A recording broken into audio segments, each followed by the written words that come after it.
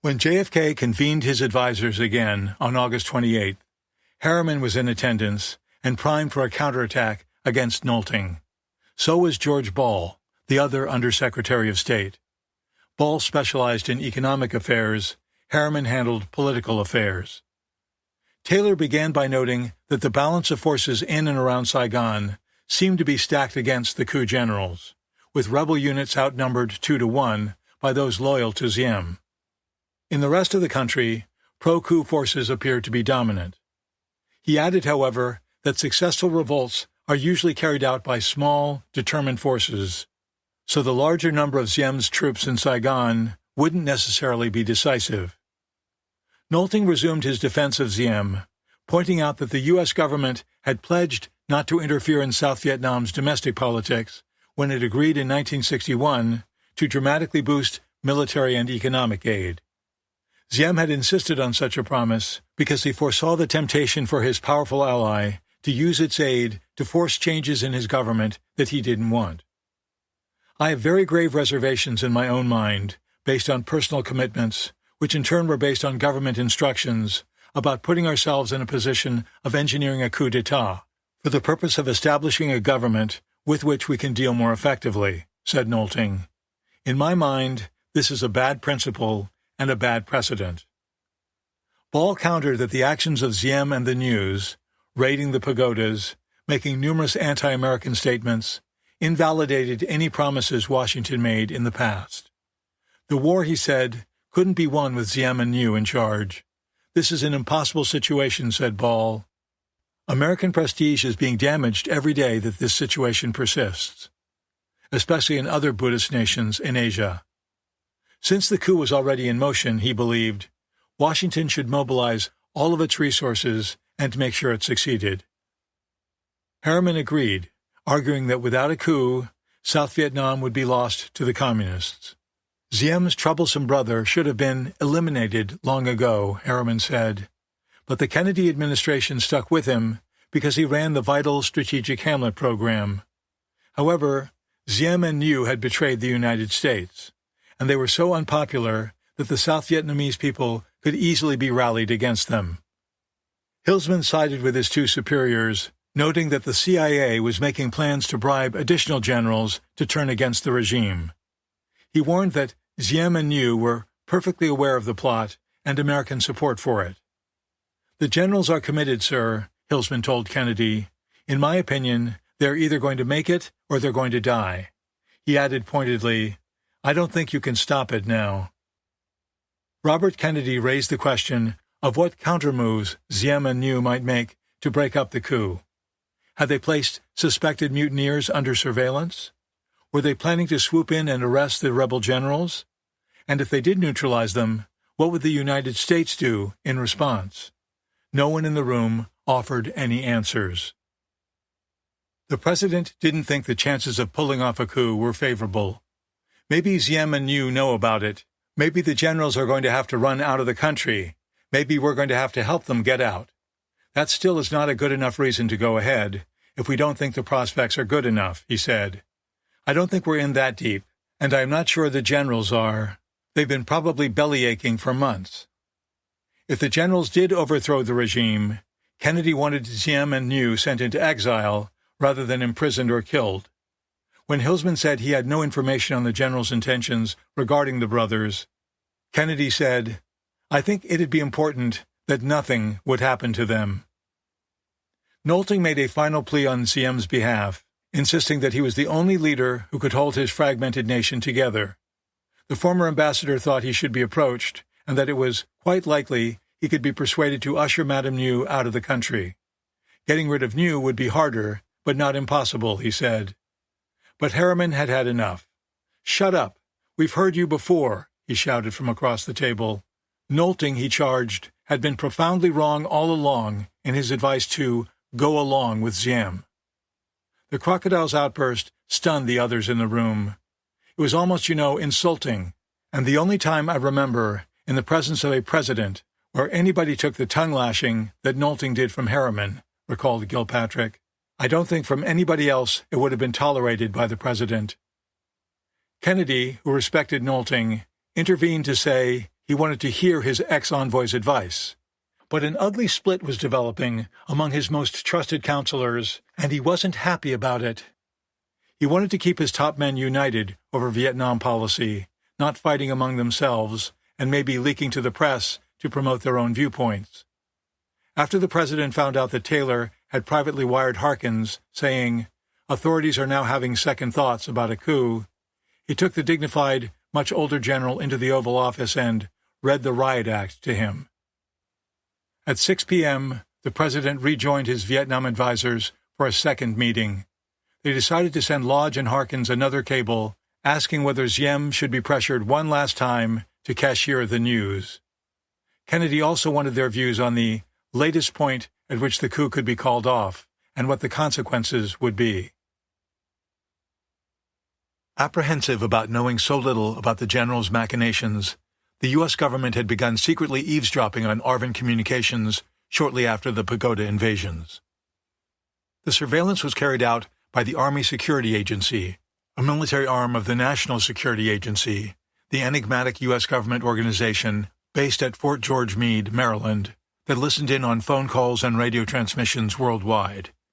The NSA had been operating in South Vietnam for several years, intercepting and decoding radio messages from North Vietnam to the Viet Cong and among VC field units. By 1963, nearly 20 radio intercept and direction finding sites throughout Southeast Asia were feeding intelligence to MACV. As coup rumors intensified, the NSA demanded reports from its listening stations every 6 hours. With their manpower stretched, the eavesdroppers stopped listening to the VC in order to concentrate on the South Vietnamese generals. Another dozen Vietnamese-speaking translators were rushed to Saigon. The NSA was also tapping diplomatic cables between the Diem government and its embassies in Washington, Paris, Bangkok, and elsewhere. When Saigon's ex-ambassador to the United States, Chan Van Chuong, bluntly informed Diem that most Americans believed his government couldn't win the war, and urged him to renounce the absolute and arbitrary power of his brothers Nhu and Can, the NSA intercepted the message. The agency also picked up a poignant plea from Chuong's wife to Madame Nhu, their estranged daughter. Madame Chuong believed that angry South Vietnamese would eventually slaughter the entire Ngo clan. She urged her daughter to flee to America with her 4 children while there was still time. The message ended, "Love, Mama." While Kennedy tried to weigh the general's odds of success, he also was concerned about the safety of the 3,600 American civilians in South Vietnam. There were the spouses and children of military personnel, State Department employees and their families, businessmen, tourists, and others. What would happen to them if the generals rose up but were defeated? Would Diem's loyal troops turn on their erstwhile allies, especially if a lot of Vietnamese blood was spilled in an uprising those allies had abetted? In a disturbing August 28th report, George Carver, a senior CIA analyst who'd served in Vietnam, wrote that Nhu is perfectly capable of ordering his forces to massacre every American they can reach. The president and his advisors discussed the possible need for an emergency evacuation, and the 7th Fleet began moving ships toward South Vietnam.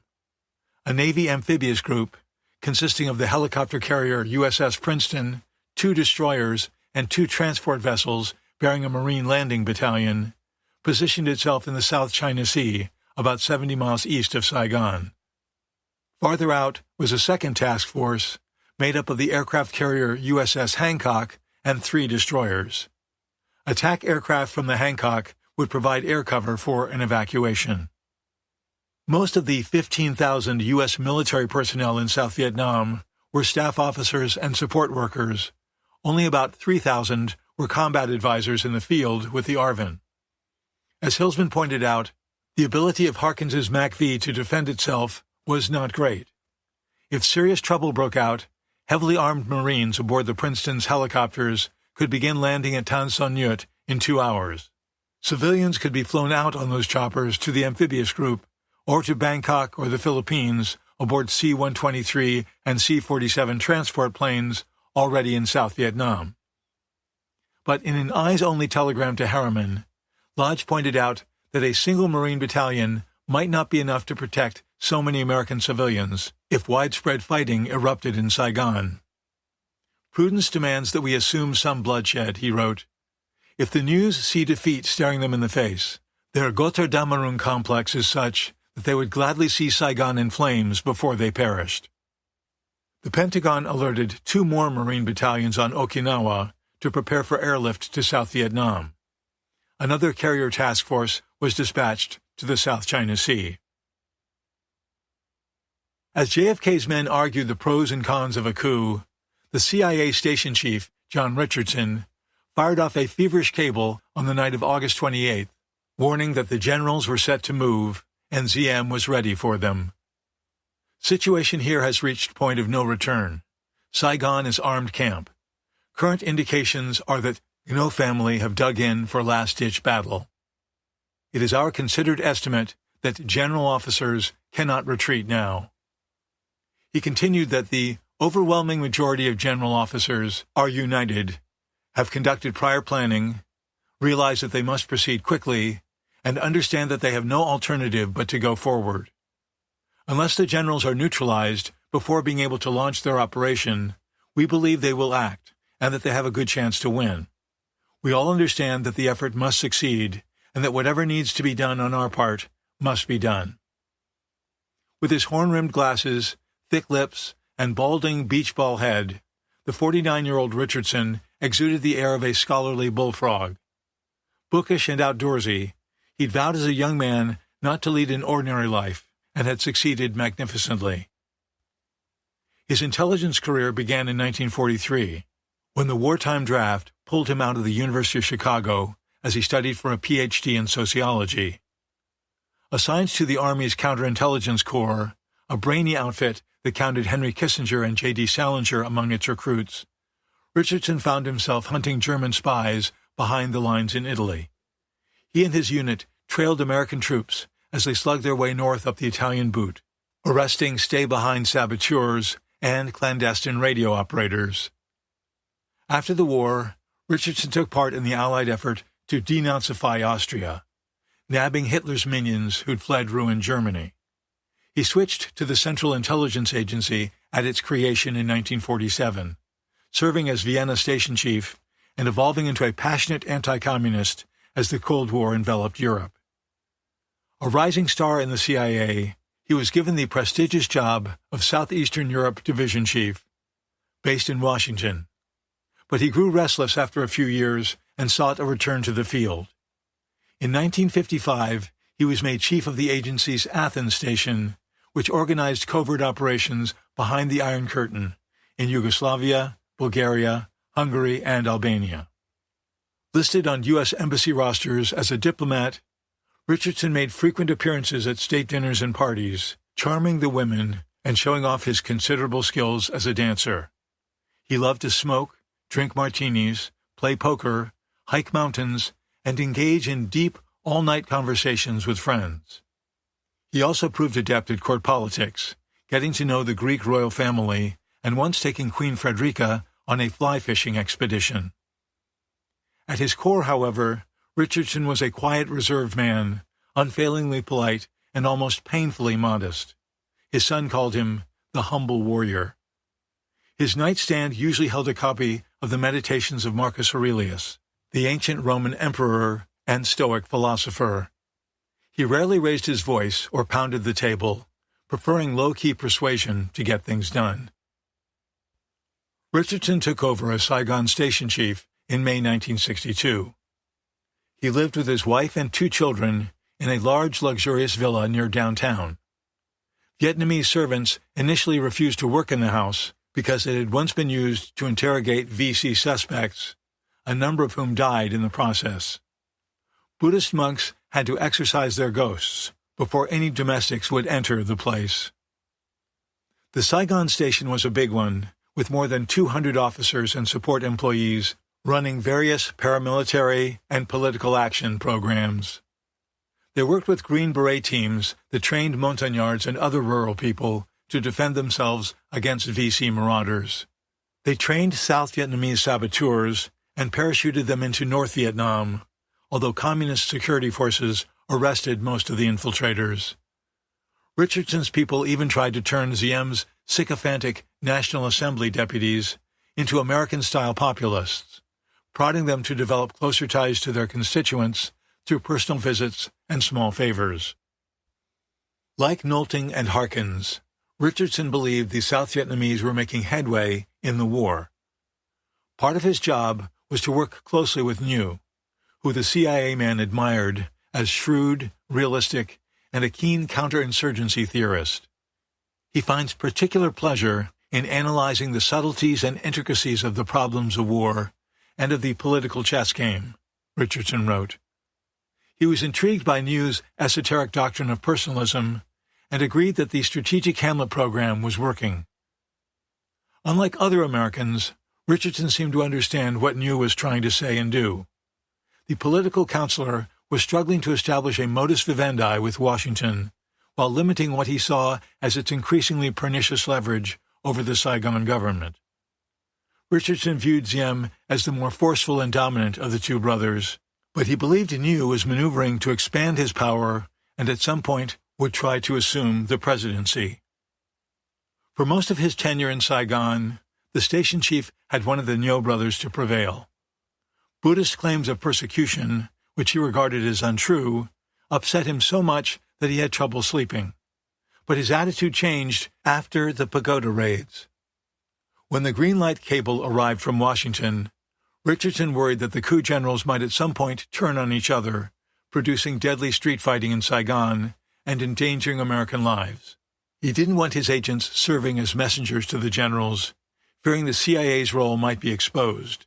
But he agreed with Lodge that the generals should be encouraged to revolt.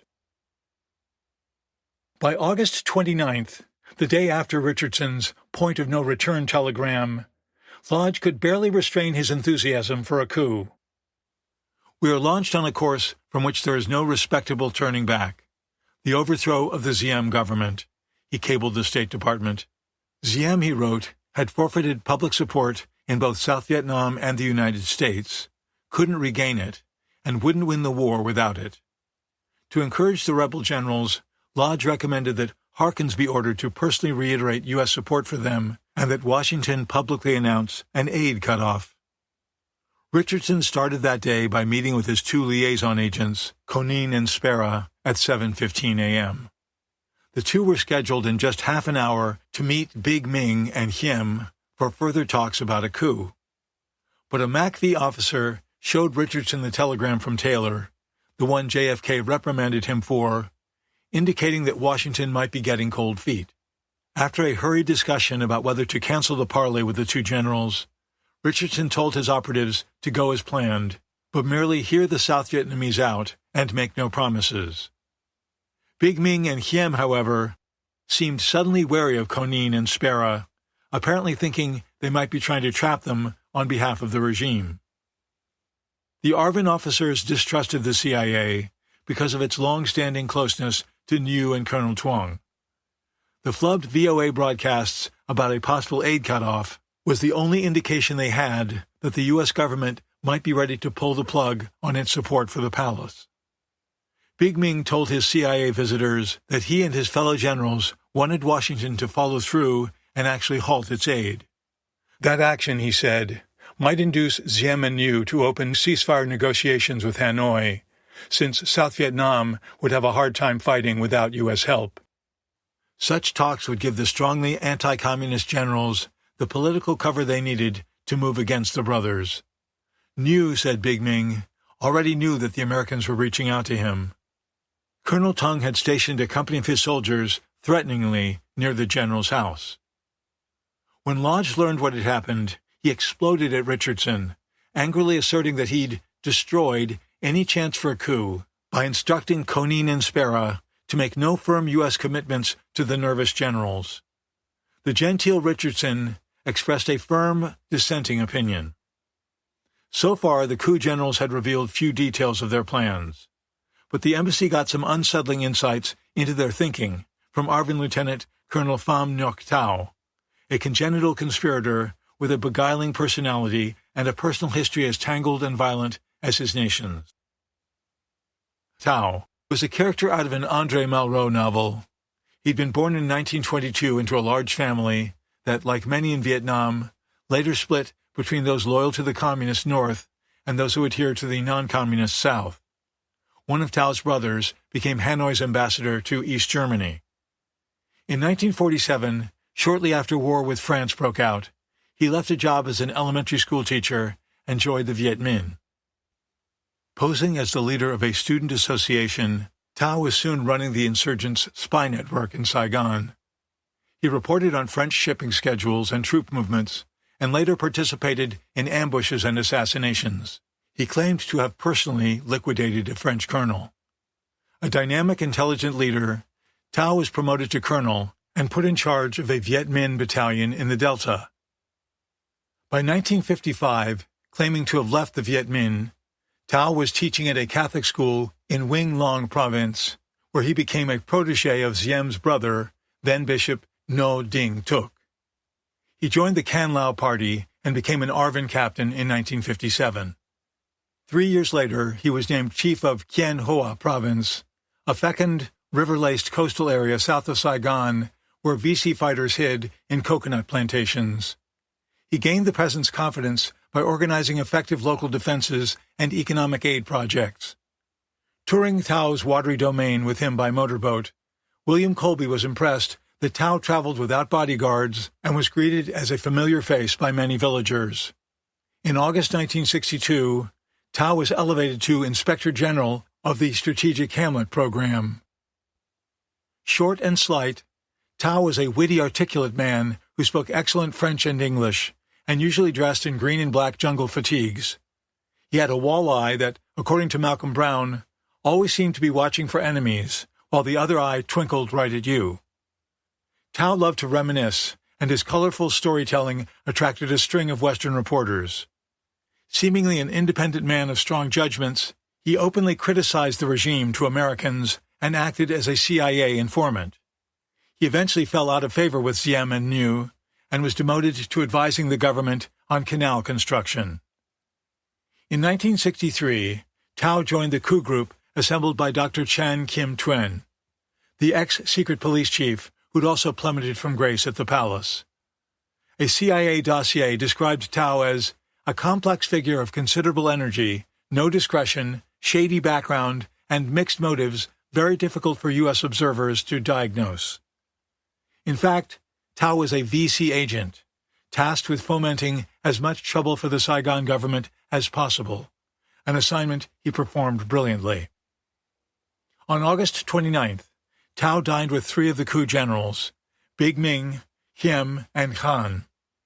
As he later told the CIA, they seemed reluctant to organize a takeover on their own. Hiem said they had too much to lose. They were willing to jump in if someone else takes the initiative. The general said that if Diem was killed at the start of an uprising, they'd openly support it. Thao's information cast considerable doubt on the notion that the generals were on the verge of acting against Diem, although it's unclear whether Lodge was told about it. As Thao ate and drank with the generals that night, the CIA station received a tip that Diem and Nhieu planned to start arresting suspected traitors within hours. The news touched off a frantic effort to warn the would-be mutineers. The CIA quickly got in touch with Ralph Newman, a U.S. Air Force colonel who was an advisor to Big Ming and lived next door to one of Ming's aides. But no one answered the door at the aide's house, and Newman wasn't able to reach him by phone. Newman also knew another one of the plotters, General Lê Von Kim. The CIA told Newman to call Kim with a phony story that a Vietnamese friend's son had been arrested during the student roundups a few days earlier, and that Newman needed Kim's help in getting the boy released. Newman called Kim's home, but sensed that his phone was bugged. Someone imitating Kim's voice came on the line and repeatedly asked where Newman was calling from. The American then asked to speak with Kim's wife and recognized the voice that came on as that of the real Mrs. Kim. Newman told her the fictitious tale about the jailed boy and asked to come to the Kim's house, but the line went dead. Soon afterward, one of General Kim's aides showed up at Newman's door and took him and a CIA agent to Kim's residence. The Americans told Kim about the impending arrests. He he promised to warn Big Ming right away. Kim added that it was very dangerous for Newman to come to his house and asked him not to do it again. Kim's assistant then led the two Americans away from the house over a back road and through gates apparently very seldom used, according to a CIA report to Washington about the incident. The report added that it was puzzling that the regime hadn't already squelched the coup by arresting 4 or 5 of the main plotters. For all their talk, the generals still hadn't made any move, prompting Lodge to complain of their inertia. "The days come and go and nothing happens," he impatiently cabled Rusk, just a day after declaring that the embassy was launched toward a coup. He likened his attempts to prod the generals into action to pushing a piece of spaghetti. The plotting seemed to be an open secret in Saigon. When Lodge on August 30th paid a call on the French ambassador Roger Lalouette, an urbane and gifted diplomat who'd been in Vietnam for 5 years, the Frenchman strongly advised against a coup, despite the French government's past hostility towards Diem. With his steadfastness and determination, Diem was in many ways the best chief of state in Southeast Asia, Lalouette insisted. He'd never be a popular leader, given his inability to make inspiring speeches or cultivate the press. But his brother Niu was intelligent and efficient, and Diem was much better off with him than without him. Lalouette was confident that together the brothers could win the war. The current unrest, the Frenchman continued, was largely the work of the press, helped greatly by Vietnamese ineptness. In the days of French colonialism, he said, Buddhist immolations were common and had no effect whatsoever on the public. The recent burnings had stirred far more outrage abroad than in South Vietnam. Things now were quieting down. Arrested Buddhists were being released, and damaged pagodas were undergoing repairs at government expense. There was still a chance of a violent popular uprising, but it was lessening. Lalouette asked what the regime could do to please Washington, to which Lodge replied, "Get rid of the news." That was impossible, the Frenchman said, but he suggested that news influence could be watered down if someone else was installed under Diem as prime minister to carry out day-to-day government business. He was hearing reports that the VC were very demoralized and predicted they might give up in a year or two. South Vietnam would then be in a strong position to work out some sort of rapprochement with the North. As Lodge departed, Lalouette said he wanted to make 2 final points. First, try to calm American opinion, he advised, and second, no coups. Joining his advisers for the 4th straight day, Kennedy wanted to know whether they were still on board with a coup. Did anyone, he asked, think the United States shouldn't get behind the insurgent generals? McNamara didn't see any adequate substitute for Diem and wanted him to have one last chance to fire Niu. The generals, he warned, were not capable of running the government for long. But if an ultimatum was to be presented to Diem, McNamara wanted to wait a few more days until the generals were ready to move immediately if he rejected it. Hilsman suggested that MacV supply the rebels with helicopters under the guise of using them against the VC. McNamara objected, saying Washington needed to know more about the generals' plans before making any commitments whatsoever for the participation of U.S. forces in any way. Still uneasy about the fate of U.S. civilians if fighting broke out, JFK again asked if the military's evacuation preparations were sufficient. Taylor replied, "It's very hard to say, sir. When you consider there's 35,000 South Vietnamese soldiers in the Saigon area, anything we could put in is insufficient." The Joint Chiefs Chairman also worried that Washington was on the verge of committing itself to a coup run by people we don't know for objectives which we don't know. McGeorge Bundy, Kennedy's national security assistant, had a different concern, keeping his boss's involvement with the general's conspiracy secret. He suggested that the president and his inner circle cover their tracks by calling back all previous cables that mentioned a potential putsch. From now on, he said, everyone present should write coup-related messages in such a way that they couldn't be tied to the White House. This is not going to be a matter of public record at any point, to the degree we can prevent it, Bundy said. And in drafting cables from now on, we ought to try to draft them so that they do not indicate where the basic decisions and impetus for this enterprise have come from. Later that day, with a smaller group of senior counselors, JFK mused about growing public and congressional sensitivity to American casualties in Vietnam, which then included about 100 deaths. If the Communists won the war, Kennedy knew he'd face political attacks from Republicans and other critics. Yet even holding the line in South Vietnam would inevitably cost more American lives and treasure. I know that everybody's mad at this situation, he said, but I know they'll be madder if South Vietnam goes down the drain. Rusk again argued that Diem would never discard New, but Kennedy reminded him that Nolting still thought there was a chance to separate the two. Like Hillsman, Rusk tried to disparage the former ambassador, saying he was still in a little bit of a mild state of shock.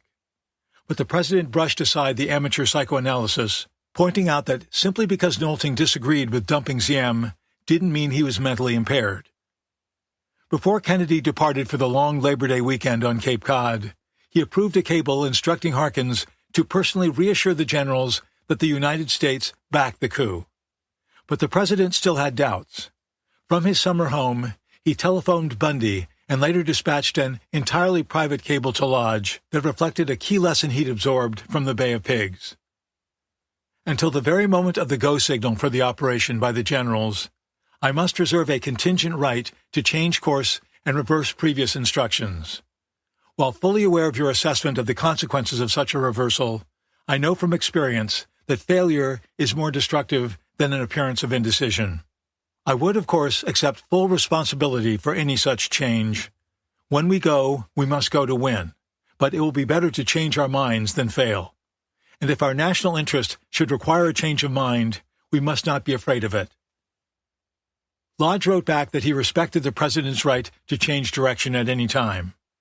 But Kennedy's old political adversary had a more realistic understanding of Washington's limited power to stop the generals once their tanks were fueled, their troops were briefed, and they were set to lunge at Diem's jugular. To be successful, this operation must be essentially a Vietnamese affair with a momentum of its own, Lodge said. Should this happen, you may not be able to control it, i.e., the go signal may be given by the generals. When Kennedy's advisers assembled without him in Dean Rusk's spacious State Department office on August 30th, they'd already seen the disquieting CIA report on Colonel Tao's dinner with the generals. Rusk found the recent cable traffic from Saigon highly confusing. He wasn't sure who the Americans were dealing with, and felt as if they were operating in a jungle. He suggested that the generals' talk of upending Diem might be nothing but an exercise in frustration and gossip, and that Washington should get them back to fighting the war. Echoing what the French ambassador told Lodge, Marshall Carter, the CIA's deputy director, said the regime appeared to be making changes to mollify Washington and reduce the pressures for a coup. He listed several indicators. Arrested students and monks were being let go. Madame New hadn't shot off her mouth in a while. Some Buddhist organizations were issuing obsequious statements of support for the government. Vu Van Mao, the foreign minister who vanished on his way to the airport, had been allowed to fly off to his Indian pilgrimage after all. A Vietnamese official later reported that Mao had been permitted to leave only after Vice President Tho phoned Diem and threatened to resign.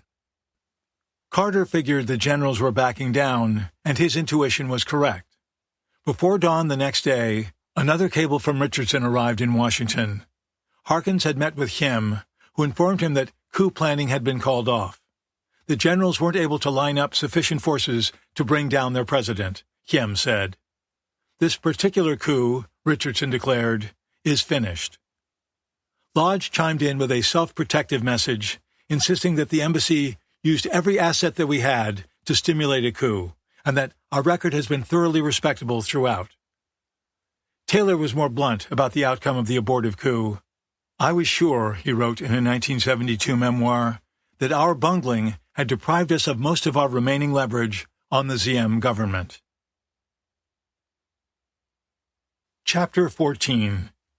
Visions, Prophecies, and Celestial Portents. On the evening of September 1st, a trio of nervous monks walked past the U.S. Embassy. Then they turned and sprinted toward the front door. 2 Marine guards tried to stop them, but one Buddhist squeezed past and into the building. The other two pleaded to be admitted, saying, "Let me in, help me." A Saigon cop rushed up and tried to seize the bonzes, but the Marines let them into the embassy, blocked the cop, and locked the gate. One of the monks turned out to be Chi Kuang, the Buddhist leader who'd been arrested during the raid on Sa Loi Pagoda 11 days before. But he disguised himself, shaving his eyebrows and adopting the identity of a lowly novice bonze, and the authorities failed to recognize him. Released from custody earlier on September 1st, he went to a different pagoda, but found it watched by police. Fearing he'd be rearrested or killed, Chi Kuang caught a taxi to the embassy and, along with his two companions, requested asylum. Washington instructed Lodge to protect the monks. The Saigon government demanded that Chi Kuang be handed over, but the embassy refused, granting him asylum and housing and feeding him in the building. Thus did two wartime allies find themselves locked in an extraordinary standoff, one nation giving sanctuary to a high-profile fugitive that the other regarded as public enemy number one. With Chi Kuang marooned in the embassy and other Buddhist leaders jailed, hospitalized, or in hiding, Ziem and Niu turned their attention to crushing the students who'd vowed to take the Buddhists' place in the protest movement. Having already rounded up many university students, the regime went after secondary school pupils. On September 7th, combat police and special forces soldiers surrounded Saigon high schools, whose students were shouting anti-Ziem slogans. When the youths began throwing rocks, about 800 of them were arrested, including 600 girls. Many of the detainees were between 13 and 15 years old.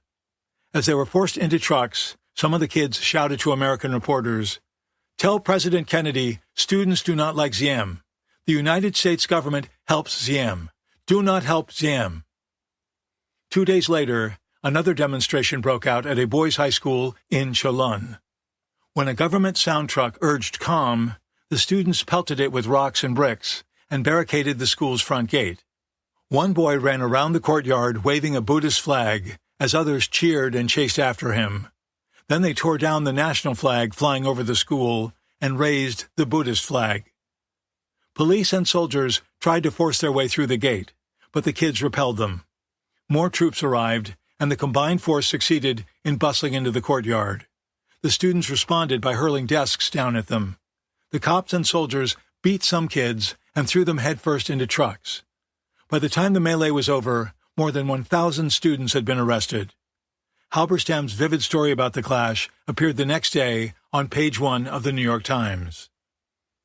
By mid-September, the regime had arrested about 8,000 students, although most of them were soon released to their parents in exchange for a pledge to abstain from protests. Many of those rounded up were the offspring of civil servants and military officers. In Saigon, police stations filled up with anxious fathers in army uniforms and office attire, searching for kids who hadn't come home. Stories circulated of beatings and torture of the arrestees, leaving Saigon's middle and upper classes, the people who ran Ziem's government, army, and economy, boiling with anger at the regime. A girl who emerged from jail with a broken shoulder told of seeing electroshocks applied to the vaginas of other female captives to induce them to divulge protest leaders' names. Walking around the city, Peter Arnett came across hundreds of bicycles abandoned on the side of a road. They belonged to students at a private girls' school, Marie Curie High School, whose entire student body had been arrested. Neighbors told him the girls were stopped on their way to classes and taken away in trucks bearing the now ironic handshake insignia of the U.S. aid program. By late afternoon, desperate parents were searching for their daughters' bicycles and swapping terrifying stories of alleged torture and other atrocities, Arnett recalled. "I wondered at the stupidity of this crude attempt at intimidation by the regime." With their kids getting arrested and abused by U.S.-trained police and soldiers and carried off to jail in U.S.-supplied trucks, parents began venting their anger at Washington as well. One asked a newsman, "How can you Americans support a government that arrests children?" Ziem and Niu didn't stop at rounding up students.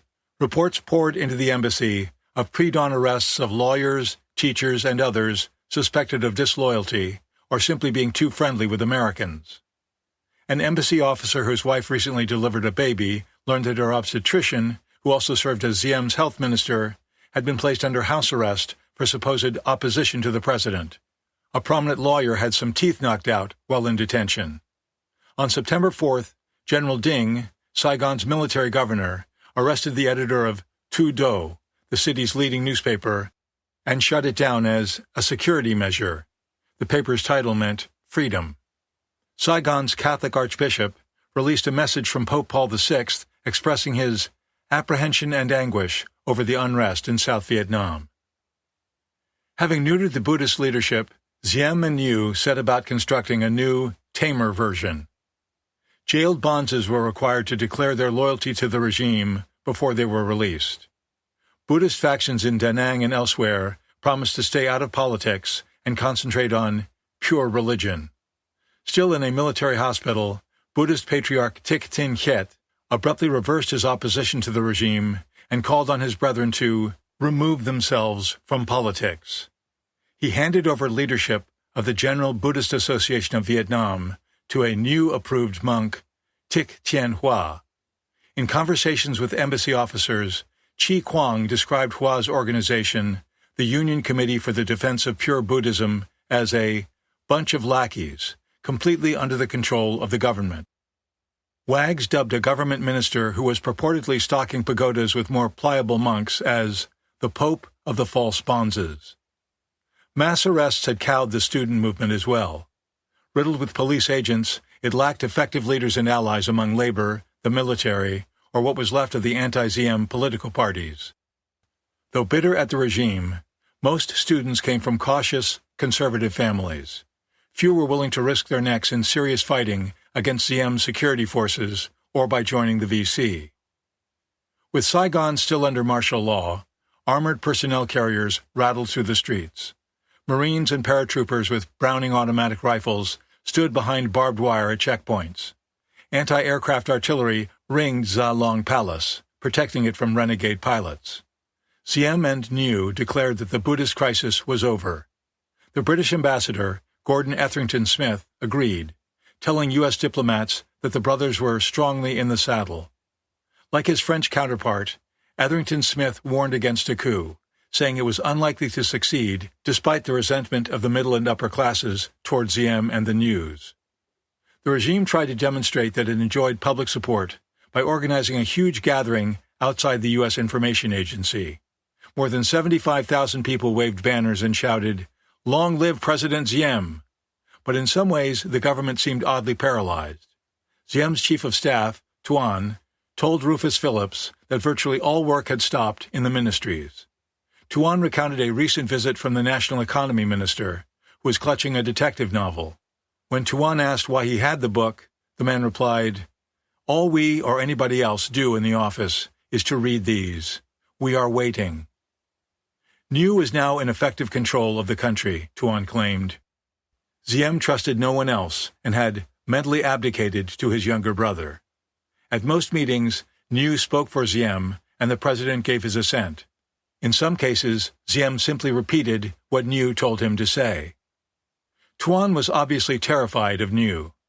Fluent in English and impish in manner, he'd long been a favorite of U.S. diplomats, who regarded him as their best ally, the most pro-American official in Ziem's inner circle, and one of the most talkative. But now he feared that Niu would have him killed if he tried to resign. Golfing one day with Harkins, Tuan confided that he was being watched, and bemoaned that things were going so well, and all of a sudden, everything seemed to disintegrate. Harkins replied characteristically that things weren't as bad as Tuan thought. When Tuan heard that the Italian ambassador had suggested that he'd make a fine prime minister, a job Niu was already effectively doing, Tuan remarked, "Does he want to get me assassinated?" Also living in fear was Dr. Tuen, the ousted secret police chief. Although he'd been assigned months earlier to a diplomatic post in Cairo, he'd managed to linger in Saigon. Ziem finally ordered him to leave for Egypt on September 12th.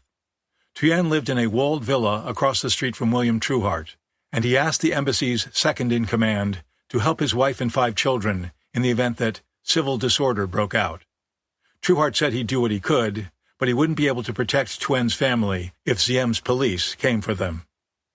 While Trueheart was at work one day, a prominent Saigon businesswoman came to his house to plead with his wife Phoebe for sanctuary. A widow, she was known to be anti-Siem and wanted to be flown to Cambodia on a U.S. plane.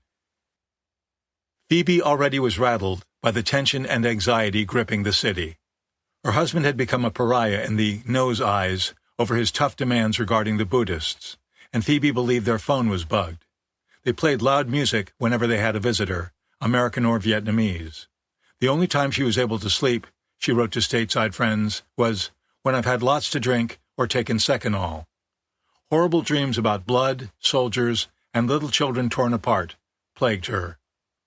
She wound up talking to the frightened businesswoman for 2 hours and tried to enlist the help of a Canadian general who had his own plane. But she had 2 young sons to think about and didn't want police beating down my doors. Her husband eventually came home, listened to the businesswoman's story, and showed her nicely and firmly to the door. Before departing, she turned to him and said it would be on his conscience when she was tortured.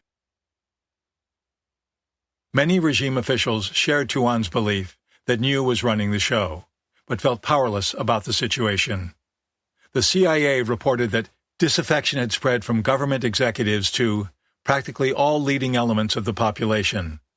The agency predicted, however, that few South Vietnamese would rise up against Siem unless strong leadership should emerge from some quarter. Yet the soft, monsoon-laden air was infused with a feeling of impending upheaval. Everywhere there was a sense of anticipation and suppressed excitement. It seemed to be common knowledge that the United States had tried to take down Siem and Nhu in August, and many Vietnamese were waiting to see what their powerful patron did next. Mecklin compared the atmosphere in Saigon to a deathly still summer night, with heat lightning flickering on the horizon. With their predilection for the supernatural, ordinary Vietnamese sought comfort in visions, prophecies, and celestial portents. For several days, crowds gathered on Saigon street corners, faces upturned, after a soothsayer predicted a Buddhist miracle, that the sun would be shaken out of its usual arc in the sky. Even the heavens are protesting the miserable fate of Vietnamese Buddhists, one spectator told a newsman. Troops assigned to break up public assemblies kept trying to disperse the sun watchers, but sometimes couldn't resist squinting skyward themselves. A rumor ricocheted around the city that a statue of Buddha in one of the pagodas was seen to shed tears. The Saigon press tried to squelch the tale by pointing out that heavy rains had leaked through the roof. Thousands of people were said to have climbed a mountain in the Central Highlands where a bonzes was performing amazing cures. Then there was the very large carp, swimming in a pond near Da Nang, which local Buddhists believed was a reincarnated disciple of the Buddha. As more and more Buddhist pilgrims arrived at the pond, the district chief, a Catholic, became alarmed, interpreting their enthrallment as an act of opposition. He called in Colonel Tung's special forces to destroy the fish. Tung's men riddled the pond with automatic weapons fire, but the creature escaped. Then they put mines in the water. The explosions killed almost everything in the pond except the big fish. Finally, the soldiers tossed in pieces of bread to lure the fish to the surface and threw in grenades. The carp swam on, convincing Buddhists it really was a supernatural being, and attracting even bigger throngs of worshippers. Buddhists carried away magical water from the pond by the bucketful. Helicopters began landing so soldiers could fill their canteens. Despite the regime's efforts to quash opponents, there were flickers of resistance. An underground group circulated leaflets calling on college students to be ready to give the final hammer blow to the head of the Ngo Ding Siem clique. On September 12th, a bonzes burned herself to death outside Nha Trang. Sitting in the embassy, Chi Kuang felt that even though the Buddhist movement had been hobbled by the arrests of so many of its leaders, it succeeded because it had aroused great forces against Siem and Nhu. Someone gave Mecklin an advance copy of a Times of Vietnam story about an amusingly subversive incident at the Central Market. The story reported that shoppers had fled in shrieking panic after pranksters released 11 monkeys wearing Siem name tags into their midst. The paper never published it. On the day Chi Kuang scampered into the embassy, Siem and the Nhus received a visit from Archbishop Salvatore Asta, the Pope's special emissary to South Vietnam. A bright and bustling man, the young papal delegate had become fast friends with Lodge, who was looking for reliable sources of information in his first days as ambassador, and had decided in his brusque way that the embassy staff was insufficiently knowledgeable. Lodge turned instead to the affable Asta, seeing him as a very wise man with great gifts of leadership and courage, as well as a close relationship with Vietnamese Catholics. Asta's deep involvement in South Vietnamese affairs grew out of Vatican fears that Diem's suppression of the Buddhists might generate a backlash against Catholics that could spiral into bloodshed. As the representative of America's first Catholic president, Lodge was quite sensitive to the Church's desires and later declared that everything we did in South Vietnam had the approval of Archbishop Asta. Like many American officials, Asta felt that the news's departure from South Vietnam would help matters a great deal, and he entreated the couple to go. Perhaps because he was the Pope's personal envoy and the Gnoes were devout Catholics, Asta achieved what at first looked like a major diplomatic breakthrough. Madame New agreed to leave the country on an extended trip. While New insisted on staying, he pledged to withdraw from public life as a gesture toward restoring trust between his brother and the United States. The next day, September 2nd, Asta brought along Lodge, as well as the Italian ambassador, Giovanni d'Orlandi, to follow up with New. The political counselor now promised to permanently leave his brother's government and move to Dalat. His resignation would be portrayed, he said, as a sign that the war was going so well his services were no longer needed. He couldn't leave the country because of his contacts with the Viet Cong, who, New claimed, were extremely discouraged and ready to give up. New added that he was willing to consider broadening Diem's cabinet, for years one of Washington's highest priorities, and pushed for the appointment of a prime minister who could unburden Diem of his less important work. New pledged to retire after martial law was lifted, and certain U.S. agents who were promoting the ouster of his family left the country.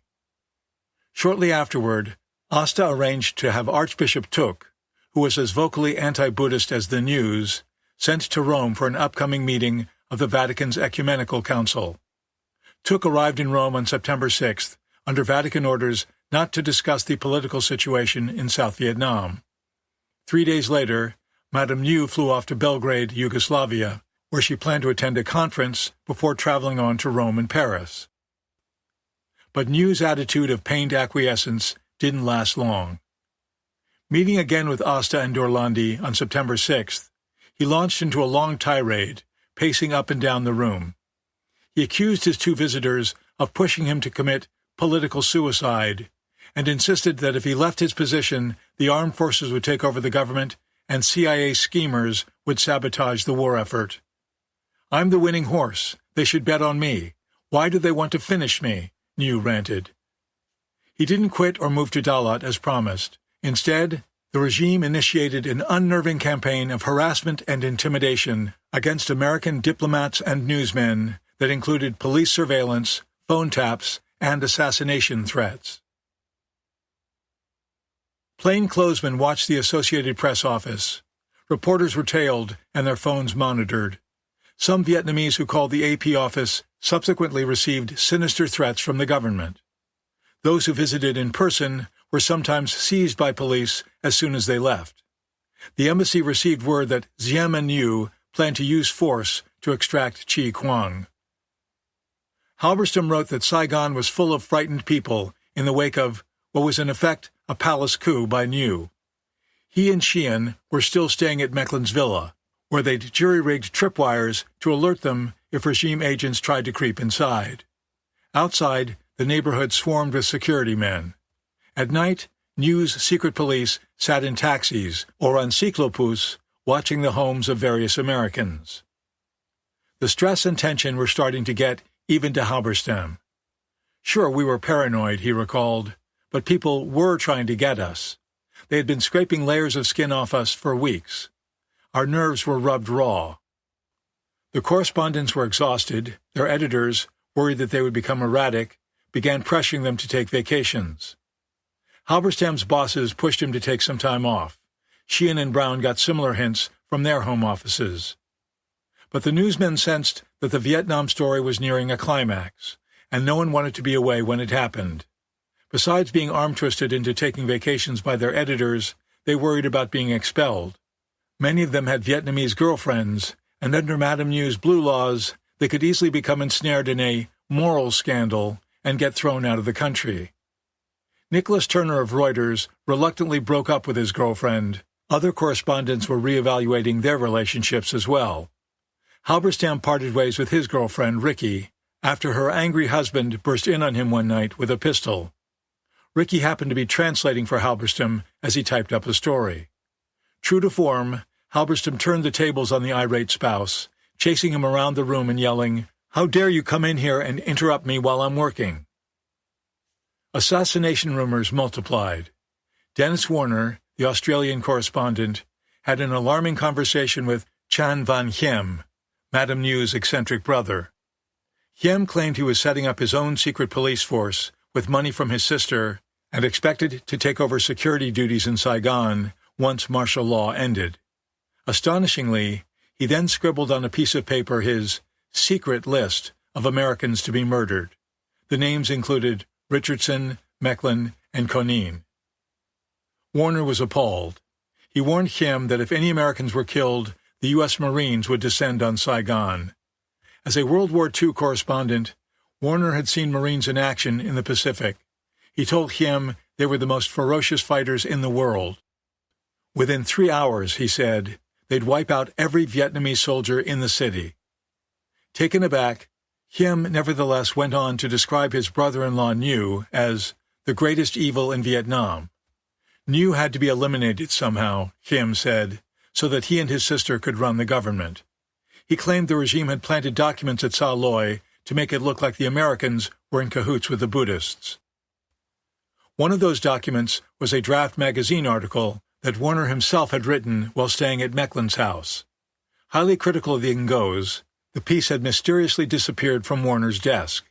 Hiem said it wound up in his sister's hands, and she wanted the Australian newsman to explain why he'd written it. If he refused, he'd be arrested.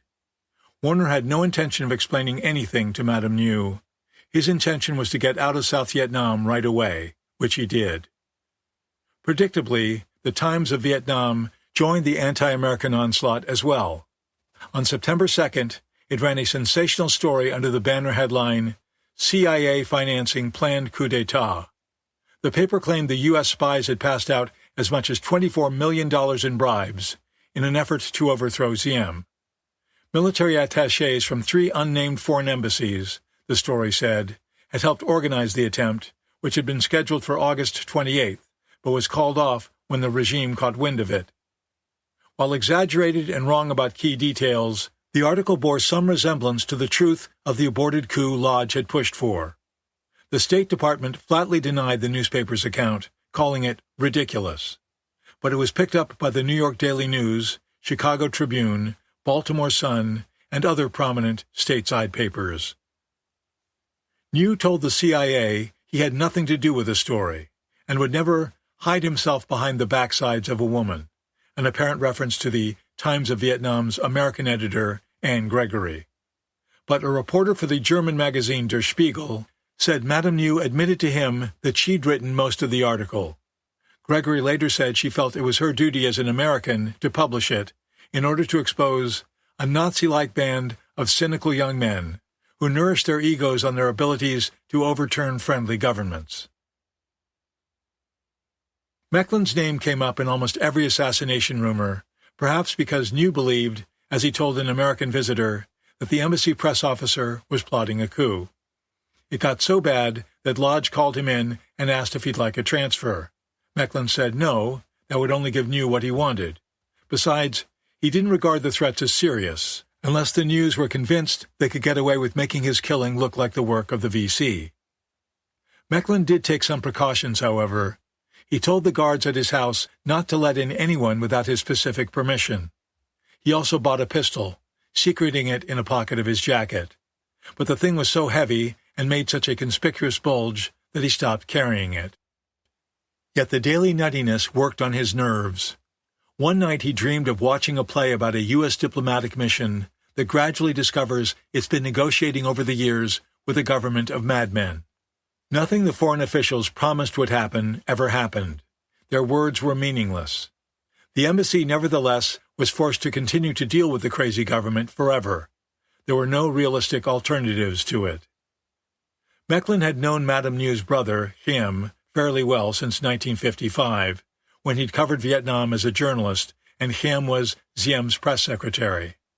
Not long after learning that Hiem had threatened to kill him, Mecklin got a phone call from him. "John," said Hiem, "have you heard that story about how I'm supposed to be head of an assassination squad?" Mecklin said he had. "And how I'm going to assassinate you?" Mecklin had heard that too. "John," Hiem continued, "please don't believe stories like that. You and I are old friends. I would never assassinate you." Mecklin said he was glad to know that and thanked Hiem for calling. "Let's have a drink sometime," Hiem offered. Mecklin agreed that was a fine idea. Another odd and erratic character with a hand in threatening Americans was General Ding, Saigon's military governor. Ding commanded thousands of troops in the capital area, troops that could provide the margin of victory or defeat in the event of a coup. Usually accompanied by a tall, silent Cambodian bodyguard, Ding favored sunglasses, a red beret worn at a jaunty angle, and a tight-fitting paratrooper's uniform. He was given to fierce statements about how he'd deal with regime enemies, and was roundly laughed at by Western newsmen when he grandiosely described himself at a press conference as South Vietnam's savior. Ding had known Conin for years, and anointed the CIA agent as his personal nuncio to the embassy. Ding installed a red phone in Conin's home that gave the general a direct line to him. He periodically called up Conin to say he was coming over, then roared up to his house with a motorcycle escort. Ding swaggered inside, sat down at the bar surrounded by armed guards, and asked for whiskey. He and Conin drank and bantered back and forth until Ding and his men got up and roared away. Conin met Ding under far less convivial circumstances on September 4th, when soldiers forcibly took him to the general's headquarters. There Conin found Ding's men aiming submachine guns at him, and the general himself in an exultant, ranting, raving mood. Ding crowed that he had the power to kidnap or kill anyone in Saigon, including Diem, and that he, not the president, was the man of the hour who would save Vietnam from communism. He angrily accused Mecklin of being a communist and rushed around the room, gesticulating at wall maps and exclaiming that Saigon was surrounded by VC. Ding's men shoved the CIA officer against the wall, as the general demanded to know whether he was intriguing against Diem. Conin denied such activity, an untruth that may have saved his life. The general's mood then veered in another direction. He grabbed a phone, called Conin's wife, and congratulated her on her good luck at having a chance to speak with Saigon's vaunted military governor. Hanging up, Ding ordered a bouquet of flowers rushed to her at home. Throughout this manic, 4-hour performance, Ding's guards kept their guns pointed at Conin, even during a break for lunch. Conin later told his bosses the general's words and actions had been even more disjointed and incoherent than his written report indicated. It would take little, if any, provocation for Ding to try to seize more power, Conin said. Another ARVN general later told the CIA that Ding had been acting under news orders to intimidate Conin. Lodge, too, had some unsettling moments. About 2 weeks after he arrived in Saigon, a naval attaché rushed into his office to report that a mob was surging toward his residence, 2 miles away. Lodge's wife, Emily, was there by herself, and the house had virtually no protection. A retired Vietnamese policeman, perhaps, pulling guard duty at night or something, and a gardener during the day, as one aide put it. Lodge ran into the adjacent office of his special assistant, Freddie Flott, a former World War II Army officer. The ambassador told Flott to come with him to his house, asking, "How do we hit this kind of thing?" "The 2 men would drive as close as possible to the front door," Flott replied, "and then get out of the car. Flott would head into the crowd, with Lodge right behind him." "Take off your tie," Flott instructed, "so there's nothing for people to grab onto.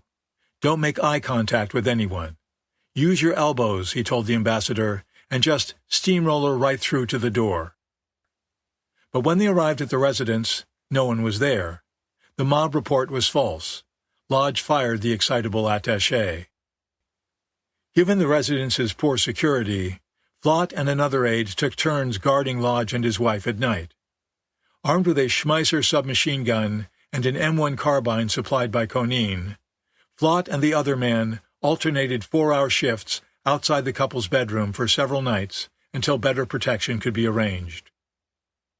Security was hardly Lodge's only problem. The embassy staff was as bitterly divided as it had been in Nolting's last days, if not more so. When Washington requested an overall assessment of conditions in South Vietnam, the country team, made up of the heads of the various U.S. agencies in Saigon, couldn't even agree on a summary. We seem to have reached the point in official American community that if you think we can win with present government, you are simply not running in right direction with the majority, complained Richardson, who was back in Diem's camp as the Buddhist unrest subsided, to his headquarters. From his first hours in Saigon, Lodge made it clear that he and he alone was running the show. He was President Kennedy's man in Saigon and would brook no opposition. He instructed subordinates not to talk to regime officials they dealt with, in some cases, for years. He later stopped showing Harkins and Richardson cables from Washington, leaving them in the dark about important policy issues. Suspicious and secretive, Lodge was a canny bureaucratic player who kept his cards close to his vest. He imported 2 aides to handle his confidential business, Flott and John Michael Dunn, a U.S. Army lieutenant colonel he'd met at the Pentagon during a reserve mobilization exercise. Lodge has never been betrayed, one of them told Mecklin. He seldom confides in enough people to be betrayed. Lodge regarded Mike Dunn, a Harvard graduate who also held a Ph.D. in political science from Princeton, as energetic and brilliant, but some in the embassy came to see him as the ambassador's hatchet man. Some subordinates, including Trueheart, were greatly impressed with Lodge and his self-assured takeover of the troubled embassy. Others found him a poor substitute for his treasured predecessor, Fritz Nolting. "We all loved Nolting," said his staff assistant, Kenneth N. Rogers. "We got in his place a distant, rather arrogant, cold, famous person." Mecklin, who Lodge later fired, said the new boss disrupted the morale of some of us to a degree that even Madame New had failed to achieve. Lodge eventually began to place more trust in the rest of his embassy staff, but he soured entirely on John Richardson. Even before coming to Vietnam, Lodge became convinced that the CIA had too much power and autonomy. In a note to himself, he wrote that the Saigon station has more money, bigger houses than diplomats, bigger salaries, more weapons, more modern equipment. Not long after arriving in Saigon, he sent a laundry list of grievances about the CIA station to the U.S. Office of Management and Budget, which oversaw the performance of federal agencies. Richardson's outfit, he complained, was acting on its own initiative without any control from either him or Washington, dealing improperly with New, and dragging its feet after being directed to turn over to MACV its paramilitary operations with the Montagnards. Also, the station was too large and too visible in Saigon. Lodge grumbled that Richardson lived in a palatial mansion and entertained government officials there, and that the pagoda raids had caught his agents by surprise. The OMB director, Kenneth Hansen, later told Lodge that his charges were erroneous, although the ambassador was at least right about the CIA getting caught flat-footed by the pagoda onslaught. The ambassador disapproved of the CIA's habit of holding background briefings for reporters, as well as its efforts to build up a Vietnamese Central Intelligence Organization. Nor had he forgotten his recent clash with Richardson, when Lodge angrily claimed that the station chief had ruined the chance for an August coup. Lodge's animosity meant Richardson's days in Vietnam were numbered. The first indication came when Mike Dunn told Konin, at a September 6th dinner party at the latter's house, that Lodge had chewed out the station chief for disobeying orders and planned to get rid of him. A week later, Lodge wrote privately to Dean Rusk, requesting that Richardson be replaced at once by Edward Lansdale, the crafty former CIA operative who'd helped Diem defeat the Bing Suen and sect armies in 1955. Still eager to see Diem overthrown, Lodge embraced an inflated image of Lansdale as a sort of Lawrence of Arabia, who could take charge under my supervision of all U.S. relationships with a change of government here. A vocal Lansdale mafia, led by Rufus Phillips, an admirer since working under him in the 1950s, was lobbying for his return to South Vietnam, arguing that he was the one American who might be able to persuade Diem to change his ways. Phillips didn't hold Richardson in the same esteem, mocking him in a letter to an associate as our tranquilized friend. But CIA Director John McCone was implacably opposed to Lansdale running the station, and the dispute wound up in President Kennedy's lap. On September 9th, Lodge took yet another crack at peeling New away from his brother, urging Diem to send the political counselor on a 4-month sojourn abroad. But the president, Lodge reported, looked at me aghast. It was out of the question for his brother to be gone for so long, he said. New was critical to the ongoing success of these strategic hamlets. Diem denied that New organized the pagoda raids, adding that of the country's 4,700 temples, only 20 to 30 had been searched. The chaste bachelor president then seemed to go off the deep end, insisting that the Buddhists had turned their sacred places of worship into bordellos, and that his police found a great deal of female underwear, love letters, and obscene photographs inside them. Virgins were being despoiled in the pagodas, Diem said. One particularly wanton bonze had despoiled 13 virgins. Such peculiar fantasies aside, Diem wanted to demonstrate that the Buddhist crisis was over and resume normal relations with Washington. In mid-September, he lifted martial law, ended press censorship, and announced that National Assembly elections, postponed after the pagoda raids, would be held on September 27th. By then, Lodge had concluded that Diem and the News were incapable of governing and had lost all patience with them. They are essentially a medieval, Oriental despotism of the classic family type, who understand few, if any, of the arts of popular government, he cabled Washington. They cannot talk to the people, they cannot cultivate the press, they cannot delegate authority or inspire trust, they cannot comprehend the idea of government as the servant of the people. They are interested in physical security and survival against any threat whatsoever, communist or non-communist. Diem's government was in a death spiral, Lodge said. It would fall to the communists within a month. On September 11th, an ambassador urged the Kennedy administration to impose economic sanctions sufficiently harsh to bring about the fall of the existing government. Before Washington even had a chance to reply, Lodge was discussing with his Saigon staff how to set another coup in motion, despite admonishments not to do so from the British and French ambassadors. Huntington Sheldon, the CIA's Assistant Deputy Director for Intelligence, discovered Lodge's actions while on a fact-finding tour of Vietnam, undertaken at McCone's request.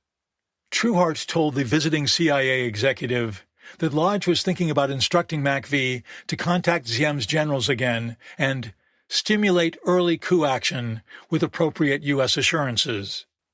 When Sheldon asked if the ambassador had sought permission from his superiors, Trueheart said such a move was within Lodge's authority.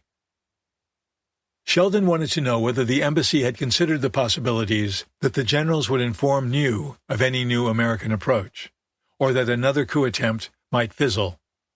Trueheart acknowledged that a second unsuccessful stab at overthrowing Diem might result in the United States being invited out of South Vietnam.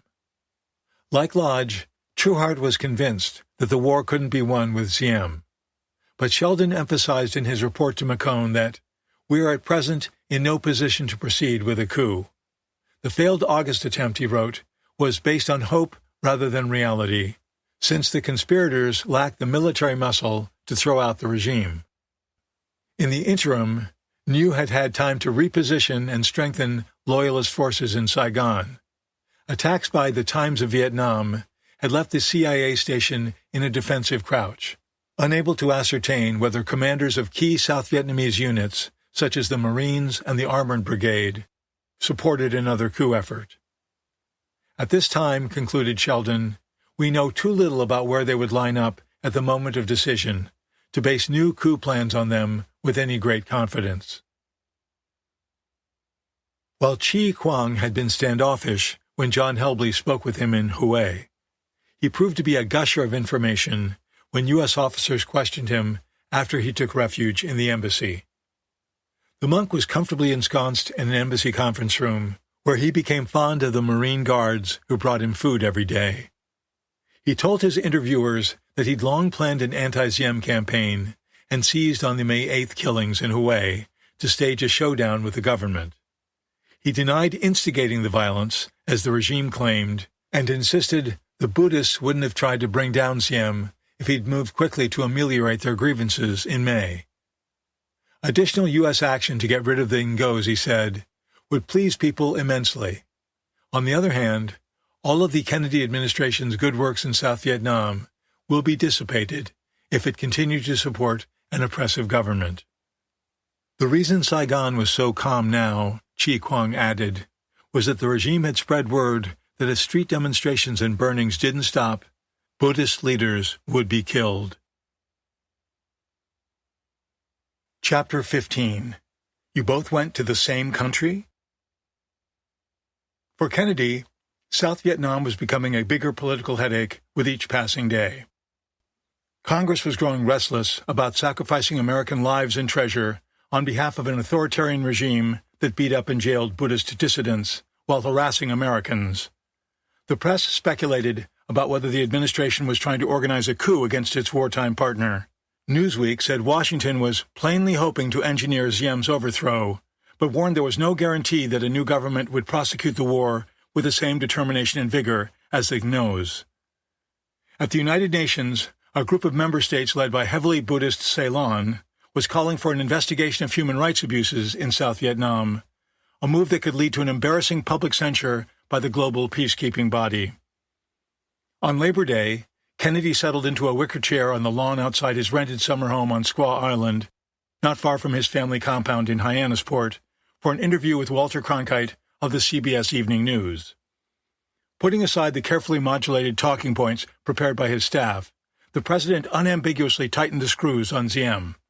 He called the regime's anti-Buddhist moves very unwise and faulted Ziem for losing touch with his people. Without popular support, he said, the Saigon government couldn't defeat the communists. When Cronkite asked whether Ziem could regain his people's favor, Kennedy said he could, but that doing so would require changes in policy and perhaps with personnel. A not-so-subtle swipe at the news. JFK's words undoubtedly pleased Hillsman, Harriman, Forrestal, and Lodge, but some in the U.S. press rebuked the president for his foray into TV diplomacy. Time magazine labeled it a lamentable failure that served only to increase tensions and animosities between two governments that must continue working together for their mutual security. James Reston, the New York Times' Washington bureau chief, used his influential column to argue that Kennedy stepped on his own message by first warning Ziem to reform and then, later in the interview, declaring that the United States shouldn't withdraw from Vietnam. Kennedy thus communicated to Ziem that Washington would stick with him whether he changed his ways or not, Reston wrote. But to the coup plotters in Saigon, the president's words were an unmistakable signal. General Don, one of the main planners, interpreted them to mean that America's powerful leader would support any change in the Ziem government. JFK convened his Vietnam advisers again on September 6th. Amid a discussion that Hillsman described as meandering, Robert Kennedy asked a bracingly direct question. Could the war be won with Ziem and Nhu? Rusk replied that if the Nhus continued to hold power and stayed on the same disastrous course, the answer was no. Robert then asked a logical follow-up question. If it was a foregone conclusion that Ziem would lose, why do we not grasp the nettle now and pull U.S. forces out of Vietnam? As JFK's special assistant and speechwriter Arthur Schlesinger recalled, the forthright question hovered for a moment, then died away, a hopelessly alien thought in a field of unexamined assumptions and entrenched convictions. 9.5 years later, an exhausted United States would withdraw the last of its 500,000 troops from Vietnam. But in the summer of 1963, retreat in the face of communist aggression was, if not unthinkable, at least highly unpalatable politically. Rusk hastened to reply that if the Americans left and the Viet Cong took over, we are in real trouble. When Robert asked what Washington should do if Diem couldn't beat the VC, McNamara said his question was unanswerable because we have insufficient information in Washington. The Defense Secretary then proposed a fact-finding mission to Vietnam led by Victor Krulak, the counterinsurgency specialist for the Joint Chiefs of Staff. It was no secret that Krulak, a Marine Major General, was a strong supporter of Diem and MACV. Evidently worried that Krulak's report to JFK would be another bucket of upbeat military bilge, Hillsman requested that a State Department official go along with him to make sure that the less sanguine views of American and Vietnamese civilians reached JFK as well. The president asked Krulak how soon he could leave. Right away, the general replied. I'll give you 48 hours in Vietnam, then come back, JFK said. Although it was questionable how much useful new information a pair of Washington bureaucrats could glean by flying 9,000 miles to rush around Vietnam for 2 days and then rush back, the matter was settled. Less than 2 hours later, Krulak was aboard a helicopter as it lifted off from the Pentagon and headed for Andrews Air Force Base. A highly decorated veteran of World War II and Korea, Krulak was widely regarded as a brilliant, even visionary officer.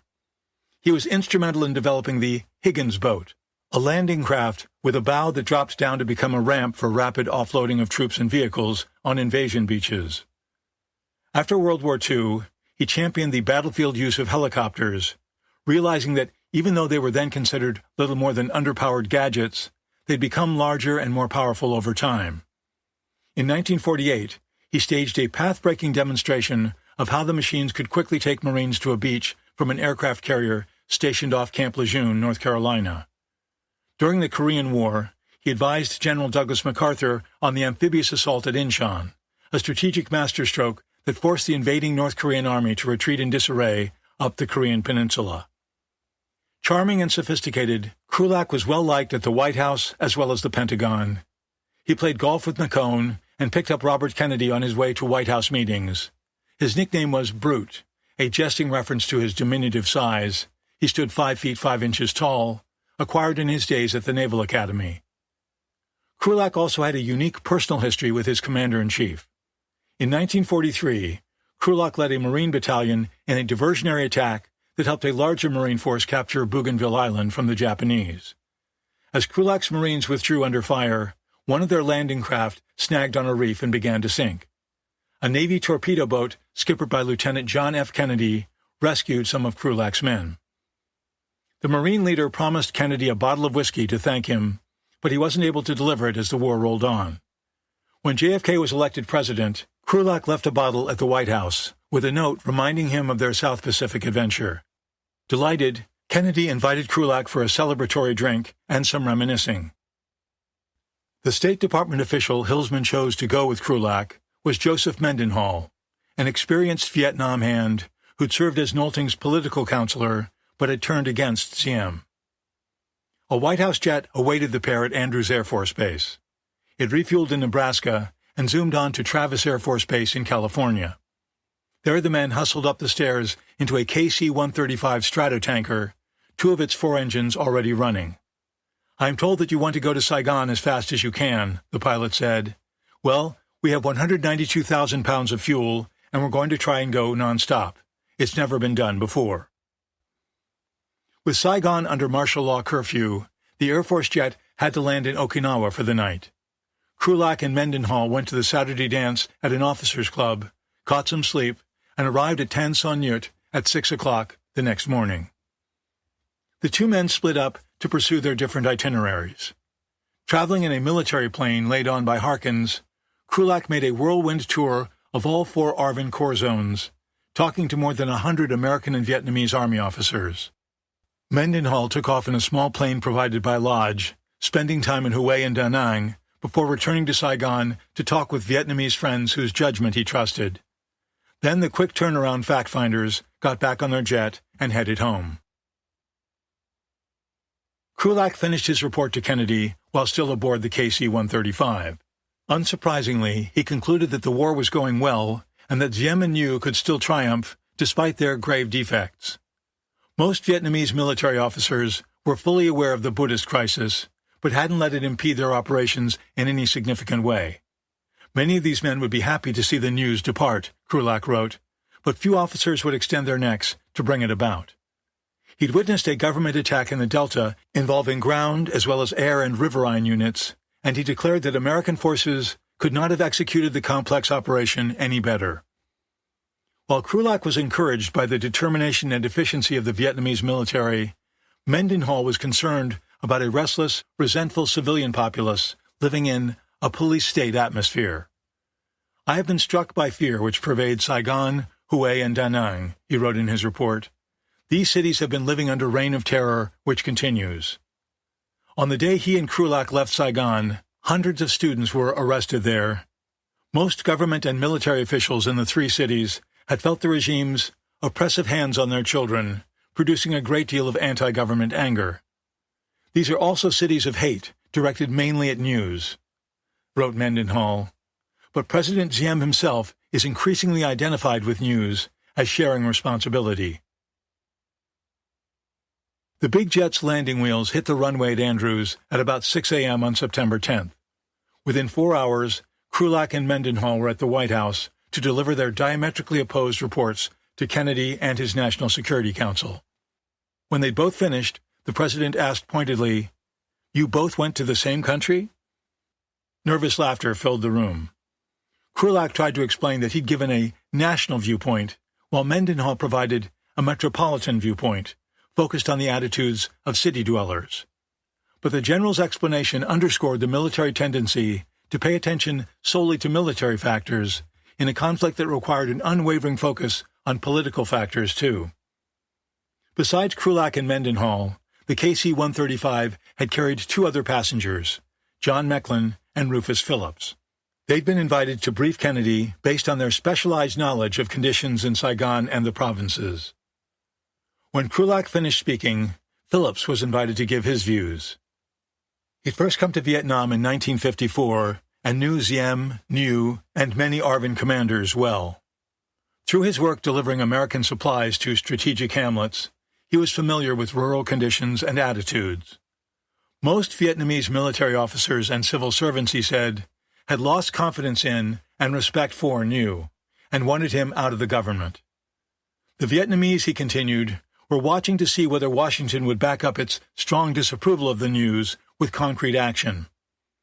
Phillips recommended a U.S. campaign of political and psychological warfare to isolate the couple and shred their image as untouchable, all-powerful figures. The objective was to pressure Diem to get rid of New and his wife, and for the military to do it if Diem refused. And Phillips knew just the right man to run such a campaign, his old CIA mentor, Ed Lansdale. Sharply contradicting Krulak, Phillips drew a pessimistic picture of the war's progress. While the ARVN seemed to have the upper hand in northern and central Vietnam, he said, it was losing badly in the Delta. Strategic hamlets there were being chewed to pieces by the Viet Cong. 60% of the fortified hamlets in Long An province, which bordered Saigon, had been overrun. Phillips added that VC advances in the Delta had nothing to do with the Buddhist crisis. When Kennedy asked Krulak what he thought of Phillips's comments, the Marine general said with a mild note of irritation that Harkins and the U.S. advisors under him were convinced that the South Vietnamese were winning. Phillips was putting his judgment against General Harkins's judgment, Krulak said tartly, adding that he gave far greater weight to Harkins. Phillips replied that the struggle in Vietnam was not a conventional military clash, but essentially a political war for men's minds.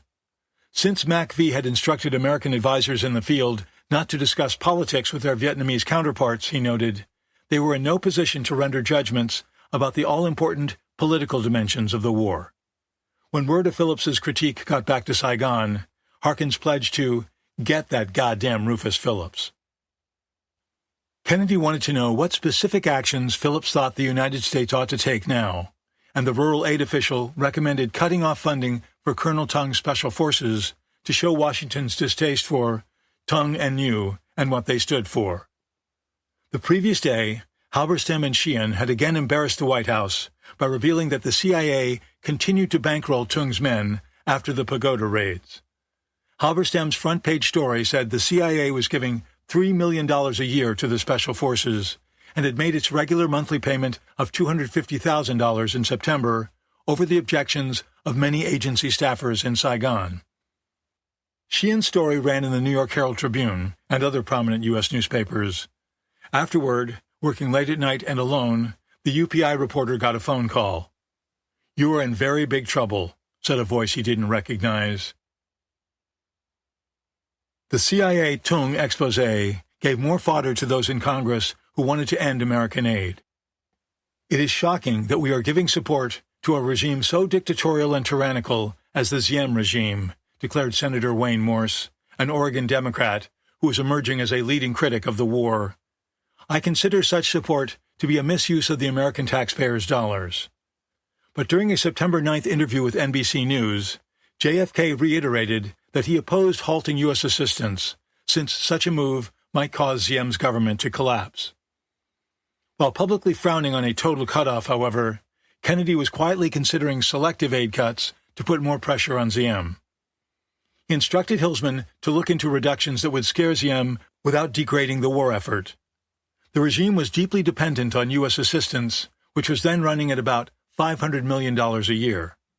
American tax dollars subsidized not only weapons, military vehicles, and uniforms, but cars, refrigerators, air conditioners, Scotch whiskey, and other goods coveted by middle and upper-class Vietnamese.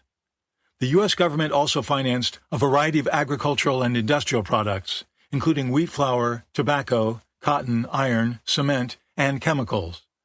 And Washington had granted millions of dollars in loans to construct a water treatment plant for Saigon and Cholon, and a transmission line to bring electricity from a hydroelectric power plant to the capital's homes and businesses. The centerpiece of the American economic aid effort was the Commercial Import Program, designed to hold down inflation in the anemic Vietnamese economy, as hundreds of millions of dollars were pumped into it.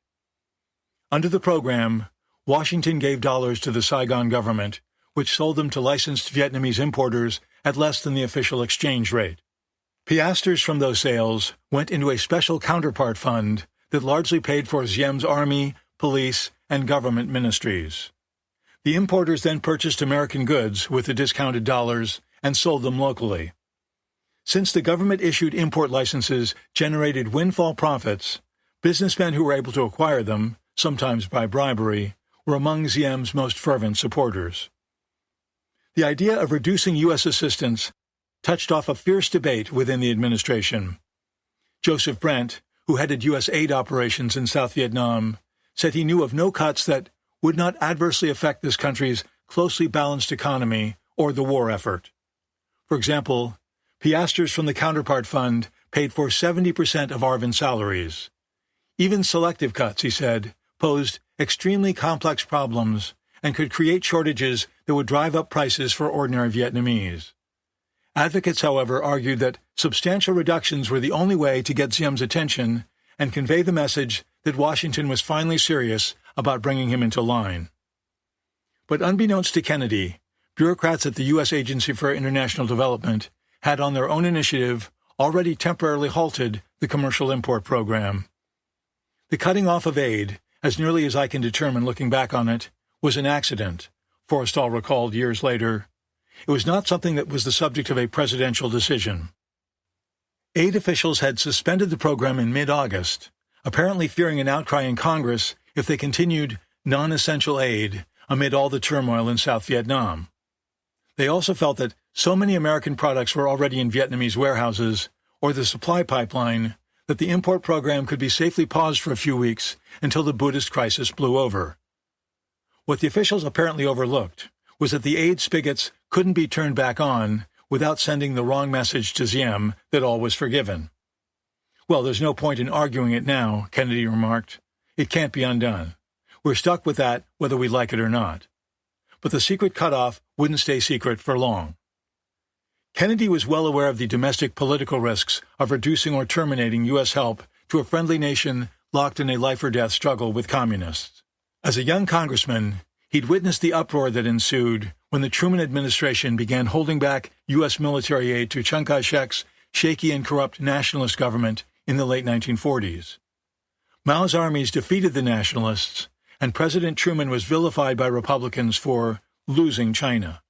Indeed, Representative Kennedy had been a singer in the anti-Truman chorus. He was certain to be subjected to similar attacks if he curtailed American help to Diem and South Vietnam went under. Yet some in Congress were ready to cut Diem off cold.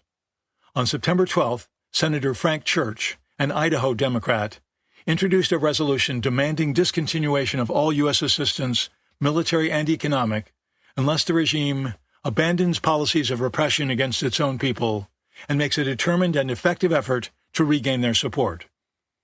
Church reiterated American revulsion at the monk burnings, asserting, with a touch of old-fashioned senatorial hyperbole, that such grisly scenes have not been witnessed since the Christian martyrs marched hand in hand into the Roman arenas. The White House quietly gave its blessing to Church's resolution, and 22 other senators signed on to it. Kennedy hoped the measure could be used as another lever to squeeze Diem, and Hillsman worked with Church on its wording. But the resolution also ran the risk of backfiring if enough senators concerned about weakening South Vietnam voted against it. Such a defeat would be a strong indication to Diem that his American support was, as always, bulletproof. A sure sign that a presidential administration is in the throes of bureaucratic infighting is a wave of leaks to the press. Leaks can be used to advance a policy agenda, bash a political foe, or burnish the leaker's public image, with little risk of the leaker's identity or motives becoming known.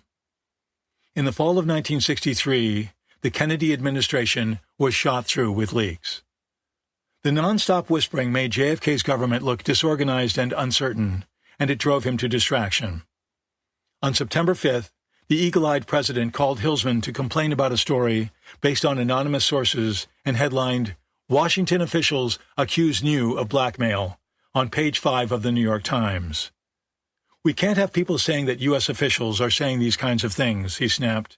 "If somebody is, we've got to put a stop to it." Kennedy knew the profusion of news stories based on unnamed sources reflected the increasingly rancorous struggle between the pro- and anti-Diem factions in his administration. He admonished his advisers about dishing to the media, saying he wanted their disagreements resolved in the privacy of the White House and not in the press. It was clear that some leaks were emanating from Saigon. The president was particularly irked by an article that said a U.S. officer had urged a news photographer to take a picture of a U.S. supplied truck carrying off arrested students so that it could be seen in Washington. Shortly after Lodge's arrival in Saigon, Mecklin noticed a surge of news articles that flattered the new ambassador. The stories emphasized that strong leadership was needed to ride herd on the unruly embassy, and that Lodge was the man to provide it. He'd been feeding reporters off-the-record information for 25 years as a senator and UN ambassador, and he made no bones about his fondness for leaking. "The leak is the prerogative of the ambassador," he told Mecklin. "It is one of my weapons for doing this job." Lodge was a past master of using leaks to strangle political opponents without leaving any marks on their throats. In 1954, he throttled one of President Eisenhower's most powerful critics, Senator Joseph McCarthy, by facilitating the leak of a U.S. Army report that charged McCarthy with applying undue pressure to obtain an officer's commission for an aide, G. David Schein, who'd been drafted. The leak came on the eve of the televised Army McCarthy hearings that sent the red-baiting McCarthy's political career into a terminal tailspin. Despite JFK's scolding, the September 11th edition of Washington's Evening Star carried a banner headline reading, "Lodge requests ouster of New." The story, dateline Saigon, and written by an Associated Press reporter, was based on Lodge's private meeting with Diem 2 days earlier, and it wasn't difficult to guess the name of the high official source who planted it.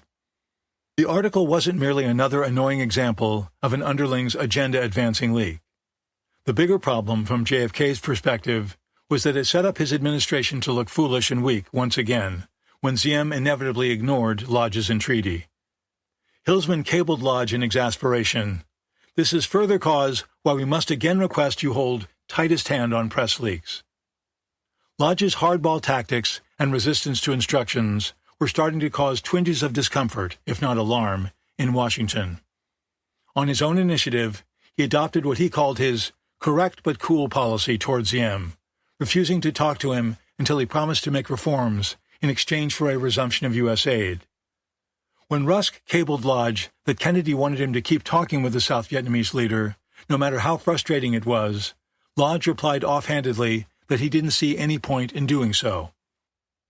Visiting Diem, he wrote back, is an extremely time-consuming procedure, and it seems to me there are many better ways in which I can use my waking hours.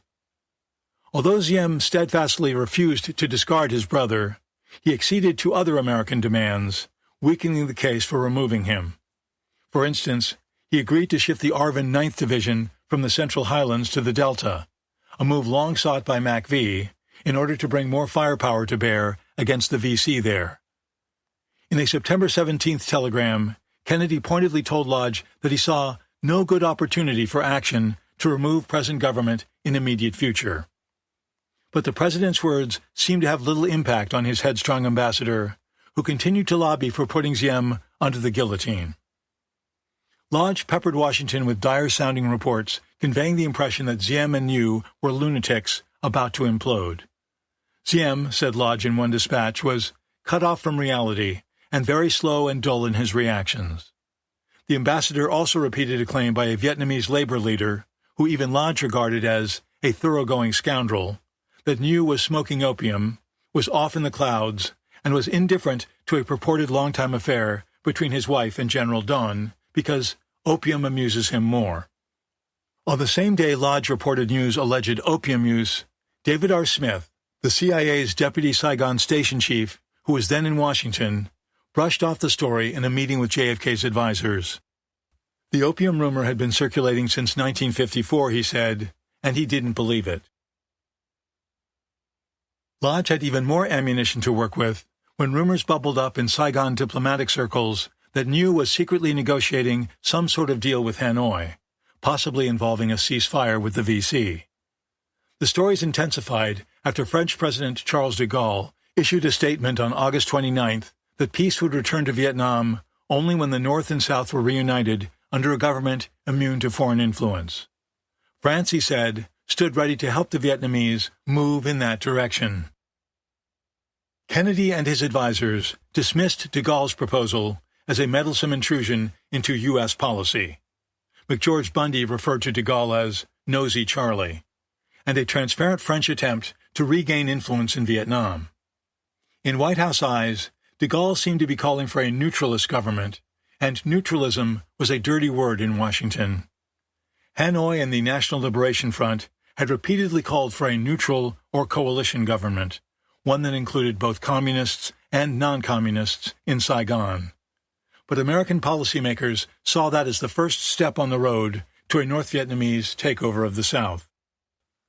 Although Kennedy had secretly tried to feel out Hanoi on a possible neutralization deal in 1962, he concluded by the fall of 1963 that neutralization hadn't worked in Laos and wouldn't work in Vietnam. But after years of death and destruction, neutralization appealed strongly to some South Vietnamese who yearned for peace at almost any price.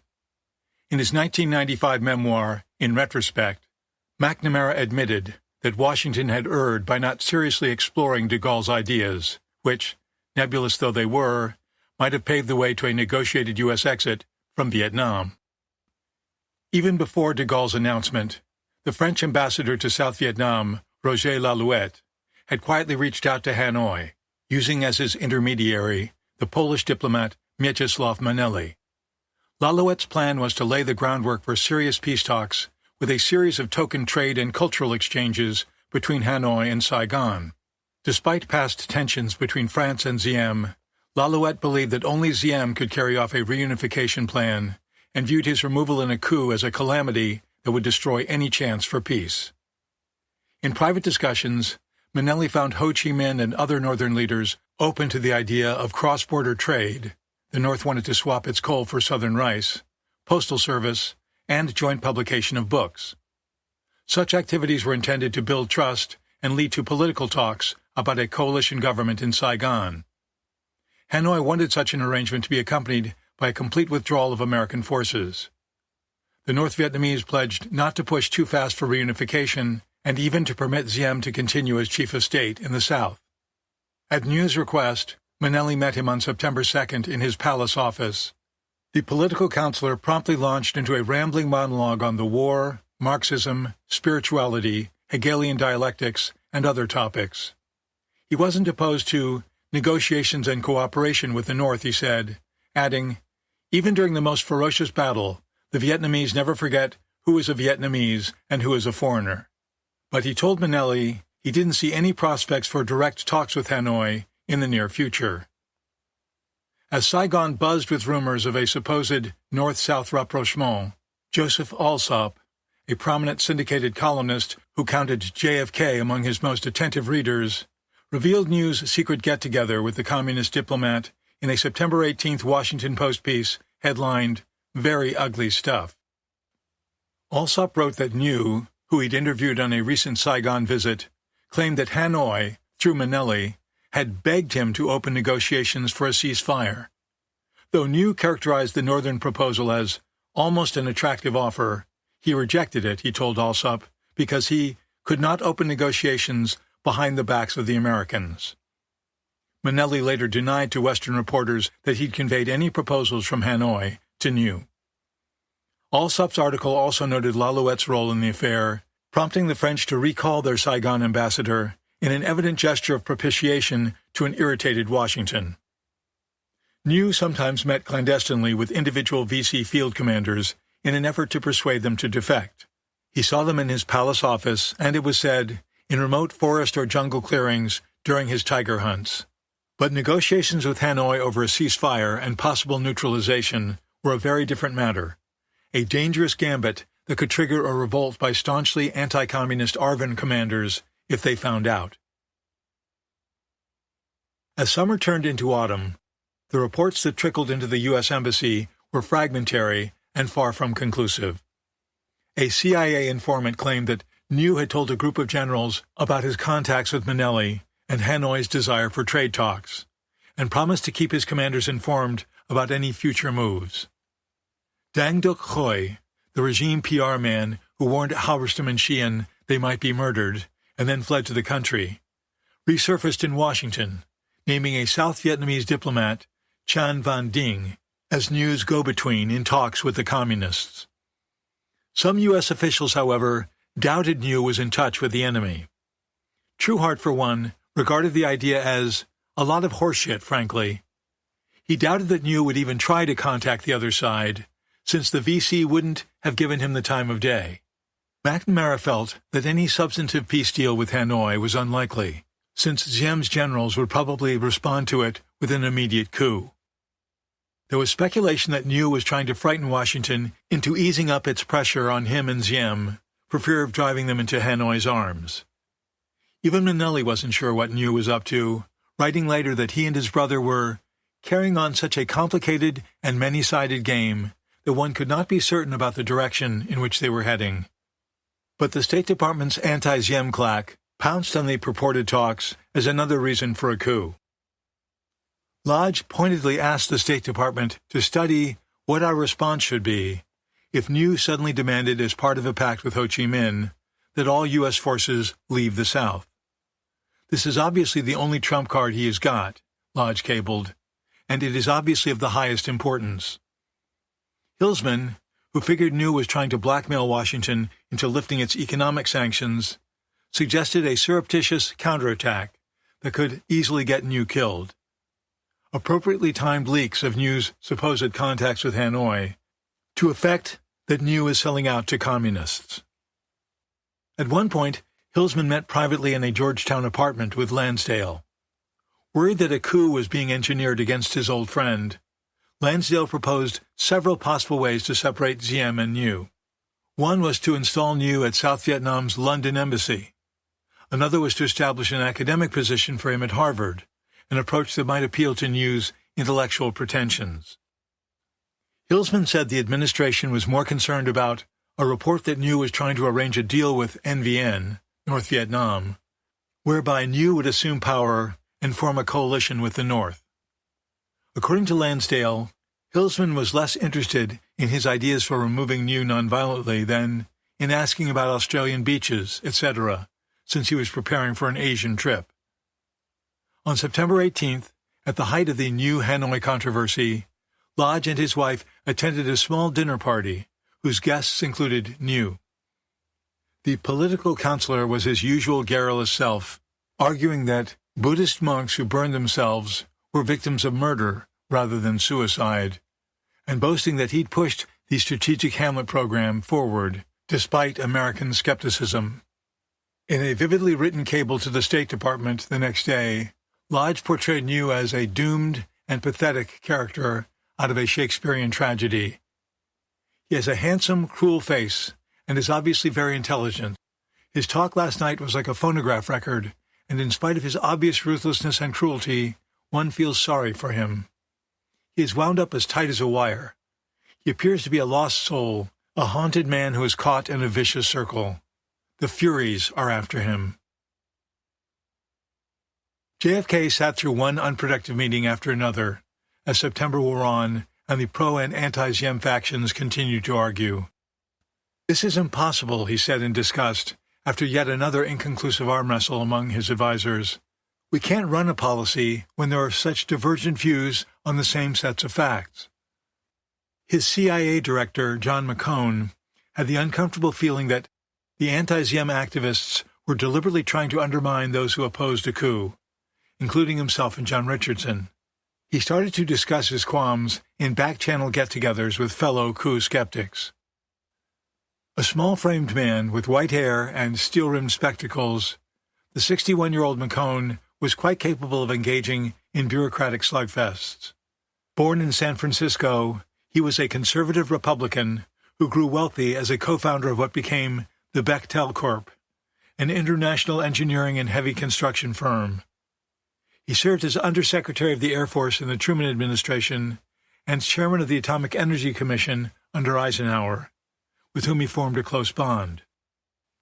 In 1961, Kennedy appointed him to replace the legendary spymaster Allen Dulles as head of the CIA in the aftermath of the Bay of Pigs. Keenly intelligent and demanding of subordinates, McCone shifted the agency's emphasis away from its traditional covert derring-do to better intelligence gathering and analysis. Some at the agency worried that his militant anti-communism would distort CIA reporting, but instead found McCone to be open-minded and reasonable in his judgments. In 1962, his stock rose at the White House after the CIA discovered evidence that the Soviets were installing offensive missiles in Cuba, giving Kennedy precious time to prepare for the coming confrontation over the weapons with Khrushchev.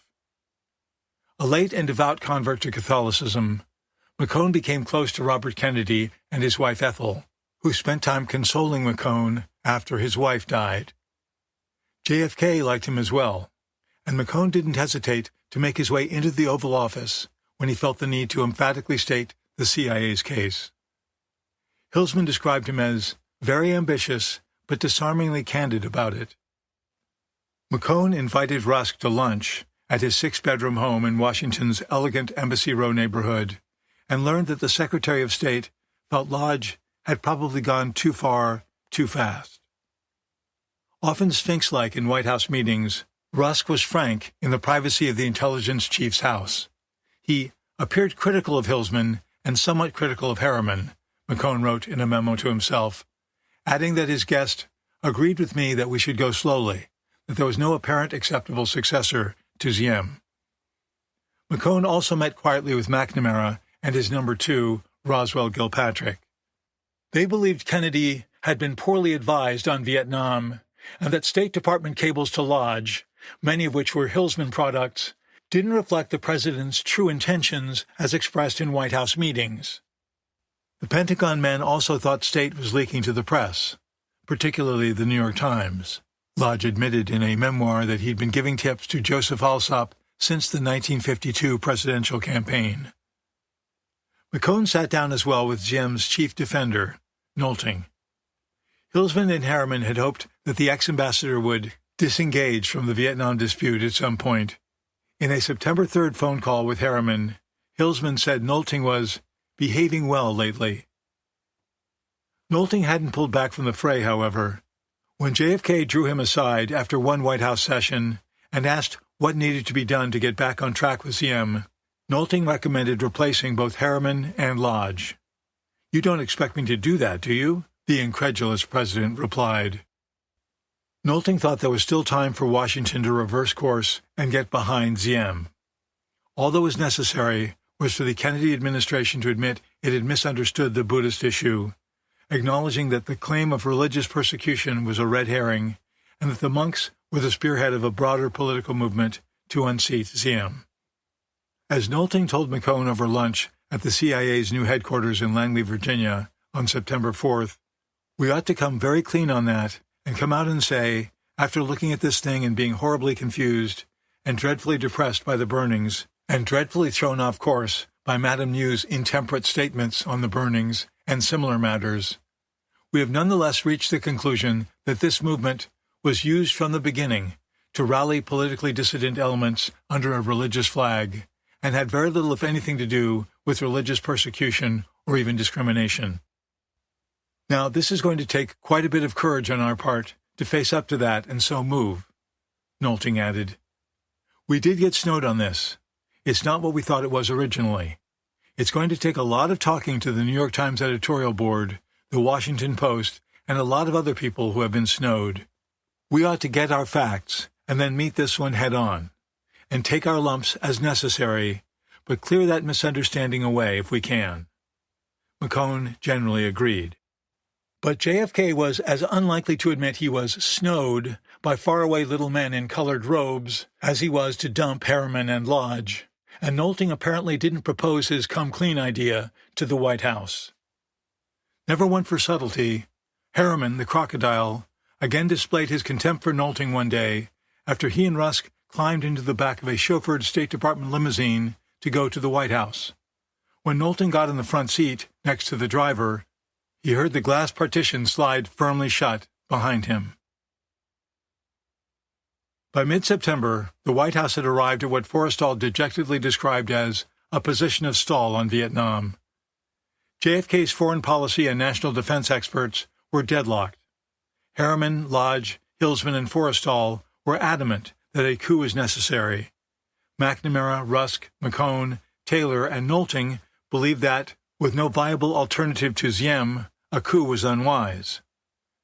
Forrestal pleaded with McGeorge Bundy for presidential guidance to break the logjam, adding in a September 16th memo, "The longer we continue in an attitude of semi-public fluidity, the worse the leak problem becomes." Mike Mansfield warned on the Senate floor that the United States would be face-to-face with a disaster unless the internal rift was healed and U.S. government agencies began working together. The press, too, took notice of the administration's uncertainty. Newsweek told of a crisis of indecision in the White House and ran a cartoon of an aggrieved-looking Kennedy in a Hawaiian shirt pulling Madame New in a rickshaw, her ao yai festooned with dollar signs and her hand clutching a bloody scimitar. Kennedy appeared to have little appetite for another coup attempt, which might lead to some very unpleasant outcomes, including ugly three-way fighting among pro- and anti-Diem ARVN factions and the Viet Cong. JFK's position, as Bundy summarized it, was one in which we must express our reservations as to the mistakes and misdeeds of Diem, but not to be in a position where we cannot deal with him further. At a National Security Council meeting on September 17th, Kennedy concluded he still didn't have enough information to understand what was going on in South Vietnam, and ordered yet another fact-finding mission, this one to be headed by McNamara and Taylor, two of Diem's most influential and vocal supporters. The anti-Diem group was aghast. Hilsman was so upset that he got up from the conference table and trailed the president into the Oval Office, arguing against the mission. Harriman telephoned Forrestal, saying it would be a disaster to send two men opposed to our policy of getting rid of Diem.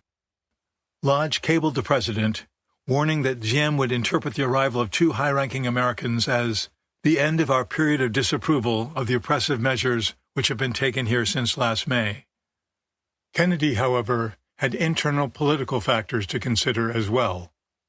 McNamara and Taylor had largely bought Harkins's excessively rosy reports on the war, and the Pentagon had a strong institutional imperative to defeat the Communists.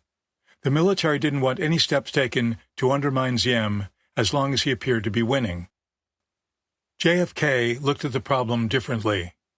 He was under pressure from Congress and the press to wring reforms out of Diem and prevent him from committing more authoritarian abuses that made Americans' skin crawl. Perhaps if McNamara and Taylor saw firsthand how Diem's political support was eroding and how that could eventually impede the war effort, they'd understand the need to squeeze him harder to institute changes. But Hillsman thought it was a mistake to send such prominent figures to South Vietnam. Doing so would reinforce the view that the stakes there were high, something the administration wanted to avoid. As Hillsman continued to fuss in the Oval Office, Kennedy turned on him impatiently, as if he were dealing with some unruly child, Hillsman recalled. "Look, Roger," the president snapped, I know that it's costly and bad to send McNamara out there, but the only way that we can keep the Joint Chiefs of Staff on board is to keep McNamara on board, and the only way we can keep McNamara on board is to let him go see for himself. Now that's the price we have to pay." Kennedy's instructions to McNamara and Taylor were to evaluate the effectiveness of South Vietnam's fight against the Viet Cong and its prospects for success. If the prognosis was poor, they were to find out what changes needed to be made and how to persuade Diem to make them. Talking to the two Pentagon officials in person just before they left for Saigon, JFK said he wanted to come to some final conclusion as to whether Diem and Nhu are going to be in power for some time, and whether there is anything we can do to influence them, or do we stop talking about that. McNamara and Taylor took off from Andrews Air Force Base on September 23rd, bundled into a KC-135, along with a number of high-level helpers. General Krulak was to set up meetings with U.S. military advisors, including many he'd talked to little more than 2 weeks before. Forrestal was to interview CIA officials and American and French businessmen. William Bundy, Assistant Secretary of Defense for International Security Affairs and McGeorge's older brother, would help McNamara write the mission's report and recommendations. The CIA's William Colby was to pick the brains of his old Vietnamese contacts. Hillsman had been excluded from the trip. Instead, State was represented solely by William H. Sullivan, Harriman's special assistant. JFK was none too impressed by State's performance in August, telling George Ball, "The fact of the matter is that Avril was wrong on the abandoned coup. We fucked that up." Undeterred, Hillsman gave Forrestal a letter to hand-deliver to Lodge. "I have the feeling that more and more of the town is coming around to our view," it read, "and that if you in Saigon and we in the department stick to our guns, the rest will also come around. As Mike will tell you, a determined group here will back you all the way." By the time the Washington visitors touched down at Tan Son Nhut, Lodge was primed and ready. As McNamara strode toward a throng of waiting American officials, two of Lodge's muscular embassy men physically blocked Harkins so Lodge could be the first to greet the defense secretary, an eye-popping maneuver that didn't go unnoticed by newsmen. Lodge had already persuaded McNamara to stay at the ambassadorial residence, the better to bend his ear about the depredations and shortcomings of Diem and Nhu. Lodge also ordered Colby not to have any contact with the palace. Colby, who'd conferred weekly with Nhu during his time as Saigon station chief, was furious, even though he knew Lodge was trying to maintain his correct but cool stance toward Diem. McNamara and his entourage soon fanned out from Saigon. He, Taylor, and Harkins flew about the country in a C-54 aircraft protected by fighter planes and helicopter gunships. Lodge warned McNamara that lower-ranking U.S. military officers weren't likely to be very forthcoming in Harkins's presence. But at least one conference with young combat advisors in the delta town of Can Tho erupted into a round-robin of painful truth-telling. Taylor asked a major how the war was progressing. "Lousy, General," the officer replied. When Taylor asked what he meant, the major began laying out all the problems in his province in a very convincing manner. That encouraged other advisors in the room to speak up, and all hell broke loose, recalled Forrestal. There was a very pessimistic appraisal from the whole group. Elsewhere, however, briefers put a happier spin on what they told Taylor. The civilians McNamara spoke with painted a uniformly dire picture. Lodge arranged for the defense secretary to meet privately with Professor Patrick J. Honey, a Vietnam scholar on sabbatical from the University of London. Honey had first visited Vietnam in 1945 as a lieutenant with a small British Army contingent that briefly occupied Saigon after the Japanese surrender. Fluent in Vietnamese, he was personally acquainted with leaders in both North and South Vietnam and had once thought Diem could win the war. But he no longer believed that, he told McNamara. The president had aged terribly and become slow mentally since Honey had last seen him in 1960. He'd never democratize his regime, and Washington would never be able to force him to. Honey believed that a small group of fanatically ambitious monks had exploited the Hue killings and the credulity of foreign newsmen to generate opposition to the regime, and that Diem and Nhu lost their usual cool and overreacted. Nonetheless, Vietnamese of all creeds and social classes were disgusted by the regime's treatment of the Buddhists and shocked that government troops had violated the sanctity of the pagodas. Instead of whispering their criticisms as in the past, people were now openly saying that Diem had lost the mandate of heaven to govern. If Diem couldn't prevail, Honey went on, the question was how to replace him and with whom. Any move to depose him was risky, and neither the students nor the Buddhists were strong enough to do it. Only an assassination or a military coup would be effective, and one or the other would take place soon. The chances that South Vietnam would end up with a better government were only 50-50, the Briton predicted. McNamara also quietly conferred with Diem's aide Tuan, who described the situation as really desperate, and Vice President To, who made the astounding statement that while Nhu claimed to have built thousands of strategic hamlets, no more than 30 of them were properly defended. Archbishop Asta, the papal delegate, told McNamara the regime was engaged in widespread torture, and that if Nhu gained power, he'd demand that the United States withdraw its forces and then cut a deal with the communists. McNamara and Taylor went to the Saigon Officers Club for a few rounds of tennis on September 29th.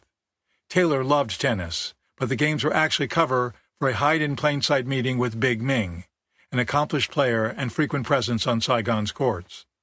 The Americans had been told the South Vietnamese general had an important message for them, possibly about a new coup attempt. Since Nhu's agents watched Ming closely, the tennis courts provided an innocuous-looking venue for him to talk to the Pentagon men.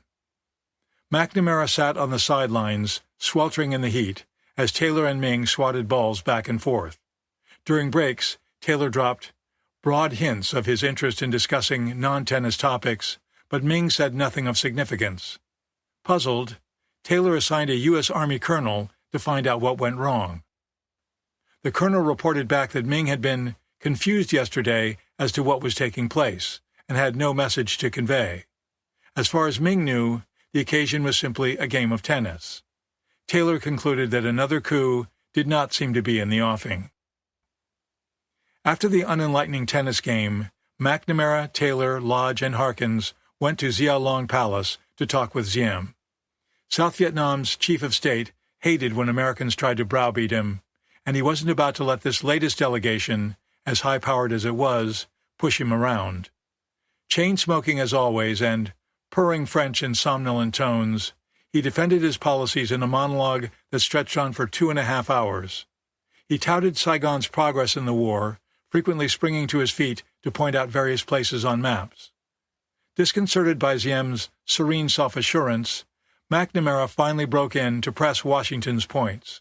He bore down on the contrast between battlefield progress and the regime's political problems, emphasizing that further repression could imperil public support for the war in both South Vietnam and the United States. Diem rebutted him point by point.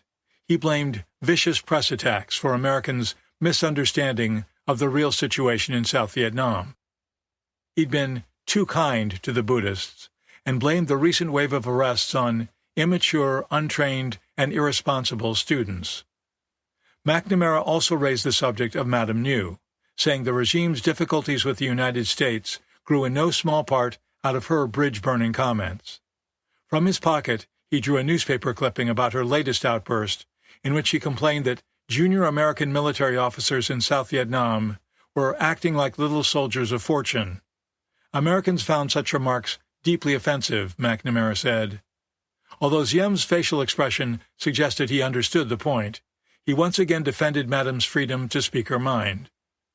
Taylor subsequently wrote that he left the palace depressed by the refusal of this stalwart, stubborn patriot to recognize the realities which threatened to overwhelm him, his family, and his country. Ziem evidently felt differently, displaying the attitude of a man who had patiently explained a great deal and who hoped he had thus corrected a number of misapprehensions, according to the U.S. Embassy note-taker at the meeting. More than 30 years later, McNamara admitted that he never really understood the South Vietnamese leader. Ziem was an enigma to me, and indeed to virtually every American who met him. Settled into the KC-135 for the long flight home, McNamara and his party pondered their recent conversations and experiences. The Defense Secretary regarded his talks with Honey and Tuan as particularly illuminating and disturbing. Taylor confirmed his suspicion that Lodge was barely speaking to Harkins, even about military matters. Pro- and anti-Ziem cliques in the embassy were leaking furiously. Colby, however, was convinced that Ziem and Niu might have succeeded in breaking up the Buddhist rebellion. If Washington restrained itself from overreacting, the brothers could refocus on expanding the Strategic Hamlet program and prosecuting the war. But Colby was dismayed by the political and bureaucratic dynamics driving U.S. policy on South Vietnam. Lodge, he later wrote, was beyond control by the Democratic administration as he continued his lone wolf vendetta against the Ziem regime, communicating with it and Washington largely by leaks to journalists who shared his distaste for Ziem. As the Stratotanker roared back over the Pacific, McNamara and Taylor worked on their official report, assisted by William Bundy. After talking to dozens of people, Bundy was impressed by the difficulty of accurately interpreting what was going on in the war. It was just too diffuse, and too much that was critical took place below the surface, he later wrote. But an unreconstructed Ziem, Bundy felt, stood little chance of beating the VC. He and McNamara kept editing and rewriting, passing their draft back and forth. He finished off all the gin on the plane, and I finished off all the whiskey, Bundy recounted. By the time the KC-135 rolled to a stop at Andrews at about 6 a.m. on October 2nd, the report was nearly ready. McNamara and Taylor presented their conclusions and recommendations to Kennedy a few hours later. Their report said that, despite the regime's growing unpopularity, the military campaign has made great progress and continues to progress, although that momentum could be slowed by future acts of repression. The latest presidential fact-finders said Lodge should maintain his correct but cool stance towards Ziem, and Washington should stop bankrolling Colonel Tung's special forces unless they were brought under ARVN control.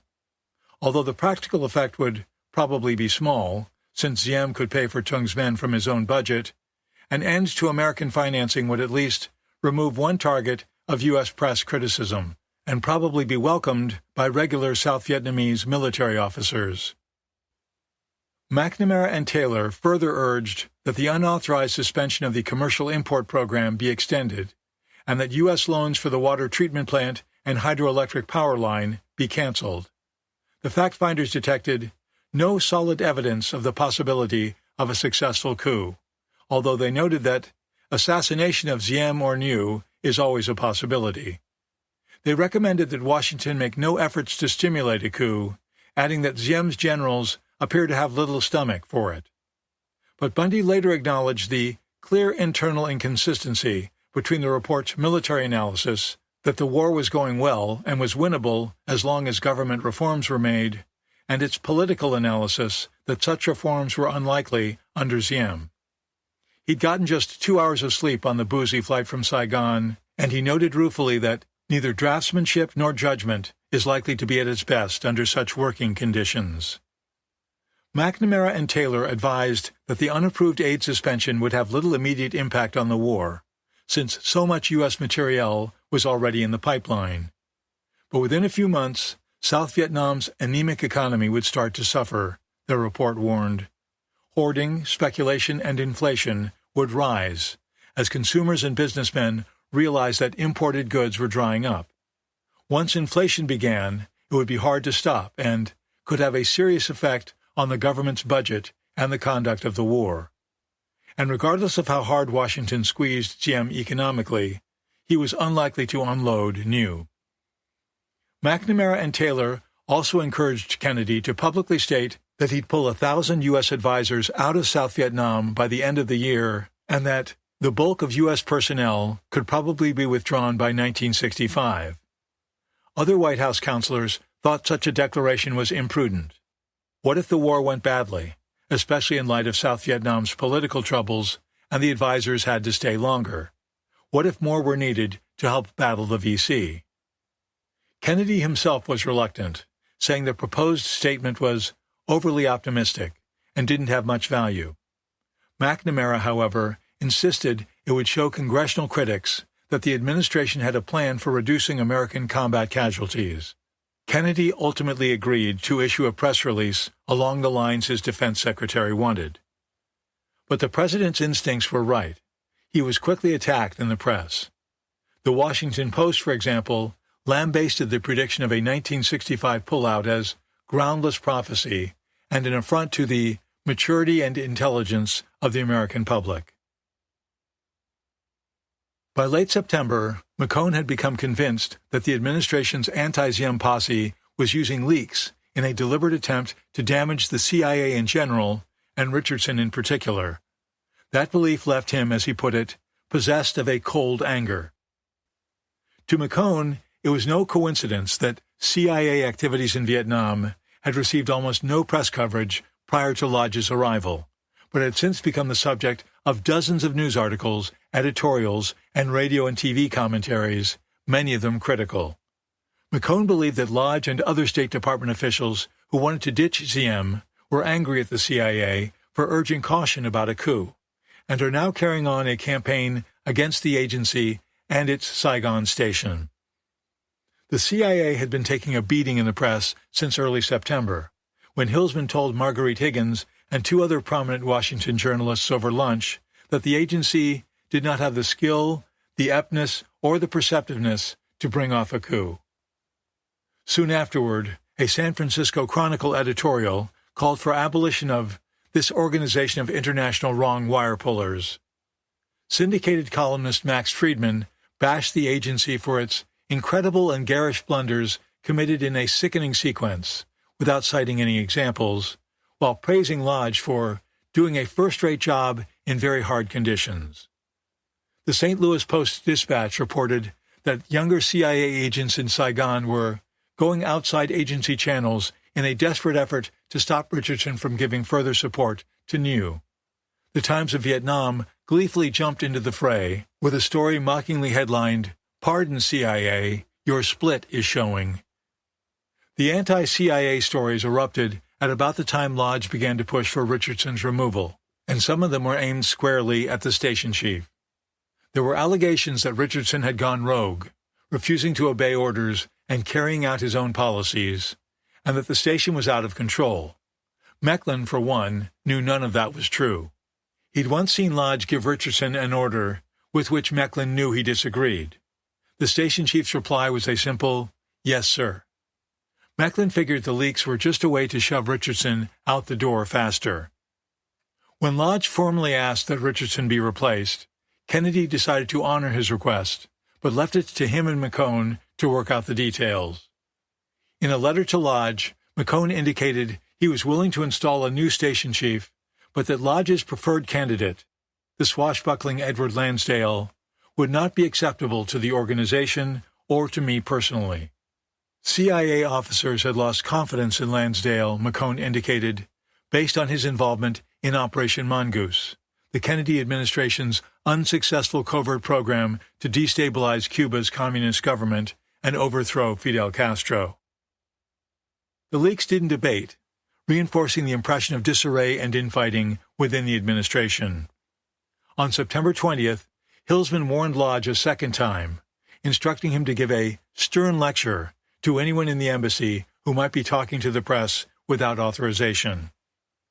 In a reply that fairly reeked with disingenuousness, Lodge blamed much of the problem on American wives in Saigon, saying they were often the most prolific leakers. He didn't explain how wives, or most of their husbands for that matter, would have access to closely held secrets about CIA operations and personnel. The ambassador also pointed a finger at U.S. officials who blabbed to newsmen at Saigon parties, where much talking is done after the fourth cocktail. McCone tried to turn the tables on Lodge, privately criticizing him to Kennedy in the same terms that were being used against the CIA and Richardson. He claimed that during Lodge's tenure at the United Nations, he was inclined to make policy rather than follow instructions, to be reckless in his criticism of Washington in his discussions with representatives of other foreign countries, and had an amazing desire for nearness and closeness to the press. The ambassador's complete lack of consciousness of security, McCone said, made it risky to inform him about covert operations. Indeed, McCone went so far as to order his subordinates not to discuss sensitive operations with Lodge, who, the CIA director said, has no concept of security and has long used the press as an instrument of power. Lodge, meanwhile, ordered Richardson and his agents to have no contact with New, evidently to reinforce his policy of silence toward the palace and put additional pressure on New to leave. The CIA was hit by yet another media torpedo on October 2nd, when the Washington Daily News published a venomous story that characterized the agency's record in South Vietnam as a dismal chronicle of bureaucratic arrogance, obstinate disregard of orders, and unrestrained thirst for power. Written by a reporter named Richard Starnes, the article was a flagrant hatchet job laden with unfounded allegations leveled by unnamed sources. For example, it falsely charged that the Saigon station refused to carry out an action plan that Lodge supposedly had brought with him from Washington. No such plan existed, according to Rusk. Starnes twisted the knife by claiming that one American official in Saigon, a man who has spent much of his life in the service of democracy, had compared the CIA to a malignancy that even the White House might not be able to excise. The most damaging aspect of Starnes's piece was that it named Richardson as the station chief, burning his cover as a diplomat. Robert Kennedy later insisted it was Lodge who fed Richardson's name to the press. Starnes denied getting his name from Lodge. The day after Starnes's article appeared, an irate McCone asked Frank Wisner, a retired CIA deputy director, to hunt down whoever was passing information to Starnes and other newsmen. Wisner soon reported that the CIA has been attacked with deliberate and calculated design by Lodge, Harriman, Hillsman, and Lodge's aide, Mike Dunn. McCone sent off an acerbic cable to Lodge asking whether he agreed with the incredible charges in the Starnes article and whether he still wanted Richardson to leave. The CIA director emphasized that he had great confidence in his station chief. Discussing McCone's message face-to-face with Richardson, Lodge said that, as a personal matter, he'd be happy to have him stay. But he added, Richardson's close association with New created atmospheric disadvantages, since New had become the worldwide personal devil and one-man symbol of all that is wrong in South Vietnam, an image that Lodge had done a good deal to create. But it was clear that Lodge wanted Richardson gone. McNamara drove another nail into his coffin, telling McCone upon his return from Saigon that the station chief had been too visible to the people in Saigon. Richardson left South Vietnam on October 5th. Not long afterward, Lodge took over the large, luxurious villa he vacated, redecorated it, and moved in. But the ambassador's cutoff of CIA contacts with New and his own refusal to talk to Diem left the embassy with a significantly smaller window into what the brothers were thinking and doing. After a brief period of silence, Madame New energetically resumed her role as anti-Washington bomb thrower, not long after she arrived in Belgrade, the elegant old capital of Yugoslavia and the start of her European tour. Even before Madame left Saigon on September 9th, JFK told his advisers that he did not want her to come to the U.S., and above all, did not want her to make a speech in Washington.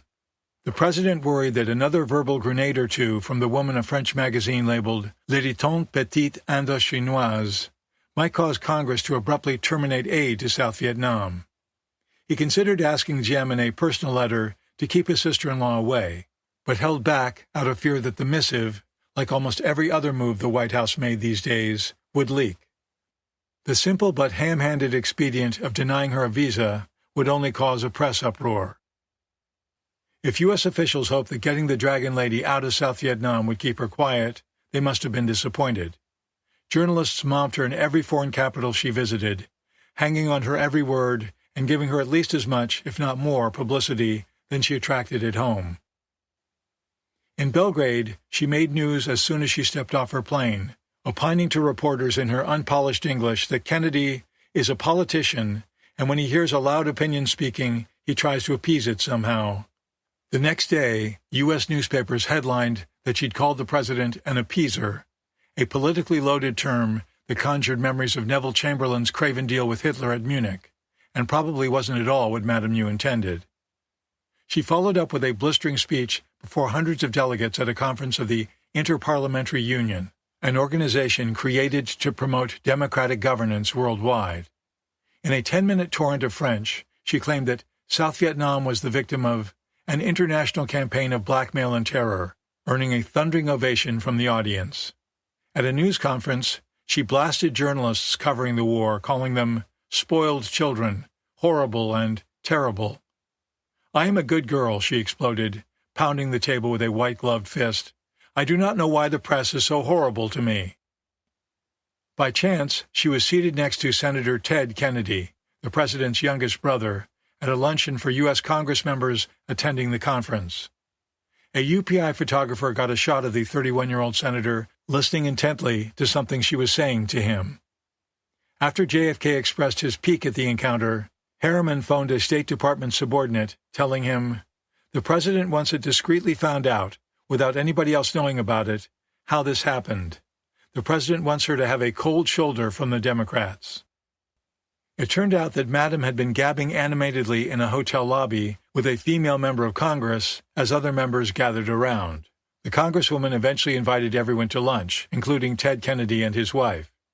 When he called JFK to explain, less than a minute before he was to make a televised speech on tax cuts, the exasperated president chided him, "This woman kicks me in the nuts, and the next day you have lunch with her." A few days later, the South Vietnamese First Lady erupted again, proclaiming that she did not feel terribly safe with the Kennedy administration. Madame New moved on to Rome, where she set off another media firestorm by comparing junior American military officers in South Vietnam to little soldiers of fortune. Lodge publicly rebuked her, saying U.S. military men were risking their lives and dying next to their ARVN comrades and should be thanked, not insulted. In Paris, she claimed in an ABC News interview that the so-called Buddhists were led by communists trying to overthrow the government, and that the Americans were their instruments. She added that Americans don't take seriously enough their role as an ally, and instead acted like they considered themselves just spectators to a show. When she visited the South Vietnamese embassy in the French capital, angry Vietnamese students pelted her limousine with eggs and paint. In spite of JFK's wishes that she stay away, it became clear she intended to come to the United States, although her arrival date was unknown. The notion that she could be kept under wraps by getting her out of South Vietnam had backfired. Once she hit American soil, she'd have a bigger media megaphone than ever. No one knew what she'd say. Would she continue her waspish ways, alienating Americans with offensive remarks and further weakening support for the war? Or would she pour on the charm and whip up enthusiasm for her struggling government? That's what the lovely Madame Chiang had done on her U.S. tour in 1943, when her husband, Chiang Kai-shek, was desperately in need of American arms and cash to fight both Japanese invaders and Mao's communists. Harriman wanted to be prepared. He phoned Hillsman on September 23rd and emphasized the need to do something about press coverage of Madame New's visit. He also called Raymond Lyle of the State Department's press office. Harriman asked Lyle what they were doing about Madame New and asked when she was arriving. L replied they weren't doing anything about it, did not know when she was arriving. H said they had better start, as she would be a headache to them from the day she arrived. L said he would ask his news people about it and prepare for it. Harriman phoned Forrestal the same day to say he'd heard Madame New on the radio that morning, got the flavor of the lady, and was worried. It was important, Harriman said, that no one official see her. The undersecretary also called Alfred Friendly, managing editor of the Washington Post. In the late 1940s, Friendly had worked as a press aide to Harriman when he supervised the Marshall Plan. Harriman wanted Friendly's advice on how to handle the Dragon Lady.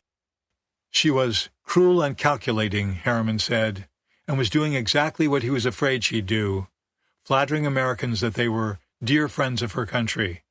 If he had his way, he'd cancel her visa. Friendly said they would try and do what they could on the paper to give people the proper perspective. He recommended that someone from the administration talk to members of the Senate Foreign Relations Committee before they get taken. One theme that would resonate was the lust for personal power that this woman has. Friendly closed by saying that Americans needed to be preconditioned as to what this woman is after. People on the inside know she is a thief. The Post later savaged Madame New in an editorial that compared her to the beautiful woman in a Nathaniel Hawthorne short story, Rappaccini's Daughter, who tends an experimental garden of toxic plants and poisons everyone who comes near her. In Rome, meanwhile, Archbishop Tuck was generating almost as many headlines as his sister-in-law. He claimed to Italian newsmen that Washington had spent $20 million trying to overthrow Ziem, and that many communists infiltrated the Buddhist monkhood simply by donning robes. His statements drew a warning from the Vatican to make no further political remarks while he was outside his own archdiocese. His scheduled audience with the Pope was abruptly canceled. Undaunted, Tuck flew to New York to make arrangements for Madame New's forthcoming visit. McGeorge Bundy heard the news at a White House staff meeting, where he already was visibly disturbed at the way things were going in South Vietnam.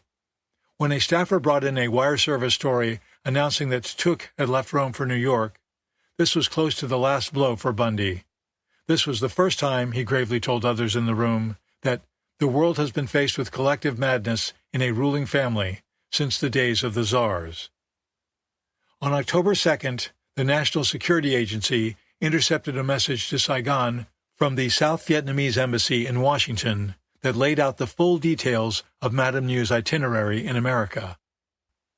The 3-week trip, to begin in a few days, was packed with media interviews and speeches at prestigious universities and foreign affairs organizations. She'd be interviewed on NBC's Today Show, CBS's Face the Nation, and David Suskind's Open-End television program. Reporters from Time magazine and the Night newspaper chain would meet with her. She was to speak at the Overseas Press Club in New York and, despite JFK's wishes, the Women's National Press Club in Washington. Appearances were scheduled at Columbia University, Princeton, Radcliffe, Fordham, Sarah Lawrence, Howard University, North Carolina State, the University of Texas, and Berkeley.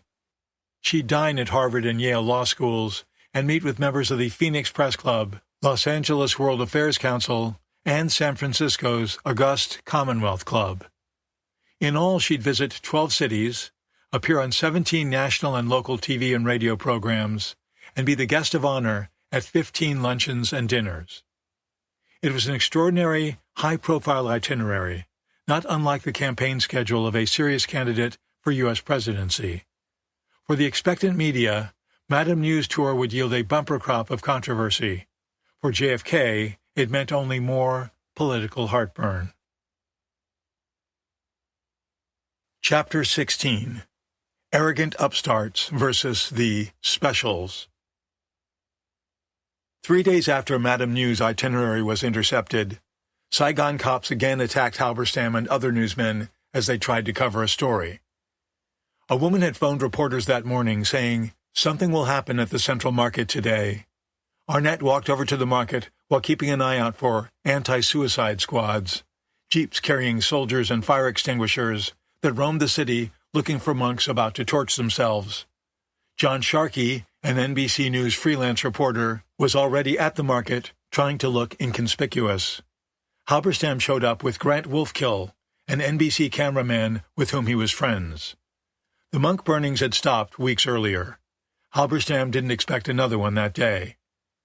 Standing at a traffic roundabout outside the market, Arnett barely noticed the taxi that pulled up and disgorged a robed young man clutching a rubber bag.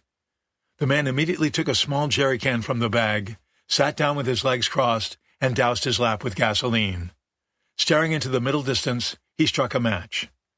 Though engulfed in flames, he stayed in the lotus position and made no sound or movement. Arnett clicked a few pictures with his camera and tried to write in his notebook, but his hands were shaking badly. A collective moan rose from the gathering crowd of onlookers. A woman with tears running down her face grabbed Arnett by the shirt and opened her mouth, but no words came out. She kept tugging at his shirt and pointing at the monk as flames crackled over his body. A mother with a crying baby in her arms couldn't take her eyes off the burning figure. Another woman began to laugh hysterically. A man pushed at Arnett, saying, "You take pictures. You write story. You must tell Mr. Kennedy what is going on in this country."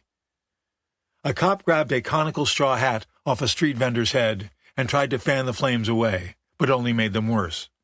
He staggered backward from the heat as what sounded like a low growl came from the crowd, punctuated by cries and wails. A fire engine pulled up, sirens screaming, and firemen hosed down the monk. Paramedics then bundled the seared body in a sack, heaved it unceremoniously into their ambulance, and drove off. All that was left was a charred circle on the sidewalk. About 24 plainclothes cops surrounded Wolfkill as he finished filming with his handheld Bolex camera. A tall ex-Marine, Wolfkill was the first TV journalist to record a burning, and he wasn't about to let go of his footage without a fight. While on assignment in Laos, he'd been captured by communist guerrillas and held in horrific conditions for 15 months, often in a lightless cell with crude wooden stocks clamped around his ankles. Worried that Wolfkill might be in for a serious beating, Halberstam rushed over to help him. Sharkey joined them. The three men formed a defensive triangle, Wolfkill and Sharkey in front, and Halberstam right behind them, walking backwards, and headed for the Caravel Hotel, which, though 6 blocks away, was filled with Americans and other Westerners and might offer some sanctuary. The police encircled the journalists, and then, according to Halberstam, they went at us like a wolf pack. One cop, who seemed to be the leader, waved a .38 caliber revolver in Wolfkill's face. Others lunged for his Bolex. Moving along the street, the newsmen kept the camera out of the cop's hands by lateraling it back and forth like a football. Halberstam tried to shield it as he was kicked, punched, and got a couple sharp cracks over the head. The cops dragged him to the ground. Halberstam looked up to see one of them jump off a car onto him. Sharkey thought Halberstam lost consciousness for a moment as he was beaten. When Sharkey bent over to help Halberstam to his feet, someone bashed him in the head with a wooden bar stool from a sidewalk cafe. He began to bleed badly. One of the plainclothesmen grabbed the Bolex and ran off. Halberstam called out to nearby uniformed cops for help, but they did nothing. The rest of the undercover men walked away, and the Americans stumbled the remaining distance to the Caravel. They later went to the newly opened U.S. Naval Hospital, where Sharkey got 6 stitches in his scalp and a cast on his right hand to protect a broken knuckle.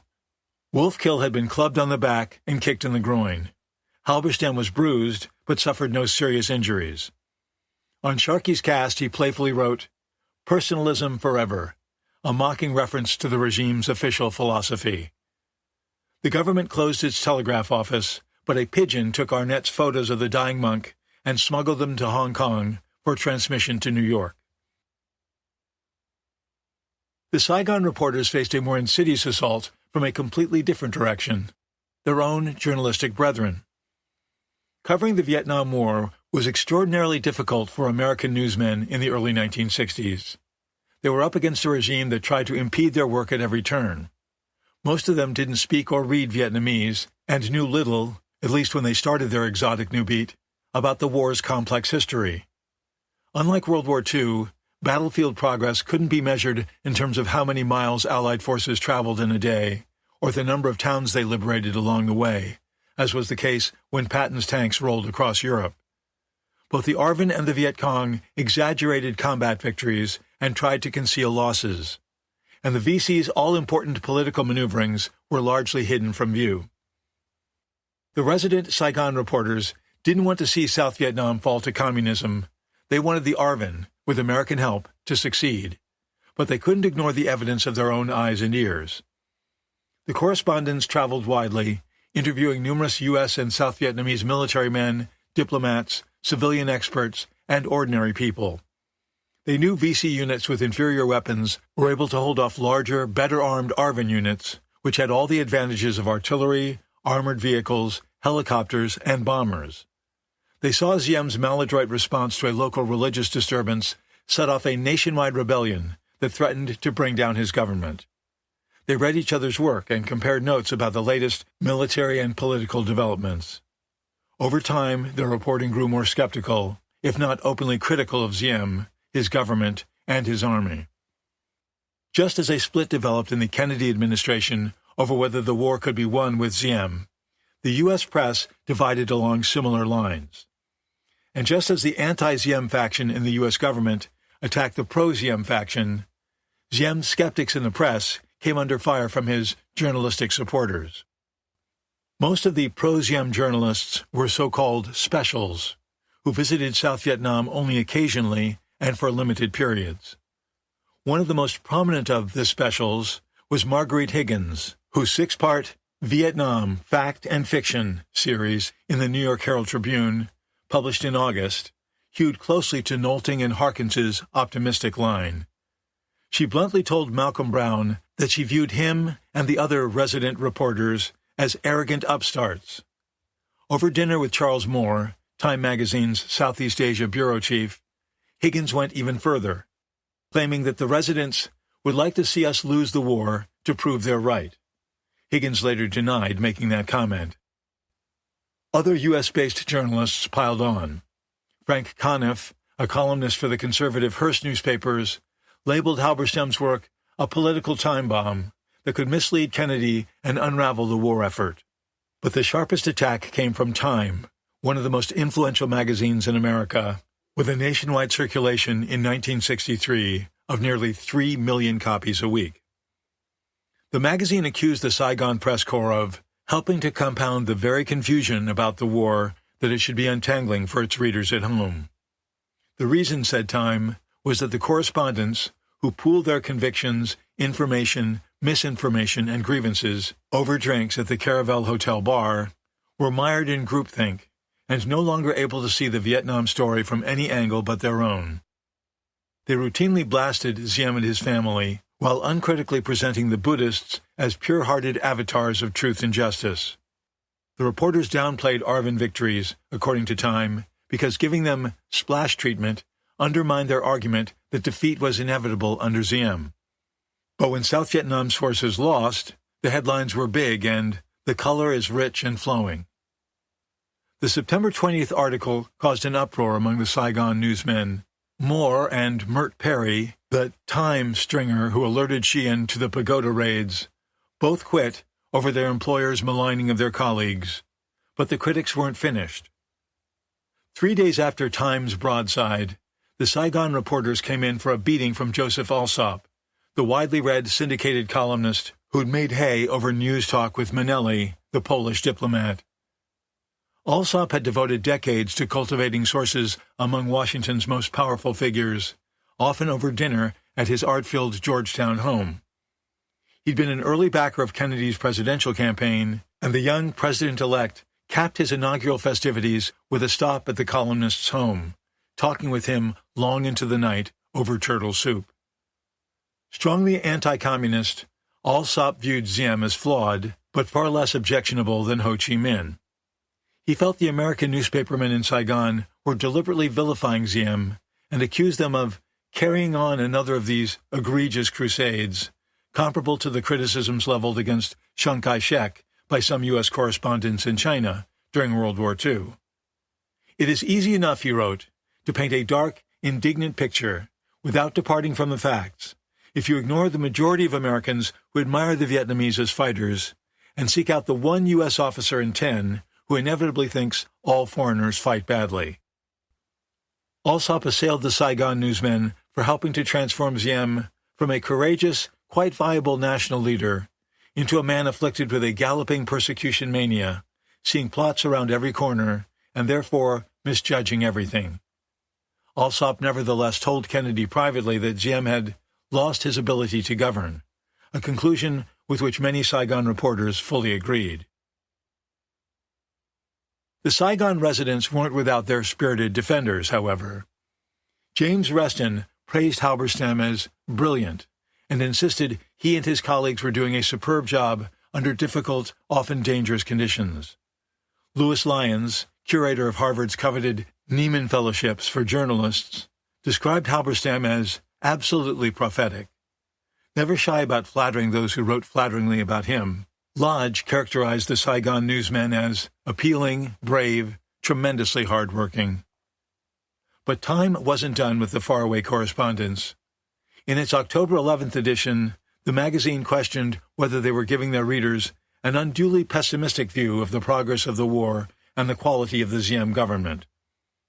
It noted that some publications were sending other writers, like Higgins and Alsop, to Vietnam for a fresh look, since the residents were severely critical of practically everything and made no apologies for their total dislike of the Diem government.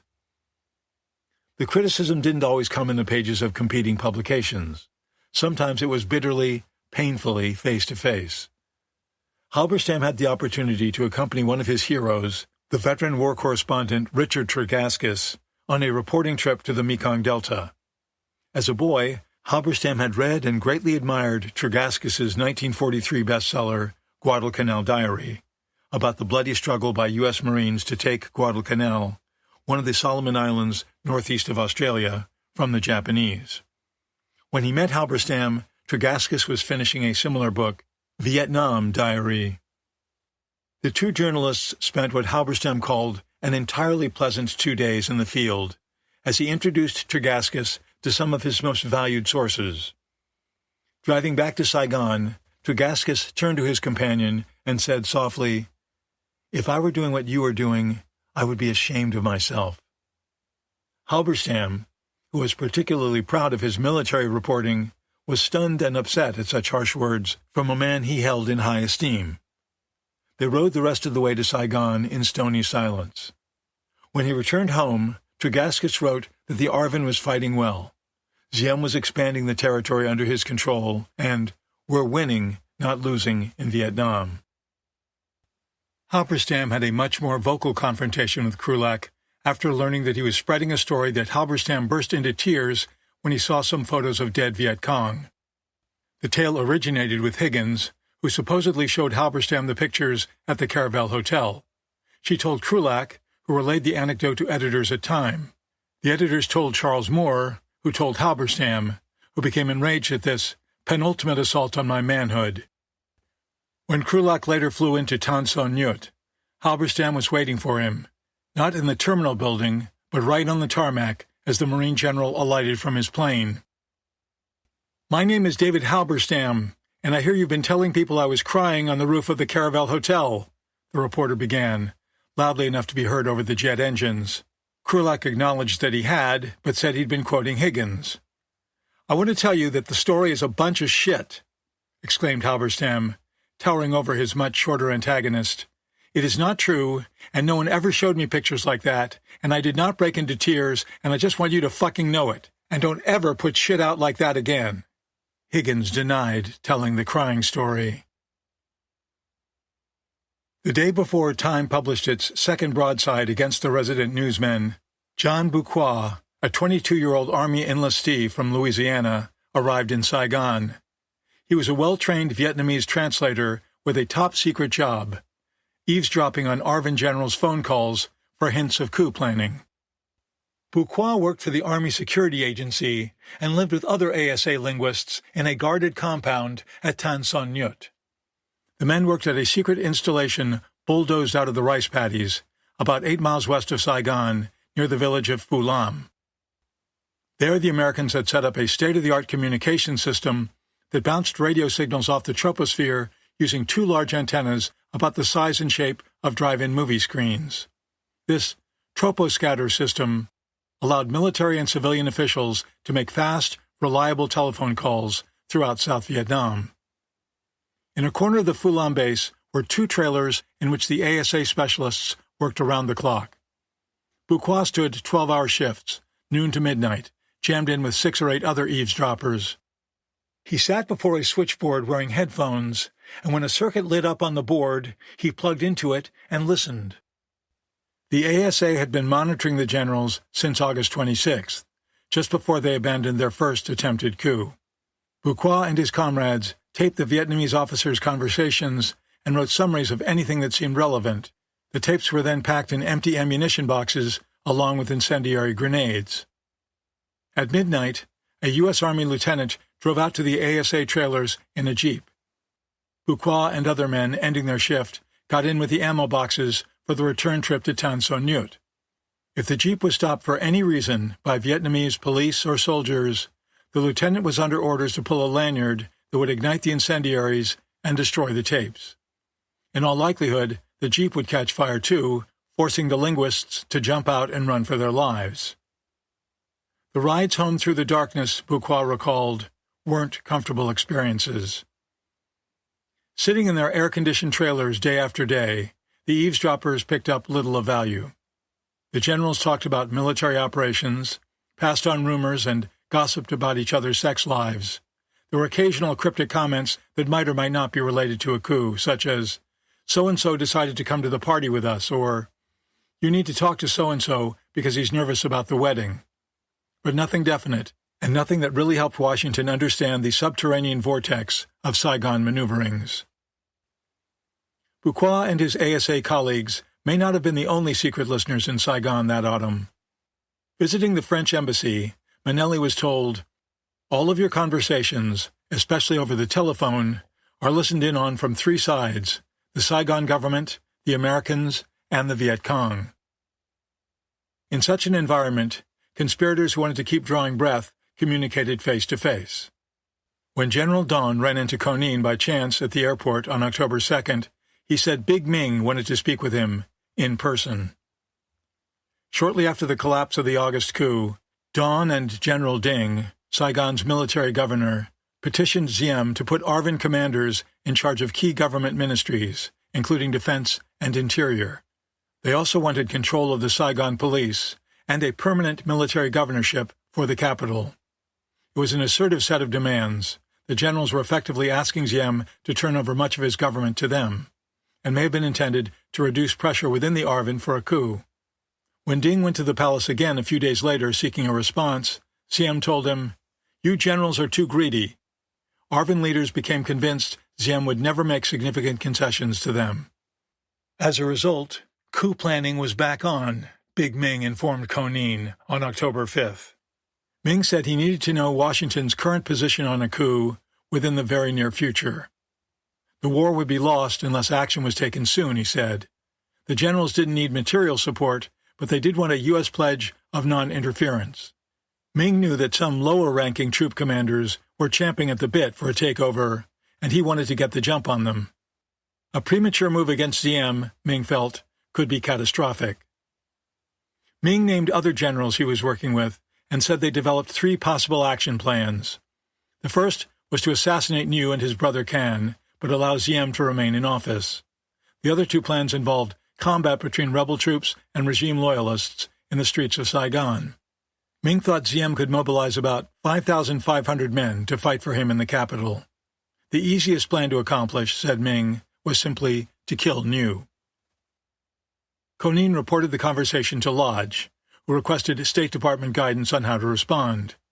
While he and Harkins didn't have great faith in Big Ming, Lodge thought the best course was for Conin to tell the general that the embassy wouldn't impede a revolt and offered to review his tactical plans other than assassination plans. But David Smith, who had become acting station chief following Richardson's removal, urged Lodge to reconsider. He suggested that we do not set ourselves irrevocably against the assassination plot, since the other two schemes could lead to a bloodbath in Saigon or a protracted internecine struggle that might shatter the ARVN. Smith's advice brought a quick reproach from McCone, who cabled that the United States couldn't be in the position of endorsing an assassination and engaging our responsibility, therefore. He ordered Smith to withdraw his recommendation to Lodge. When Smith did so, the ambassador commented that he shares McCone's opinion. Meanwhile, reports of plotting by other groups filtered into the embassy. Saigon seemed awash in conspiracies cooked up not just by military men, but by lawyers, students, National Assembly members, civil servants, teachers, and alienated former Ziem adherents. 2 or 3 people a day contacted the CIA station to discuss their ideas for purging the palace of the nose. It turned out that Dr. Thuyen, the former secret police chief, had never gone to Cairo as ordered. He surfaced instead in Hong Kong, still trying to organize an uprising. His original scheme was for some ARVN battalion and company commanders he'd enlisted to seize key facilities in Saigon, while a small group armed with automatic weapons stormed the palace. The plan later changed to blowing up New, with the help of a palace staff member who has demolition equipment. Thuyen's agents tried to kill New during a September 13th meeting with Colonel Tung and several cabinet ministers. But the plastic explosive failed to go off due to a defective detonator, according to an account given to the CIA by the chief of the Political Bureau for Ziem's security service. A different source said the attack was postponed because New didn't attend the meeting as scheduled. The CIA also received updates on the activities of Colonel Tao, the VC agent who was plotting his own coup. Tao claimed to have the support of 4 ARVN generals, as well as a unit commander in the Presidential Guard. He wanted to attack the palace with 3 battalions, hoping that more generals with more troops would join him. Tao had an alternative plan to ambush New and his wife as they drove to the palace from the airport following her overseas trip. Tao's group acquired a house along the route and was negotiating for an apartment across the street from it, apparently so snipers could catch the news in a fatal crossfire. The most powerful of the would-be insurrectionists were, of course, the generals. But there was more than a little mistrust, not only between the generals and some lower-ranking rebel officers, but among the generals themselves. They circled one another as warily as alley cats. Who among them was a committed insurgent? Who might be a palace snitch? Both Big Ming and Don regarded the mirthless General Hiem with suspicion. Ming thought Hiem might have played some sort of double role during the abortive August coup. Don was in a ticklish position because Hiem was his chief of staff. Prior to the August attempt, Konin had given Hiem the layout of Colonel Tung's Special Forces garrison outside Saigon. Tung's compound was high on the list of targets the generals wanted to neutralize rapidly when they made their move. Now Ming asked Konin to give him the same diagrams so he could compare them with what Hiem showed him in August. Nor did the generals place much trust in the Americans. They'd long felt that anything they told Nolting or Harkins soon made its way to the palace. They were especially skeptical of Richardson, believing that he'd passed information about coup activities to New. There's no evidence that Richardson did so, but the generals were delighted when the CIA station chief disappeared from Saigon. Not long after Richardson's departure, fear gripped the embassy when CIA informants reported that New had targeted Lodge for assassination. The notion that New might murder the American ambassador seemed crazy on its face. Besides a monumental uproar in Congress and the press, such an action could lead to a severing of U.S. diplomatic relations with Saigon and an American pullout from South Vietnam. For the rest of his life, New would have to look over his shoulder for possible American retaliation. The CIA cautioned that the assassination reports were murkily sourced and should be viewed with skepticism, but Lodge found them credible, partly because he believed that New was irrational from smoking opium. The story was that New planned to give official permission for a student demonstration outside the embassy, and then seat it with 100 undercover agents who'd force their way into the building, kill Lodge and other U.S. officials, and set the place on fire. Lodge cabled the State Department on October 10th that if a crowd began to gather, his plan was to lock the embassy's steel gates and have Marine Guards set off tear gas against anyone trying to force their way in. The ambassador also instructed Smith, the acting station chief, to pass the word to the CIA sources that if he were killed, American retaliation will be prompt and awful beyond description, with U.S. forces delivering a horrible and crushing blow to Ziem and New. In his inimitable fashion, Lodge saw a silver lining if he actually was killed. Washington then would have a good pretext to carry out the coup he yearned for, using any violent means it wanted. If I am assassinated, he cabled, a new situation would be created, which might give us a chance to move effectively for a change of government using methods which would now be rejected by U.S. and world opinion, but which would then become acceptable. There should be state defense planning on this. In Washington, McCone remarked to Harriman that Lodge's cables seemed rather hysterical. Harriman agreed that the idea of a regime attack on the embassy was far-fetched. Others, however, shared Lodge's concern about the embassy's vulnerability. Its only on-duty protection was 2 Marine guards, although another 16 off-duty Marines could be summoned to back them up. In addition, civilian embassy officers had access to .45 caliber pistols. While a Marine guard station behind a concrete wall protected the Chancery's front doors, the building was alarmingly open in the rear, where a courtyard faced a 2-story private home owned by a Chinese merchant. Lodge worried about attackers crashing through that house and storming the embassy from behind. State Department security officers agreed, concluding that the building was indefensible and wide open to determined attack. The CIA's informants claimed that the purported invaders also wanted to kill Chi Kuang, who was still under embassy protection. The State Department suggested striking a surreptitious deal with the palace to let the monk quietly slip out of the country, eliminating the ongoing standoff over him between Saigon and Washington. But Lodge didn't think that would work.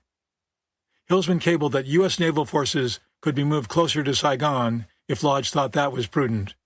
Harkins noted that 150 military police officers could be rushed in to protect the embassy, along with a provisional battalion slapped together from clerks and other support personnel. He also promised a helicopter to rescue Lodge from the embassy roof, a scheme that prefigured one of the most iconic scenes of the Vietnam War when Saigon fell to the North Vietnamese Army in 1975. The coup generals looked to Big Ming, the ARVN's most popular officer, as their leader. But Ming was concerned that he and his co-conspirators might not be able to muster enough troops to overcome Ziem's defenders, or that an informer might sell them out before they were ready to act. In mid-October, Ming decided to exercise his easiest option, killing Niu, rather than trying to take over the government. He assigned a squad of army sharpshooters to assassinate the political counselor as he drove through a busy intersection about a mile from the Xiaolong Palace. The plan was so closely held that even General Dong didn't know about it. On the day the attack was to take place, Niu presided at one of his weekly meetings with the generals at Joint General Staff Headquarters near the airport. When it was over, he asked Dong to return with him to his palace office. As Dong was stepping into Niu's black Mercedes, Ming tried to wave him away, but he got in anyway, and the car moved off. The snipers had to be hastily ordered to stand down for fear that Dong, too, would die in the ambush. Ming later upbraided his ARVN collaborator for inadvertently saving Niu's life.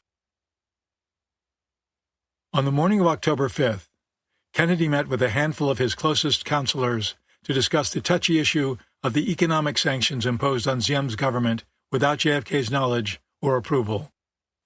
The press and public still didn't know that Washington had suspended the commercial import program about 6 weeks earlier. McCone and David Bell, who headed the U.S. Agency for International Development, both told the president they were unhappy with the freeze. McCone argued that holding up subsidized imports was more likely to pitch South Vietnam into an economic crisis than scare Ziem into compliance with U.S. demands. Kennedy ordered that the suspension be continued, but monitored very, very carefully in case it began to boomerang in undesirable directions. He also wanted financial support for Colonel Tung's forces stopped until they were removed from Niu's control and placed under the ARVN. A cable sent to Lodge the same day explained that Kennedy's decisions were designed to create significant uncertainty in South Vietnamese minds about Washington's intentions. Ziem wasn't to be formally notified in the hope that he'd come to Lodge for an explanation. When that happened, Lodge was to give him a list of actions he should take to boost popular support for his government, including the release of jailed bonzes and students and an end to nighttime arrests, brutal interrogation, including women, and other police terrorist methods. Significantly, JFK and his advisers backed away from their previous insistence that Niu and his wife be banished from the government, indicating that they'd settle for some feasible reduction in influence of news. McGeorge Bundy followed up with a telegram to Lodge indicating that the White House was making every possible effort to limit public knowledge about what it wanted from Diem, and that the ambassador shouldn't tell newsmen anything. Nothing could be more dangerous, wrote Bundy, than for the press to get the impression that the Kennedy administration had presented yet another set of demands that Diem had shrugged off. Bundy further instructed Lodge not to encourage any coup activity, but to undertake an urgent covert effort to identify possible alternatives to Diem. 2 days after the White House meeting, the Times of Vietnam revealed the aid suspension in a front-page story that quoted one Vietnamese asking, "Who is the U.S. fighting, us or the Communists?" Halberstam relayed the news to American readers with a much more detailed story in the New York Times, noting that the aid holdup could cause serious disruptions in South Vietnam's economy within a few months. Although it wasn't Kennedy's intention, the aid moratorium greatly encouraged the rebel generals. Indeed, Big Ming had specifically asked for such action as a signal of continued U.S. support for a coup, and the generals later cited it as one of the main reasons they moved forward with their revolt. On the evening of October 6th, Bundy got into a series of heated discussions at a dinner party at the home of Frank Wisner, the retired CIA deputy director who tracked down anti-agency leakers at McCone's behest. Chatting with a small circle of fellow guests, Bundy remarked that he wished very much that all participants in the Vietnam policy debates would keep their mouths shut, since further recriminations would do no one any good, and since it was already a matter of acute embarrassment. He then turned to Wisner, a mercurial man who supervised CIA clandestine operations in the 1950s, including the 1954 coup against Guatemala's president. Bundy told him that CIA people in particular should stop complaining, publicly and privately. Wisner rejoined that while the CIA had been the victim of a considerable campaign of abuse and vilification, he knew of no one in the agency who griped to the press. Bundy didn't like that. He snapped that Wisner's comment was childish, just like one 6-year-old saying that the other had started the fight. Wisner cornered Bundy later in the evening, arguing that certain members of the press had been crucifying the CIA for weeks, even though it had done nothing wrong. High-level authorities had approved all of its actions in Vietnam, yet no administration official had spoken out in its defense. Did Bundy seriously believe, Wisner asked, that the agency had no right to defend itself against attacks that were damaging its reputation and its employees' morale? Bundy replied that he was hearing the same grumbles from State Department and Pentagon people who claimed their departments were under similar attacks. Wisner then demanded to know if Bundy thought Richardson was guilty of insubordination and operating at cross purposes with national policy, as some in the press claimed. No, Bundy said, he didn't believe that. He described Richardson as an absolutely outstanding example of a fine civil servant who deserved some expression of gratitude, such as a medal, when he got home. Bundy went on to say that, contrary to what appeared in the press, the real reason Richardson was pulled out of Saigon was the unfortunate clash of personalities between him and Lodge. McNamara and Taylor discovered on their recent visit that the ambassador and the station chief had reached the point where anything done or said by one was absolute anathema to the other. Under such circumstances, said Bundy, Kennedy had no choice but to permit the relief of the lower-ranking man. Wisner's guests included Harriman, who sounded off from the other end of the room that while other officials seemed to be blabbing to the media quite a bit, he wanted it clearly understood by all concerned that he personally was not. But Harriman may have protested too much.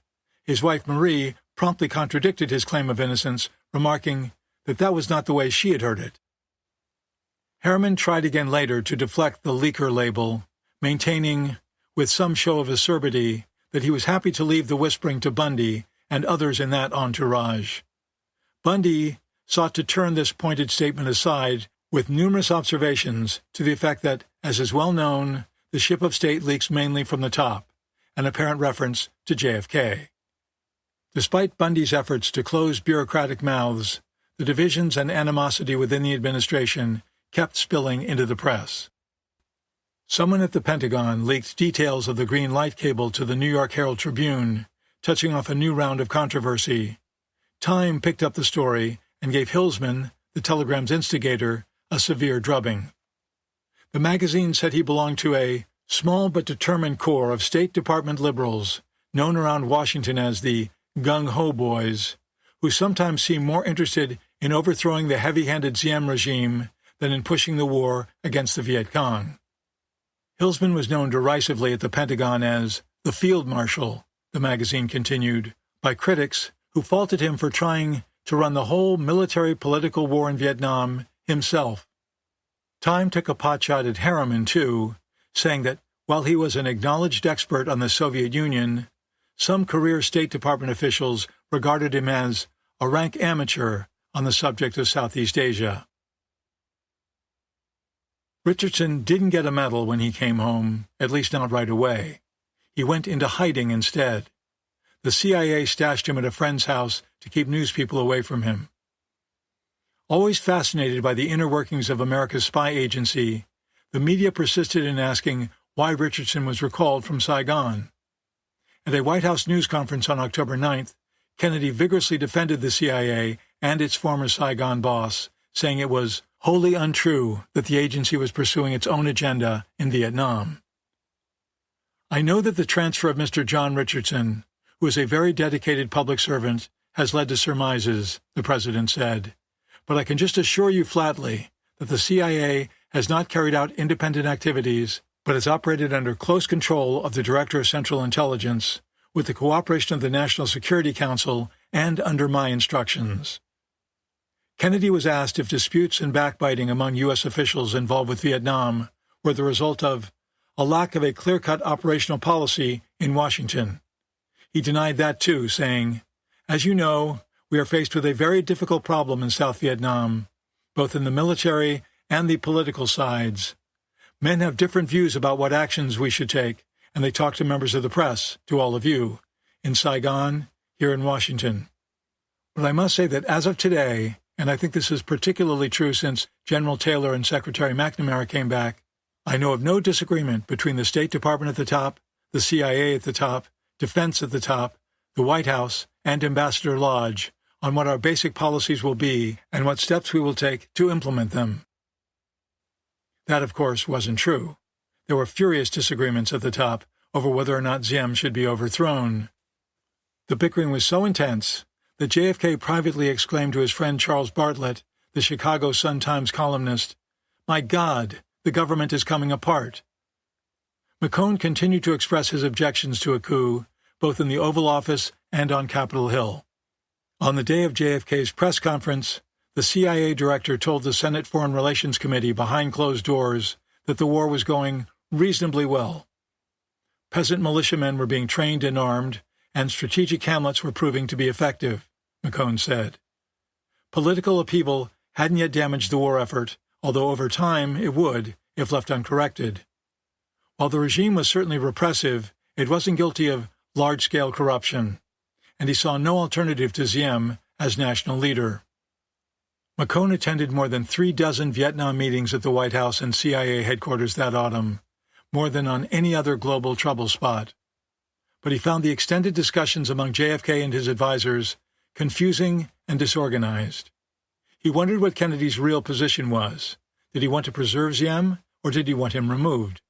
Was he trying, in his haphazard college faculty debate way, to bring his quarreling subordinates together by letting them talk themselves out in meeting after meeting? Did he hope one faction would eventually out-argue and persuade the other? McCone sensed that the president was uncertain about how to proceed. McCone was sure of one thing. Richardson had been treated disgracefully. At one point, the intelligence chief sat outside the Oval Office for 3 hours, waiting for a chance to speak with Kennedy about his former station chief. When he finally got in, McCone described Richardson as a very good CIA officer and a patriot. He'd come home under a cloud, but he deserved a commendation. Kennedy evidently agreed. Later, in a secret ceremony at CIA headquarters, Richardson was awarded the Distinguished Intelligence Medal for performance of outstanding services or for achievement of a distinctly exceptional nature in a duty of responsibility. McCone was followed to the Senate Foreign Relations Committee by McNamara and Taylor, who also testified in private. And behind closed doors, they did what the Kennedy administration was unwilling to do in public. mounting a strong, pragmatic defense of Diem in spite of his authoritarianism. McNamara told the senators that Diem had done an extraordinary job of holding his country together for 9 years under very difficult conditions. It was only realistic, he said, to expect some degree of repression from a government fighting for its life against determined aggressors. The defense secretary acknowledged that South Vietnam was a near-feudal state that was singularly awkward and clumsy in conducting its affairs. He noted that a very primitive form of democracy was emerging in strategic hamlets, whose inhabitants were now able to elect their own village chiefs. But it was unfair and unrealistic, he said, to expect the besieged Diem regime to adhere to standards of democracy that the United States had been refining since the 18th century. Taylor went further. "We need a strong man running this country," he said.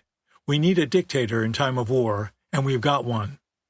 He noted that even Abraham Lincoln suspended habeas corpus, a cornerstone of constitutional governance, at the start of the Civil War, to prevent Confederate sympathizers in Maryland from blocking Union troop trains. Americans generally dislike dictators and authoritarian leaders, but there was ample precedent for JFK to vocally back Diem.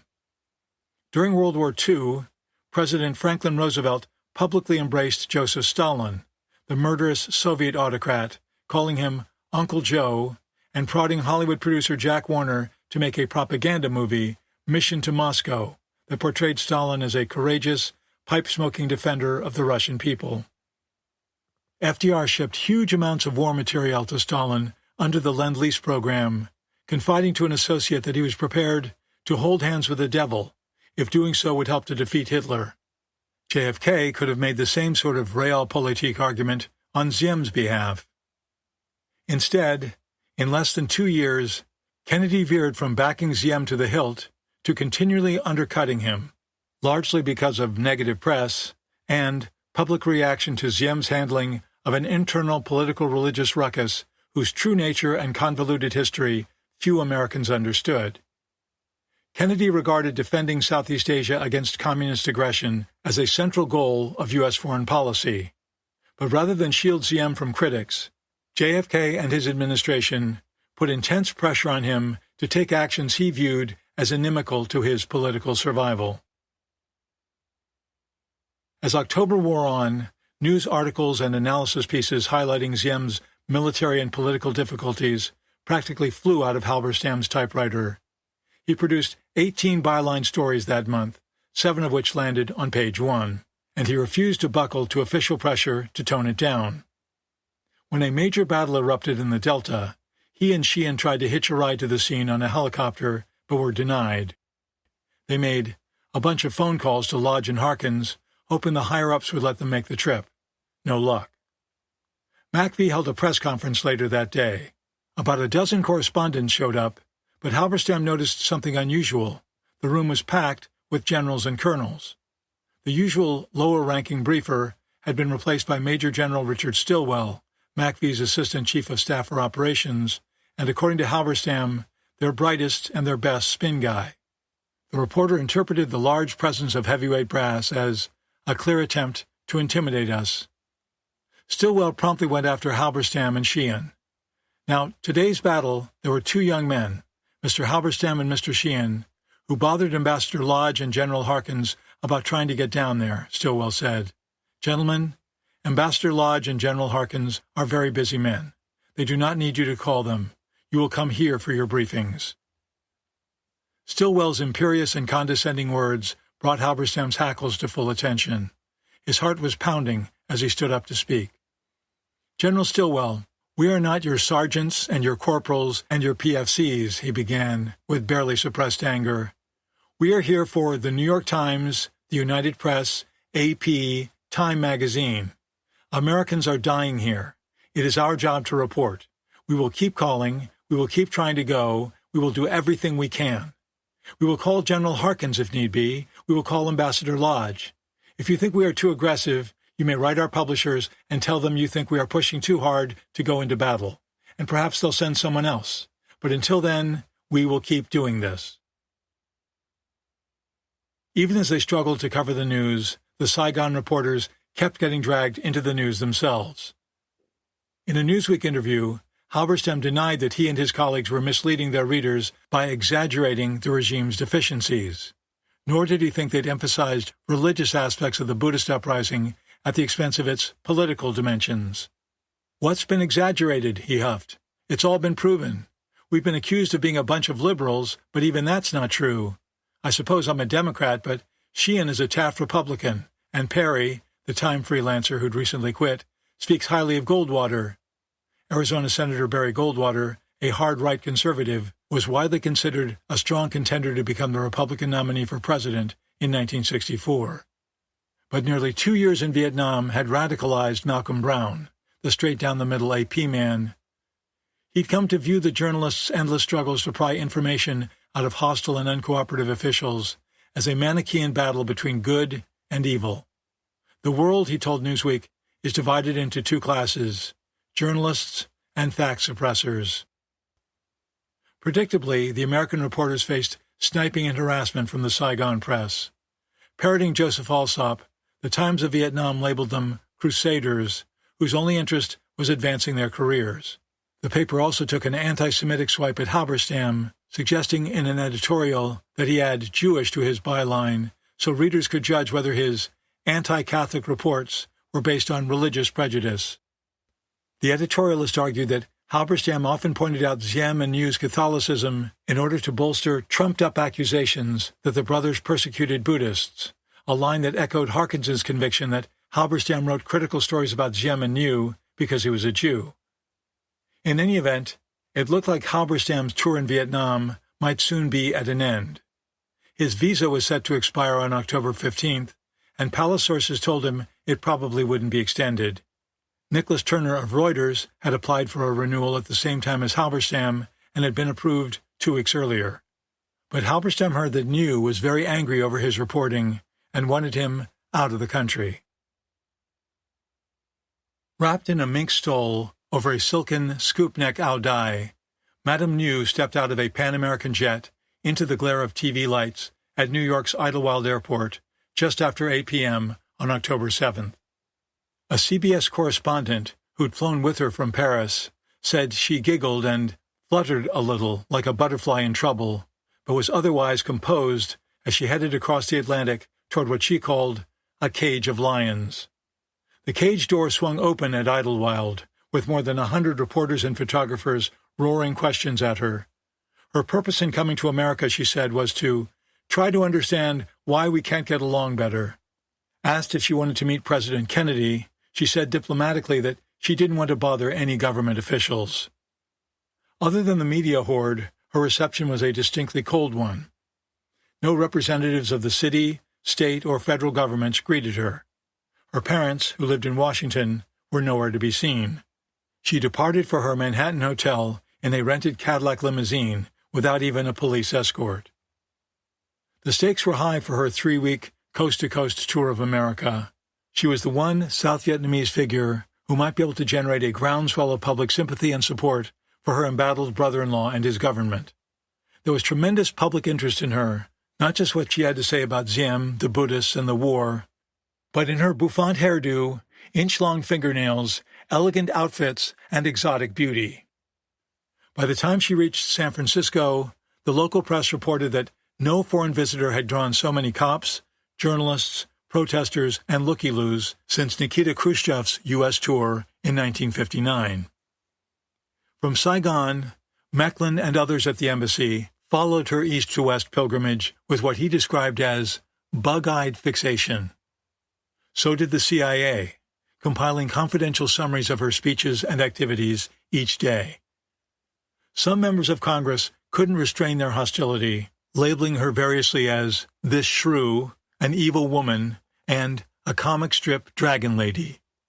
Senator Stephen Young, a bombastic Ohio Democrat, characterized her vaudeville tour as an affront to all Americans and urged the Kennedy administration to kick her out of the country. Columnist Charles Bartlett, JFK's friend, wrote that her visit ran the risk of damaging the president's ability to maintain a consensus that the military effort in South Vietnam be pursued in spite of the news.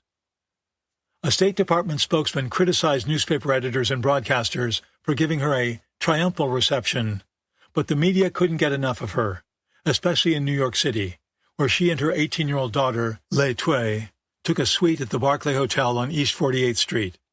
She spent her first day secluded in the hotel, going over her schedule of public appearances as about 50 reporters and TV cameramen waited in the lobby for any stirrings from her rooms. Her first speech was before the Overseas Press Club at the Waldorf Astoria Hotel, where about 1,000 people crowded into the hotel's grand ballroom to see her. Clad in turquoise silk brocade, she was barely visible behind the 4-foot-high lectern. Someone brought over a bar stool and lifted her onto it, but after a moment she asked to have it removed. She was more comfortable standing. She spoke briefly and answered questions, although many of the mink-draped women in the audience seemed most interested in the 39-year-old First Lady's youthful appearance and long fingernails. "You don't have nails like that and do much around the house," sniffed one. Madame Yu denied that the Ziem government persecuted Buddhists and claimed that American reporters were distorting the news about her country, themes she was to repeat again and again during her trip. She suggested that the United States was less skilled at fighting counter-guerrilla wars than conventional ones, and asserted that the Communists knew they were headed for defeat. But her imperfect English was on full display as the audience laughed at some of her comments about South Vietnamese customs, probably not the reaction she wanted. 4 photographers trying to take her picture as she emerged from a TV studio that day claimed they were punched in the face by New York cops, prompting a CIA report writer to note puckishly that Madame may have felt she never left home. The following day, October 10th, a crowd of 300 people watched as she arrived under heavy police escort at the Time Life building in Midtown Manhattan for lunch with magazine editors. She later spoke at Sarah Lawrence College, repeating the regime line that a VC bomb, rather than government troops, had been responsible for the May 8th deaths in Hue. But the pace of her travels was wearing her down. Her voice quavered, her small body shook, and it looked like she might collapse on stage. She gulped some pills and later summoned a doctor to her hotel suite to treat her for exhaustion. She was back in action the next day, reveling in an exuberant welcome from more than 4,000 students at Fordham University, a Catholic institution. The youths gave her a standing ovation as she entered the packed gymnasium and interrupted her speech repeatedly with vigorous applause. Twice she blew kisses at the audience. She voiced no criticisms of JFK and said of her country's attitude toward the United States, "We are very proud people, but never ungrateful people. Never." On October 13th, she went to NBC Studios to appear on Meet the Press. Before the broadcast, she encountered John Sharkey, his head still bandaged from his run-in with Saigon cops 8 days earlier. Sharkey was one of the panelists who would question her. When she asked what happened to him, Sharkey said, "I was beaten up by your secret police." Madame Yu politely replied that she was very sorry and hoped he recovered soon. There was no mention of the police attack during the program. She nevertheless made news by accusing the U.S. government of being softer on communism than the Saigon regime. "It appears," she said, "that it is only because we still are too much anti-communist that there is misunderstanding, that if we change more, if we become soft anti-communists, it will be better." She also charged that the U.S. Information Service in Saigon was trying to overthrow Ziem, a remark that sounded nutty but wasn't far from the truth, given the embassy's most recent clandestine contacts with the generals. She then flew to Boston to speak at Harvard and Radcliffe. She charmed more than 200 Radcliffe students packed into a dormitory lounge by relating her efforts to emancipate Vietnamese women, who she described as the real power in South Vietnam. Returning to Manhattan, she met in her hotel suite with the parents of a U.S. Army lieutenant who had been captured and executed by the Viet Cong. She spent 30 minutes talking with the couple and expressing her condolences. Kennedy followed Madame's high-profile visit and vitriolic attacks on his Vietnam policy with great annoyance, according to his speechwriter, Theodore Sorensen. When someone asked how so feminine a female could be so harsh, the president speculated that she resented getting her power through men. He overlooked the power she held in her own right as a National Assembly member and leader of 2 large women's groups, one of them armed. But there was little Kennedy could say or do that wouldn't bring her even more attention. In a memo to Hilsman, a State Department colleague suggested that journalists be reminded that Madame Yu wasn't an official of the South Vietnamese government, but acknowledged that she was highly quotable and, unfortunately, too beautiful to ignore. When she traveled to Washington for another round of speeches, no government protocol officer or ranking elected official showed up to welcome her, an uncommon snub of an important representative of a wartime ally. On October 16th, she addressed the Women's National Press Club, explaining to a packed house of 800 that she learned the word barbecue from her teenage daughter, who overheard Americans using it at a Saigon snack bar. When Buddhists began incinerating themselves, she came up with her monk barbecues line in the hope of stopping the burnings by mocking them. I thought that ridicule was the best weapon, she said. It was not cruelty. But her widely publicized derision came up over and over during her visit. It was impossible for her to shake the callousness of her words. That night, Madame Yu created a plaintive spectacle as she chased about the capital looking for her parents, who lived there but were estranged from her. With newsmen trailing her, she dashed from her hotel to her parents' modest home and to the South Vietnamese embassy. Her parents had no desire to see her. Her mother referred to her as a monster and urged anti-Diem Vietnamese living in the United States to run her over with a car during her visit. Her father, who had quit as Diem's U.S. ambassador after the pagoda raids, launched his own speaking tour, following in his daughter's wake and denouncing her husband, and Diem at every stop. Back in Saigon, Nhu returned the animus in full, telling an Italian journalist, "I will have his head cut off. I will hang him in the center of a square and let him dangle there. My wife will make the knot on the rope because she is proud of being a Vietnamese and she is a good patriot." The next morning's newspapers carried a photo of Madame Nhu standing disconsolately outside her parents' house, hands on hips, as her daughter knocked on the door but got no answer. She again made headlines during an October 18th speech before the National Press Club, accusing a handful of people in the Kennedy administration of treason for childishly reducing aid to her government. Though she didn't name anyone, she said some JFK subordinates were angry because they wanted to topple the Vietnamese government but couldn't. She agreed with McNamara's prediction that the war could be won by 1965, but said a handful of State Department officials were doing their best to make McNamara a poor prophet. There were more speeches and more large audiences in Los Angeles, San Francisco, and other cities. There were gossipy news stories about her daughter dancing with a young man at a Manhattan night spot and dining with another young man in San Francisco's Chinatown. Asked at a press conference if romance might be in the air, Lê Thuy, a member of her mother's paramilitary corps, replied, "What I really love is shooting guns, pistols, carbines, machine guns, rifles, bazookas, everything." If Madame Nhu's goal was to generate a surge of empathy and enthusiasm for her government, she failed. Former President Harry Truman declared that she has made a fool of herself. Time magazine observed that she'd received the worst press notices since Tokyo Rose, and many Americans remain skeptical of her and her family.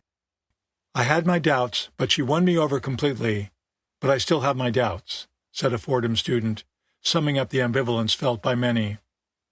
By the time her junket ended in late October, polls indicated her favorability rating among Americans had dropped to 8%. Chapter 17. Kennedy's Big Squeeze. State Department wits like to describe the gradual cutting off of U.S. assistance to a client nation as salami slicing. But Washington's abrupt aid suspension cut into South Vietnam's feeble economy like a chainsaw. With the flow of imports drastically curtailed, prices increased sharply for certain foods, consumer goods, and construction materials. By mid-October, the cost of wheat flour was up 30%. Cement jumped 30%. Sweetened condensed milk rose 10%. Prices for soap, charcoal for cooking, and nuoc mam, the pungent fish-based sauce used in virtually every Vietnamese kitchen, went up an average of 20%. The value of the piastre dropped, with the black market exchange rate for dollars spurting to 180 to 1, the highest ever. The price of gold soared. People began to hoard so much that dentists found it hard to obtain. There were reports of bank runs in Cholon, Saigon's Chinese community. Speculators snapped up canned milk and flour, creating artificial shortages. A pro-regime newspaper, Cheng Doi, branded the American aid reduction as a criminal action and a betrayal of the ideal of freedom. Diem told a CBS News interviewer that he'd keep up the fight against the communists with or without U.S. help, and the regime dug in for a prolonged period of austerity. Government workers were told they might face pay cuts. Diem set aside foreign currency reserves to pay for imports of necessities such as chemicals, wood pulp, and coke used to make iron. Despite his outward bravado, Diem was in trouble. Tuan, his chief of staff, told Lodge his boss had ordered elaborate studies of whether the South Vietnamese could tighten their belts and go it alone economically. The conclusion was they couldn't. The CIA reported that the aid cutoff was beginning to hinder the war effort. Saigon couldn't pay its share of costs for the Allies' joint counterinsurgency program. Though it was clear that inflation was already destabilizing South Vietnam's economy, Lodge, who hadn't spoken to Diem in weeks, wanted the chokehold tightened. Pressures should be continued, he cabled Washington, until point where they likely result in severe economic dislocation. Diem and New openly expressed their anger at the Kennedy administration to journalists and third-country diplomats. Speaking to reporters in his cluttered palace office on October 17th, New said South Vietnamese had lost confidence in the U.S. government and that the aid suspension had initiated a process of disintegration in Vietnam. Yet the brothers gave no sign of being ready to undertake the reforms Washington wanted in exchange for the aid faucet being turned on again. In an interview with the Australian novelist Morris West, New, who'd said in May that he wanted U.S. forces in his country cut by half, now declared that all American advisors and helicopter pilots should leave. New claimed it was him who planned ARVN operations, but he couldn't do so without first asking MACV for helicopter support. Americans, he complained, didn't understand VC-style warfare. Without the Americans, we could win the war in 2 or 3 years, New asserted. With the Americans here, who knows? Washington, he said, should give South Vietnam military and economic assistance with no strings attached. West, whose books often focused on the abuse of power and the role of Catholicism in politics, passed on New's words to the embassy, describing them as the most blatant anti-American tirade I have heard. So provocative was the political counselor's diatribe that Kennedy and Bundy discussed how to make use of the story, but took no apparent action. In 1965, West published The Ambassador, a fictional account of an American diplomat who helps to stir up a military coup against an unpopular South Vietnamese Catholic ruler.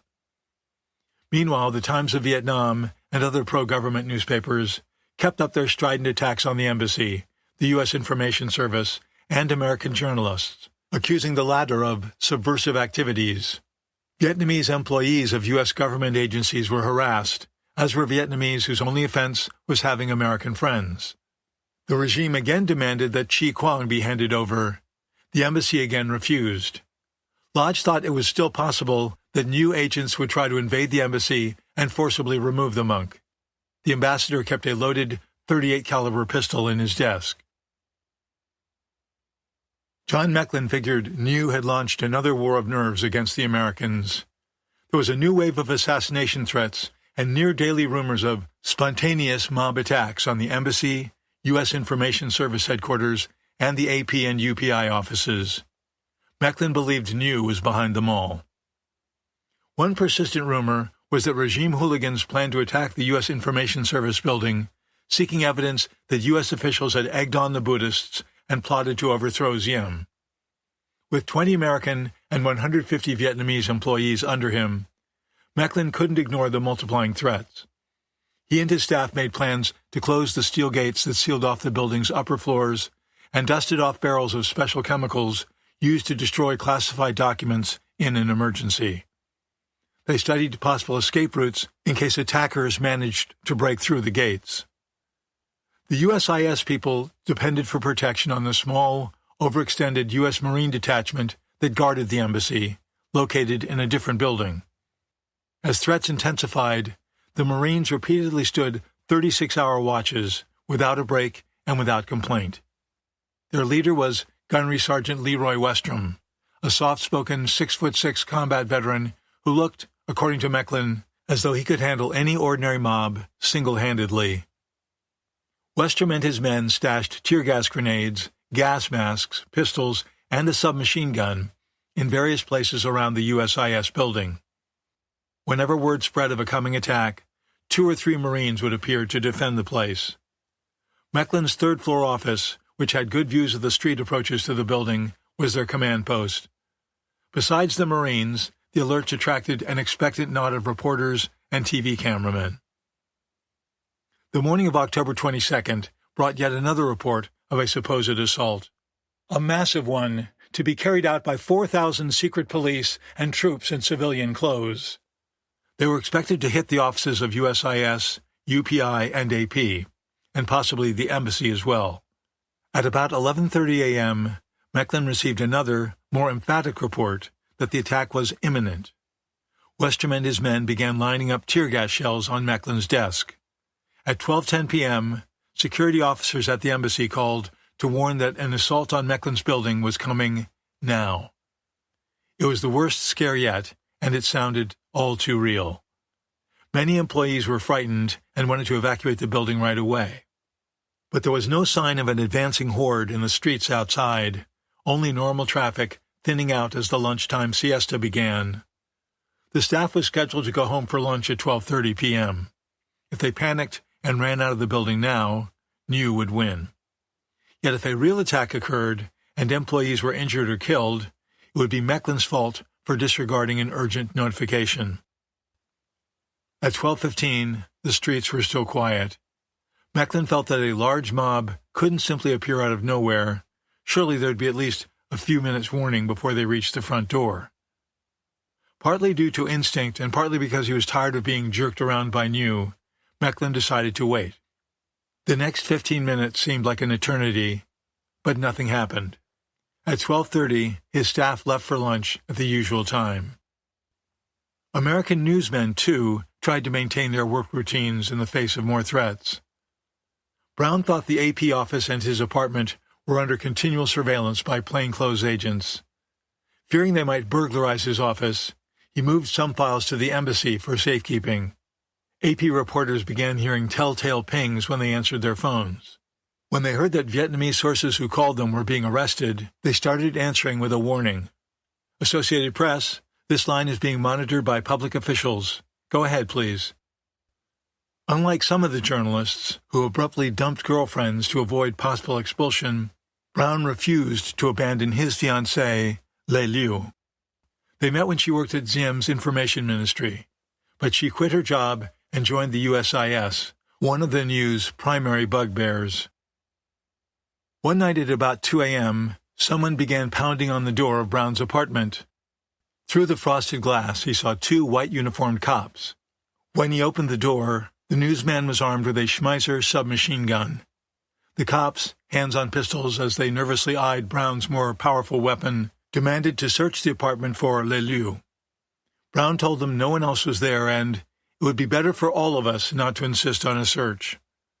After a whispered exchange, the cops turned and disappeared into the night.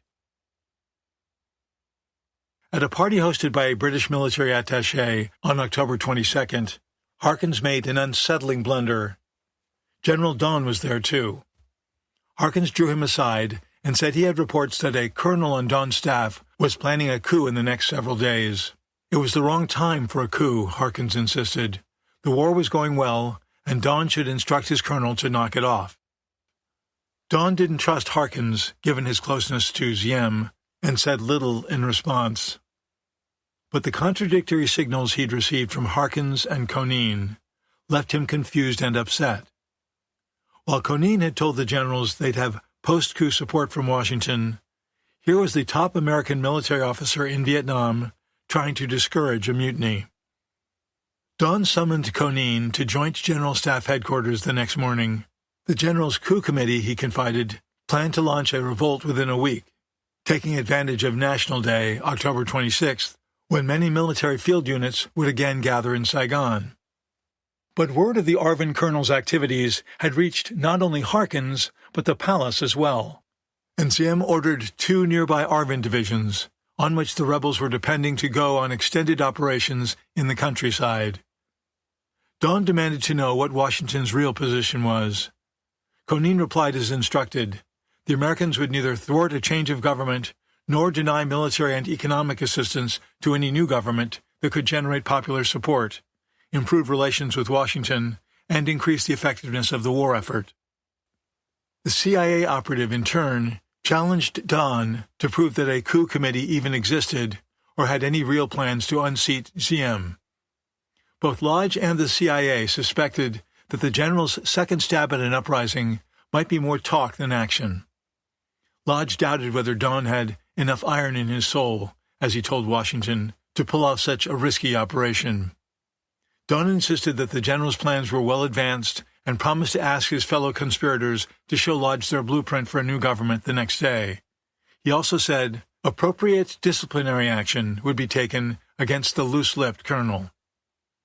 That afternoon, Lodge admonished Harkins over his exchange with Dawn, explaining that administration policy was not to stimulate a coup, but not to discourage one either. According to Lodge, Harkins said he'd misunderstood and thought that Washington opposed a revolt.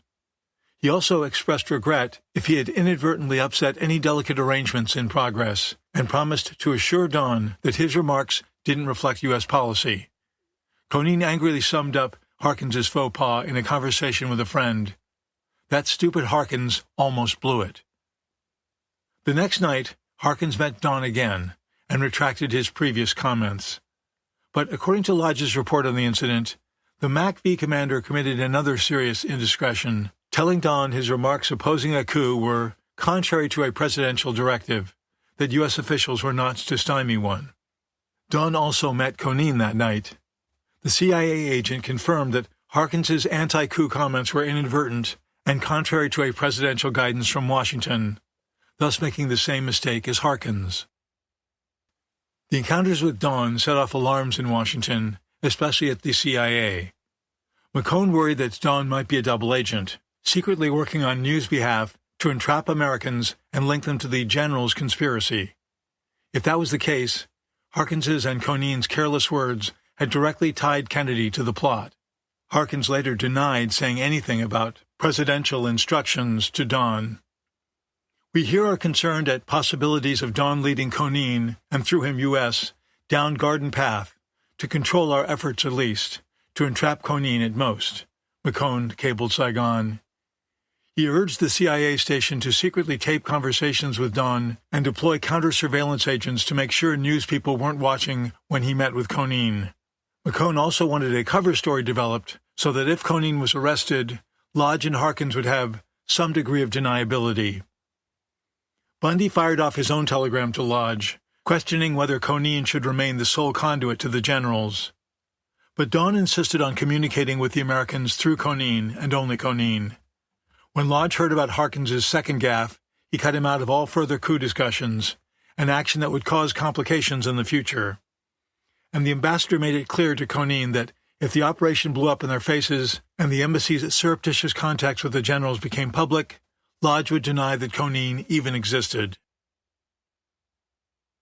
On October 24th, Halberstam was lunching at a Chinese restaurant near Zialong Palace with Ray Herndon, the UPI reporter from Texas, and Seth King, a fellow Times correspondent sent in to backstop him on the burgeoning Vietnam story. Halberstam had a tip that a group of younger ARVN officers, led by Colonel Tao, the VC agent, was to launch a revolt that day. Every 5 minutes or so, one of the newsmen got up from the table and walked around the block looking for telltale troop movements.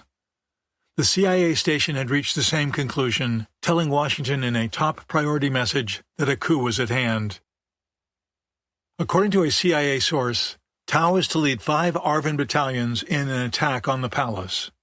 If it failed, South Vietnamese Air Force planes would bomb the building and a second ground assault would follow. Meanwhile, 500 students were to seize the Saigon radio station. Altogether, Tao had about 2,500 troops, some armored vehicles, and a handful of Air Force pilots behind him. The CIA thought that, although his forces weren't strong enough to succeed, Tao's onslaught might prompt other ARVN commanders to join him. In any event, the purported rebellion seemed to be off to a shaky start. The source reported that Tao's troops, unable to line up transportation, were commandeering civilian buses and trucks. They also lacked enough ammunition. The CIA discovered that the Vietnamese Air Force officer who was to direct the palace bombing spent the afternoon drinking beer with American buddies. When CIA officers finally reached Tao himself, he denied any intention to act soon. It turned out that the generals had foiled his plans by withholding trucks and moving a key armor unit out of town for the day. That night, General Dawn met Konin again, this time at a downtown dentist's office. Konin knew the secret police were onto him. They parked outside his house and followed him on his drives to the embassy. The dentist's office, he felt, gave him some cover if newsmen were watching. Dawn arrived first, then Konin. The CIA agent sat in the chair while the dentist tied a bib around his neck and performed some pro forma ministrations on his teeth before discreetly bowing out. Dawn told Konin the generals had decided for reasons of security not to show Lodge their military and political plans now, but to do so 2 days prior to the coup, rescheduled for no later than November 2nd. Konin replied that the United States could make no firm commitments without seeing the generals' plans in advance. When Konin asked which general sat on the coup committee, Dawn named himself, Big Ming, and 2 others. Nguyen Khan, the commander of the ARVN's 2nd Corps in the Central Highlands, wasn't a member, but would take orders like everybody else. Dawn added that General Ding, the Saigon military governor and presumed Diem loyalist, didn't pose an obstacle. He was surrounded by coup supporters and will either cooperate or be crushed. The post-coup government, said Dawn, would be made up of civilians. No member of the coup committee would have a senior position in it. Non-communist political prisoners would be freed, opposition parties were to be permitted, and honest elections held. No religious group would enjoy favoritism or face discrimination. South Vietnam was to remain pro-Western, but not a vassal of the United States. The war effort would intensify. When the coup began, Dawn went on, the generals would communicate with Lodge through Konin. Dawn also worried that it would do no good to send anyone around to attempt to stop the rebellion. The ARVN general then slipped out a back door. CIA counter-surveillance agents watching the dentist's office reported no unusual activity on the streets outside.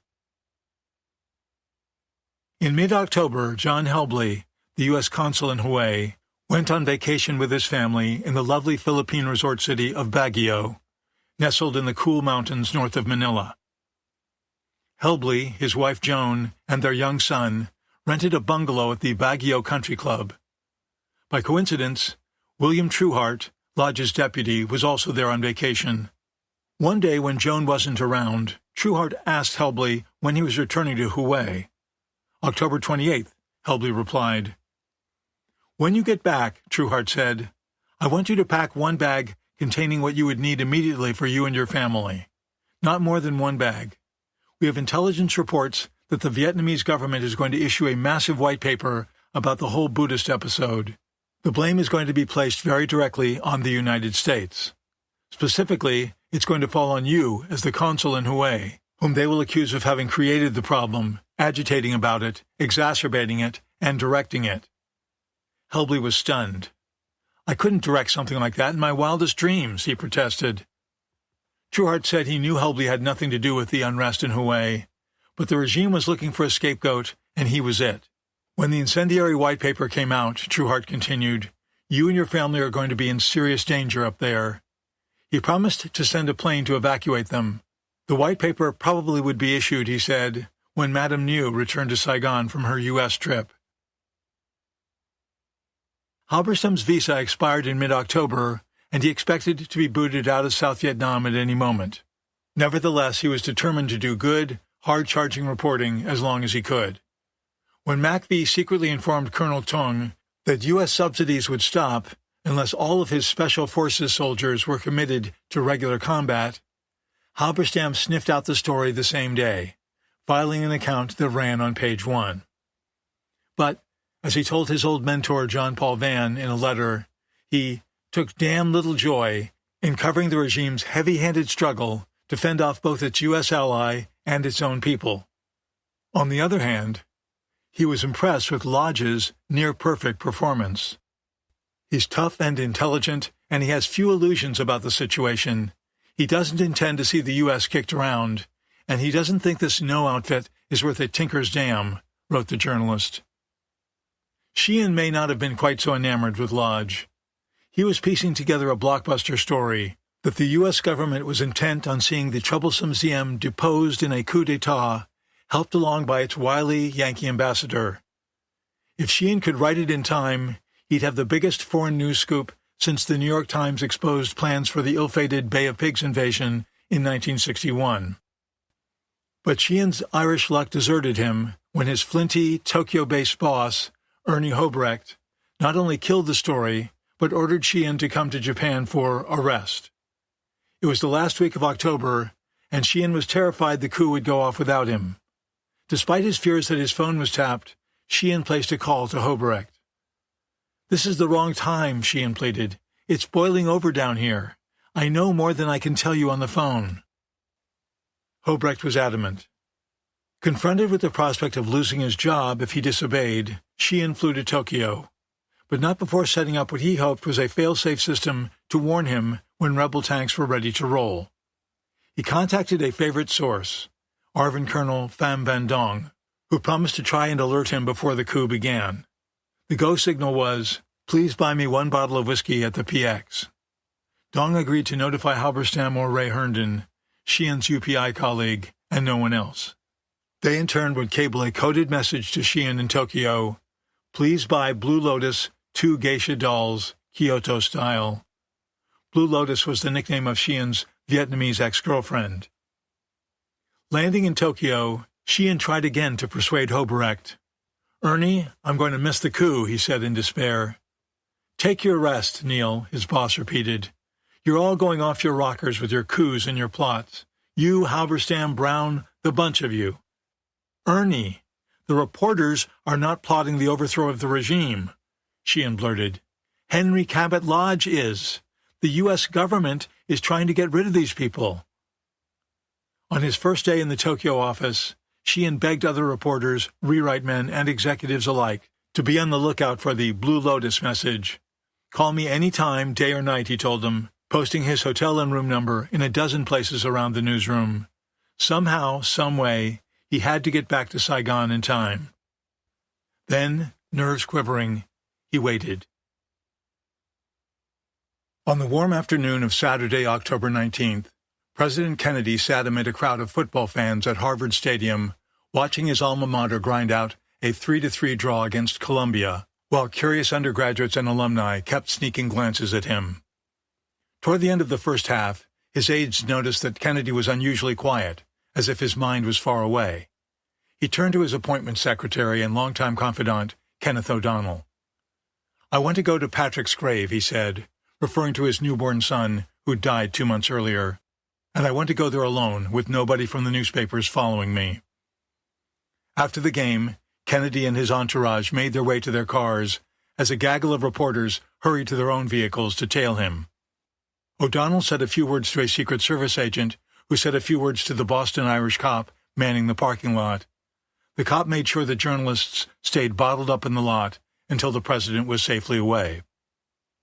At the cemetery in nearby Brookline, the president's birthplace, the headstone above Patrick's grave was inscribed simply, "Kennedy." "He seems so lonely here," JFK said to O'Donnell. After the visit, the president headed to a favorite spot, Schraft's restaurant in Boston's Back Bay neighborhood, where he downed a butterscotch sundae at the lunch counter and autographed napkins for well-wishers. Then he strolled along Boylston Street toward his hotel. Motorists tried to keep from plowing into each other as they rubbernecked at the unexpected sight of their glamorous leader on foot. That evening, Kennedy and his brother Ted joined nearly 8,000 local Democrats at the Commonwealth Armory in Boston for a fundraiser that netted $750,000 for the 1964 campaign. He drew laughs from the crowd with a joke about Ted, who had won a U.S. Senate seat in Massachusetts the previous fall. Complaining that he was being accused of trading on the family name, JFK's youngest brother supposedly asked whether he could change it to Roosevelt. The president was in good shape for re-election. The Senate had recently ratified his partial nuclear test ban treaty with the Soviets and the British, an achievement that gave him the most personal satisfaction of his 3 years in the White House. In September, he toured 11 Western states under the guise of promoting conservation, but really to strengthen himself politically in areas he'd lost to Nixon in 1960. When he found that his audiences were more interested in his plans to ease Cold War tensions than to protect natural resources, he switched speeches and happily discussed his ideas for keeping the peace in the nuclear age. With many Southern whites angry over his efforts to advance civil rights, Kennedy's approval ratings had been slipping steadily since the start of 1963. But they still hovered just below 60% that autumn, a level that future presidents would envy. Kennedy looked forward to campaigning against the man he regarded as the likely Republican presidential nominee, Arizona Senator Barry Goldwater, whose saber-rattling comments about nuclear war with the communist bloc scared many voters. Kennedy was confident he'd beat Goldwater by a large margin. Kennedy took a helicopter to Hyannisport on October 20th to visit his ailing 75-year-old father for what turned out to be the last time.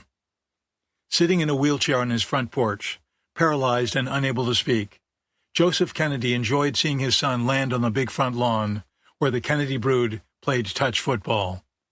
The president took his father for a gentle ride in a powerboat. In the afternoon, he walked across the street to visit a neighbor, Larry Newman, and talked about his plans for Vietnam. He told Newman that both General MacArthur and President de Gaulle had warned him not to commit ground troops in Asia. "The first thing I do when I'm reelected, I'm going to get the Americans out of Vietnam," Kennedy said, as Newman's young daughter crawled into his lap. "Exactly how I'm going to do it, right now I don't know, but that is my number one priority, get out of Southeast Asia. We are not going to have men ground up in this fashion, this far away from home. I'm going to get those guys out, because we're not going to find ourselves in a war it's impossible to win." Back in the White House, the president met on October 22nd with Arthur O. Sulzberger, the newly appointed 37-year-old publisher of the New York Times. Sulzberger had come to the White House to pay a courtesy call, but JFK glimpsed a possible solution to his problems with Halberstam, whose critical stories appeared with exasperating regularity. Sulzberger expected his first meeting with the president to be purely social, but almost immediately, Kennedy began criticizing the paper's coverage of Vietnam. He was relentless, Sulzberger recalled. The conversation made Sulzberger more and more uncomfortable. After several minutes, he realized the president was asking him, in all seriousness, to pull Halberstam out of Saigon. The young publisher had no intention of doing that.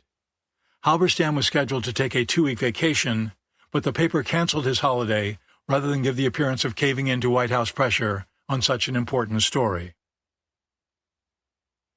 In the heart of the southern Mekong Delta, amid the coconut groves and muddy waterways of Trong Tien Province, 2 ARVN battalions were preparing to overrun the dug-in Viet Cong 1096th Battalion from 3 directions.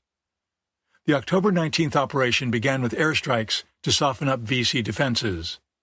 Then, Shawnee transport helicopters, accompanied by Huey gunships, whirled in and deposited ARVN squads near enemy positions. Although the VC were outside artillery range, B-26s and other aircraft bombed and strafed them throughout the day. But the Communists had learned the lessons of Ap Back well, and again applied them with lethal effectiveness against a bigger force. The first wave of 150 ARVN soldiers jumped out of their choppers about a third of a mile from the objective, a village in a dense grove of coconut trees. They'd crossed 300 feet of flat rice paddies when the VC opened up with heavy automatic weapons fire. Within minutes, 30 ARVN men had been hit.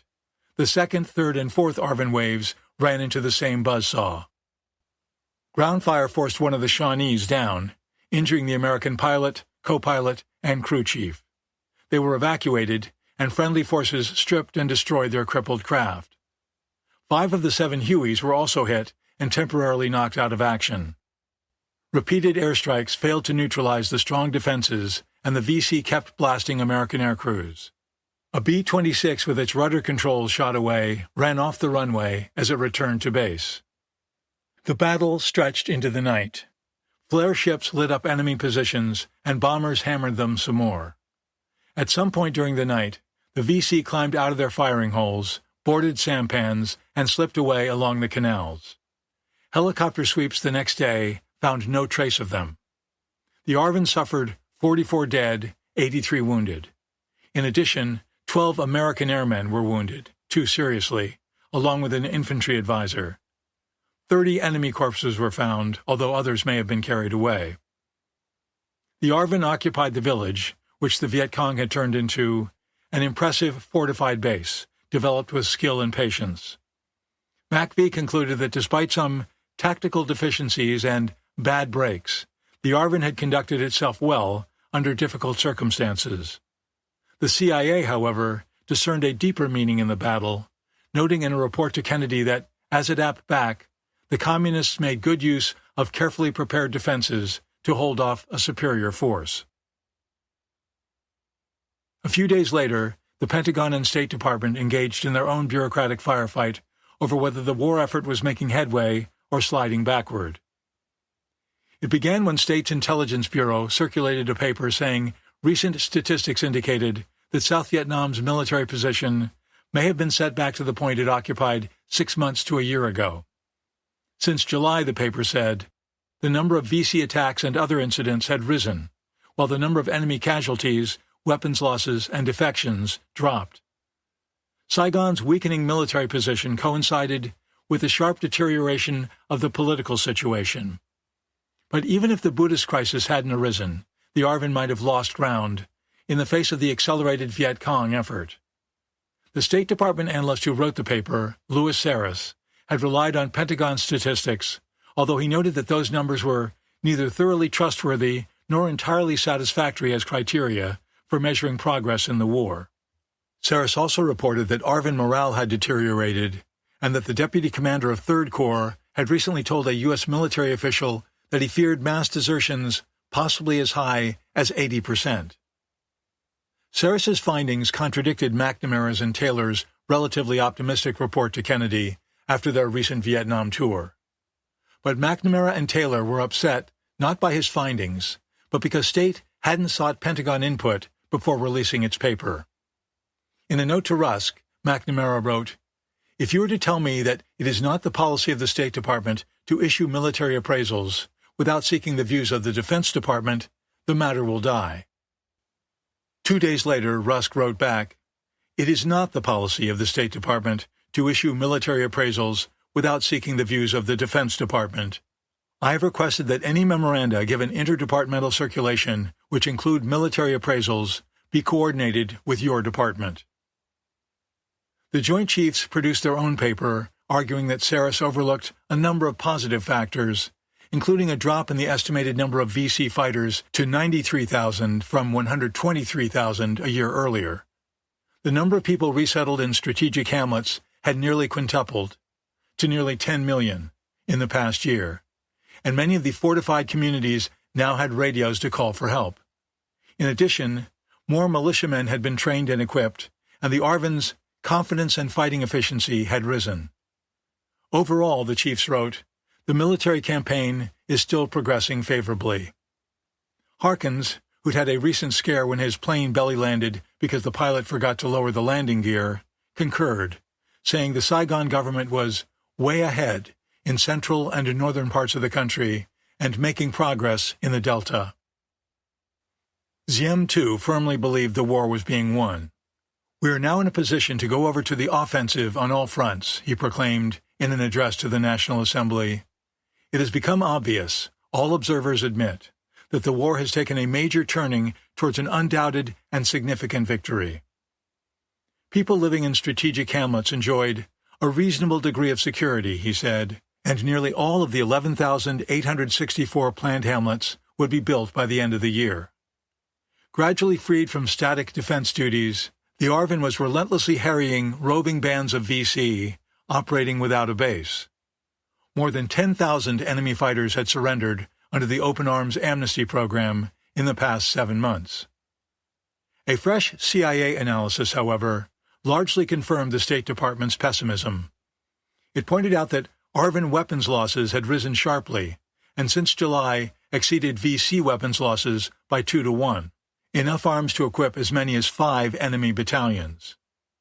VC defections had declined over the summer, while the number of government troops captured or missing in action quadrupled. Government casualties, too, were running higher.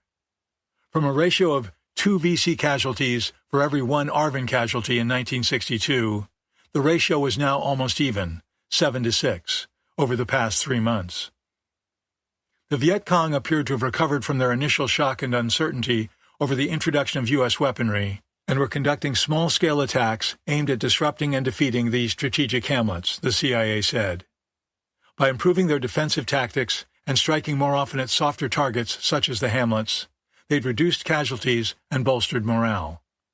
In a separate report, Chester Cooper, a CIA Vietnam expert detailed to the National Security Council, concluded that the VC could be ground down enough to safely withdraw U.S. forces only with a substantially increased U.S. commitment over a considerable period of time, well beyond present U.S. military schedules and domestic expectations. Thus, as the anti-Diem conspiracy careened toward its denouement, the U.S. government was still arguing with itself over whether, in Homer Biggert's barbed adage, it was sinking or swimming with Ngo Ding Diem. Kennedy summoned a handful of his core advisers to the White House on October 25th, his brother Robert, McNamara, Bundy, and McCone. They were concerned about Harkins's and Conin's latest interactions with General Doan. McCone told of his suspicion that Doan might be working for the palace and trying to implicate U.S. officials in the coup plot. He read aloud from an embassy cable that described Harkins admitting to Doan that he'd misunderstood a presidential directive. Harkins's thoughtless words, said McCone, left Washington with absolutely no plausible denial to the charge that Kennedy was directly involved in the conspiracy. McNamara vociferously agreed. We're like a bunch of amateurs. I hate to be associated with this effort, dealing with Conin. He's an unstable person. None of the messages are evaluated. We're dealing through a press-minded ambassador and an unstable French, 5 times divorced, he said, his voice trailing off on Kennedy's hidden tape machine. This is what we have to stop. I don't think we can mastermind this coup contact from here. I sure would like to be dealing through some experienced men of sound judgment, and I don't think we are. The defense secretary misstated Conin's citizenship. He was a naturalized American, and exaggerated his marital partings. He was only on his 3rd wife, Eliette. Born in Vietnam to French parents, she'd acquired U.S. citizenship in 1959. A CIA memo prepared for McCone stated that she is not Vietnamese, and noted that Conin already had been fully investigated for potential security problems. JFK asked if Conin worked for the CIA. McCone confirmed that he did. The group then discussed bringing in different, more experienced agents to deal with Doan and the other generals. McCone suggested William Colby, the astute head of the CIA's Far East Division. Robert Kennedy suggested that maybe someone from a third country, such as France or Britain, could be the go-between. But the president noted that the generals insisted on dealing exclusively with Conin. JFK said he sensed that McCone wasn't on board with the policy of not frustrating the generals' plans, and he was right. McCone replied that the ARVN commanders weren't capable of governing South Vietnam. He predicted that the most likely result of a coup would be a period of political upheaval followed by a second coup. During this tumultuous interregnum, he believed, the war might be lost. There were civilians, McCone said, both inside and outside South Vietnam, who were more capable of running the government than military officers. Washington should either pursue a coup more professionally and forcefully or work out a détente with Diem. He preferred the latter option. There was palpable irritation with Lodge in the room. McCone complained that the ambassador's cool correctness policy prevented the CIA station from collecting intelligence about Diem's and New's likely next moves. He quoted from one of Lodge's cables, in which the ambassador said he personally approved all of Conin's contacts with Doan, and that the CIA agent had been punctilious in carrying out his instructions. That brought a sarcastic comment from Bundy. Lodge is his own press relations officer. He's his own CIA case officer. He's quite an economical investment that we've had." The other men laughed. Someone chimed in, "You get what you pay for." But cool correctness was about to end. Despite their standoff, Ziem had invited Lodge and his wife to spend the upcoming Sunday with him at one of his villas in Dalat. Lodge accepted. McCone was optimistic about the get-together, saying he hoped it would lead to an understanding that would permit us to go forward with this government. JFK agreed. He instructed that a cable be sent to Lodge, asking him again whether the coup generals were strong enough to win. Kennedy knew Ziem had made some of the military changes that Washington wanted, such as shifting the 9th Division to the Delta. He wanted to explore what political reforms Ziem might now be willing to make. "Let's see where Lodge can get with him this weekend," said the president. In other words, Lodge ought to try, it seems to me, to get along with Ziem this weekend and explain what our policy is. The president also directed McCone to prepare a plan for continued monitoring of the coup plotters in a way that would be non-attributable and therefore deniable. But Kennedy had lingering concerns about his ability to control his Republican envoy. Earlier that month, Lodge asked to speak with Bundy face-to-face, saying he had some new ideas which might just change the situation here. A military jet was scheduled to deliver Lodge to Washington on November 3rd, and Kennedy planned to see him then. "I think there's more or less unanimity that there's some reservation about Lodge's conduct since he's there," JFK told his advisers. "But he's there, we can't fire him, so we're going to have to give him some direction when he comes back to us. So we ought to make sure that we've given as much thought as we can to how we're going to handle Lodge. We got to get him to end up where we want to go, and not end up where he wants us to go." Yet Kennedy himself seemed not to know where he wanted to go, although it was clear he wanted to keep his options open. On one hand, he wanted a fresh assessment of whether the generals could subdue Ziem. On the other hand, he wanted Lodge to reach some sort of understanding with Ziem that would allow the two allies to keep working together. But he couldn't have it both ways, and his choices were narrowing much faster than he seemed to realize. October 26th was National Day in Saigon. Ziem reviewed the troops, as he always did, although the embassy, in a further sign of its pique, refused to provide the customary U.S. planes and ships for the annual cavalcade.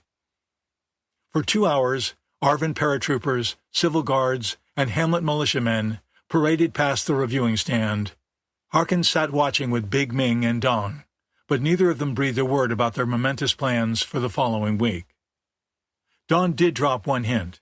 He was transferring some of Colonel Tung's Special Forces companies to the Arvin's 2 northernmost corps zones, far from Saigon. The next day, Lodge clambered into a helicopter with Ziem for the flight to Dalat. They stopped for lunch at a plantation and then roared over Quang-Duc province. With engine noise drowning out their voices, Ziem scribbled notes to Lodge about what they were seeing on the ground. Ziem was at his best, describing the public improvements that he had put into effect, Lodge later wrote. "He is very likable."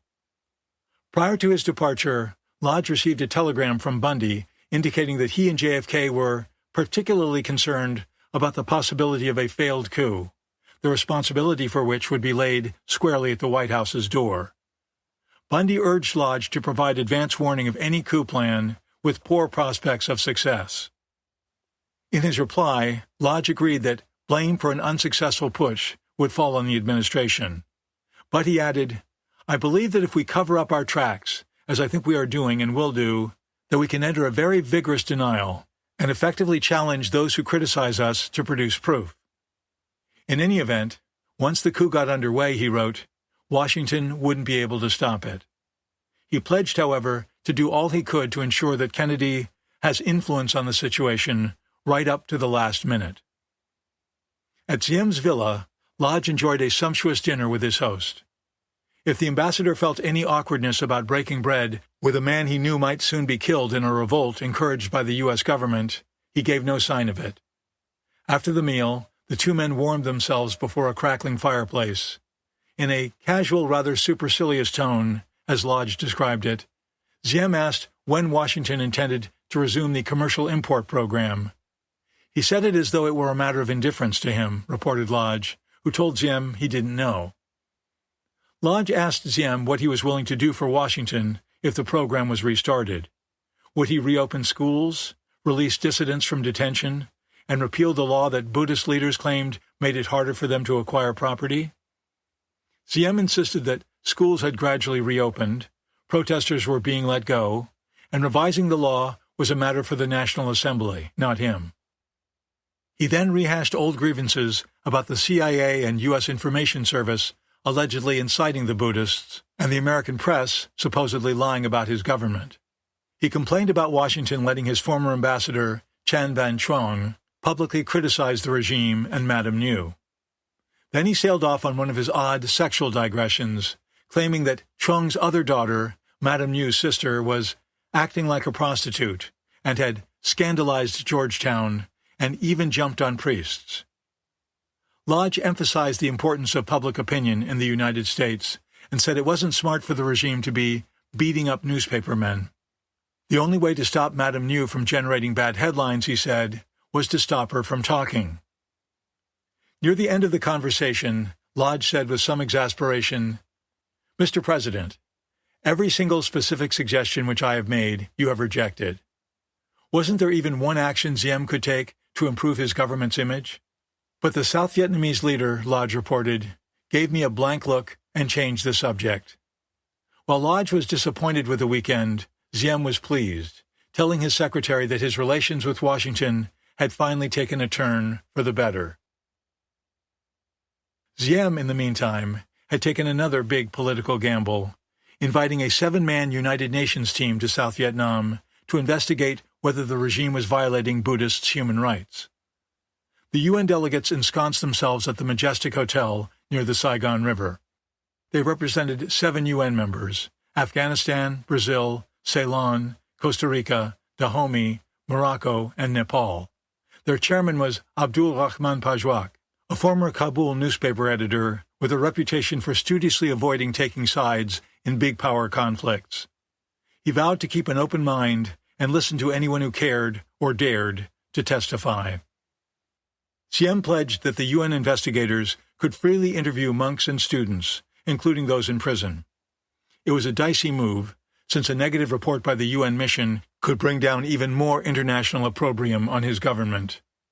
Lodge found it hard to believe that the UN team would be accorded much latitude, telling Washington that student leaders were being arrested to forestall demonstrations during the visit.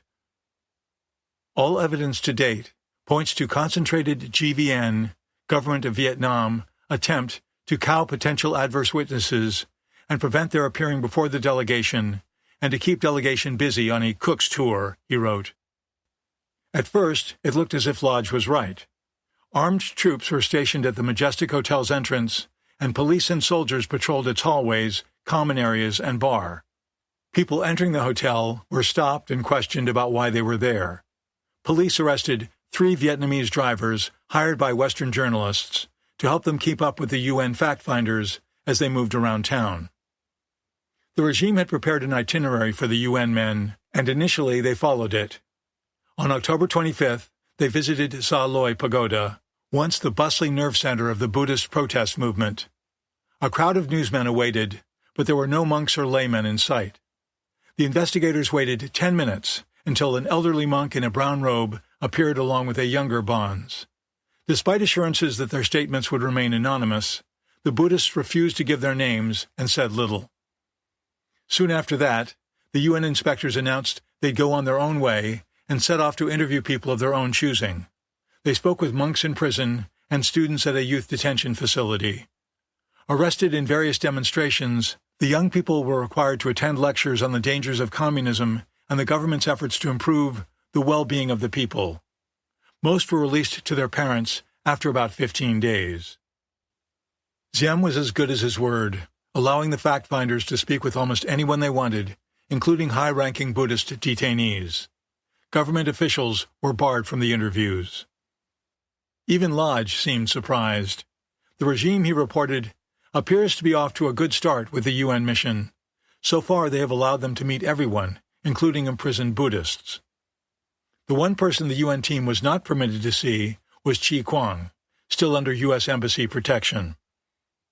The Buddhist leader nevertheless wrote a letter to the United Nations, making the utterly unfounded allegation that Ziem was trying to annihilate Buddhism. But other monks told the fact-finders that Ziem's government wasn't persecuting them. Instead, they described harassment and abuse, what one witness described as oppressive acts, vexations, and ill treatment, at the hands of province and village-level officials who were often Catholic. Such vexations included Catholics throwing dirt at a statue of Buddha during a Buddhist procession, and a Catholic police chief fining a Buddhist villager a few piastres for saying a prayer aloud. More serious charges were leveled at officials of 3 central Vietnam provinces who allegedly tried to force Buddhists to convert to Catholicism. Some Buddhists who resisted those attempts were forced to surrender their identity cards to the authorities, and some were ordered to migrate to other regions, according to a summary of written testimony the UN team received from Buddhists. Others were kidnapped, arrested, and tortured, and one, in Quang Ngai province, was said to have been buried alive. After their arrests, some Buddhist leaders were not heard of anymore. One bonze, who had strongly protested against such persecution in Phu Yen province, had allegedly been murdered. Buddhists said they complained to local authorities, the National Assembly, and Ziem himself, but nothing was done.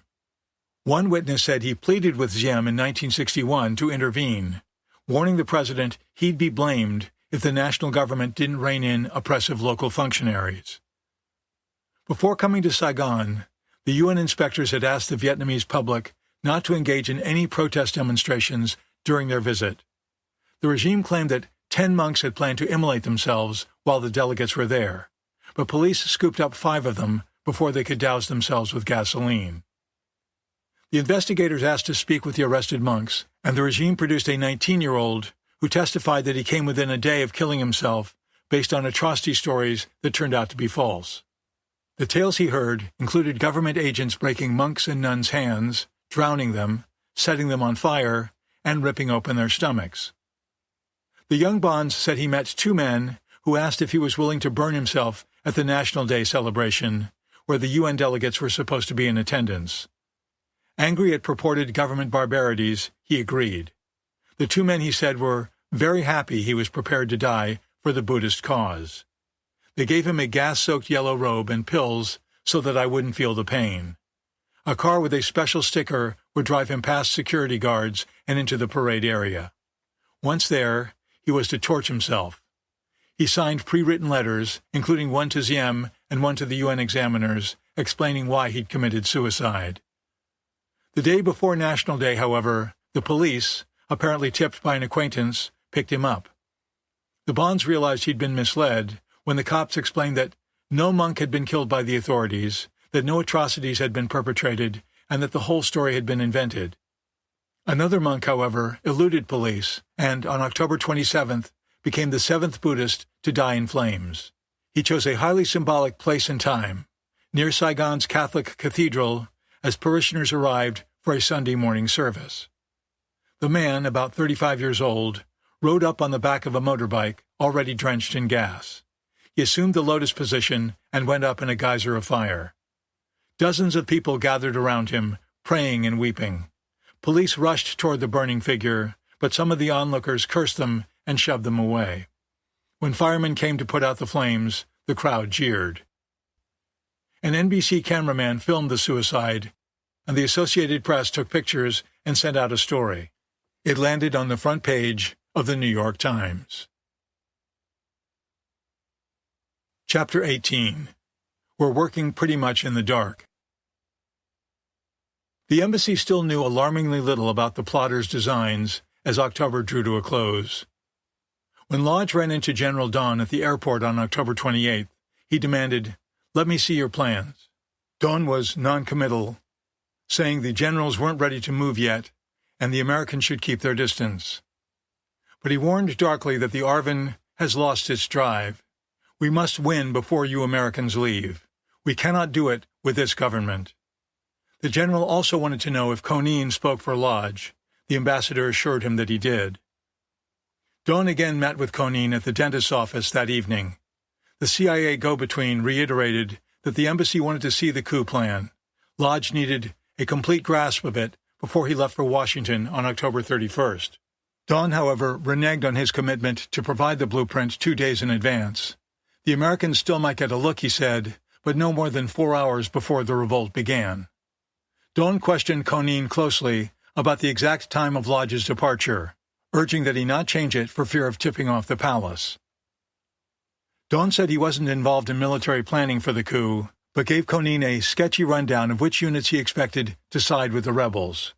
The 5th Division, based at Bien Hoa, was committed.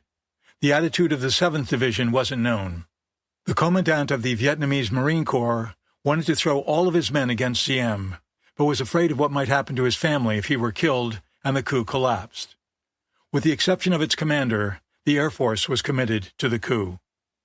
Don also disclosed that the mutiny would be directed from Joint General Staff Headquarters. When it started, phone lines throughout Saigon would be cut and the cable office closed. The generals were aware, he said, that Diem and New might try to escape through 2 underground tunnels that led away from the palace. One ended at the zoo, the other in a cemetery.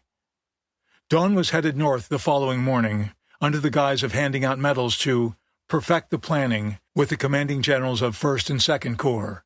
He pleaded with Conin not to tell the American community to stockpile food. The palace would read that as a sure sign that an uprising was coming. Conin persuaded Don to stop meeting in person or talking on the phone. It was too dangerous. From now on, they'd communicate through cutouts, or trusted intermediaries. A personal aide was designated as Don's cutout. Conin's was a junior CIA officer who lived near him but knew nothing about the coup operation. If a face-to-face meeting was unavoidable, Conin was to confirm his safety and continued security of the operation to the CIA station with a series of code words within an hour of leaving Don. If he failed to do so, the station would assume he'd been arrested and was under New's control. Before they parted, the ARVN chief assured Conin that nothing would happen in the next 48 hours, but warned him not to leave his house from the night of October 30th on. Once again, CIA watchers outside the dentist's office detected no new spies in the area. The embassy's inability to come up with better information about the general's game plan was producing a good deal of anxiety at the White House. Kennedy convened his advisers yet again on October 29th.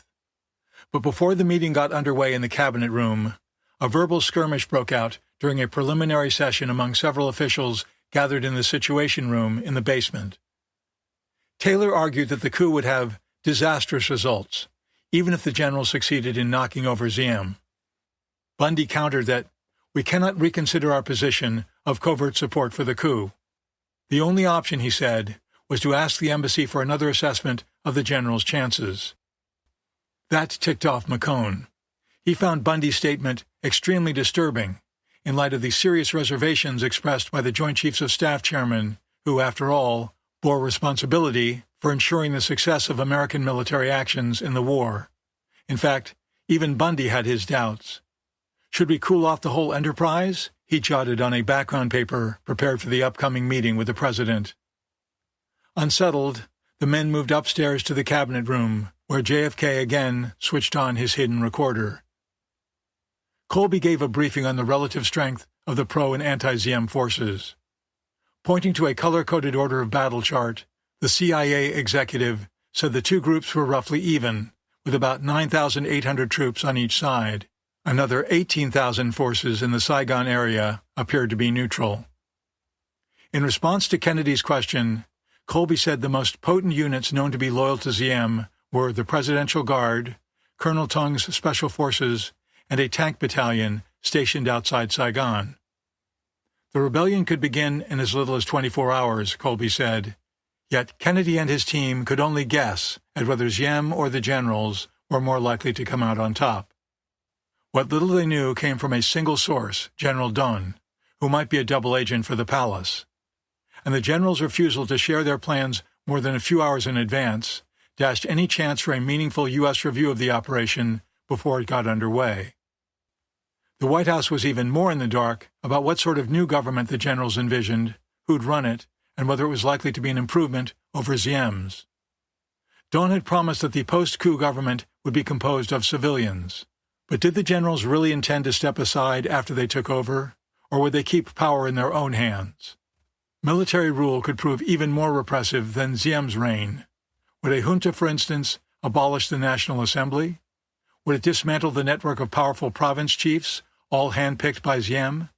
And most importantly, from Washington's viewpoint, would the new government, military or civilian, be any better at overcoming the VC than the present one? The Kennedy administration had received warnings from both its own experts and knowledgeable Vietnamese that the generals weren't capable of running the country. Back in August, even Dawn admitted to Lodge that no one in the military could replace Diem, and described himself much too modestly as unambitious and not smart. But JFK didn't seem particularly concerned with the future government's effectiveness. Undoubtedly worried about a repeat of the Bay of Pigs calamity when Castro slaughtered CIA-trained invasion forces on Cuban beaches, the president focused on whether the generals were strong enough to overcome Ziem's loyalists. As he'd emphasized before, nothing was worse than failure. Kennedy didn't like the rebels' chances. If it was true that their forces were no more than equal to Ziem's, he told his men, then of course it doesn't make any sense to have a coup, and we should discourage it at this time. On the other hand, he was skeptical that the generals would rise up at all. Robert Kennedy was taken aback by the paucity of available information, given the enormity of the stakes. "I may be the minority, but I just don't see this makes any sense on the face of it, Mr. President," he said. "I mean, it's different from a coup in Iraq or a South American country. We are so intimately involved in this. We're putting the whole future of South Vietnam, and really Southeast Asia, in the hands of somebody that we don't know very well, that one official of the United States government has had contact with. We risk a hell of a lot if the coup failed," Robert warned. The war was going reasonably well, but the United States was gambling its position on the basis of these rather flimsy reports from Lodge. With so much on the line, Washington was entitled to know how and why the general's plan would work, and not just hope that the coup is going to go through. "We're going to be involved. Everybody's going to say that we did it," the younger Kennedy went on. "Then if we think that's the right thing, I think we should play a major role. I don't think that we can go halfway on it, because we're going to get the blame for it. If it's a failure, I would think Ziem's going to tell us to get the hell out of the country. He's going to have enough, with his intelligence, to know that there's been these contacts and these conversations. He's going to capture these people. They're going to say the United States is behind it. I would think that we're just going down the road to disaster." No one in the room reacted to his nebulous suggestion that the U.S. government get even more deeply enmeshed in the coup. Rusk cautioned that no Vietnamese should be trusted, including Dawn. He agreed with Robert that we're working pretty much in the dark in the present situation. Lodge, he said, should be instructed to tell the generals that Washington wanted quick, decisive action, not prolonged fighting and a bloodbath in the streets of Saigon. McCone repeated his warning that the coup could trigger a lengthy period of political disarray and work to the VC's advantage. Taylor elaborated on his earlier point that even a successful coup would represent a setback in the war for two reasons. First, he said, because you'd have a completely inexperienced government, and second, because the generals were likely to replace all of Ziem's province chiefs, disrupting military operations. Lodge's impending departure posed another problem. He planned to leave Saigon aboard a Pan American jet in 2 days, on October 31st, and arrive in Washington on November 3rd. The president wanted him to stick to his timetable, reasoning that if he stayed longer in Saigon and the coup erupted, the delay would imply Lodge had known of it beforehand. If the generals made their move after he left, Harkins should take over for him, JFK said, adding, "I think we've all got confidence in Harkins." But McNamara complained that Lodge had kept the MACV commander in the dark about the latest coup developments, making it harder for him to step in when the ambassador left. "This is going to be a problem for Harkins, because I don't believe they've been talking," McNamara said. Kennedy regrouped with his advisers at 6 p.m. that day to finalize new instructions to Lodge. The stark warnings from his brother, McCone, and Taylor seemed to have increased his misgivings. Unless the generals could demonstrate conclusively that they triumph, the president declared, Lodge should tell them that, in our opinion, it would be a mistake to proceed. We can discourage a coup in ways other than telling Diem of the rebel general's plans, JFK said. What we say to the coup generals can be crucial, short of revealing their plans to Diem. If we miscalculated, we could lose our entire position in Southeast Asia overnight. Bundy conveyed JFK's directive in an eyes-only telegram to Lodge shortly after the meeting. Since extended fighting or a rebel defeat could be serious or even disastrous for U.S. interests, Bundy wrote, we must have assurance balance of forces clearly favorable. He directed that Conein be sent to tell Don that Washington did not find presently revealed plans give clear prospect of quick results. Footnote: the author knows of no evidence that Lodge relayed the message to Don through Conein or any other channel. Bundy further instructed the ambassador to bring Harkins up to speed about all recent coup contacts. The president wanted it clearly understood that Harkins would take charge of the U.S. mission if Lodge flew off and a coup broke out.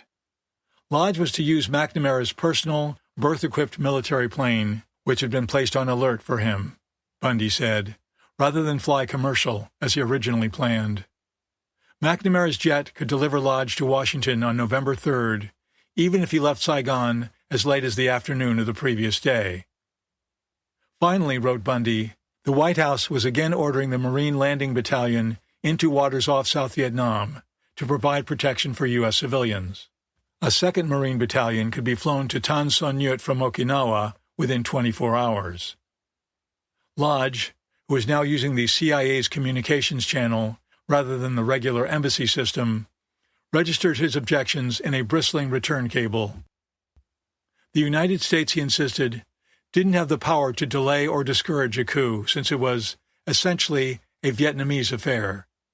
Even if the generals could be talked into canceling the operation, Lodge continued, lower-ranking officers, colonels and majors, would try to take down Diem, possibly creating a chaotic situation ideally suited to VC objectives. The coup leaders' reluctance to share their plans was understandable given their fears, justified or not, that the Americans would leak them to Diem, Lodge said. South Vietnam's best generals were planning the coup, and probably had calibrated their chances very carefully, figuring that uncommitted commanders would jump in when rebel soldiers began swarming toward the palace. Lodge said he didn't know what guarantee of success the generals could offer, other than that they are obviously prepared to risk their lives and that they want nothing for themselves. This was a questionable assumption. Lodge had no way of knowing whether or not Big Ming and his co-conspirators would stick to their promise to stay out of the new government. If the rebels asked for money to buy off fence-sitting commanders, Lodge wanted Washington to give it to them, provided the cash could be passed discreetly. Lodge also protested having Harkins, rather than Trueheart, the ambassador's deputy, take charge if a coup broke out. While Harkins was a splendid general and an old friend of mine to whom I would gladly entrust anything I have, he wrote, it does not seem sensible to have the military in charge of a matter which is so profoundly political as a change of government. Lodge said he was aware that a failed coup would undermine the U.S. position in Southeast Asia, but added, we also run tremendous risks by doing nothing.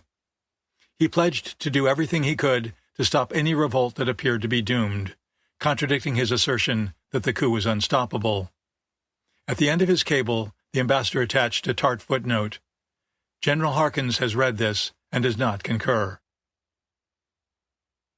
There was another important gap in the White House's knowledge. What exactly would the generals do if they captured Diem? Put him on trial? Banish him from South Vietnam? Kill him? An all-out attack on the palace obviously would jeopardize Diem's life. If, however, he survived and slipped out of Saigon, there was a chance that he'd be able to rally Loyalist forces for a counterattack. For the coup commanders, the safer course might be simply to liquidate him.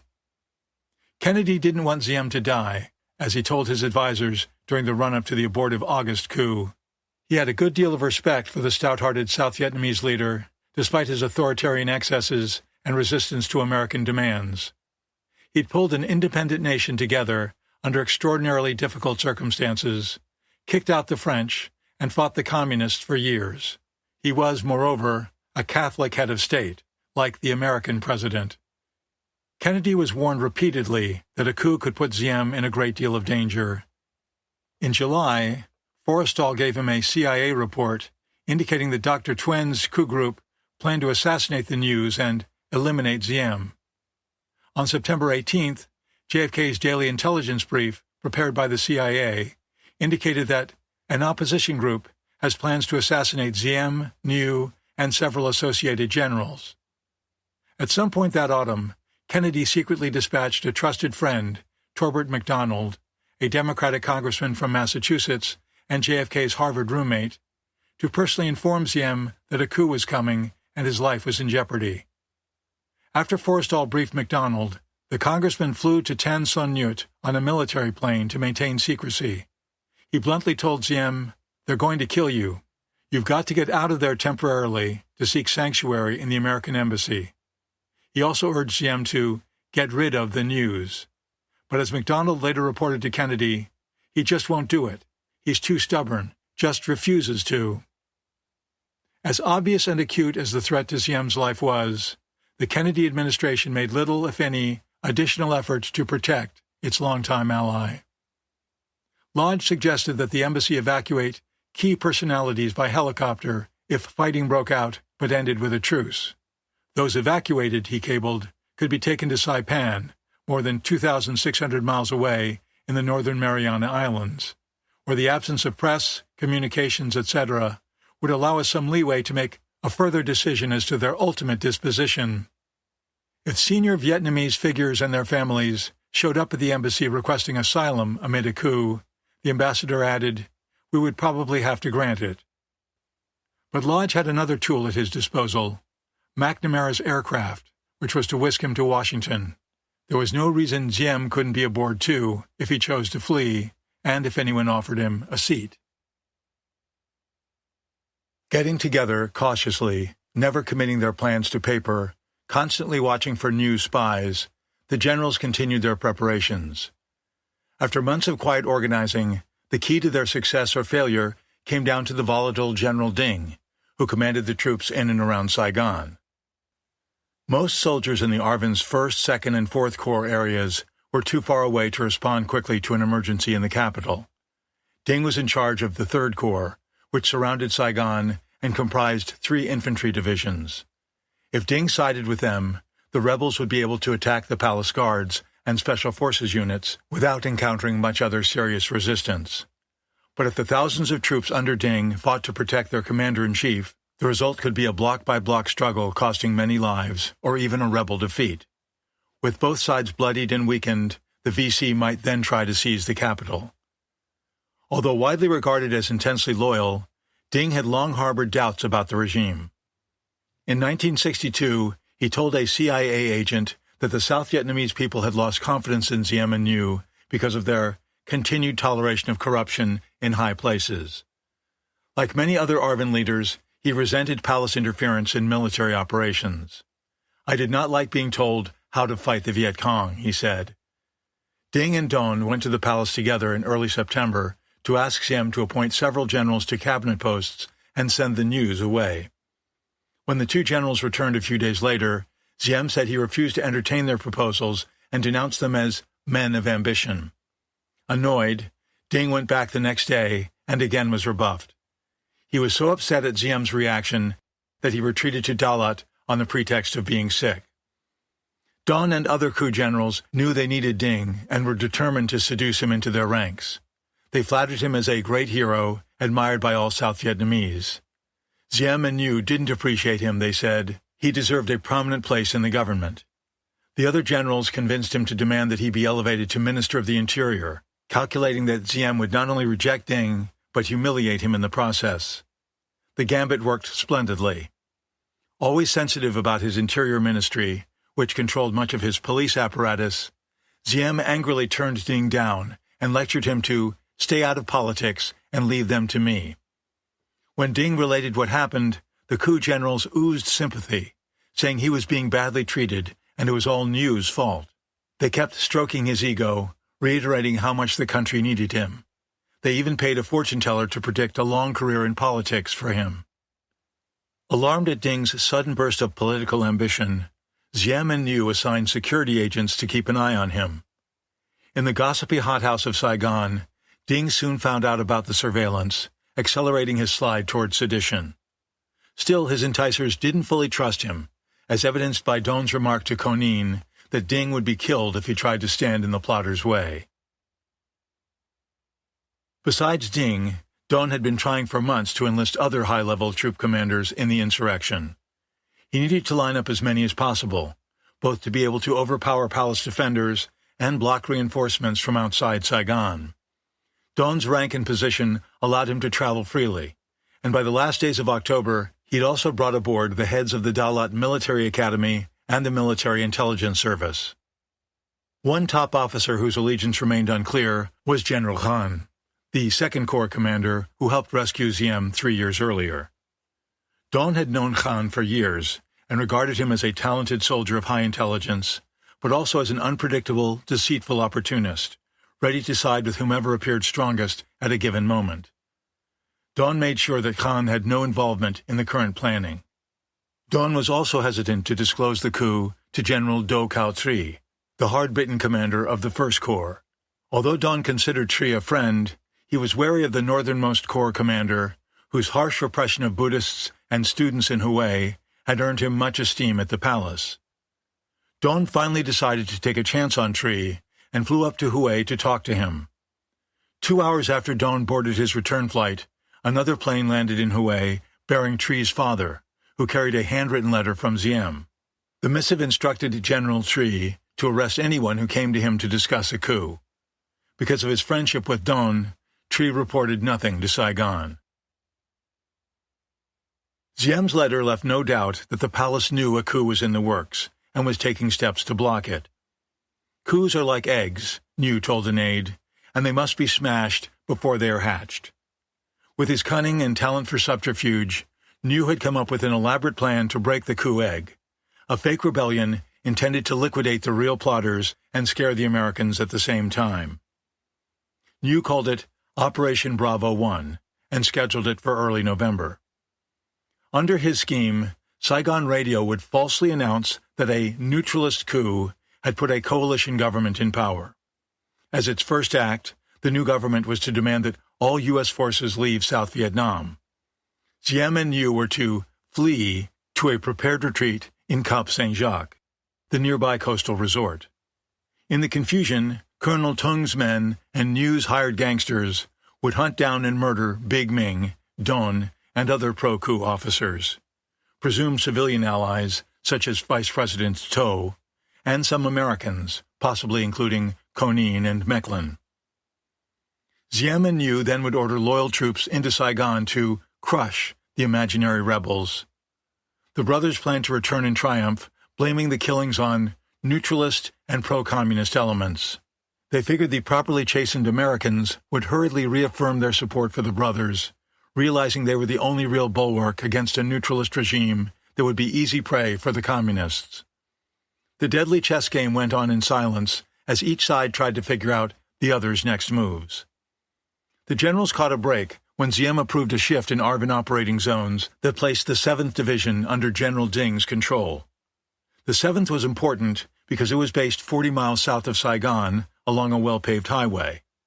Thus, its tanks and trucks could move rapidly into the capital either to support or beat back a coup attempt. If the division joined the rebels, it also could be used to bottleneck 2 other divisions, the 9th and the 21st, deployed farther south in the Mekong Delta, if they tried to save Diem. Both of those divisions remained under the control of General Huynh Van Cao, the victor of Ap Bac, and arguably the president's most reliable votary. By the end of October, Ding had joined the conspirators. On October 29th, he dispatched a deputy, Colonel Nguyen Hu Ko, to speak with several top 7th Division officers whom the coup leaders thought could be won over. Ko told him it was the ARVN's duty to overthrow Diem because he'd lost popular support and could no longer govern. To protect his boss, Ko said every general in the army was participating in the putsch, except Ding.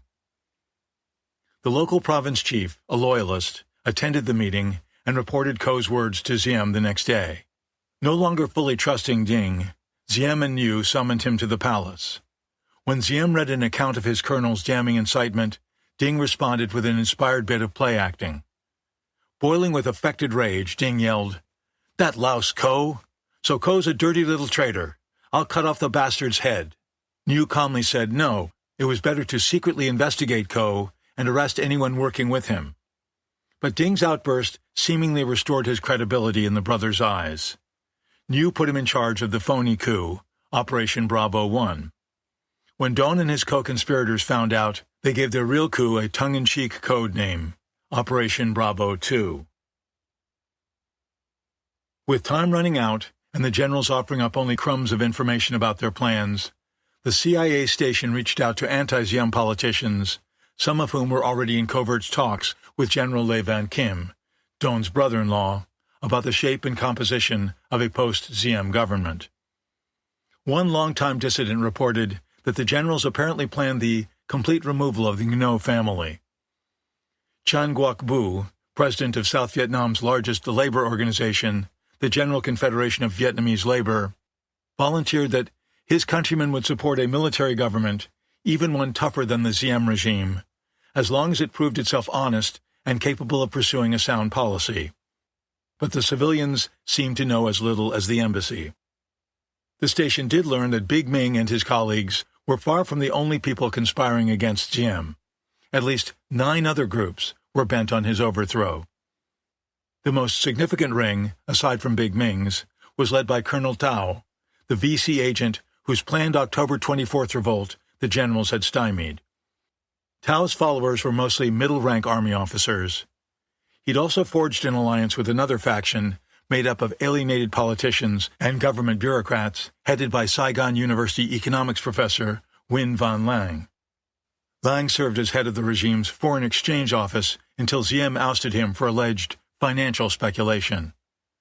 After Dr. Tuen finally left Saigon, his group too joined Tao's. Lodge believed that most of the pro-coup forces were coalescing around the generals, who were doing their level best to hamstring Tao, putting trucks and armored vehicles beyond his reach. The CIA helped by foiling Tao's attempt to enlist an armored squadron. But the enigmatic officer remained a wild card. If he moved before the generals, he might force them to act before they were ready.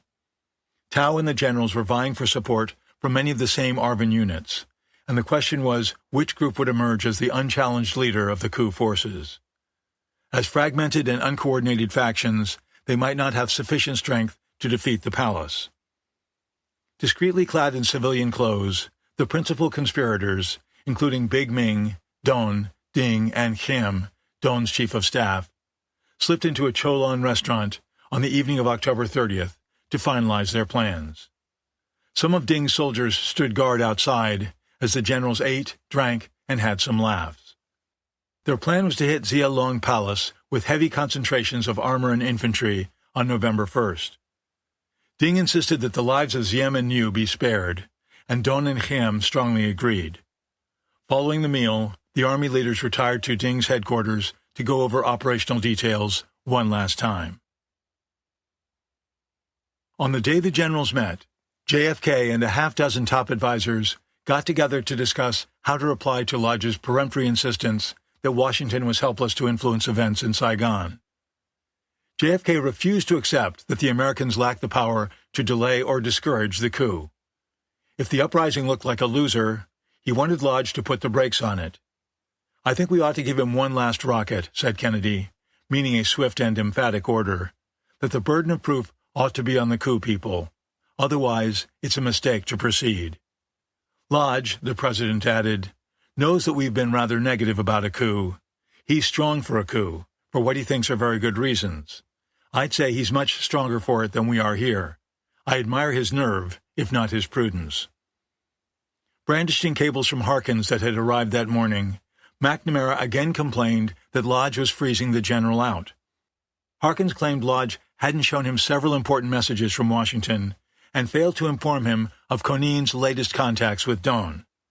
On top of that, Lodge had been making his own military judgments with little input from the MACV commander in his private weekly reports to Kennedy. Harkins took particular umbrage at the ambassador's conclusion that the South Vietnamese and Americans were just holding our own in the war. Harkins also reiterated his opposition to a coup, saying none of the rebel generals had Diem's strength of character or were qualified to take over from him. Rightly or wrongly, we have backed Diem for 8 long, hard years, he wrote. To me, it seems incongruous now to get him down, kick him around, and get rid of him. The U.S. has been his mother superior and father confessor since he's been in office, and he has leaned on us heavily. Leaders of other underdeveloped nations, Harkins warned, would hesitate to take American aid if they thought the same fate awaited them for crossing Washington. McNamara also urged Kennedy to shake up the embassy staff. We just have to strengthen that country team out there, he said. We must get a man in there of Colby's type as station chief, because I think none of us have the feeling that Conine has been instructed by anyone other than Lodge. And we don't have confidence in Lodge's instructions to Conine to carry out the daily contacts. I personally doubt that Trueheart is strong enough for this situation. Harriman defended Trueheart, saying he handled the early stages of the Buddhist crisis extraordinarily well during Nolting's absence. But McNamara countered, the problem is that there is not an exchange of views there between Lodge and Harkins. It's not a tightly run organization, and we're in a very difficult situation. A few hours later, Bundy fired off the rocket to Lodge, telling him in no uncertain terms that we do not accept as a basis for U.S. policy that we have no power to delay or discourage a coup. Lodge was instructed to block any uprising that, in his judgment, does not clearly give high prospect of success. The White House, Bundy said, rejected its stubborn ambassador's position that he should only intervene if the coup appeared to be headed for certain failure. Bundy declared flatly that Harkins was to be in charge of the U.S. mission if the rebellion started after Lodge departed for Washington. U.S. military assets were not to be committed to either side during the fighting. But, Bundy added, once the takeover began, it is in the interest of the U.S. government that it should succeed. The embassy was authorized to offer the generals asylum if their coup collapsed. Lodge's acknowledgment dripped with barely suppressed Brahmin ire. Thanks your sagacious instruction, he cabled back, will carry out to best of my ability. I told you he was going to be trouble, Robert Kennedy observed when he had a few moments alone with his brother in the Oval Office. You know what's terrific about you? You always remember when you're right, JFK retorted. The president evidently thought that by threatening to cancel U.S. aid unless the general stood down, he could stop the coup. Earlier in the year, such a threat might well have worked. But by the time of their dinner in Cholon, the generals had amassed their forces and were just 2 days away from giving the go signal. They were gambling their lives, and possibly those of their families, on toppling Diem. At that point, they probably would have gone ahead, despite a stand-down demand from Washington, betting that the Americans inevitably would get behind them if they took power. Kennedy had failed to scotch the green light cable when he had the chance in August. He opted instead to step up political and economic pressure on Diem, criticizing him on TV and going along with the unapproved U.S. aid suspension. But those hardball tactics had unintended consequences. Many South Vietnamese interpreted them as a clear-cut repudiation of the regime. The generals took them as an open invitation to revolt. While the generals revved up their plotting in October, JFK drifted along, buffeted by the pro- and anti-Diem cliques in his administration, and unwilling or unable to take a firm position on the coup. Even now he was leaving it to Lodge's judgment about whether or not to intervene. By his indecisiveness, Kennedy relinquished whatever leverage the United States might have had either to stop the coup or influence the general's decisions about the makeup of the post-coup government and what to do with Diem. By the end of October, JFK had effectively boxed himself in. The rebellion stood a good chance of hurting American interests, regardless of how it turned out. If it failed, the United States would be blamed for playing footsie with the insurrectionists and might get kicked out of South Vietnam. If it succeeded, it might lead to a period of political disorder that could help the VC. And even if the generals won, there was no guarantee that their new government would do a better job of running the war than Diem's. All of Saigon seemed on edge, waiting to see what Diem, the generals, or the Americans would do next. David Elliott, a young Vietnamese linguist with the Army Security Agency, watched as a crowd of people outside his Vietnamese fiancée's house gestured agitatedly at the sky. "The sun is spinning," some cried. Elliot, the son of a Harvard professor, looked up and to his amazement saw what appeared to be a black corona rotating around the sun. His fiancée, Mai, a graduate of Georgetown University's School of Foreign Service, saw it too. Elliot was baffled. He wondered if they were all falling victim to mass hysteria. But the neighbors saw the dark ring as an undeniable portent. Diem was about to lose the mandate of heaven, his divinely granted right to rule. Natural disasters or strange phenomena always prefigured the loss of the mandate. An earthquake might strike, or roosters might lay eggs, or a black halo might circle the sun. The neighbors had no doubt. Diem was finished. On the same evening, the generals met for dinner in Cholon. Ray Herndon, the UPI reporter, ambled along Rue Catinat toward his own supper. A boy he didn't know stopped him. The kid handed Herndon a folded piece of paper and skittered away. Perplexed, Herndon opened the note and read, "Please buy me 1 bottle of whiskey at the PX." It was the coup is nigh signal from Xi'an source, Colonel Dong. The boy, as Herndon learned much later, was the ARVN officer's 14-year-old son. Dong had kept his promise to alert Xi'an, even though he was then confined to his barracks by the generals. Herndon went to the government cable office and sent an urgent message to Xi'an in Tokyo. "Please buy Blue Lotus 2 geisha dolls, Kyoto style." Now it was up to Xi'an to get back to Saigon in time. Earlier that day, Rufus Phillips, the outspoken head of the U.S. Rural Aid Program, went to Zhalong Palace to visit Diem. Phillips wasn't on official business. He'd known Diem for years and was on warm, personal terms with him. But on this occasion, Phillips had a bone to pick. 3 weeks before, the Times of Vietnam had falsely named Phillips as the number 2 man at the CIA station and claimed he was behind the purge of John Richardson. The story appeared just before Phillips had hurriedly flown out of Saigon to attend his father's funeral in the States. Infuriated, he wrote a letter to Diem demanding a retraction. As soon as he arrived at the palace, Phillips was ushered in to see Diem. The president expressed condolences for his loss and apologized for the newspaper article, saying he hadn't known about it in advance. He asked if Phillips had seen their mutual friend, Edward Lansdale, in Washington. Phillips said he talked to Lansdale on the phone, but was too busy with family matters to see him. He added that, despite his best efforts, he'd failed to persuade the Kennedy administration to send Lansdale to help Diem. The president sighed. Diem displayed none of the agitation that Phillips had seen during the worst days of the Buddhist turmoil.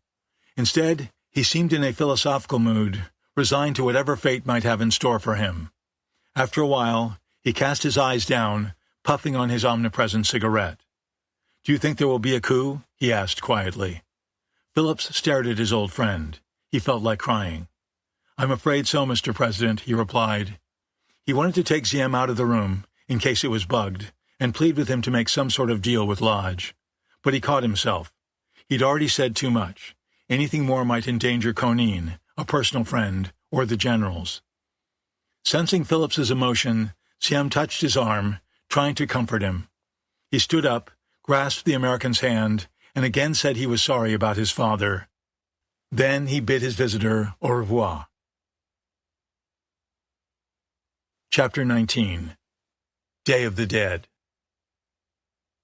After a sleepless night, General Doan arrived at Joint General Staff Headquarters at 7:30 a.m. on November 1st. There was much to do before the coup began in 6 hours. The night before, he'd been with General Ding, looking on as armored cars drove into Ding's command compound. Now Dunn instructed an aide to stockpile several days of extra food at JGS in case the revolts dragged on longer than expected. He also added more bodyguards to his personal security detail. Rebel troops were already in stealthy motion. Elements of the 5th Division had pulled out of their base at Bien Hoa the previous day, ostensibly headed east to the coast. ARVN commanders told their American advisors to stay behind. Once on the road, the soldiers turned south, toward Saigon, where they were to spearhead the attack on Xiaolong Palace. Even at this late stage, the coup leaders didn't fully trust one another. General Hiem had laid a trap for Ding just that morning. Hiem rubbed an irritating ointment into his eyes to make it look as if he'd been crying. Then he tested Ding by saying the coup should be called off, since Hiem might get hurt. To Hiem's relief, Ding insisted on going forward as planned. Both men then separately reported the encounter to Don. Don left his headquarters for a 9:15 a.m. appointment at MACV with Harkins and Admiral Harry Felt, the Honolulu-based Commander-in-Chief of U.S. Pacific Forces. Felt had unexpectedly flown into Saigon the day before and asked to see Don. Sensing a way to use the Admiral in his plot, Don quickly agreed. He was afraid Diem might leave Saigon on November 1st for some reason, and persuaded him to spend some time at the palace that day with Felt. Don made small talk with Harkins and Felt, but said nothing about the impending revolt. Indeed, he lied to them, saying he was shifting 2 airborne battalions to Tainan, a provincial capital about 65 miles northwest of Saigon. In fact, Don had ordered those units to Saigon. But the coup got off to a premature start when rebels went after the pro-Diem commander of South Vietnam's small navy, made up mostly of patrol boats. Suspicious of the unexplained troop movements around Saigon, Captain Ho Tan Quyen had driven off to consult another officer outside the city. Rebel Marines gave chase, eventually using their jeep to stop Quyen's car. Quyen tried to run away across an open field, but stumbled and fell. The Marines caught up with him. One of them drew his pistol and shot Quyen in the head. Learning of the unplanned incident, Big Ming ordered the coup timetable moved up. Felt went to Xiaolong Palace at 10 a.m., accompanied by Lodge and an embassy interpreter. Despite Konin's report that the generals would act no later than November 2nd, some at the embassy remained skeptical. The day before the coup, Lodge insisted to Felt, "There is no general with hair enough on his chest to pull one off." Early on November 1st, MACV's General Richard Stilwell urged David Smith, the acting CIA station chief, to spare himself further embarrassment and stop making coup predictions. Stilwell was confident no uprising would take place in the foreseeable future. Lodge and Felt sat down with Diem in brocade armchairs in the ornate palace salon. Diem launched into a monologue that repeated much of what he told McNamara and Taylor in September. He then made several new points claiming that junior CIA officers were spreading coup rumors and that the VC were certain to take advantage of any attempt to overthrow him. He complained that the ongoing aid suspension would hurt the war effort, inflicting special hardships on the ARVN and militiamen guarding strategic hamlets. Felt got ready to leave, and Diem pulled Lodge aside for a 15-minute private conversation. He encouraged Lodge, when he went to Washington, to get in touch with Nolting and Colby. They'd confirm, he said, how valuable New was to him and his government. Indeed, it was Colby who talked New into not living in an ivory tower and adopting a more public profile. No sooner had New begun following Colby's advice, Diem said ruefully, than critics started carping that he was trying to usurp his brother's power. Diem also explained that some Saigon schools were still closed because of reports that the communists were trying to get students to lob plastic explosives while the UN investigators were in town. Once they left, he said, the schools would reopen little by little. As Lodge stood up to go, Diem implored him, "Please tell President Kennedy that I am a good and a frank ally, that I would rather be frank and settle questions now than talk about them after we have lost everything." Lodge replied that he'd admired Diem's courage long before coming to South Vietnam and had since formed sentiments of friendship for him. He thanked Diem for being so extremely nice to my wife and me. A few hours later, he relayed Diem's words to the State Department, concluding that it might now be possible to strike some sort of package deal with him. But that last-minute note of optimism came too late, buried under a pile of more urgent telegrams reporting the opening stages of the coup. Before taking off for Hong Kong, Felt held a press conference at the airport. Harkins and Doan stood nearby. The coup was supposed to begin in just 2 hours. Doan kept glancing nervously at his watch and chewing gum with a vengeance. Halberstam, who knew the insurrection was near, watched him closely, trying to restrain a devilish impulse to keep asking questions simply to prolong the conference. When it finally ended, Harkins invited Dawn to lunch, but the ARVN commander begged off, saying he needed to hurry to work. By the time Dawn got back to the Joint General Staff compound, Conein was there. One of Dawn's aides had shown up earlier at the CIA operative's house, saying the coup was underway, and Dawn wanted him at JGS. Conein radioed a special code to the CIA station, 999999, signaling the start of the uprising. Since he didn't want to be seen at ARVN headquarters in civilian clothes, he put on his Army uniform and his U.S. Special Forces Green Beret. Then, carrying 2 radios and a .38 caliber revolver, he jumped into a jeep driven by an ARVN sergeant. One radio was to communicate with the embassy, the other was for Conein to stay in touch with the 12-man Green Beret combat team he'd arranged to guard his family while he was gone. When he arrived at JGS, Big Ming belligerently demanded, "What are you doing here?" Conein replied that he was told to come.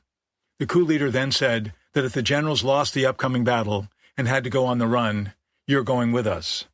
The generals hoped to escape to Cambodia. The border was just 40 miles west of Saigon, in a convoy of 9 armored cars loaded with extra gasoline. If they were cornered by Diem's forces, Conein might be a useful bargaining chip. The CIA man was useful another way as well. Dawn's aide had asked him to bring as much cash as he could lay his hands on, and Conein carried a diplomatic pouch stuffed with 3 million piastres, about $42,000 at the official exchange rate, much more on the black market. Dawn used the money to induce Diem loyalists to switch sides. To secure the allegiance of any commanders still on the fence, the coup ringleaders concocted a ruthless setup.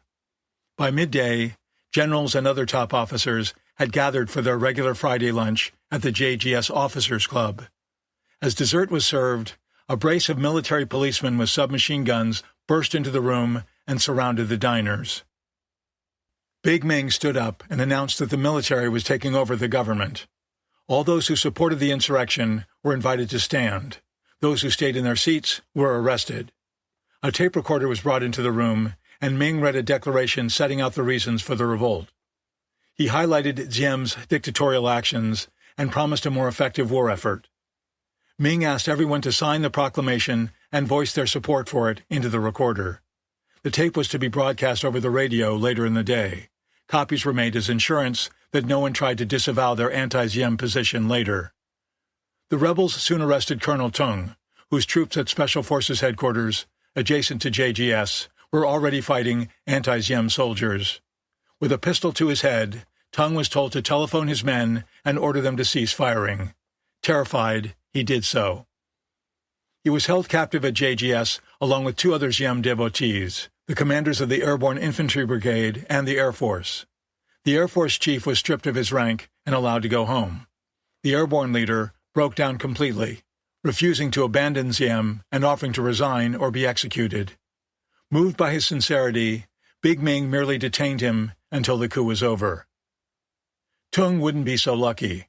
Ming's bodyguard took him to another room in the JGS building while troops hunted for his brother, the Special Forces Chief of Staff, who was still at large.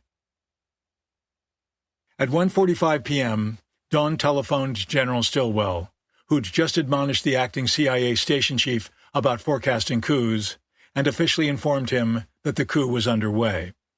The generals had chosen the date and time carefully. Not only was it All Saints' Day, a holiday for Catholics, but the daily siesta had just begun. Most Saigonese were having lunch or a nap at home, and the boulevards were conveniently uncluttered with civilian traffic and open to military movements. 3 battalions of rebel Marines, red bandanas tied around their necks for identification, raced into the capital. Facing little resistance, they seized the airport, defense ministry, and government cable office. They surrounded National Police headquarters, denying Diem's forces access to a large arms cache there, and holding on despite a determined counterattack by presidential guardsmen in armored cars. Loyal troops also put up a strong fight at the radio station, which abruptly went off the air at 2 p.m. But the rebels soon won control of it. Meanwhile, the commander of the 7th Division, a mutineer, ordered ferry boats moved to the north bank of the Mekong River, ensuring that ARVN units based farther south couldn't cross.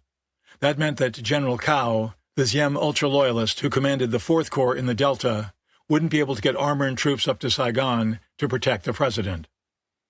Heavy fire from artillery, machine guns, and rifles erupted across the city. A CIA officer making his way through the streets reported a strong firefight outside the palace. From his vantage point inside the general's command post, Konin radioed a stream of detailed updates to the embassy, which forwarded them as top priority cables, designated critic, that jumped ahead of other traffic to the White House, State Department, and CIA headquarters. Diem had turned his sprawling palace into a fortress, its grounds defended by pillboxes, dug-in tanks, and half-tracks mounted with 20-millimeter cannons. His presidential guard consisted of an estimated 2,500 men, backed with about 18 American-made M24 light tanks and 8 armored personnel carriers. The Guardsmen were a formidable force, but they lacked the combat experience of the Marines and other coup troops. As insurgent soldiers and armored vehicles moved through the streets, Diem and New retreated to an air-conditioned bunker beneath a palace courtyard, seemingly confident that New's Operation Bravo 1, the fake coup, was unfolding as planned. Diem calmly drank tea and smoked.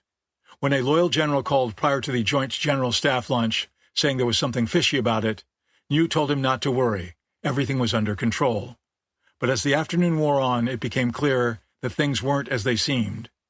Another loyalist, Saigon's deputy mayor, surveyed his contacts around the city and learned that something was very wrong. For one thing, police headquarters was under siege by the military.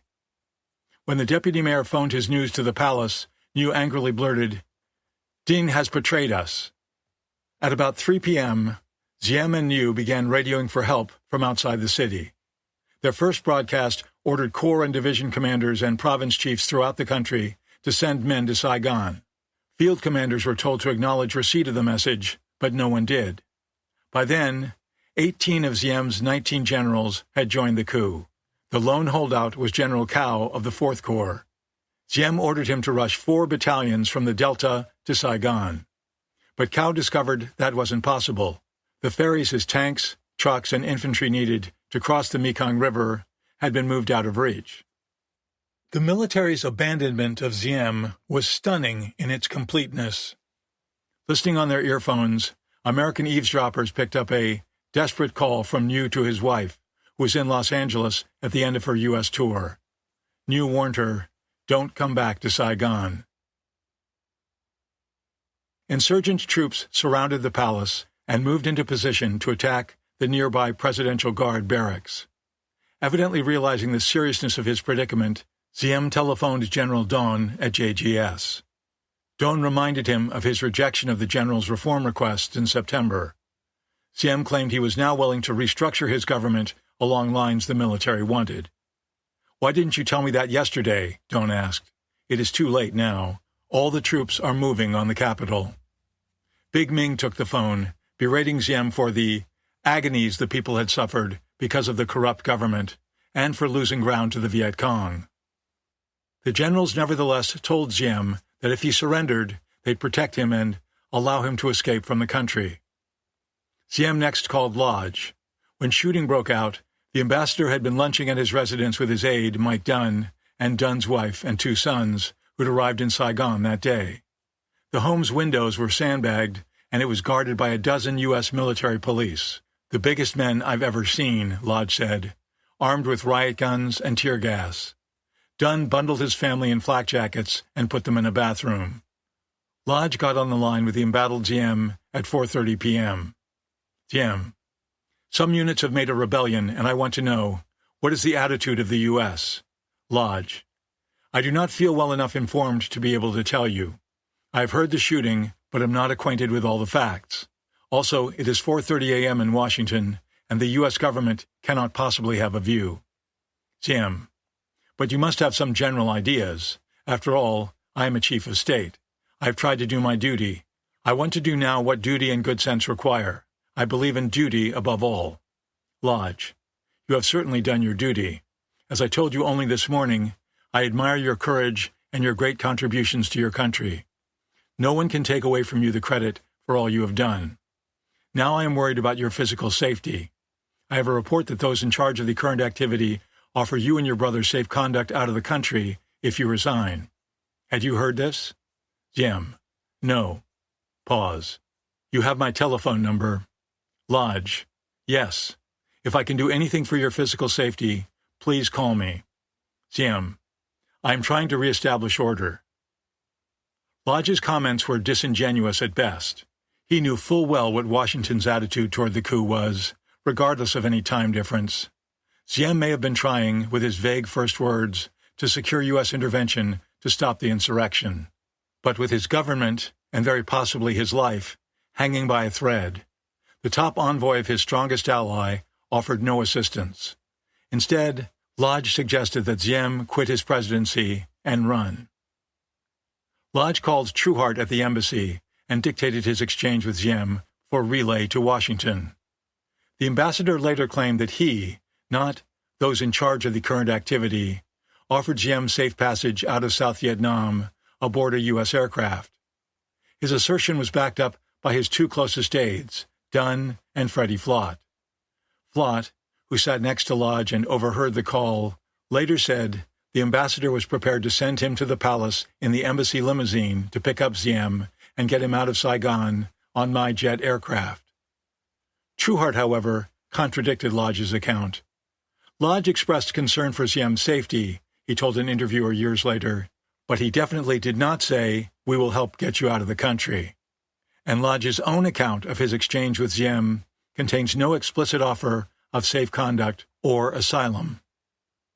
In an interview for a 1991 book, Facing the Phoenix, Dunn claimed that Lodge offered Ziem asylum in a phone call around 7 a.m. the next day. However, the author knows of no written record or any other corroboration of the supposed second call. Lodge himself never asserted that he spoke twice to Ziem during the coup. Moreover, the authors of the Pentagon Papers state that Lodge's conversation with Ziem on the afternoon of November 1st was the last that any American had with Ziem. Flying back to Saigon from a reporting expedition in Laos, Arnett felt his airliner suddenly wheel around in midair and beeline away from South Vietnam. Arnett guessed that the Vietnamese pilot had just learned that the coup had begun and it was unsafe to land. He jumped up from his seat and began pounding on the cockpit door. When it opened, his fear was confirmed. The pilot was talking to an air traffic controller who said Tan Son Nhut was closed due to the revolt. Horrified at the prospect of missing the biggest story of his young life, Arnett begged the pilot to go there anyway, arguing that his family might be in danger and need his help. To Arnett's astonishment, the pilot agreed and swung the plane back toward Saigon. 20 minutes later, the jet touched down at the airport, ringed by rebel tanks and armored cars. Ground crews had fled, and taxi stands were empty. Smoke plumed above downtown Saigon 3 miles away. Arnett could hear the boom of cannons and the crackle of small arms. He found a bus whose nervous driver dropped him near the 3-story Associated Press complex on Rue Pasteur, close to the besieged palace. The building contained the wire services newsroom, as well as apartments for employees. Rebel troops had turned it into a forward attack post, firing from behind sandbags in the parking lot and the balcony outside Arnett's first-floor unit. Arnett dodged down the street amid gunfire and ricochets, using tamarind trees for protection. He burst into the office to find a lone newsman, Ed White, calmly puffing on a pipe and tapping on his typewriter. "The others are at the Caravel," White said, "and I'm holding the fort." The phones were dead, but the news agency had managed to get off several dispatches on the coup through the U.S. and South Korean embassies. Arnett made his way to the Caravel Hotel and found his boss, Brown, on an upper floor, surveying the firefights around the palace and Presidential Guard barracks. The guard compound was ablaze after its ammunition bunker had been hit. He watched the fighting for a while, smoking a cigarette and sipping scotch, before going back into the streets, where life went on more or less normally. 2 GIs stopped him on Rue Catinat to ask where the nearest bar was. A young mother played with her little son in the grassy center of a traffic circle, in full view of a nearby tank. Arnett walked over to the Rex Hotel, crowded with American military men. Ordered to stay off the streets, They passed the time shooting dice and playing slot machines. With the radio station in their hands, the generals began broadcasting bulletins every 5 minutes. One announced that the Arvin was doing away with Ziem's cruel family dictatorship and called on citizens to cooperate and maintain order. Another, addressed to fellow soldiers, acknowledged that the army was used in cruel acts against the people. Who knows how many students and people have been arrested? We felt bitter over being used against the people. Never could we tolerate this, so we established a revolution to save the people. That message was followed by the taped voices of Big Ming and other generals, all committing themselves to Ziem's overthrow. As the afternoon wore on, politicians began showing up at JGS to discuss the composition of the new government. Konin informed the embassy of the general's pledge that leaders of the post-Ziem government would be exclusively anti-communist, pro-Western civilians. The embassy, in turn, flashed an optimistic message to Washington. There will be no military personalities in high positions in the new government. Military hopes to turn over government to the civilians within 2 to 3 days. The generals kept trying to get Ziem to surrender in order to minimize bloodshed.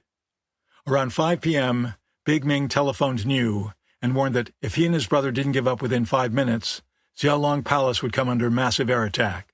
To underscore the hopelessness of the brothers' position, all of the field commanders present got on the phone and repeated the message. Niu seemed unmoved. Forced to the phone at gunpoint, Colonel Tung confirmed he was under arrest and that the rebels held most of the city's main military and civilian facilities. By then, Tung's brother had been seized and brought to the general's headquarters. A short time later, both men were shoved into a jeep with their hands tied behind their backs.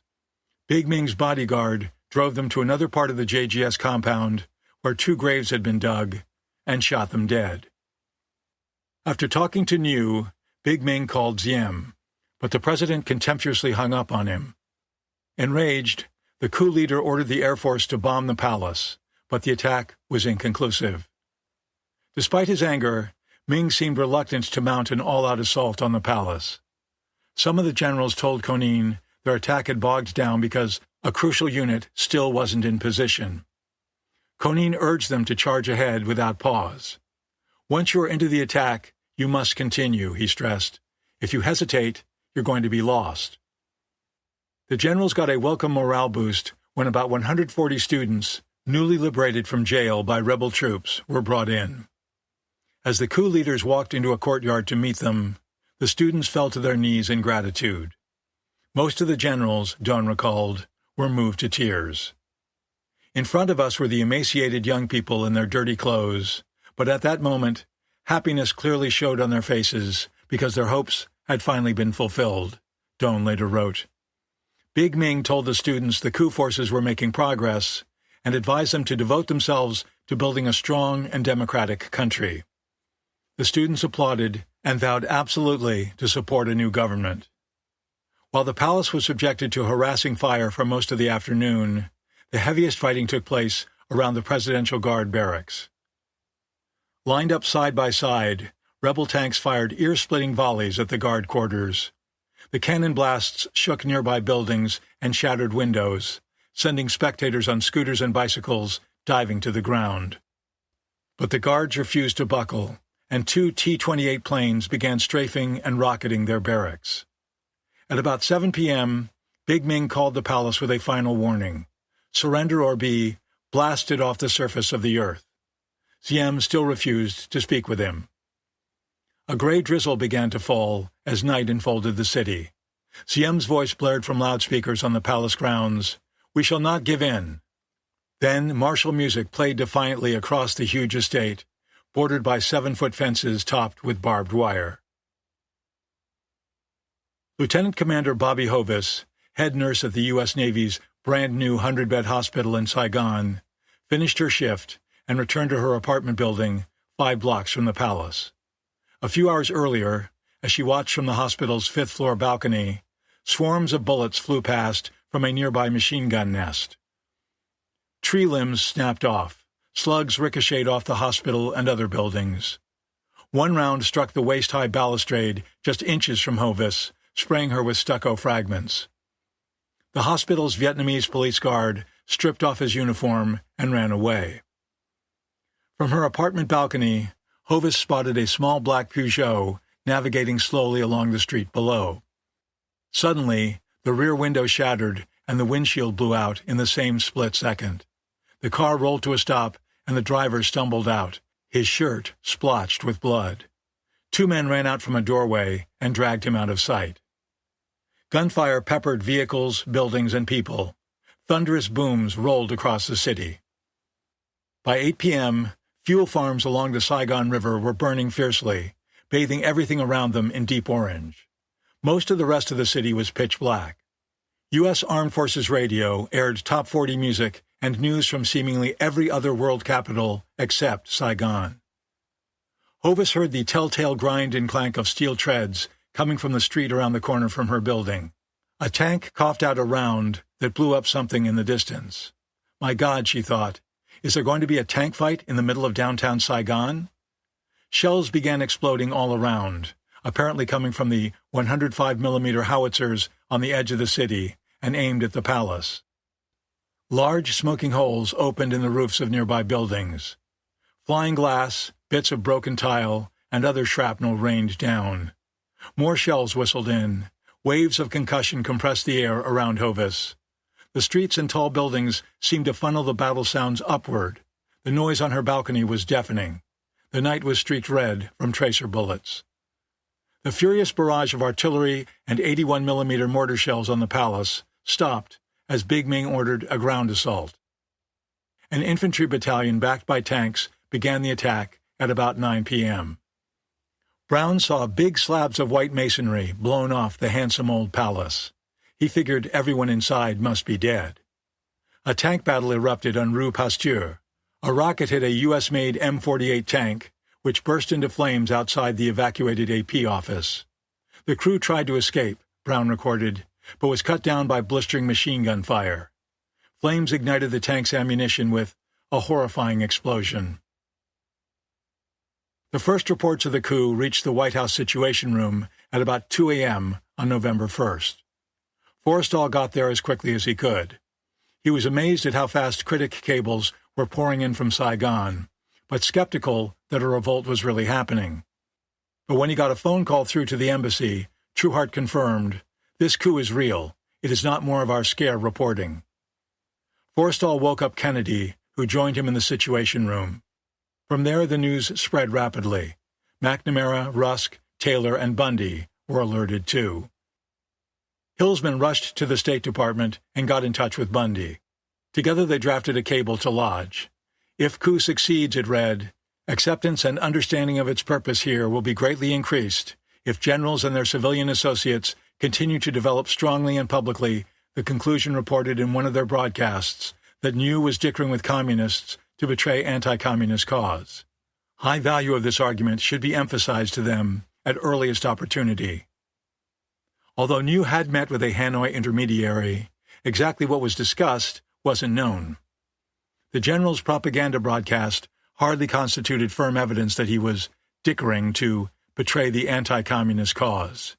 Yet Hillsman and Bundy were comfortable exploiting that flimsy allegation to make a violent military takeover of a civilian government more politically palatable to Americans.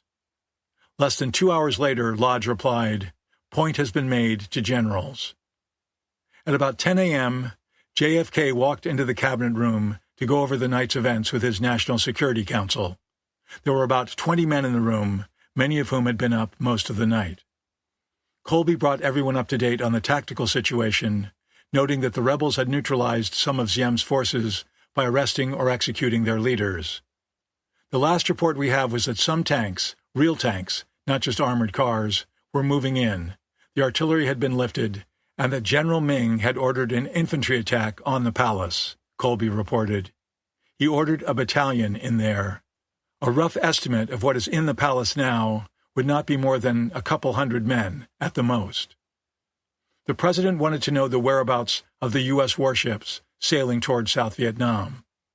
Taylor said the Seaborne Marine Battalion and its helicopters were scheduled to arrive near the mouth of the Saigon River that evening. 2 Navy battle groups, led respectively by the aircraft carriers Hancock and Oriskany, were also en route, one from Okinawa, the other from Hong Kong. Both were expected to be in position the next day. With the revolt seemingly going well for the generals, Kennedy knew he might soon be faced with the question of U.S. diplomatic recognition for a new Saigon government.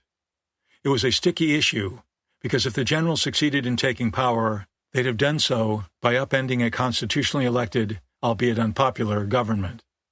Washington had recently condemned 2 such military power grabs in Honduras and the Dominican Republic, refusing to recognize the new ruling juntas in both countries. If the administration now did an about-face and gave its blessing to Big Ming and his fellow military revolutionaries, critics in Congress and the press would have a field day with the inconsistency. How do we square that? JFK asked the others in the room. Rusk replied that the dictatorial nature of the Diem regime justified both its overthrow and U.S. recognition of the overthrowers. Not all civilian heads of state were good, he suggested, and not all military men were bad as civil government leaders. Stalin was a civilian, and Eisenhower was a soldier, the Secretary of State noted.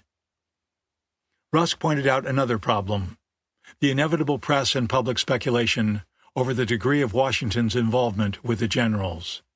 We need to get that straightened out, he said. The fact is, we were not privy to these plans, in the sense that we didn't really know what they were going to do, when, and the fact that the coup was often reported as rumor. But I think it would be to our interest to indicate that this was Vietnamese, that we were not participants in the coup, that Americans were not involved in the fighting. By framing the issue in such narrow terms, Rusk evidently hoped to provide the administration with a way to divert public attention from the abundant measure of U.S. culpability for the coup.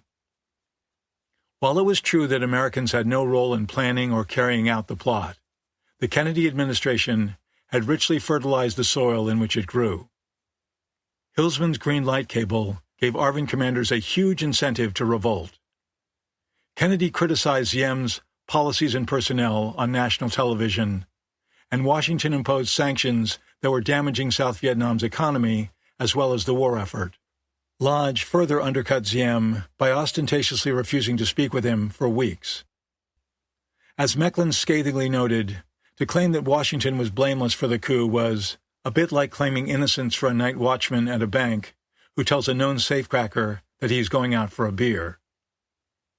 JFK stepped out of the cabinet room for about 35 minutes to attend Mass, but came back while the meeting was still in progress. He agreed with Rusk about how to respond to questions from the press and Congress about U.S. involvement. For many of these conversations, he said, I think we have to make it clear that this is not an American coup. In Saigon, the ground assault on the palace had failed. Troops and armor from the 5th Division tried to storm the shell-pocked building, but its defenders repulsed them. By attacking the Presidential Guard barracks, the generals had pinned down many of Diem's men. But perhaps 400 of them, supported by tanks, were at the palace, holding off a much larger number of insurgents. Mortar shells continued to crash into the building. Tanks and armored personnel carriers blasted away as they moved closer. Rebel-controlled radio announced that the palace was surrounded and assured citizens that the fighting would be over by morning. At about 10 p.m., palace loudspeakers barked out a statement from Diem, calling on the armed forces to remain loyal and falsely claiming that reinforcements were coming from the provinces. The message was repeated for a half hour until the loudspeakers went dead. Some of the generals wanted to hit Zhaolong with more airstrikes, but Big Ming overruled them in order to give the defenders more time to surrender. Despite his fury at the president, he didn't want to kill any more of his fellow Vietnamese than necessary. The shelling of the palace and Presidential Guard barracks fell off at about 11 p.m. 2 infantry battalions and 15 armored personnel carriers from the 7th Division arrived. Strong reinforcements from the 5th Division were en route. Brilliant white magnesium flares floated down from the sky on parachutes, turning night to day until they burned out. A clutch of Americans watched the battle from the embassy roof. Some of the artillery rounds aimed at the Presidential Guard compound passed directly over their heads. One American compared the sound the shells made to an express train rushing through the sky. Once in a while, the zing of a ricochet caused everybody to duck behind the parapets. Cigarettes were smoked and bottles passed. As the rebels closed in on the palace, someone cracked, "I wish they would fight like this against the VC." When the shooting started, the embassy had locked its gates, and employees began to monitor the radio and transcribe Conin's reports for transmission to Washington. Lodge called in from his residence to say he was going to bed at 9:30 p.m., as was his custom. Trueheart told him there was no change and to go ahead. A staffer went to tell Chi Kuang that the coup was on. "Do you think I am deaf?" the monk snapped. The Americans heard a radio announcement instructing members of the Ziem government to turn themselves in to the generals before 11 p.m. Those who did so would receive clemency. The rest would be considered enemies of the new state. Not long before the deadline, Ziem's chief of staff, Tuan, called the embassy and asked what he should do. Several hours earlier, he and 2 other regime officials had shown up at the Italian embassy, suitcases in hand, requesting asylum. But now Tuan said he was calling from a private home. Should he give himself up? Could the generals be trusted? Trueheart took the phone and gestured to the others for quiet. Tuan was not only the embassy's best friend at the palace, he was Trueheart's closest Vietnamese friend. But his call posed a dilemma. It implied that Tuan thought the Americans were mixed up in the coup and had special knowledge of the general's intentions.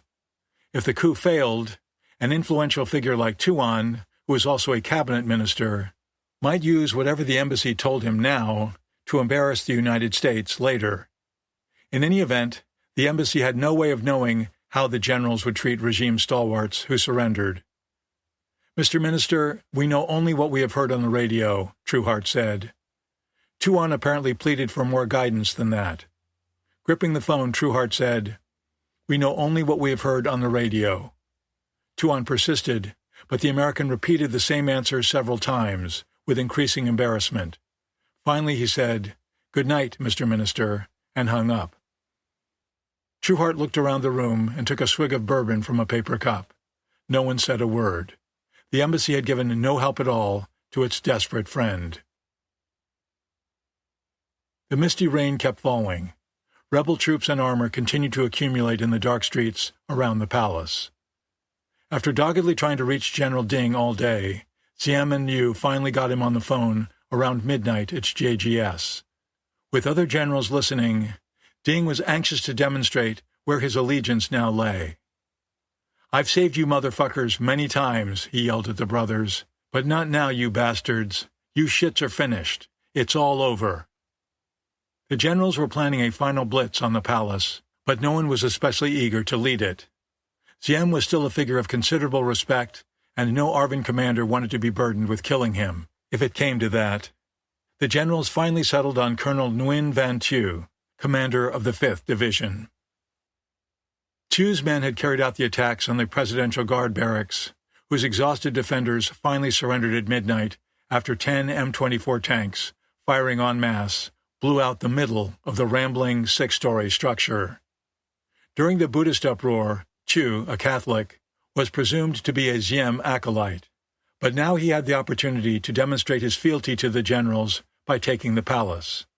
And if a Catholic president had to die in the process, so much the better if a Catholic officer did the killing. As rebel commanders made last-minute arrangements, Halberstam was at his villa, trying to catch some sleep before the final assault, which he learned was to commence at 3 a.m. He'd spent the day trying to figure out which troops were Ziem's and which belonged to the generals. It wasn't easy because many of them were wearing the same uniforms. At about 5 p.m., he jumped into a cab for a tour of the city.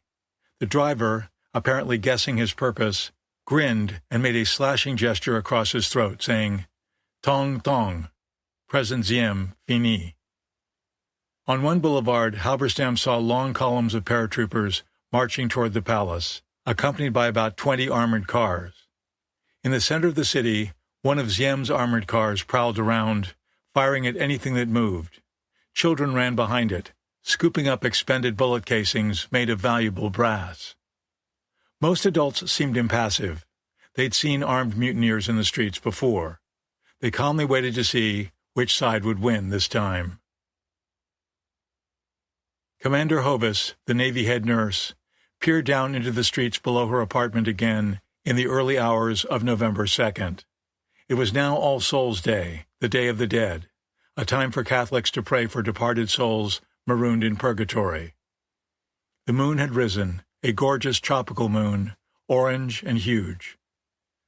Hovis saw a spectral procession in the pale moonlight, more than 24 tanks and armored personnel carriers slowly moving forward with about 200 soldiers behind them. A star shell exploded, bathing her apartment in white light. She and 3 other Navy nurses who lived in her building had packed their bags, but it was too dangerous to leave. The women held their breath as the flare burned out and darkness again engulfed them. Shortly after 3 a.m., artillery, tanks, machine guns, mortars, and rifles began firing, blending into a continuous roar. Attackers fired from several side streets at the palace and its protective walls.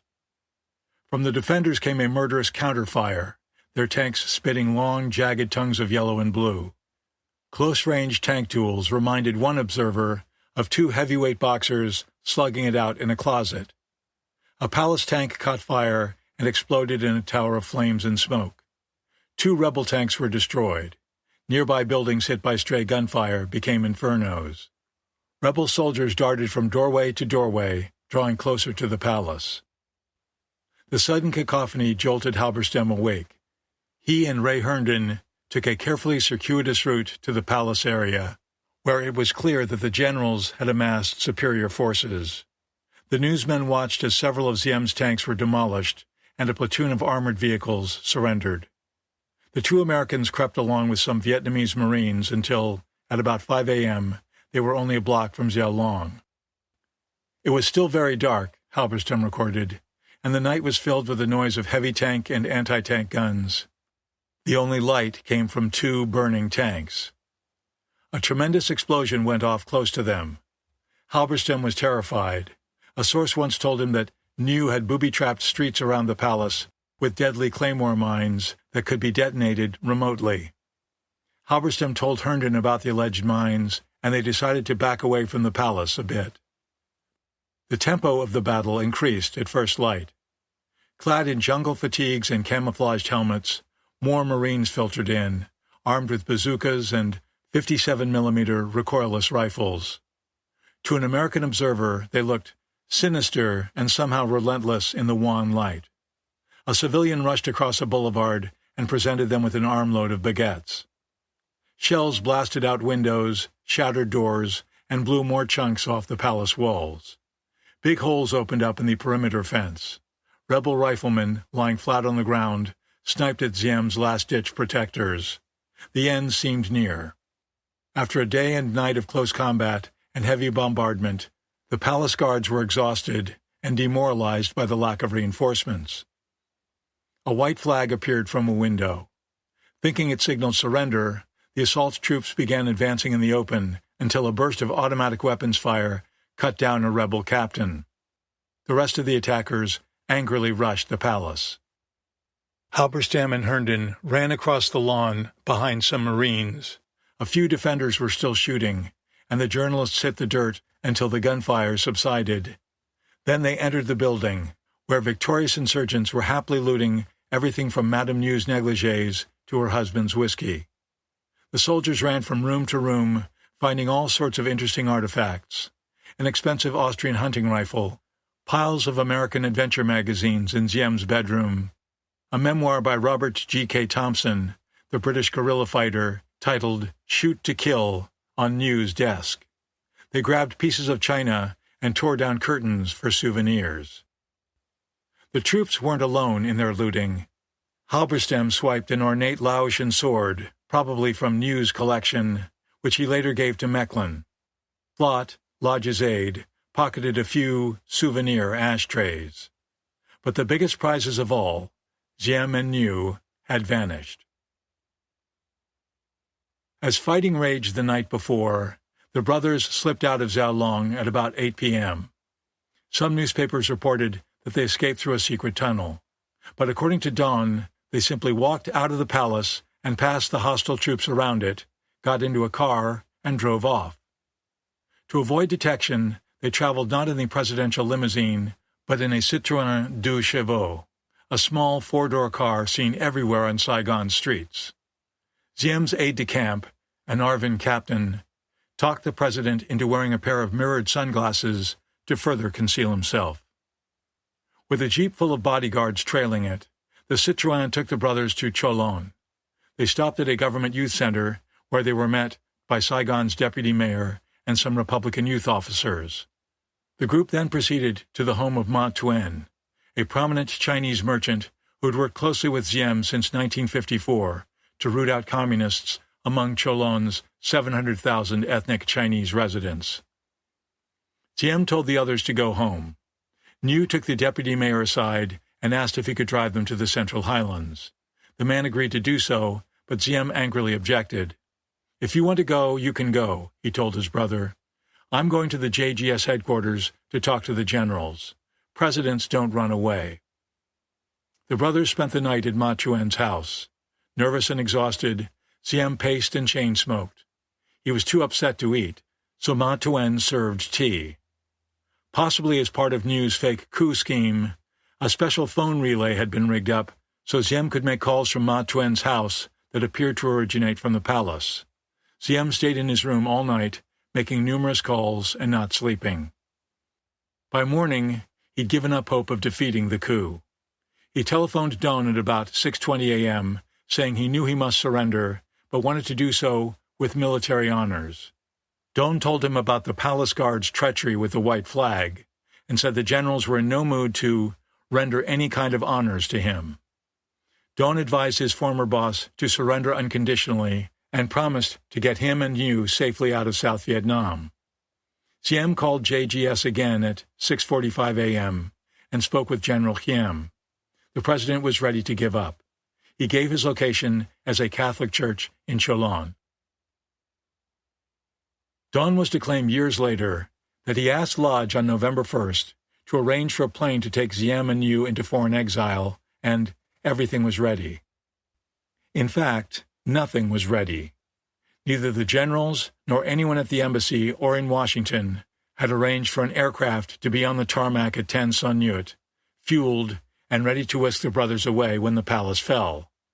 This oversight was perplexing, since Hillsman had raised the issue of flying Niu out of South Vietnam when the generals were planning their August coup. Hillsman feared that if the wily political counselor survived an Arvin takeover, he'd find a base somewhere else in Southeast Asia and relentlessly plot a return to power. In a memo to Rusk in late August, Hillsman wrote that the generals should destroy the palace if necessary to gain victory. If Niu somehow emerged from the rubble alive, an American plane should be available to take him into permanent exile in France or any other European nation willing to accept him. Ziem, wrote Hillsman, should be treated as the general's wish. With no aircraft earmarked for Ziem and Niu on November 2nd, the generals turned to Konin for last-minute help. At 6 a.m., the CIA agent called his boss, David Smith, and requested a plane. Smith thought France was the country most likely to grant the Ngo brothers asylum. He told Konin the nearest aircraft that could fly them to Paris without stopping to refuel, a KC-135, was in Okinawa. It would take 24 hours for the plane to get to Saigon. As Konin noted pointedly in a subsequent report, while the KC-135 was too far away to be of immediate help, Harkins's personal C-54 could have saved Ziem and Niu. This aircraft was available, Konin wrote, as were other commercial planes arriving and departing Saigon. With its 4,200-mile range, a C-54 couldn't get to Paris without landing and gassing up along the way, but it could easily fly nonstop to Manila, Tokyo, Guam, or Australia. There was another alternative as well. Ziem and Niu could have been evacuated aboard the U.S. Air Force jet, McNamara's plane, that was standing by to fly Lodge to Washington. When Konin told Big Ming he'd have to wait a day for a KC-135, the The coup leader replied ominously, "We can't hold them that long." Not long after the rebels made their move, John Bucquois, the Army eavesdropper from Louisiana, was ordered out to the U.S. listening station near the village of Foulam. Throughout that day and into the next, he monitored the conversations of Big Ming and two other rebel generals. He listened as they discussed which ARVN units had joined them and which were still holdouts. He followed the bloody struggle at the Presidential Guard barracks, and he heard the general's trepidation upon learning that Diem and Nhu had somehow escaped from the battered palace.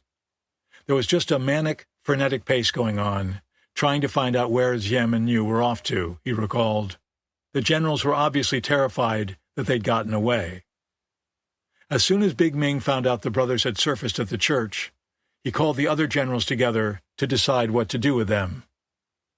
Konin later claimed that the coup leaders took a blood oath never to discuss with outsiders their lengthy arguments over the brothers' fate.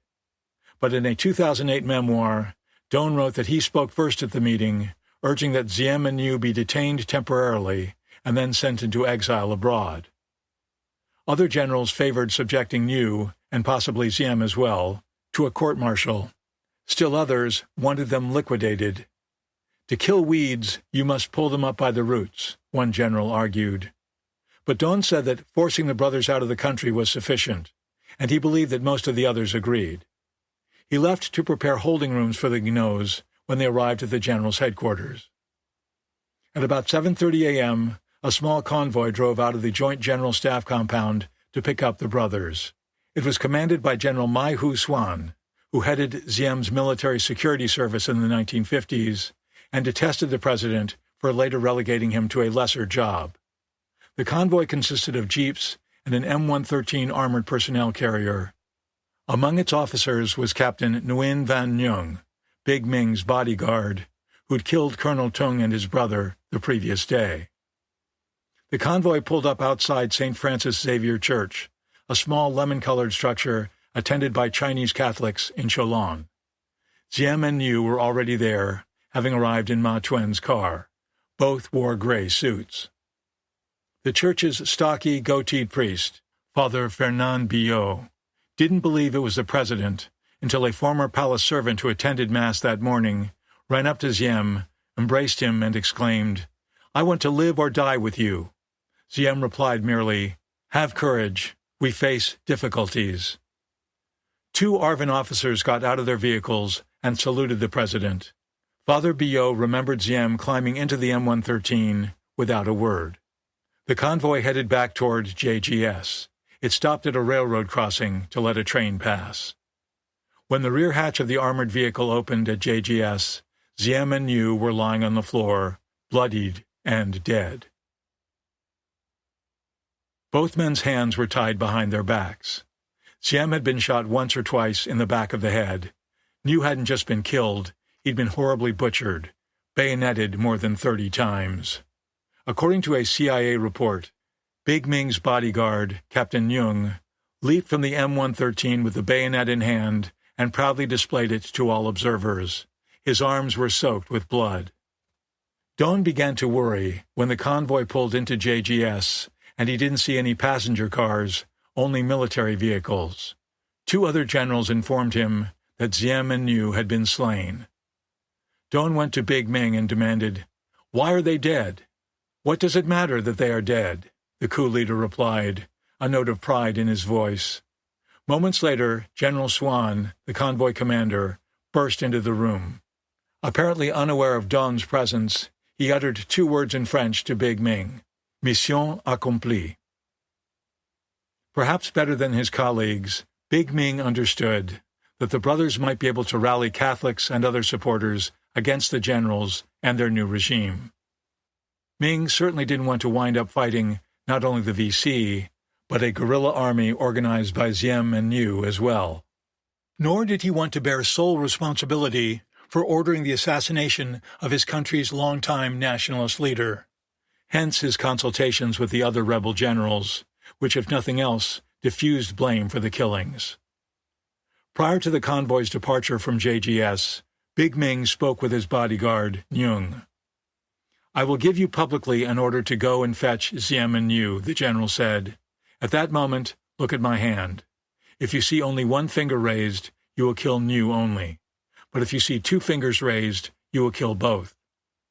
When Big Ming ordered Nyung at the last minute to join the convoy, another officer noticed the general discreetly lift his right hand to the level of his belt, with two fingers extended. In testimony to a U.S. Senate committee in 1975, Konin confirmed that Ming ordered Nyung to kill the brothers. At St. Francis Xavier Church, the brothers approached the M113, where Captain Nyung and an Arvin major stood. Apparently expecting to be treated with more dignity, they were taken aback to see only military vehicles. "Where is the car for us?" asked Niu. The major pointed to the armored personnel carrier and said, "Here it is." Niu angrily replied, "You use such a vehicle to drive the president?" The major answered coldly, "There is no more president." He added, "We soldiers of the Armored Corps always use this kind of vehicle. It is perhaps time for you to taste it." Niu seemed to calm down, asking how to enter the carrier. The major showed the brothers the back hatch, and they climbed in. Nyung and some other soldiers clambered onto the carrier and dropped inside through its top hatch. The convoy began to roll. The soldiers tied Ziem's and Niu's hands. Niu argued, but Ziem convinced him to quiet down. Then the president began to pray. According to a CIA account, Niu taunted an unnamed officer whose wife had been tortured by the secret police. The officer grabbed a bayonet and stabbed Niu over and over. Ziem tried to intercede, but the officer shot him in the head with his pistol. Captain Nyung later confessed to the double assassination, saying that Big Ming gave the order. The generals soon began to tell various lies about what happened to Ziem and Niu. The Arvin-controlled radio station declared at about 10:30 a.m. on November 2nd that the brothers had committed suicide by taking poison. Don instructed another officer to tell the press the deaths were attributable to accidental causes. Big Ming told Ziem's former aide, Tuan, that the brothers killed themselves with a gun left by mistake in the M113. Konin had left JGS headquarters after the long night and gone home to shower and eat something. Despite Big Ming's comment about not being able to detain Ziem and Niu very long, Konin had departed under the impression that the generals were getting ready to house them at JGS under proper security until the KC-135 arrived. But as news of the brothers' deaths spread, the embassy received orders from Washington to urgently ascertain exactly how they died. Konin was instructed to go back to JGS and find out. He later told the U.S. Senate committee that the order came from JFK. Big Ming tried to feed Konin the falsehood that Ziem and Niu had committed suicide in the church. A Catholic himself, Konin called that explanation ridiculous. No one would believe that two devout Catholics like Ziem and Niu had taken their own lives, a mortal sin, the gravest type a Catholic can commit, much less that they'd done so within the sacred confines of a church. Konin told the coup leader that he would be well advised to change his story. Ming then made the CIA operative a macabre offer. Would he like to see the bodies lying in a basement room at JGS? Konin reflexively declined, saying he couldn't take part in any identification of Ziem and Niu. His real concern was that if he saw the brothers' wounds, he'd probably be able to tell whether they had been murdered. And if he was the only Westerner who knew that dangerous secret, he might become a target for murder himself. In any event, Konin didn't need to see their corpses to guess what had befallen Ziem and Niu. He again went home, where his friend Rufus Phillips had spent the night with the Green Berets guarding Konin's home. Konin's face was ashen. He was in a rage. "Goddamn bastards," he spat. "They killed Ziem. They murdered him and Niu." He repeated Big Ming's spurious story about suicide in the church, saying it was the stupidest thing he had ever heard. Phillips was shocked and flooded with grief. He too had thought Ziem was going to be put on a plane and taken to safety. Sheehan raced down the gangway of the noon flight from Tokyo. The Blue Lotus alert had reached the UPI bureau there prior to the coup, but no one told him about it. He learned the generals were on the move from reports coming out of Seoul, based on information from the South Korean embassy in Saigon. Back in his apartment office, he scrambled to put together a news story on the sensational demise of the South Vietnamese president and his brother.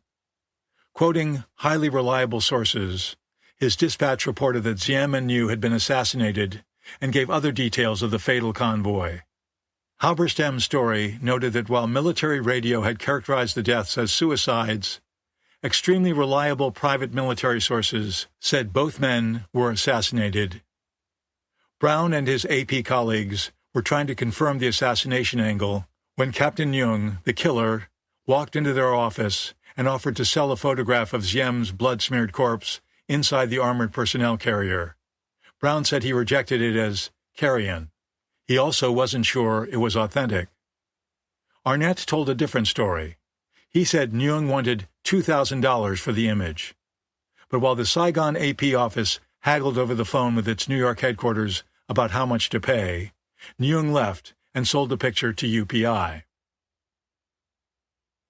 Hillsman's subordinates knew they were never to disturb their boss at home before 7 a.m. So the State Department watch officer on duty, November 2nd, waited until shortly after that time to telephone him with news of the purported suicides in Saigon.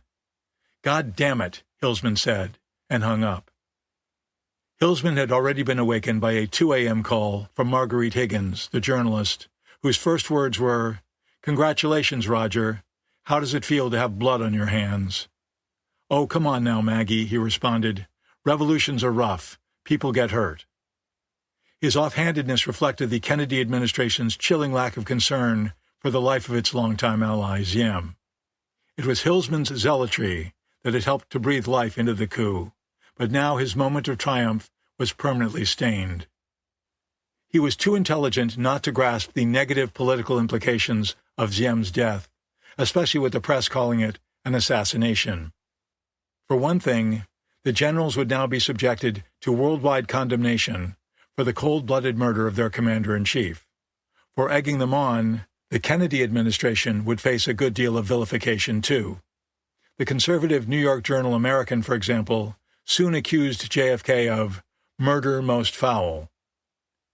Kennedy learned of Diem's brutal demise when Forrestal hurried in with a telegram during the National Security Council meeting later that morning. The president was horrified. Kennedy leaped to his feet and rushed from the room with a look of shock and dismay on his face, which I had never seen before, Taylor remembered. The Joint Chiefs of Staff chairman was less surprised by the coup's vicious denouement. After the president left the room, Taylor remarked, "What did he expect?" Although JFK wanted Diem to suffer no more than exile, the president had been led to believe or had persuaded himself that a change in government could be carried out without bloodshed, Taylor later wrote. Kennedy seemed to recover rapidly from his consternation, huddling with his advisers at least 3 times that day to discuss how to cope with the political fallout from Diem's liquidation. The president and his men were quick to absolve themselves of responsibility, pinning the blame for Diem's death on him instead. "I think the suggestion is that the United States made the coup inevitable by applying pressures which developed the atmosphere," JFK said at one point. "I think that certainly in September, after the conclusion of the McNamara-Taylor visit, our intention was to apply pressure to persuade Diem to modify his course of action. That time we were not pushing a coup. Now, he didn't give it all, and a coup developed. I would say that that was our policy, and we ought to stick with it." Bundy agreed, saying, "In other words, he had an honorable chance to come to terms with us, which he didn't take." At another meeting that afternoon, the men debated how deeply to delve into the question of whether Diem committed suicide or was assassinated. Kennedy didn't believe the suicide story, given Diem's fervent Catholicism. McCone announced that he just received a wire from Saigon indicating that Konin declined Big Ming's invitation to inspect the bodies. I interpret that as the suicide story is out, and Konin is pretty conscious of the fact that it was an assassination and doesn't want to get involved in it, said McCone. I would suggest that we not get into this story. I don't see that knowing it is going to do us any good. They've put out the suicide story. That's their story. Hillsman noted that the Saigon newsmen were already digging into the matter. It's going to come out via Halberstam and Company anyway. They're already on the wires with it, with different versions. I think we ought to stay out of it. He recommended that Washington tell Big Ming not to try to sell a false suicide story. If they were indeed assassinated, it's better for him to come out and say so, in the heat of battle and so on and so forth, and regret it publicly, than to leave it a mystery or try to palm off this suicide story, Hillsman said. The brothers hadn't died in the heat of battle, of course. They'd been tied up and slaughtered in cold blood after surrendering. Kennedy wanted to know who was responsible for the murders. Did Big Ming order the execution? He asked the room. Do we know that? Some think he did, answered Hillsman. No one needed to point out the problem if Big Ming and his co-conspirators had indeed killed Ziem and Yu in such a brutish manner. Any new government they formed would be seen as having blood on its hands. The butchery would be denounced in Congress and the U.S. press, further dampening enthusiasm for aid to South Vietnam. Kennedy clearly understood the issue. What are we going to say about the death of Ziem and Yu? He asked. If we were going to say anything about that, I would think it would be better to indicate our feeling that this is an unfortunate event. Nonetheless, it would be regrettable if it were ascribed, unless the evidence is clear, if it were ascribed to Big Ming or the responsible council of the generals. Bundy then cabled Lodge to advise the generals to come clean. Deaths of Ziem and Yu, whatever their failings, has caused a shock here, and there is danger that standing and reputation of incoming government may be significantly damaged if conviction spreads of their assassination at direction of one or more senior members of incoming regime, Bundy wrote. Evidence available here is thin and conflicting, but simple assertion of suicide obviously will not end the matter. We believe that it is deeply in the interest of the regime to make prompt and full explanation, and if the death's not by suicide, to emphasize with clear evidence all mitigating circumstances. They should not be left under illusion that political assassination is easily accepted here. Across the months of repression and increasing ineffectiveness, American people and government remember great services to freedom rendered by Ziem over many years. Kennedy knew that the general's violent takeover would be a source of embarrassment to his administration, although he thought it could be overcome. But he was nonplussed that Ziem had been murdered. I didn't think there was that much hatred for him, he said at one point. At another, I don't know why they did that.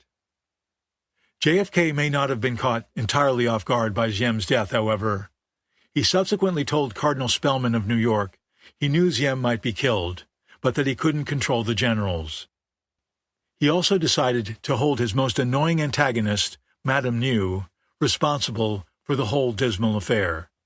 That goddamn bitch, he told his old Navy buddy Paul Fay. She's responsible for the death of that kind man.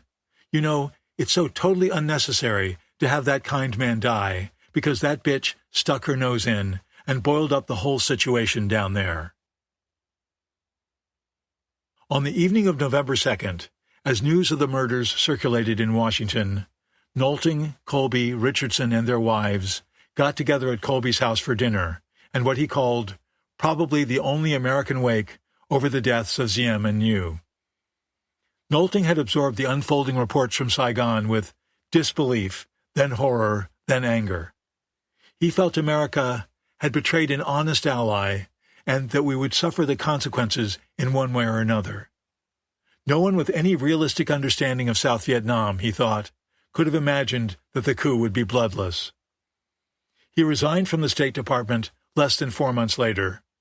In 1988, Nolting summed up his Saigon experiences in a memoir, whose title neatly encapsulated the disastrous arc of Kennedy's relationship with Ziem, From Trust to Tragedy.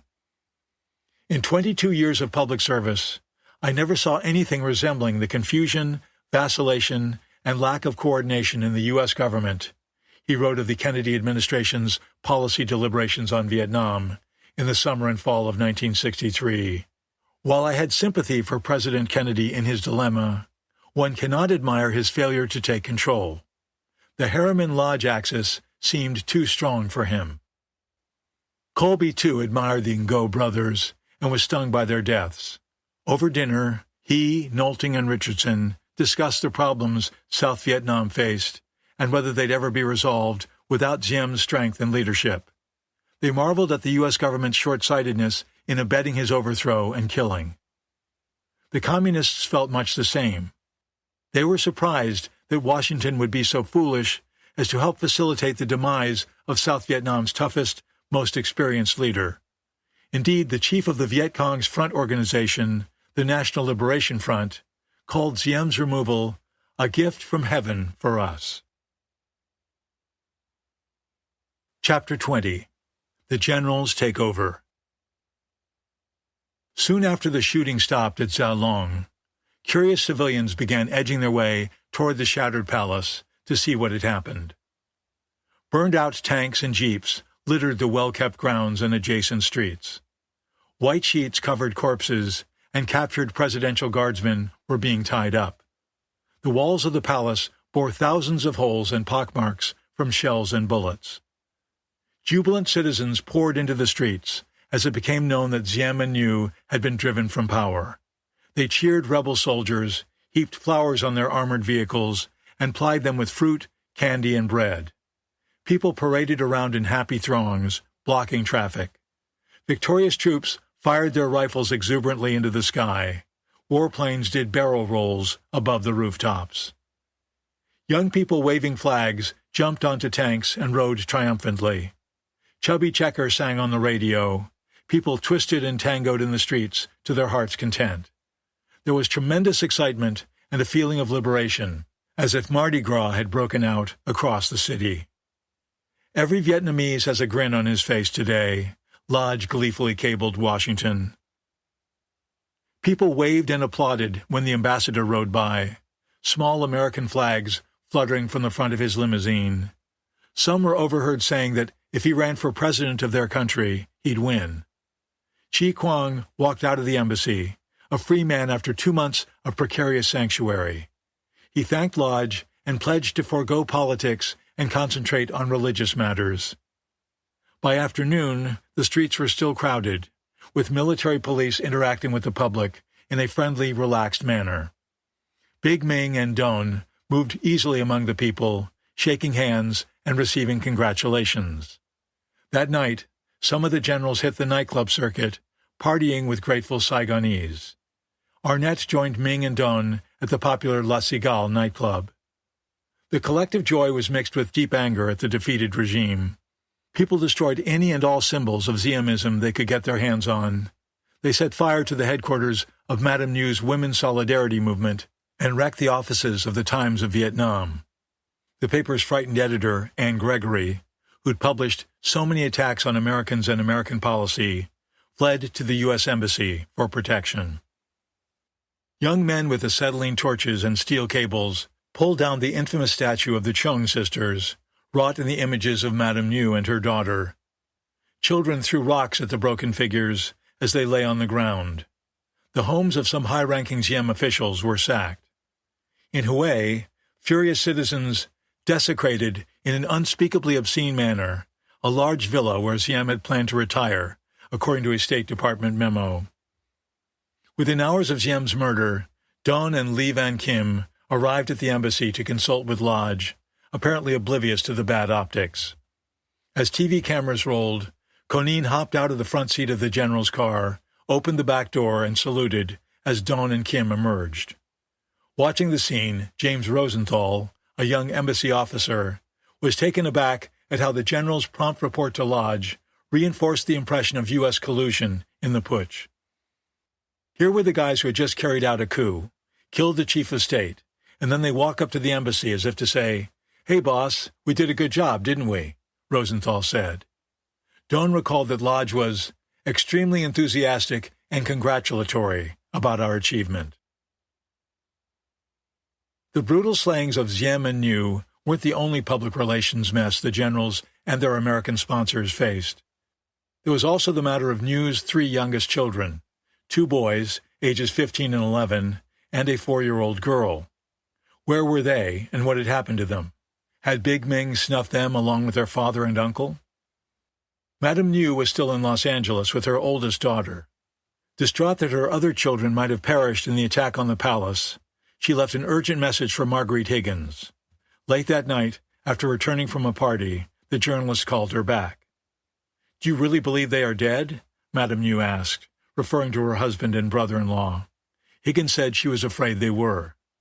"I could spit upon the world," Madame said bitterly. After a pause, she asked, "Are they going to kill my children, too?" That prospect horrified Higgins. "It's the last thing President Kennedy would want," she replied. Although she could imagine agitated South Vietnamese taking vengeance on even the littlest members of the hated New clan. "Then why doesn't the United States government do something to help me get them out?" Madame New implored, sobbing. That was when Higgins phoned Hillsman, waking him at 2 a.m. and accusing him of having blood on his hands.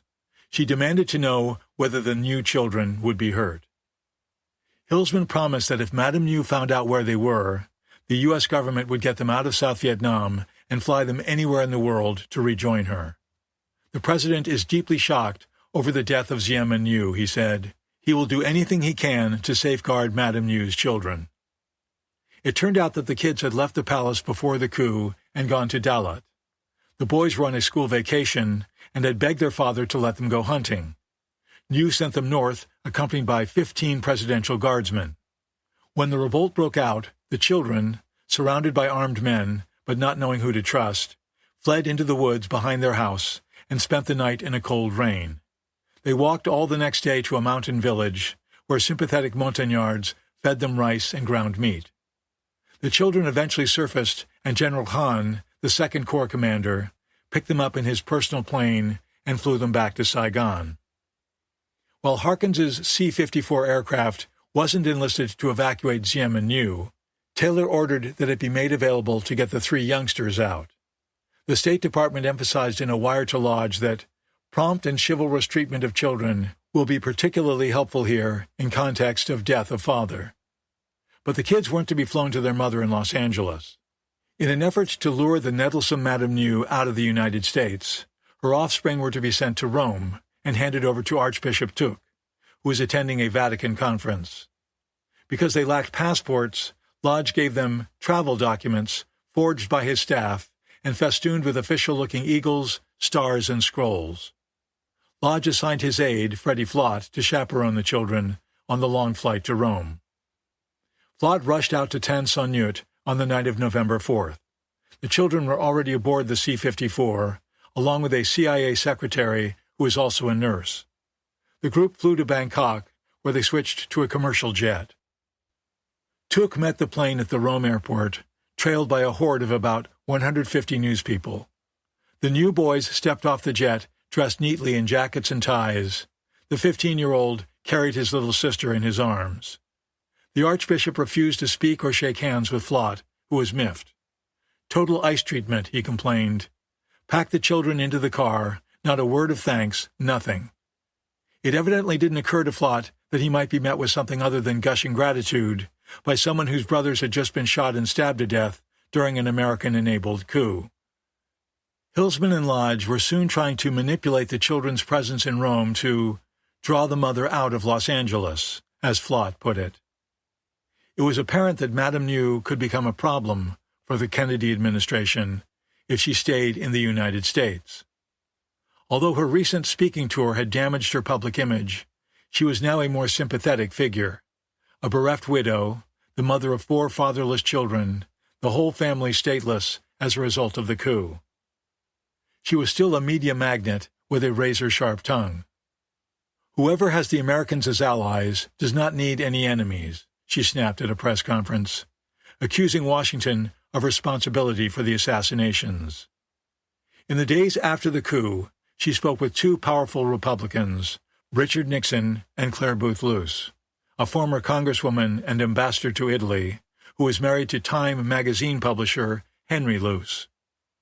With the 1964 presidential campaign getting underway, Madame New could easily continue in her role as a high-profile critic of JFK's Vietnam policy, attracting press coverage wherever she went. From her Beverly Hills hotel suite, Madame announced that she couldn't endure a trip to Italy and wanted her children brought to the United States. The next day, Hillsman released a cable to the American Embassy in Rome. Until further instructed, do not give visas to children if requested. Stall, but do not refuse. Lodge chimed in, suggesting that the South Vietnamese embassy in Rome be asked not to issue passports to the kids. They now have none, Lodge noted. This might make visa stall easier and assist in getting Madame New out of the United States. But JFK overruled his devious subordinates. A handwritten note on Hillsman's telegram said, "President does not want to hold up children's visas if they clearly wish come U.S." Madame New nevertheless left Los Angeles for Rome on November 13th.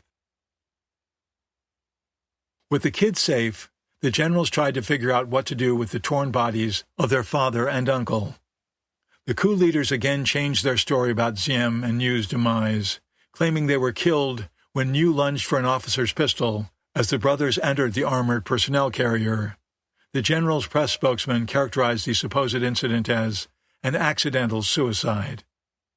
The Nguyen's remains had been moved from the Joint General Staff compound to the Clinique Saint-Paul, a small private hospital formerly staffed by French doctors. On November 3rd, Big Ming and Don paid a call on Diem's niece and her husband, Chan Chong-dong, the dead president's one-time assistant defense minister. "We are not here to present our condolences to you," Ming coldly informed the couple. "We hope you will understand that their deaths occurred as an unfortunate incident during the coup d'etat." The generals asked the niece to accept the bodies and arrange the funerals, but she became hysterical and refused.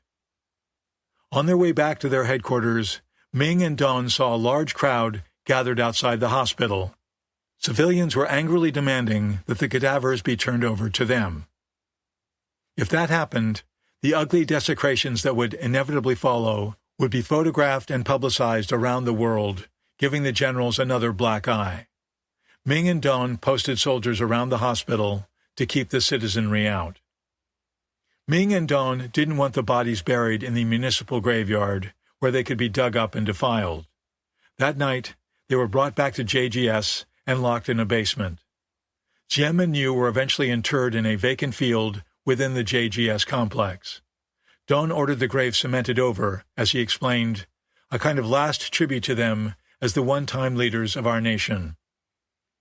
3 other Ngo brothers remained alive. Archbishop Thuc was unlikely to return to Vietnam any time soon.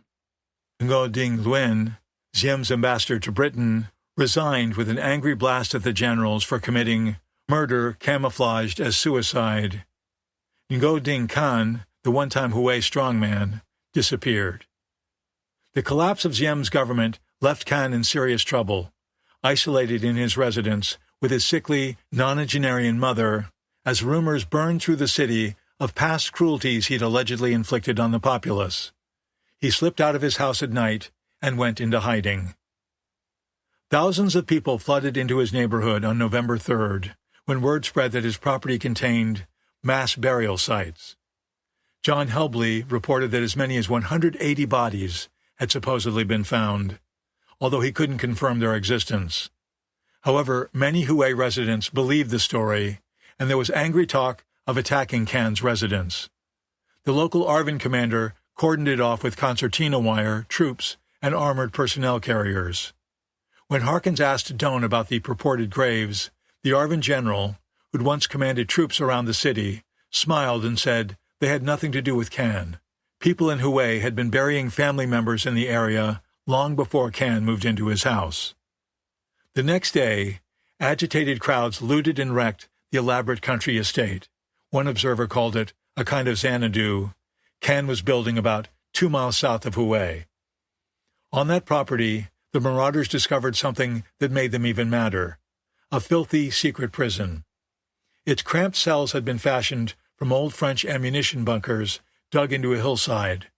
About 3.5 feet high and 5 or 6 feet long, the barred cells lacked beds and were filled with trash and human excrement. Some appeared to have been occupied recently. Helbley described them as rather horrific. Facing a possible lynching, Can sent an emissary to ask whether Helbley would give him asylum in the U.S. consulate. Helbley refused, saying he and his small staff couldn't protect Can from an angry mob that might tear the consulate apart to get at him, injuring or killing Americans in the process. But Washington was concerned about more international censure of Big Ming and his colleagues if another member of the Ngo clan was slain. To Helbley's amazement, the State Department ordered him to grant Can asylum. Hillsman approved a cable directing Helbley to remind the Hue authorities that the United States had taken similar action to protect Chi Kuang and can do no less in Can's case. The White House agreed, instructing Lodge in a separate message to make every effort to get him and his mother, if necessary, out of country soonest, and to ensure their protection in the meantime. On November 5th, a black Citroën sedan, driven by a Catholic priest, pulled up outside the consulate. Can reportedly had been hiding in a Catholic Redemptorist seminary. The priest stepped out and opened the back door, revealing a man in peasant garb lying face down on the floor. Hue's former political boss, disguised and frightened. I was now meeting the man who had never previously seen me, who had terrorized Hue and environs for years, Helbley recalled. Now I was his last hope. Helbley shook Can's hand and escorted him into the consulate, trying to conceal his identity from his two Vietnamese employees. Can said he wanted to go to Tokyo. General Do Cao Tri, the tough First Corps commander, showed up at the consulate next. He said he knew Helbley had Can, and he wanted him. Helbley boldly replied that whether I hadn't gone Ding Can or not was a matter of my concern and not his. Tri tried to frighten him, saying that if angry local people found out he was sheltering Can, the general could not assure the security of the consulate or of the American community in Hue in general. Helbley responded that it was Tri's duty to protect American lives and property, and demanded his promise to do so, adding that he'd report Tri's answer to the embassy. But the general gave no assurances and left empty-handed. Helbley phoned the embassy and gave a coded message. The bird is in the cage. The embassy replied that a CIA aircraft would land in 2 hours to bring Can to Saigon. Working with U.S. military advisors in Hue, Helbley assembled a 3-vehicle convoy to take Can to the airport. At the front and rear were jeeps, each carrying an American officer and an enlisted man. In the middle was Helbley's Rambler. An Army man drove the Rambler, with Jerry Greiner, the rugged CIA agent who played bridge with Helbley, riding shotgun. Helbley and a U.S. Army lieutenant colonel sat in the back, on either side of Can. No one was armed. Helbley knew that if an ARVN detachment stopped them, gunplay would be a very bad idea. The convoy made it to Phu Bai Airfield, about 9 miles southeast of Hue, without incident. Can boarded the CIA aircraft, a C-46 cargo plane, along with Greiner, the lieutenant colonel, and a pair of military policemen. Helbley instructed Greiner that upon landing, he was to turn Can over only to someone from the State Department, no one else. When the C-46 rolled to a stop at Tan Son Nhut, Greiner realized it was parked in the airport's military zone and surrounded by ARVN soldiers. A couple of 2.5-ton trucks were nearby. Greiner was greeted by the ubiquitous Lucien Conin. "All right, Jerry," he said, "I will take it from here." Greiner protested that he'd been told to deliver Can to the State Department, not the CIA. "Well, have it your way, but here's your transportation," Conin replied, indicating the trucks.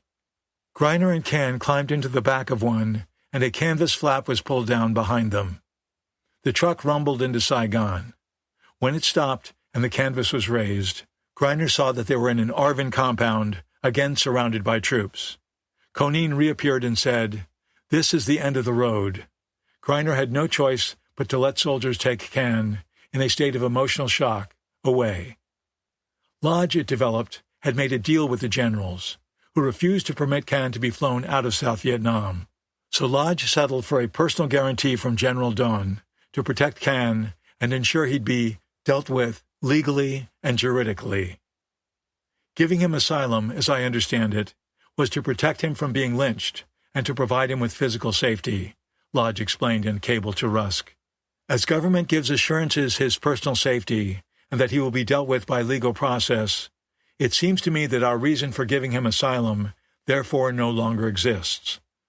I also consider that we would be subject to justified criticism if we attempted to obstruct the course of justice here, particularly as Can is undoubtedly a reprehensible figure who deserves all the loathing which he now receives. It was an interesting rationale, especially in light of how Lodge handled Chi Kuang's asylum plea. The Buddhist leader had been taken into the embassy and protected by Marine guards for 2 tense months, as Lodge resolutely rejected demands from Xiem's government to turn him over. Can, by contrast, was granted asylum, but handed over to the generals the same day. 6 months later, as Can was about to be executed, Lodge denied in an Associated Press interview that he turned him over to the military. Lodge gave up Can despite White House instructions to get him safely out of the country. The CIA aircraft that landed in Hue presented a golden opportunity to fly him straight to, say, Manila, less than 900 miles away. The C-46's range was 2,300 miles. Alternatively, Lodge could have kept Can in the embassy indefinitely. There was little chance the generals would risk forcibly removing him, no matter how loudly the South Vietnamese public clamored for his blood. But the political calculus had changed for Lodge. Chi Kuang was the enemy of a regime Lodge wanted to undermine. Therefore, he was defiantly sheltered. Can was the enemy of a new regime Lodge wanted to succor. He was thrown to the wolves. Can was certainly an unsavory character, but through Helbley, the United States had promised him sanctuary. Lodge then broke that promise and delivered him into the hands of his pursuers. The whole episode disgusted Helbley. I knew I had been double-crossed by my own authorities, in Washington, Saigon, or both, he wrote later. There were no asylum intentions. In Hue, we were all put at risk. The people of Saigon were still celebrating Xiem's downfall. Dancing returned to nightclubs. Multiple newspapers sprang up, with citizens eagerly crowding outside their offices as they awaited the latest editions. For the first time in 2 years, police barricades came down around Zalong Palace, easing traffic congestion. In the towns and cities, commented Mecklin, there was a feeling everywhere of a fresh breeze in a musty room. The generals decreed an end to arbitrary arrests and confinement. They ordered the release of anti-Xiem political prisoners, and people sort of came up out of the ground, as Trueheart put it, with sickening stories of torture and abuse. One of the pilots who'd bombed the palace in 1962 emerged from a dungeon beneath the Saigon Zoo with both hands chopped off. A 29-year-old woman, an ardent Buddhist, told Brown she'd been stripped, tied to a bench, and waterboarded until I lost consciousness on the day the coup began. A young girl told of enduring electric shocks to her breasts from an Army field generator. Others said they had fingers cut off or were forced to drink soapy water, resulting in internal bleeding. Brown reported that some prisoners were blinded, and one student died after his liver was ruptured by truncheon blows. Freed prisoners came home from Pulo Condor, the penal island in the South China Sea. A boat bearing 33 of them, all sentenced in connection with the 1960 paratrooper uprising, docked in Saigon to the cheers of some 10,000 well-wishers. Those waiting on the dock placed garlands of flowers around the released men's necks, hoisted them to their shoulders, and carried them joyously off. People shouted and wept with happiness. Just for this fleeting golden moment, wrote a British journalist, it seemed as if we had reached a happy ending. Vietnam had been exorcised. The happy ending, however, proved to be short-lived. The generals appeared at first to be a determined group of liberal reformers. They proclaimed their commitment to freedom of expression and religion. They banished corvée labor in the provinces. Martial law was lifted 6 days after the coup, and curfews were shortened. When a spokesman announced at a news conference that the coup principles hoped to establish new principles for press relations, journalists cheered. But the generals were fundamentally authoritarian souls. While they'd promised to stay out of the new government, they soon backpedaled, forming a junta and saying they'd turn power over to civilians only at some unspecified date in the future. Calling themselves the Military Revolutionary Council, the generals suspended the Constitution and abolished the National Assembly. Demonstrations in any form were prohibited. Anyone handing out pro-communist leaflets would be shot on the spot. Movie houses and theaters were ordered to play the national anthem at the start of each performance. Spectators were required to stand at attention. Political parties were allowed to operate, but only within the limits required by national defense security. The Army advocates the necessity of applying democracy under the conditions of a country at war, that is, on the basis of discipline, warned a broadcast on the military-controlled radio. It became clear that democracy was on as short a leash under the generals as it had been under Diem. Censorship was imposed, with white spaces appearing in newspapers in place of stories about the deaths of Diem and New and the disposition of their remains.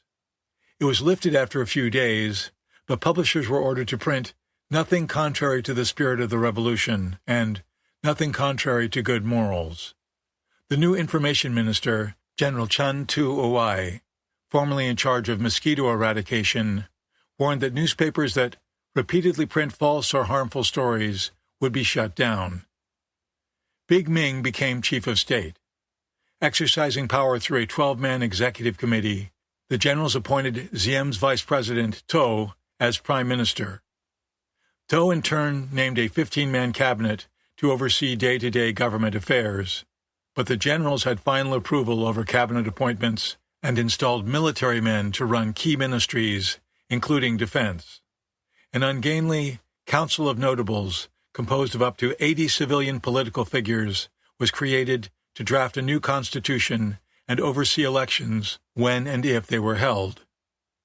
The military holds the reins of the new provisional government, the CIA reported to Kennedy. Executive and legislative powers are centered in the Generals Committee. Supreme power in South Vietnam now lay in the hands of Big Ming, the plain-spoken, unpretentious career soldier who loved to play tennis and grow orchids. For a long time, Ming had felt that his country was in a nosedive, and he wasn't sure if it could pull out in time. He'd hoped that a coup could be avoided, but now that it had come to pass, he found himself in a role he never wanted, head of state in a new government that had inherited all the old problems. Ming believed that changes were needed almost everywhere. In the army, the strategic Hamlet program, the manner in which regime bureaucrats treated the people. Rampant government corruption had to be stamped out. The VC support system in the Delta had to be uprooted. Unlike Diem and New, who more often than not kept Washington at arm's length, Ming eagerly sought American help. Kennedy's people were impressed. He appears more politically sophisticated than some of us thought, Forrestal commented to Bundy, after reading a French newspaper article in which the new Vietnamese leader said he opposed neutralism but had no objection to rice sales and cultural exchanges with Hanoi as long as it stopped helping the Viet Cong. Ming and the other generals placed great importance on winning the allegiance of the armed religious sects, the Hoa Hao and the Cao Dai. The groups had strong influence in their home areas and long experience fighting both the communists and Diem's regime. Although Ming had led government troops that pursued Hoa Hao fighters in the mid-1950s, he wanted to incorporate them into the ARVN. Less than a month after the coup, he traveled to the heart of Hoa Hao country, An Giang province, about 80 miles west of Saigon, where his request for help in battling the VC was met with cheers from sect followers. Several companies of Hoa Hao soldiers sided with his new government, as did some Cao Dai troops. Ming thought the strategic Hamlet program was basically sound, but had been badly run by New and exploited for his personal political advantage. Like many U.S. advisors, Ming wanted to consolidate existing Hamlets, making them more defensible, before the program was expanded any further. He was an enthusiastic supporter of the oil spot strategy, of pacifying one small area and then expanding it gradually until it blended with others, squeezing out the VC. A native of the Delta province of Long An, Ming knew the Hamlet building program had been pushed too far and too fast in the Delta. In areas where mass relocations had been imposed, he wanted to give resentful peasants a choice between remaining in the hamlets or going back to their old homes. And in parts of the Delta where homes were widely dispersed, he thought fortified hamlets should be abandoned in favor of continuous patrols by small ARVN units and local militiamen. Minh viewed the primary job of South Vietnam's military as pacification, not large-scale combat operations. The VC, he believed, were less afraid of ARVN sweeps than small military patrols and effective civic action teams that could break up their support networks in the villages. One of Minh's biggest problems was finding enough qualified people to serve as government administrators in the countryside. But he and the other generals were caught in a paradox that often plagues successful revolts. As they energetically purged despised Ziemist elements from their government and army, they were sacking the very people, experienced bureaucrats, needed to run those organizations. Less than 2 months after the coup, nearly half of the 41 Ziem-appointed province chiefs had been fired, with more to go. U.S. experts had set up a special school in Saigon to train government administrators, but Minh needed more of them, and fast. He explained that his goal with all the turnover was to install officials who were natives of the areas they administered. That way, local peasants would be more likely to know and trust them and provide the government with information on VC movements. Another millstone around the junta's neck was corruption among rural officials. Practically everybody under Ziem had been involved, Minh said in a lengthy conversation with Rufus Phillips. The Americans, Minh said, had no idea of the extent of the corruption or the damage it did to the morale of people in the countryside. For example, some province chiefs sold barbed wire to peasants who knew very well the United States had given it for free. It was critical to put an end to such profiteering, and the new regime planned to publicly execute the first few chiefs caught stealing. The peasants, said Minh, weren't fools. They knew when they were being robbed, and they knew the difference between good and bad government. Speaking with Lodge, Minh said he hoped that Washington would provide a brain trust of American experts to assist his fledgling regime. He particularly wanted to improve South Vietnamese intelligence-gathering abilities. Besides Colonel Tung, the generals had killed about 10 members of Ziem's government and military during the coup. Now came the arrests. Dr. Tuen, the former secret police chief who'd abandoned the safety of Hong Kong, was seized at his home in the middle of an interview with journalist Stanley Carnow. He was later charged with extorting money from Chinese businessmen in exchange for licenses to cut timber in the Central Highlands. Tuan, Ziem's chief of staff, was picked up as well. Madame Nieuw's feckless brother, Chan Van Kiem, who supposedly was going to run his own secret police force, was arrested and shipped to Paulo Condor, despite his mother's protests that he was only a stupid boy. So many Ziem subordinates were arrested that the generals began to get a reputation for arbitrary arrests as bad as Ziem's. According to one estimate, about 500 people had been jailed within a month or so of the coup. Particularly baffling was the arrest of Chan Quoc Bu, South Vietnam's preeminent labor leader.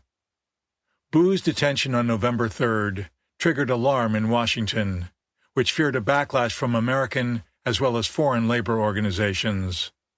Lodge met with Big Minh and Don, who, after scouring police stations and interrogating other generals, claimed the military didn't have Bu. They later insisted that Dr. Tuen's coup group kidnapped Bu to embarrass the new regime. Released at 2 a.m. on November 5th, Bu said he'd been held at a villa by General Wai, the information minister. A source later told the CIA that Big Minh exploded in anger and vented his wrath for fully 5 minutes over what he regarded as U.S. interference in the Bu case. The embassy never got to the bottom of what really happened or why. Only a few days into his reign as chief of state, Minh looked tired and frazzled, according to Lodge, and it was no wonder. Conflicts and power plays were already breaking out between the generals and civilian politicians, and among the generals themselves. Lee Van Kim, the most politically astute junta member, complained to the CIA's David Smith that he had the hardest job in the new government because, unlike the other generals who only had to fight the VC, he had to argue with the politicians, which he was not trained to do, and for which task he evidently had very little taste. Friction also was developing between the generals and Prime Minister Tow, who, according to Don, lacked the speed and revolutionary zeal required to be a truly effective premier. Proposals requiring quick attention, Don complained, instead disappeared into the black hole of the Saigon bureaucracy, just as in the days of Diem. Another problematic figure was General Ding, who the other generals viewed as opportunistic and perhaps insane, according to a CIA report given to JFK. The junta principals had put him in charge of internal security, giving him control of the powerful national police force. But his wary colleagues tried to limit his other powers, shifting the Strategic Hamlet program out of his office and assigning his vital Third Corps to another general.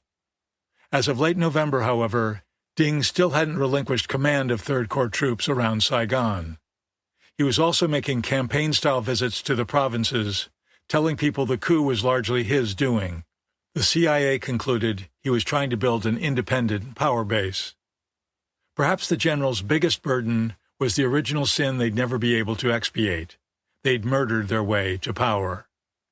Killing Diem and Nhieu sapped the junta's political and moral legitimacy from the beginning. Even South Vietnamese who detested Diem's autocratic methods were upset at the squalid manner in which he died.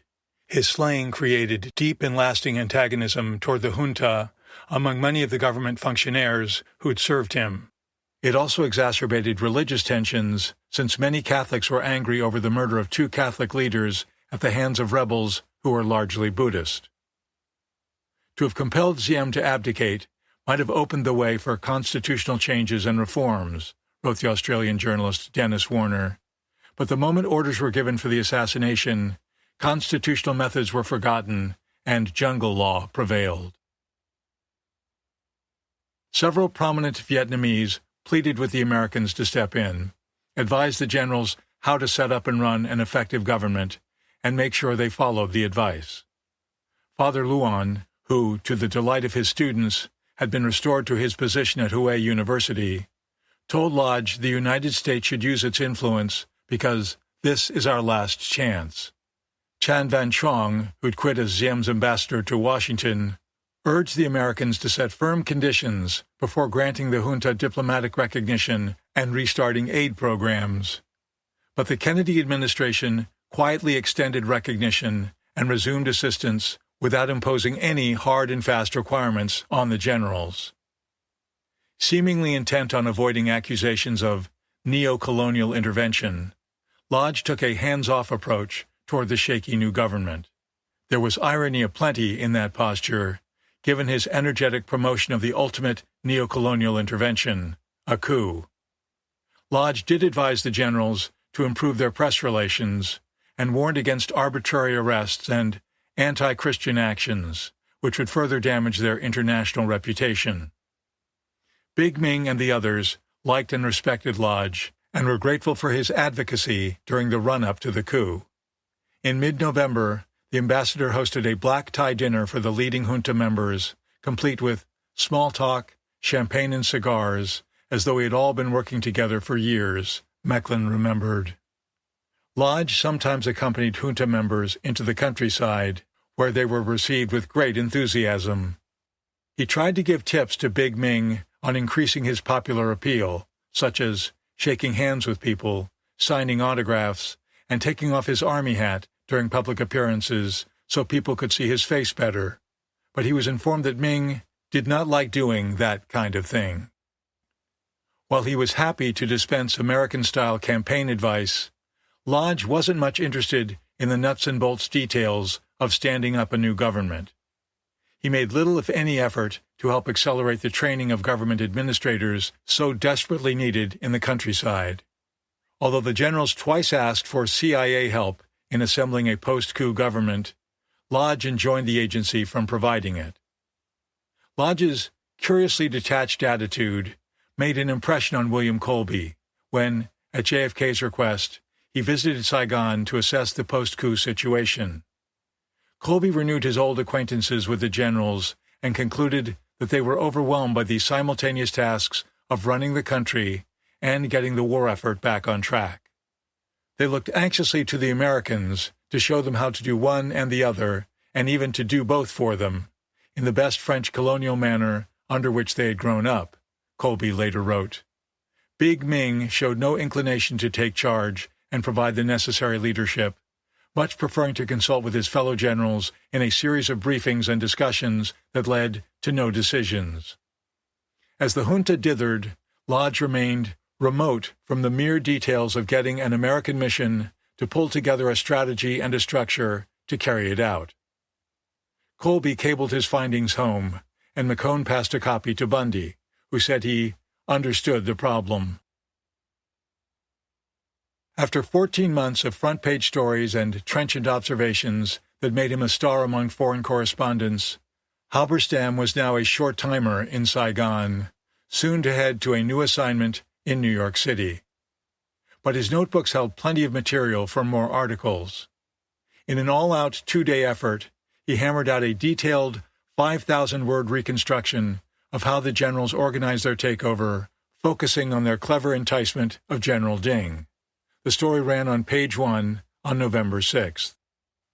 That same day, the New York Post published a column by its editor, James Wexler, arguing that the generals' revolt had dramatically vindicated Halberstam, Sheehan, and other Saigon-based reporters from the criticisms of older colleagues such as Marguerite Higgins and Joseph Alsop.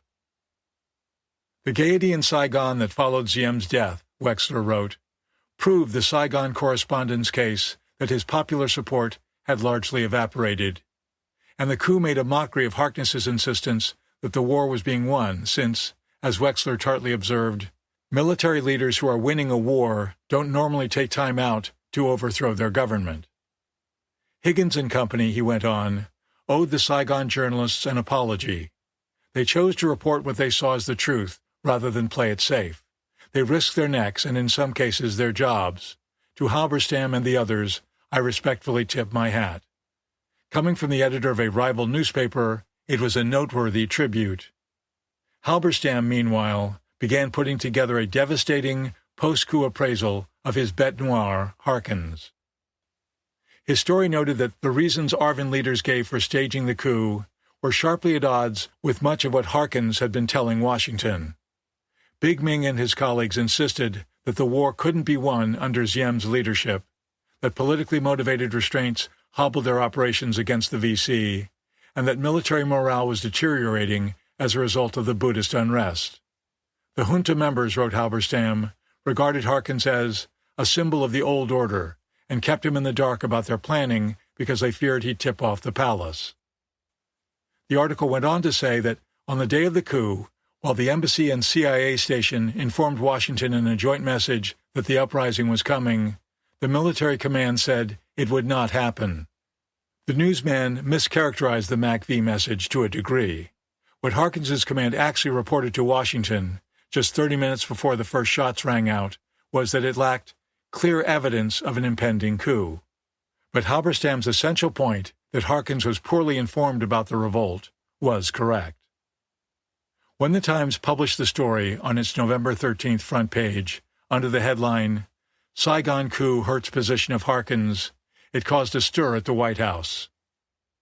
During the National Security Council's daily staff meeting, Bundy and Forrestal denounced the article as very unfortunate, and everyone seemed pleased that Halberstam would be leaving Saigon soon for another post. Forrestal phoned Robert Kleiman, a Times editorial writer who specialized in foreign affairs, and complained that the story was irresponsible and mostly reflected a personal animus against General Harkins instead of accurate news reporting. Rusk complained to Lodge for the umpteenth time about loose tongues at the embassy. Lodge again asserted that no leaks came from his shop and suggested that someone in Washington fed anti-Harkins material to the Times' Washington bureau, which forwarded it to Halberstam. A more likely explanation is that Halberstam assembled his story with the help of his extensive network of sources in Saigon. Sheehan wrote a similar piece about Harkins, but it was spiked for unknown reasons at UPI headquarters in New York, according to a message from Harkins to Taylor. Halberstam was certainly right that the generals weren't fans of Harkins. On the day Halberstam's story was published, General Kim had a conversation with Rufus Phillips. The Arvin was losing the war, Kim said, and needed to make many changes in order to win. But Harkins opposed the changes because he told so many lies, which he cannot now retract, about how the war was being won. Arvin leaders, Kim added, had tried to tell him many times what the true situation was, but he would never listen. Kim and his fellow commanders worried that needed reforms would never be made because MACV wouldn't permit them. Phillips reported the conversation to Lodge.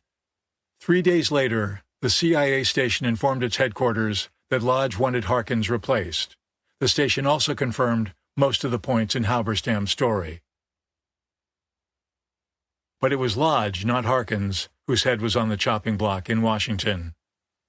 Irritated by the criticism of his Vietnam commander, Kennedy told a press conference he had great confidence in Harkins and extended his 2-year term as MACV chief for several months beyond its scheduled end in February 1964.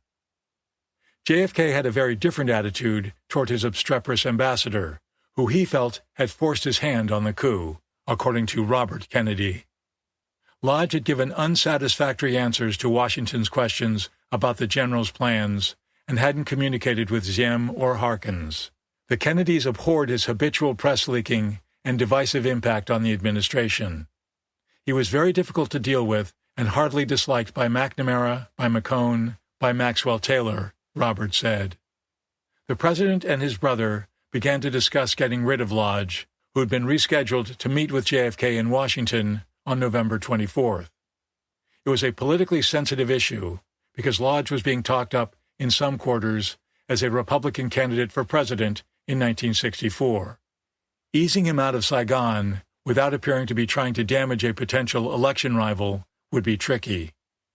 Meanwhile, JFK's remorse over the deaths of Diem and New hadn't left him. Arthur Schlesinger, the president's special assistant and speechwriter, hadn't seen him so depressed since the Bay of Pigs. His appointment secretary, Kenneth O'Donnell, said the president's shock over the killings made him all the more resolved to withdraw from further entanglement in the Vietnam War. Alone in the Oval Office on November 4th, Kennedy turned on a dictabelt machine and began recording his thoughts, apparently for a future memoir. Over the weekend, the coup in Saigon took place. It culminated 3 months of conversation about a coup, conversation which divided the government here and in Saigon. Opposed to a coup was General Taylor, the Attorney General, Secretary McNamara, and to a somewhat lesser degree, John McCone, partly because of an old hostility to Lodge, which causes him to lack confidence in Lodge's judgment, partly as a result of a new hostility because Lodge shifted his station chief. In favor of the coup was State, led by Averell Harriman, George Ball, Roger Hilsman, supported by Mike Forrestal at the White House. I feel that we must bear a good deal of responsibility for it, beginning with our cable of early August in which we suggested the coup. In my judgment, that wire was badly drafted. It should never have been sent on a Saturday. I should not have given my consent to it without a round-table conference in which McNamara and Taylor could have presented their views. While we did redress that balance in later wires, that first wire encouraged Lodge along a course to which he was, in any case, inclined. Harkins continued to oppose the coup on the ground that the military effort was doing well. There was a sharp split between Saigon and the rest of the country. Politically, the situation was deteriorating. Militarily, the deterioration had not had its effect. There was a feeling, however, that it would. For this reason, Secretary McNamara and General Taylor supported applying additional pressures to Diem and New in order to move them. After playing briefly with his 3-year-old son, John Jr., the president returned to his dictation. I was shocked by the death of Diem and New. I'd met Diem with Justice William O. Douglas many years ago. He was an extraordinary character. While he became increasingly difficult in the last months, nevertheless, over a 10-year period, he'd held his country together, maintained its independence under very adverse conditions. The way he was killed made it particularly abhorrent.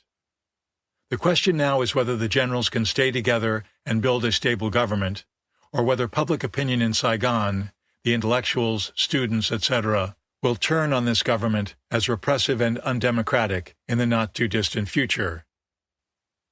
2 days later, Lodge sent Kennedy a private message declaring that the military revolution had led to a closer relationship between the new government and the people and increased the prospects for victory, provided the generals stay united.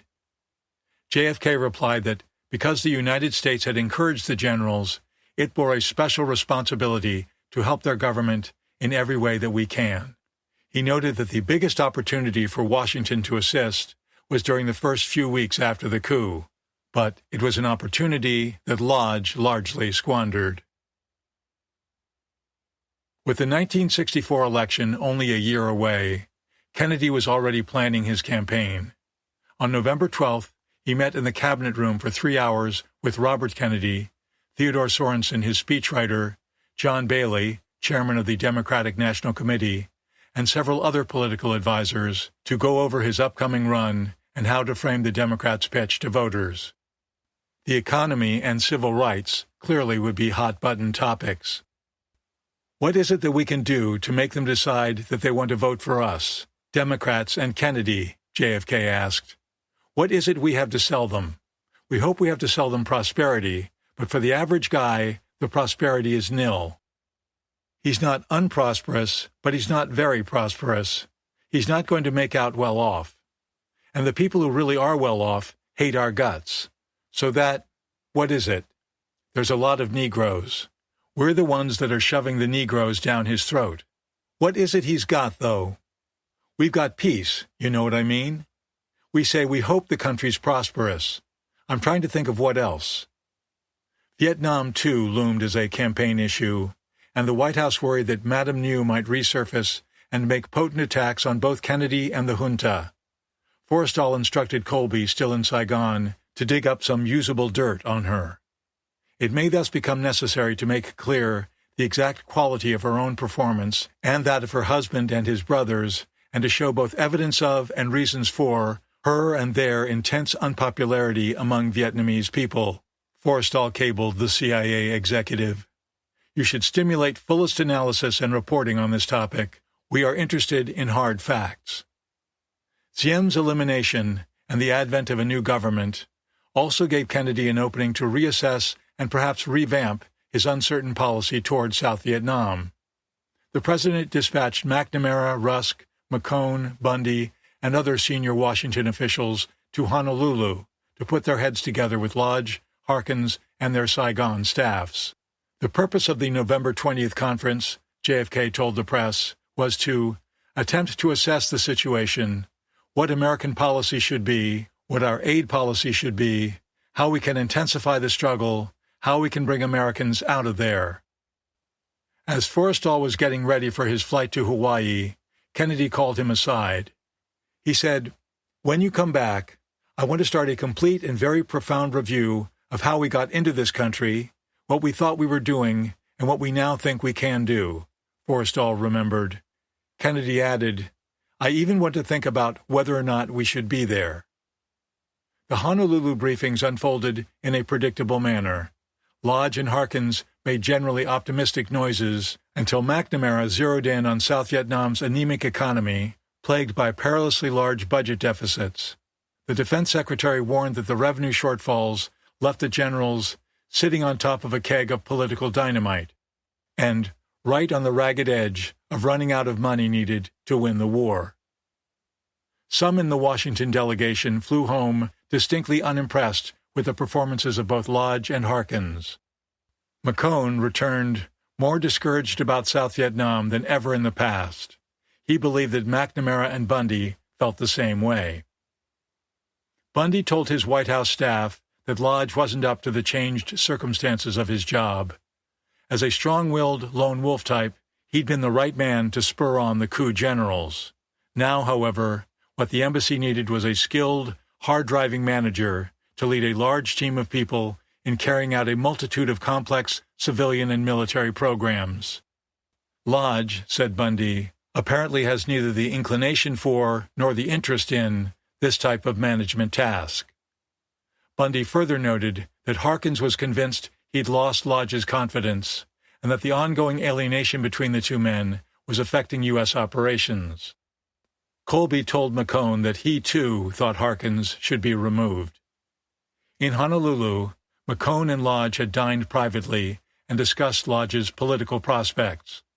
The CIA director certainly wasn't a fan of Lodge, but both men were experienced, high-profile Republicans, and McCone may have felt compelled to do what he could to help if Lodge decided to enter the presidential race.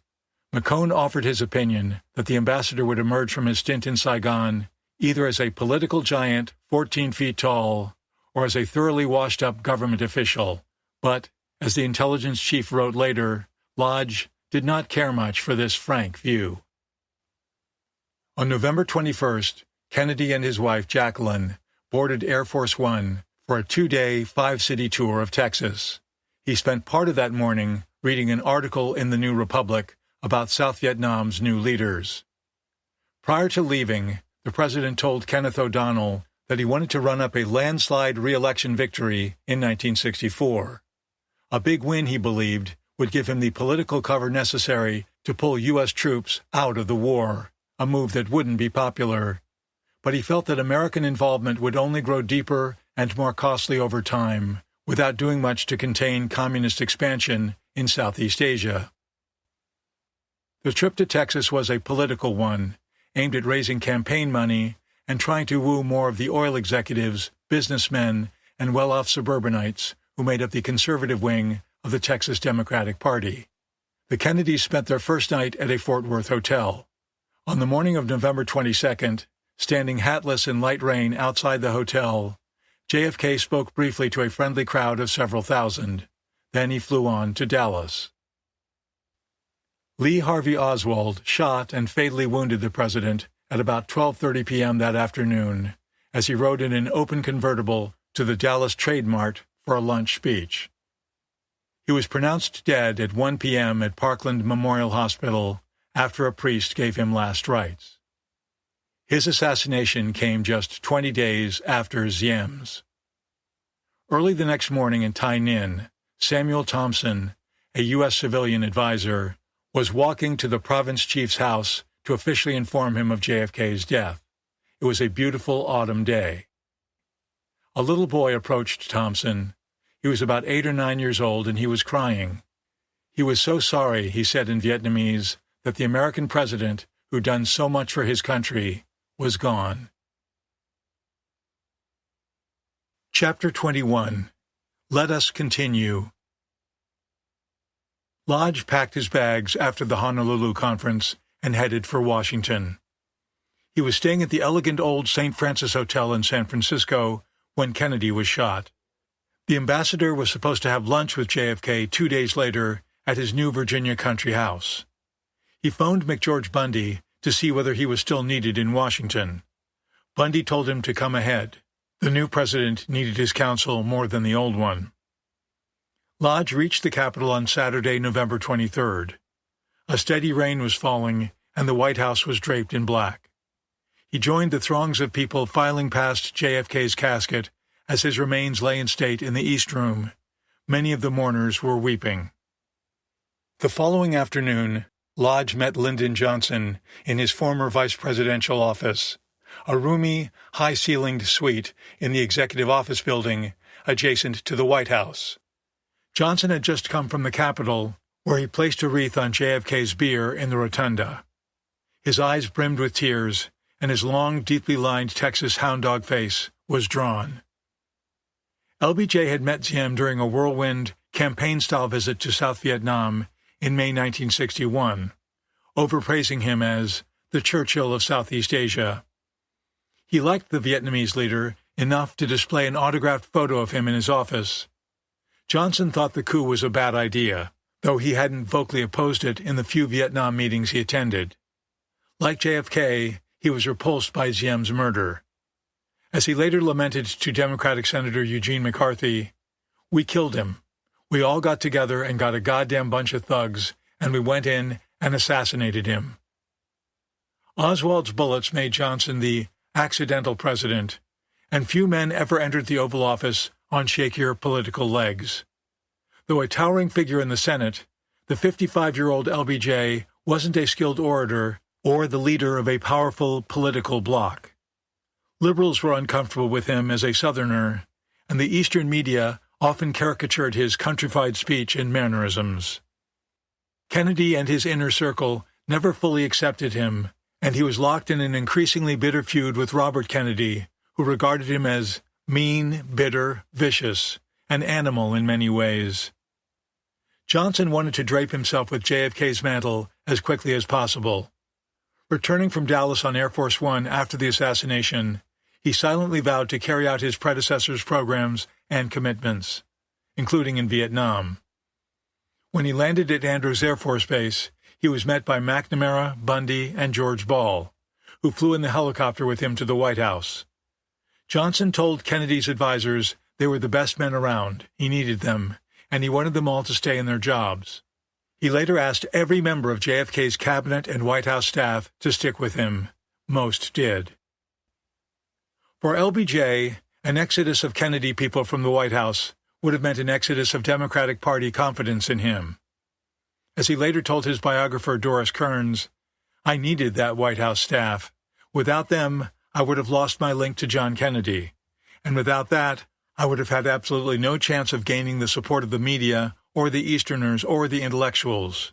And without that support, I would have had absolutely no chance of governing the country." Both Eisenhower and LBJ's longtime friend, Democratic Senator Richard Russell of Georgia, chairman of the Senate Armed Services Committee, urged him to clean house and bring in his own people. But there was no time to hire an entirely new staff. More important, Johnson wanted to make it clear that he was but a loyal trustee who could be depended on to carry forward Kennedy's domestic and foreign policies.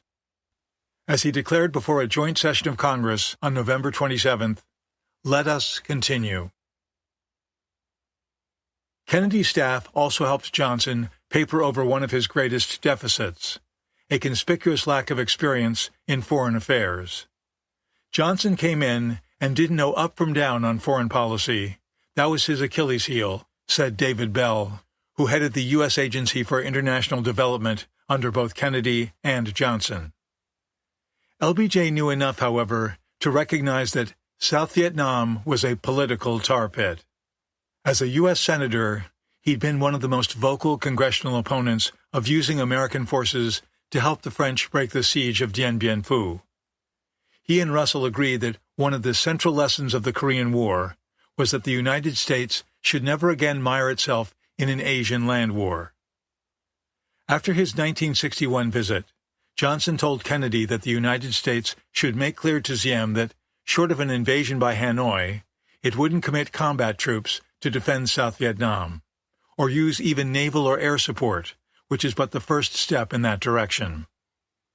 The vice president noted France's inability to pacify the country with several 100,000 soldiers and warned against sending U.S. troops to die in Vietnamese jungles and rice paddies, while our principal enemies, China and the Soviet Union, stand outside the fray and husband their strength. But Johnson would gradually abandon his own advice as South Vietnam unraveled in the months ahead.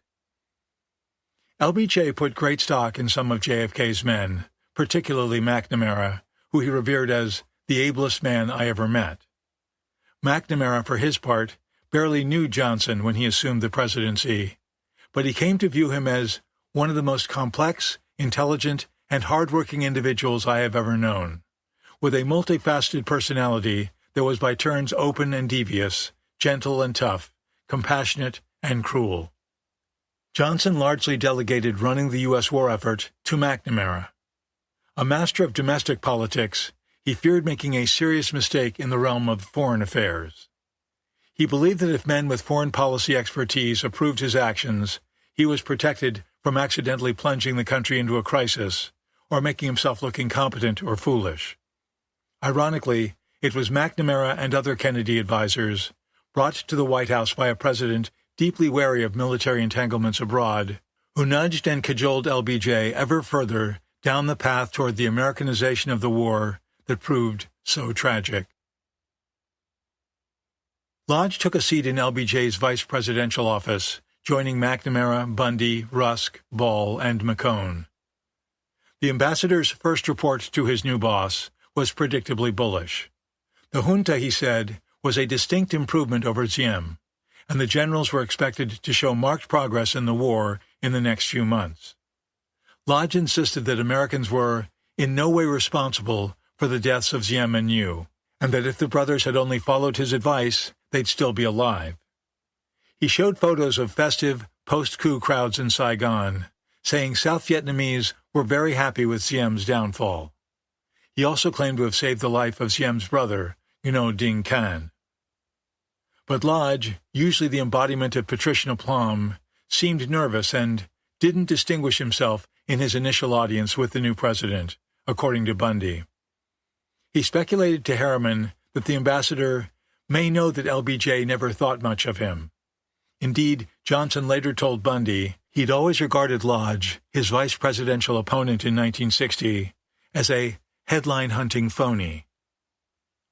Worried that LBJ would get the wrong impression from Lodge's rosy summation, McCone said the CIA's estimate of the situation in South Vietnam was somewhat more serious. The VC had intensified their attacks since the coup, he told the president, and heavy traffic on their radio networks might indicate preparations for a new offensive. The generals were having trouble organizing their government and were getting little help from civilian political leaders, who seemed willing, as usual, to do nothing more than carp from the sidelines. McCone saw little reason for optimism. LBJ bluntly told Lodge he'd never been happy with the U.S. operation in Vietnam. He noted that critics were raising questions about the degree to which Washington had supported the coup, and that some in Congress were calling for a U.S. pullout. Lodge, he said, needed to clean up the embassy. No more bickering, no more leaking. Anyone who didn't comply was to be fired. Johnson would hold Lodge personally responsible. Too often, the president continued, U.S. foreign aid efforts seemed intended to remake the target country in America's image. That was a mistake, he said. He wanted U.S. officials in Vietnam to concentrate more on winning the war and less on so-called social reforms. I'm not going to lose Vietnam, LBJ declared. I'm not going to be the president who saw Southeast Asia go the way China went. He faced his advisers and demanded, win the war. Relaxing after Lodge and the others had departed that Sunday afternoon, LBJ tilted back in his big chair and swirled the ice cubes in his glass. His young special assistant, Bill Moyers, was the only other person in the room. Moyers asked how the meeting with Lodge had gone. Johnson gave him a rundown, adding that he planned to stand by the generals, but wanted them to get off their butts and get out in those jungles and whip hell out of some communists. Then he wanted to put Vietnam aside because I've got some bigger things to do right here at home. Moyer said he hoped the president got his wish. LBJ was quiet for a while, swiveling back and forth in his chair and staring at the high ceiling. He hoped he got his wish, too. But at that moment, he said, his predicament in Vietnam made him feel like a Texas catfish that had just swallowed a juicy worm, with a right sharp hook in the middle of it. As Big Ming and the other generals struggled to establish themselves, the VC launched a wave of military and terrorist strikes intended to demonstrate that the new government wasn't able to protect its people. Communist activity, military attacks, harassing fire, terrorist incidents, and propaganda activities doubled in the weeks after the coup. Their weapons, tactics, and communications had improved. They'd learned how to jam ARVN radio calls for artillery support and use Hamlet frequencies to lure militiamen into ambushes. Their combat units were equipped with Chinese-supplied 75mm recoilless rifles and 60mm mortars. Since May, they'd captured 2,700 weapons more than they lost, enough to arm 7 guerrilla battalions. By conservative estimate, Viet Cong's strength was now 80,000 to 100,000 fighters, including at least 21,000 to 23,000 well-trained regulars. The South Vietnamese had increased their armed forces to 500,000, including 215,000 regular troops, 83,000 in the Civil Guard, and 200,000 in paramilitary groups such as the Self-Defense Corps and Hamlet militias. Even before the coup, the VC had regained much of the momentum they lost during the early stages of the U.S. buildup. They tightened their grip in provinces immediately south and north of Saigon, building up strong bases in areas where the ARVNs seldom penetrated. Food was plentiful, and VC units could easily slip over the Cambodian border to rest and refit. The Communists' campaign against strategic hamlets was made easier by the junta's wholesale switching of province chiefs, which nearly paralyzed the government apparatus in much of the countryside. The political impetus has gone out of every program there was, including the Strategic Hamlet Program, recalled James Rosenthal, an embassy officer who often visited the Delta. Because there was so much turmoil in Saigon, the people in the field didn't know who was in charge, who to report to, who to be loyal to, what program was the one they were supposed to carry out. The Hamlet program had stalled during the summer and fall, as the MNU became distracted by street protests, coup rumors, and escalating pressure from the Americans. The ARVN had never been closely involved with the program, and the coup generals, trying to distance themselves from anything associated with New, made little effort to reinvigorate it, despite Big Ming's embrace of the oil spot strategy. The South Vietnamese increased the tempo of their operations and emphasized new tactics such as night patrols and ambushes. They boosted their psychological warfare activities with emphasis on the Open Arms program, which sought to encourage VC defections. The junta leaders recognized that the war was going poorly in the Delta and put some of their top commanders there. But the Communists were deeply entrenched in many areas and didn't pause in their long-running efforts to win peasant hearts and minds. Traveling agitprop troops entertained the inhabitants of remote villages with songs, dances, and plays larded with anti-government propaganda, to which rural audiences often responded with enthusiasm. The VC operated their own schools almost side by side with government schools. A radio broadcast by the National Liberation Front on November 19th claimed the Communists had some 1,000 schools with 2 million pupils in freed areas of South Vietnam. Though probably inflated, the figure suggested a fairly extensive communist educational effort, according to the CIA. Speaking with Rufus Phillips, Prime Minister Tho said the South Vietnamese government had been losing popular support in the Delta for a long time and was losing the war there as a consequence. One only needed to look at the statistics for VC strength in the region, which was higher than it was 2 years ago, even though some 20,000 enemy fighters had been killed during that period. One big reason for the government's waning support, Tho said, was its insistence on using forced labor to build strategic hamlets. In his home province, An Giang, on the Cambodian border west of Saigon, peasants had to work on government projects without pay for up to 100 days a year. That cost them as much as 1,000 piastres, either because they couldn't do their own work during that time or had to hire someone to take their place in a construction gang. Many peasants broke down and cried when describing the situation to Tho. The VC, meanwhile, collected only 50 to 100 piastres in taxes, causing many peasants to side with them. Tho wanted to build more strategic hamlets, but some way had to be found, he said, to pay people for their labor. By early December, the pace of enemy attacks had slowed, but remained well above normal levels. The intensified activity, the CIA reported, appeared to be aimed as much at testing the new military government and making a psychological impact on its citizens as at gaining any battlefield advantage. The Communists, wrote Chester Cooper, the CIA Vietnam expert on the National Security Council, apparently hoped to encourage internal strains in the new regime until its leadership bogs down and the war-weary South Vietnamese and U.S. public become receptive to a negotiated solution. 2 weeks after the coup, Halberstam took a lengthy reporting trip to the Delta to see how things were shaping up under the junta. What he saw and heard saddened him. There was noticeable deterioration since his first foray there in the fall of 1962, when the government seemingly had a decent chance of prevailing. Now VC sniper fire met planes as they landed at government airstrips. In villages once controlled by Saigon, children looked away when ARVN soldiers marched through. Touring one village with an American officer, Halberstam spotted a VC flag flying from the roof of a small Catholic church. The officer asked the young priest to explain. "It is very simple, Captain," the priest replied.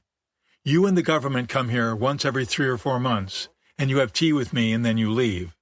But the Viet Cong are here every night, and this is the price they exact for the survival of my church. They are very clever, I think." Halberstam spent most of his time, as he often had in the past, in areas patrolled by the 7th Division. With the recent addition of another ARVN division to the Delta, the 7th's jurisdiction had shifted. It was now responsible for 4 provinces, including Long An and Ding Tuong. About 1.5 million people lived in Long An and Ding Tuong. Halberstam's findings appeared on the front page of the New York Times. He wrote that VC forces had seized the initiative and were threatening government control of Long An and Ding Tuong. One U.S. advisor told him the situation was desperate. The 7th Division was being extremely cautious about getting into firefights with VC regulars, effectively ceding territory to the enemy. Of the more than 400 strategic hamlets in the 2 provinces, no more than 20% were militarily viable, Halberstam wrote. "Our side got the people into these strategic hamlets, and then we weren't able to protect them," a U.S. Embassy officer told him. VC squads used many hamlets as way stations, stopping at night for food and sleep before moving on. They often forced residents to tear down the hamlet's barbed wire barriers and take the roofs off of their own houses as gestures of submission. Halberstam's time in South Vietnam was nearly over. On his last day, December 9th, his journalist buddies organized a boisterous send-off for him at Tan Son Nhut. Arnett described it as a victory party. After all, Halberstam's stories had repeatedly contradicted the saccharine appraisals of the war by MacV and the embassy. His reporting had both angered Washington policymakers and made them think twice about what they were doing in South Vietnam. In the years to come, as the war grew bigger and uglier, Halberstam's coverage would serve as a model for other reporters who came to Vietnam. Bear-hugging his colleagues goodbye, he expressed his only regret, exiting Saigon before Harkins. It was becoming clear that Big Ming and the Coup generals weren't up to running the government. Other than flushing Ziemists out of the army and civil bureaucracy, they seemed to have no coherent vision for the future. The citizenry that once cheered them as liberators and heroes now began to regard them with disappointment and distrust. The junta, the CIA's Colby concluded, proved weak, indecisive, and incapable of governing, demonstrating the folly of our having concentrated wholly on the weaknesses and evils of the Diem regime, to the exclusion of any serious discussion on what would replace it. Though popular, Big Ming turned out to be an indolent and ineffective chief of state. He skipped meetings at the U.S. Embassy and seemed content to drift. Lodge asked General Dong several times to get Ming moving, but my lazy friend, as Dong called him, wouldn't budge. His only decisive act, Colby noted sarcastically, was killing Diem and Nhieu. Prime Minister Tho was another problem. Short, balding, and often smiling cheerfully, the 55-year-old Tho had served as a province chief under the French and as interior minister in Diem's first cabinet. He subsequently was appointed ambassador to Japan and economy minister before being named vice president in 1958. An economist by profession and a Buddhist, Tho worked with American experts in 1961 to overhaul South Vietnam's antiquated and inefficient tax system. But like Diem, Tho was detail-oriented and slow to make decisions. Job hunters and favor-seekers laid siege to his office. He seemed overwhelmed by his new duties and became a symbol of the junta's irresolution. After Toe engaged in a heated confrontation with Vietnamese journalists during a press conference, the CIA predicted that he'd increasingly be a center of controversy and a political liability for General Ming. Jean Lacouture, the French journalist, labeled the generals invisible men who'd retreated behind the well-guarded walls of their headquarters, cutting off contact with the public and communicating their ideas and intentions only through statements to the press. They seemed to have no plan for land reform or any other programs to help the poor and dispossessed of South Vietnam. And as their popularity declined, political unrest resurfaced. In Hue, 10,000 students protested because the generals hadn't fired several pro-Diem professors at the university. Buddhists, too, were restless over the continued, and as they saw it, pernicious, presence of old Ziemists, such as Toe, in the new government. Faced with such pressures, the generals accelerated their expulsion of Diem associates. Province chiefs, military commanders, and department heads, considered too close to the old regime, got the boot. The generals were well on their way to replacing all of the 41 province chiefs and most of the 253 district chiefs. In some provinces, the chiefs turned over 5 or 6 times in the junta's first few months. In all, about 7,500 civil servants throughout the country were abruptly dismissed. At the same time, General Ding, Saigon's military governor, continued to make a spectacle of himself while inducing spasms of unease in his fellow junta members. Western photographers talked him into going to a nightclub and doing the twist, apparently to show how modern and in tune with the public he was. When Marguerite Higgins interviewed him, she was startled by Ding's hints that not only was Big Ming guilty of Diem's murder, he was an incompetent chief of state. Ding even suggested it might become necessary for him to oust the junta leader at some point. Higgins was astonished that Ding would make such comments to a journalist. It didn't bode well for the generals' chances to stay unified. Higgins also asked the coup leaders in separate interviews which U.S. actions had prompted them to move against Diem. They cited JFK's changes in policy and perhaps with personnel comment, as well as his announcement that 1,000 U.S. advisors would be withdrawn by the end of 1963, and most of the rest by 1965. That convinced us that unless we got rid of Diem, you would abandon us, said one general. The most decisive goad was the suspension of economic aid, which convinced the generals that Washington was finally ready to let go of Diem. They wanted to win the war, and they knew that was impossible without American dollars. In cutting economic aid, the United States was forcing us to choose between your country's help in the war and Diem, said one plotter. So we chose the United States. Yet despite the resumption of U.S. aid, the military government was so dysfunctional by December that 9 worried province chiefs wired Big Ming, "Please send us orders." The Viet Cong made more gains. On top of everything came a poor rice harvest and a cholera epidemic. Through it all, Lodge seemed surprised and puzzled, according to Mecklin. Arguably, no U.S. ambassador ever had or ever would have a better opportunity to work with Saigon leaders to bring together South Vietnam's diverse people behind a new, popularly accepted government. But Lodge was unprepared or unwilling to use his influence and U.S. power for such a project. He resisted digging into the junta's problems. His approach seemed based instead on the gossamer hope that the lackluster Big Ming would somehow metamorphose into a skilled and inspiring leader. He didn't discuss the structure or functioning of Ming's government with him, nor did he encourage him to bring Buddhist clergy or laymen into his inner circle in order to cement Buddhist support. Instead, Lodge seemed increasingly distracted by the multiplying reports from home that he had a chance to win the Republican presidential nomination.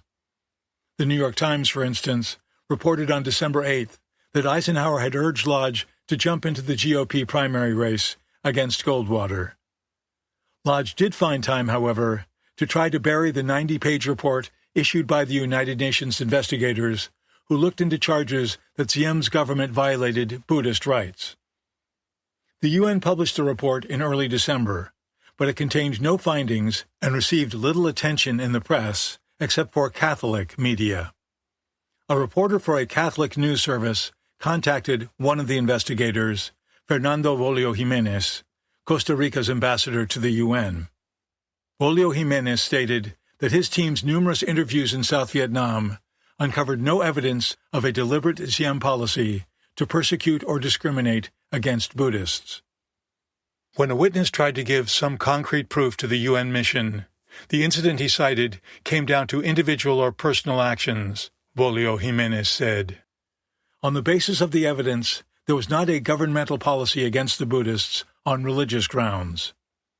He explained that the UN team decided not to publish any findings or conclusions because the Diem regime no longer existed. The UN inquiry had been undertaken at the request of Ceylon, a majority Buddhist nation whose politicians and newspapers had vociferously criticized Diem. Ceylon was represented at the UN by Sir Senerat Gunawardene, a lawyer, diplomat, and former president of the All Ceylon Buddhist Congress. Gunawardene had worked with Lodge when he was U.S. ambassador to the UN and considered him a personal friend. When the UN delegation was in Saigon, Gunawardene paid a call on Lodge, and the two men met again in Washington just before the Buddhist report was to come up for discussion in the UN General Assembly. Since the persecution charge was a central element of the Kennedy administration's casus belli against Diem, the absence of evidence to sustain it wouldn't reflect well on the administration and its fallen leader. A UN debate on the report was likely to result in coverage by the world press. Lodge asked Gunawardene to discourage any such airing, and the Ceylonese envoy agreed to do so as a personal favor. On December 13th, the General Assembly closed the investigation with no public discussion of what its investigators had found. The handling of the report so incensed Senator Thomas Dodd, a Connecticut Democrat, that he called Bolio Jimenez, who confirmed that the UN team uncovered no Diem-sanctioned oppression.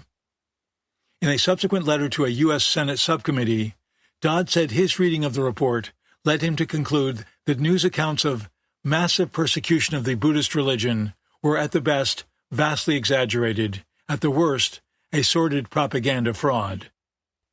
What this adds up to, in my opinion, Dodd continued, is that the American people have once again been grievously misinformed by some of their newspapers on a foreign situation that vitally concerns them.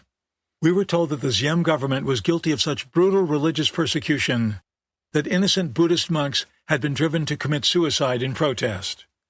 Now it turns out that the persecution was either non-existent or vastly exaggerated, and that the agitation was essentially political. Time magazine wrote that Dodd's letter revived the bitter controversy over whether Halberstam and other Saigon journalists may have distorted the news and helped shape Washington's Vietnam policy. Conservative columnist William F. Buckley labeled as fishy the UN decision not to publish any findings. The Senate published the report in its entirety, but Lodge's efforts had helped to smother public awareness of it. In mid-December, Everett Baumgardner, the Vietnamese-speaking chief of field operations for the U.S. Information Service, interviewed about 300 secondary school students in Long An province. Baumgardner wanted to find out why the Viet Cong were making so much headway in Long An. What the kids had to say was deeply revealing. Baumgardner began his interviews at a school in the provincial capital of Tan An. Most of the students were from families living in strategic hamlets, and the idea was to give them a chance to talk freely, away from their parents and possible VC agents. Baumgardner spoke with the youngsters under a large shade tree, and more of them showed up as the discussion went on. The students saw themselves as mere bystanders in the war between the Saigon government and the communists. Their primary concern was to keep clear of the fighting and stay alive. They said bluntly that they didn't care who won, an opinion that under South Vietnamese law constituted sedition, and would be fine with either a communist or non-communist government if only the death and destruction would stop. Besides being able to live in peace and safety, the teens wanted to be allowed to move back to their old homes. Houses in these strategic hamlets, they said, were too small and too close together, and required them to walk long distances to get to their fields. Moreover, the government had never made the promised payments to those who relocated. While the students respected ARVN soldiers, they complained bitterly about Self-Defense Corps militiamen who mistreated them, stole their chickens, and refused to go out and fight. The VC, they said, laughed at the Self-Defense Corps and the Civil Guard, but were afraid of the ARVN. Baumgardner also interviewed students in the Kanduk district, considered the most VC-infested part of the province. Their responses were similar to those of the first group, especially their yearning to live in peace and their intense dislike of the Self-Defense Corps. Both groups of youngsters had loathed the Ziem government. Their ire was directed not at the president, but at his local representatives, such as the police, hamlet construction bosses, and militiamen. When Baumgardner asked the kids where VC recruits came from, they candidly said, "From us." The communists, they said, told them they'd eventually have to join either the ARVN or the guerrillas. If they sided with the communists, they'd at least be allowed to fight in their home areas and stay with their families. The ARVN would send them far away to fight and die. As a result, many teens joined the VC. The students had a favorable impression of the new military government, noting that many of its members were Southerners, and expressed a willingness to give it a chance. But their naive disinterest in which side ultimately won the war was alarming. Reading Baumgardner's survey results, another U.S. official in Saigon wrote, "It appears that we have failed completely to explain either the faults of a communist system or the benefits of freedom to these students." Another unnerving report came from David Smith, the acting CIA station chief. In a December 17th memo to McCone, Smith predicted a possible counter-coup against the junta unless Big Ming took a stronger leadership role. Calling him the reluctant dragon, Smith wrote that not only was Ming failing to correct the mistakes and abuses of the Ziem era, he was dragging his feet on enacting sensible programs his fellow generals were proposing. The problem to be resolved, Smith wrote, is to pressure Ming into accepting a role to which he does not aspire. While the bluff general enjoyed personal prestige and popularity, he lacked the driving ambition and opportunistic instincts required to become what South Vietnam needed, a benevolent strongman. Ming also was being tarred by his association with the increasingly unpopular Tho, who had become a lightning rod for dissatisfaction among Buddhists and students, Smith indicated. Many older nationalist politicians simply refused to work with Tho. The primary rationale for installing him as premier, preserving the constitutional line of succession, became moot when the generals tossed out the Constitution. Describing Tho as a millstone around Ming's neck, Smith wrote that his early departure would be desirable. As a result of Big Ming's inertia, a power vacuum was forming that could easily be filled by less palatable individuals, Smith continued. He named General Ding, as well as General Nguyen Khan, recently reassigned to command First Corps, the ARVN's northernmost army group. Khan was becoming a vocal critic of the junta's lack of progress, and some suspected he'd been shipped farther north to keep him as far from the Saigon political scene as possible. Ming was the only figure who could regain the momentum the junta had lost since the coup, Smith wrote.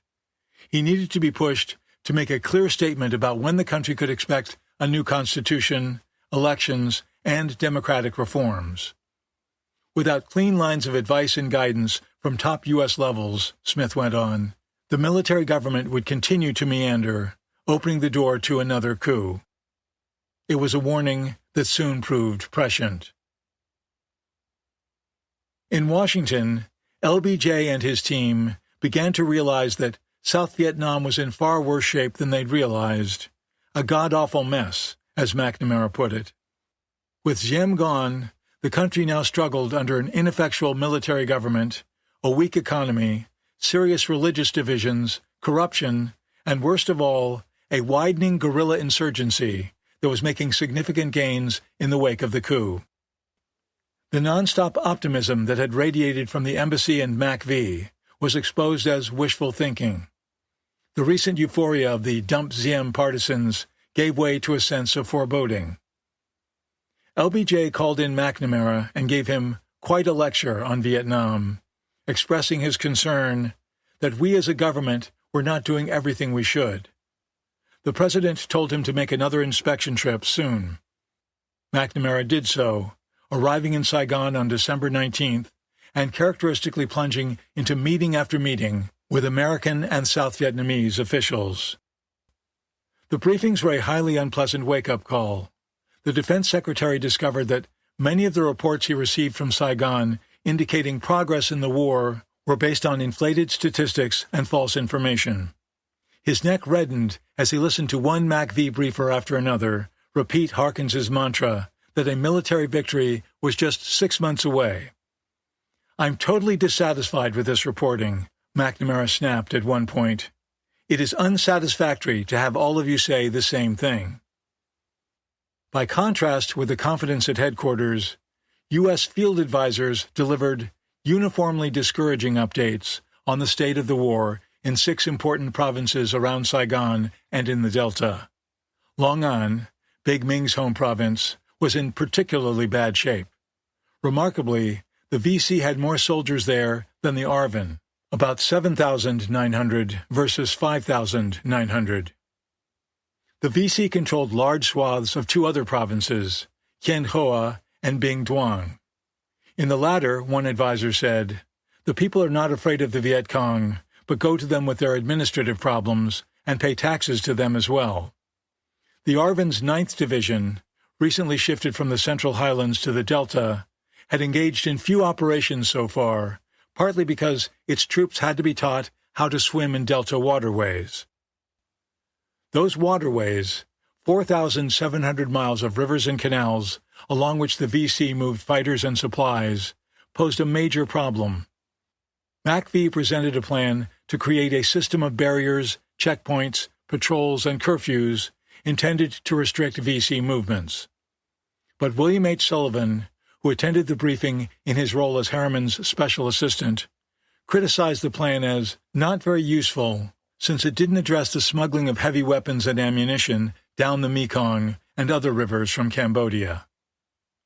Meeting with Big Ming, his top generals, and Premier To, McNamara irritably demanded, "Who is the boss here?" Big Ming looked at his colleagues and said nothing. They responded only with courteous smiles. Later, Ming insisted he was in charge. McNamara argued that the generals were each trying to do too much. Don, for instance, served as both defense minister and chief of the Joint General Staff. The generals insisted such dual roles were only temporary, but could not convince the hostile secretary. McNamara then brought up the question of General Ming's acting like a chief of state and making some speeches to the people which would give them hope and faith in the future. Ming countered that he and To had just held 2 press conferences and asked somewhat meekly, "Wasn't that enough?" The generals tried to explain that South Vietnam wasn't like Western democracies. The Vietnamese people were extremely difficult, and if the junta members gave too many speeches, people would label them dictators. McCone, too, had come to Saigon, both to attend the briefings and introduce his new station chief, Pierre de Silva. The balding, 46-year-old de Silva was a West Point graduate who, toward the end of World War II, had become chief of security for the Manhattan Project, the top-secret U.S. effort to build an atomic bomb. Despite this background, he had an almost pathological distrust of the military, according to Halberstam, and resigned from the Army to join the CIA in 1953. Prior to Saigon, he ran CIA stations in Hong Kong, South Korea, and Austria. Lodge had wanted the station chief job to go to David Smith, perhaps because he figured the younger man would be easier to control. But LBJ instructed the ambassador to work closely and cooperatively with de Silva without any more backbiting or muttering to the press. "I cannot overemphasize the importance which I personally attach to correcting the situation which has existed in Saigon in the past," the president wrote to Lodge. McCone, Colby, de Silva, and Smith had a strained lunch with the ambassador at his residence on December 18th. The CIA chief had warned De Silva that Lodge could be cold-blooded and abrupt, and the ambassador didn't take long to prove the point. Gesturing in De Silva's direction, Lodge emphasized that he neither wanted or needed a new station chief. While he knew and liked Smith, he continued, De Silva was an unknown quantity and could only be a bother. De Silva and Smith studied the ceiling in embarrassment as they were discussed, like competitors at a dog show, De Silva recalled. McCone, wearing a tight little smile, said that unless Lodge had some material reason for rejecting De Silva, he, as CIA director, had to insist that the new man be accepted as station chief. When Smith assured Lodge that he always expected to be replaced by a more senior CIA officer, the ambassador snapped, "Do you think I give a damn about you?" McCone also implored Lodge to refrain from mentioning De Silva's name to the press, noting that Richardson's usefulness as a station chief ended when his name was leaked. Lodge protested that he had no control over the press, but McCone insisted there was ample evidence that Richardson's name had been discussed freely with press, and he didn't want the same thing to happen to De Silva. After McCone dismissed his CIA subordinates, he and Lodge had another tete-a-tete about the ambassador's prospects for winning the Republican presidential nomination. Lodge claimed he had no ambitions, but was being deluged with requests to enter the upcoming New Hampshire primary election. He wanted McCone's advice on what to do. The CIA chief observed that Lodge had a vital job in Vietnam and that the greatest harm that could come to him would be to walk away from this job. Lodge was in a very delicate situation, McCone said, and shouldn't do any campaigning or permit his name to appear on any primary ballots as long as he was ambassador. McCone also met that day with Harkins, who confidently declared, "This operation will be reduced to a police action after the middle of 1964. Confronted with a Quicksilver war with no clear-cut battle lines, McNamara relied on numbers to measure progress. Numbers of VC killed, of weapons seized, of strategic hamlets completed.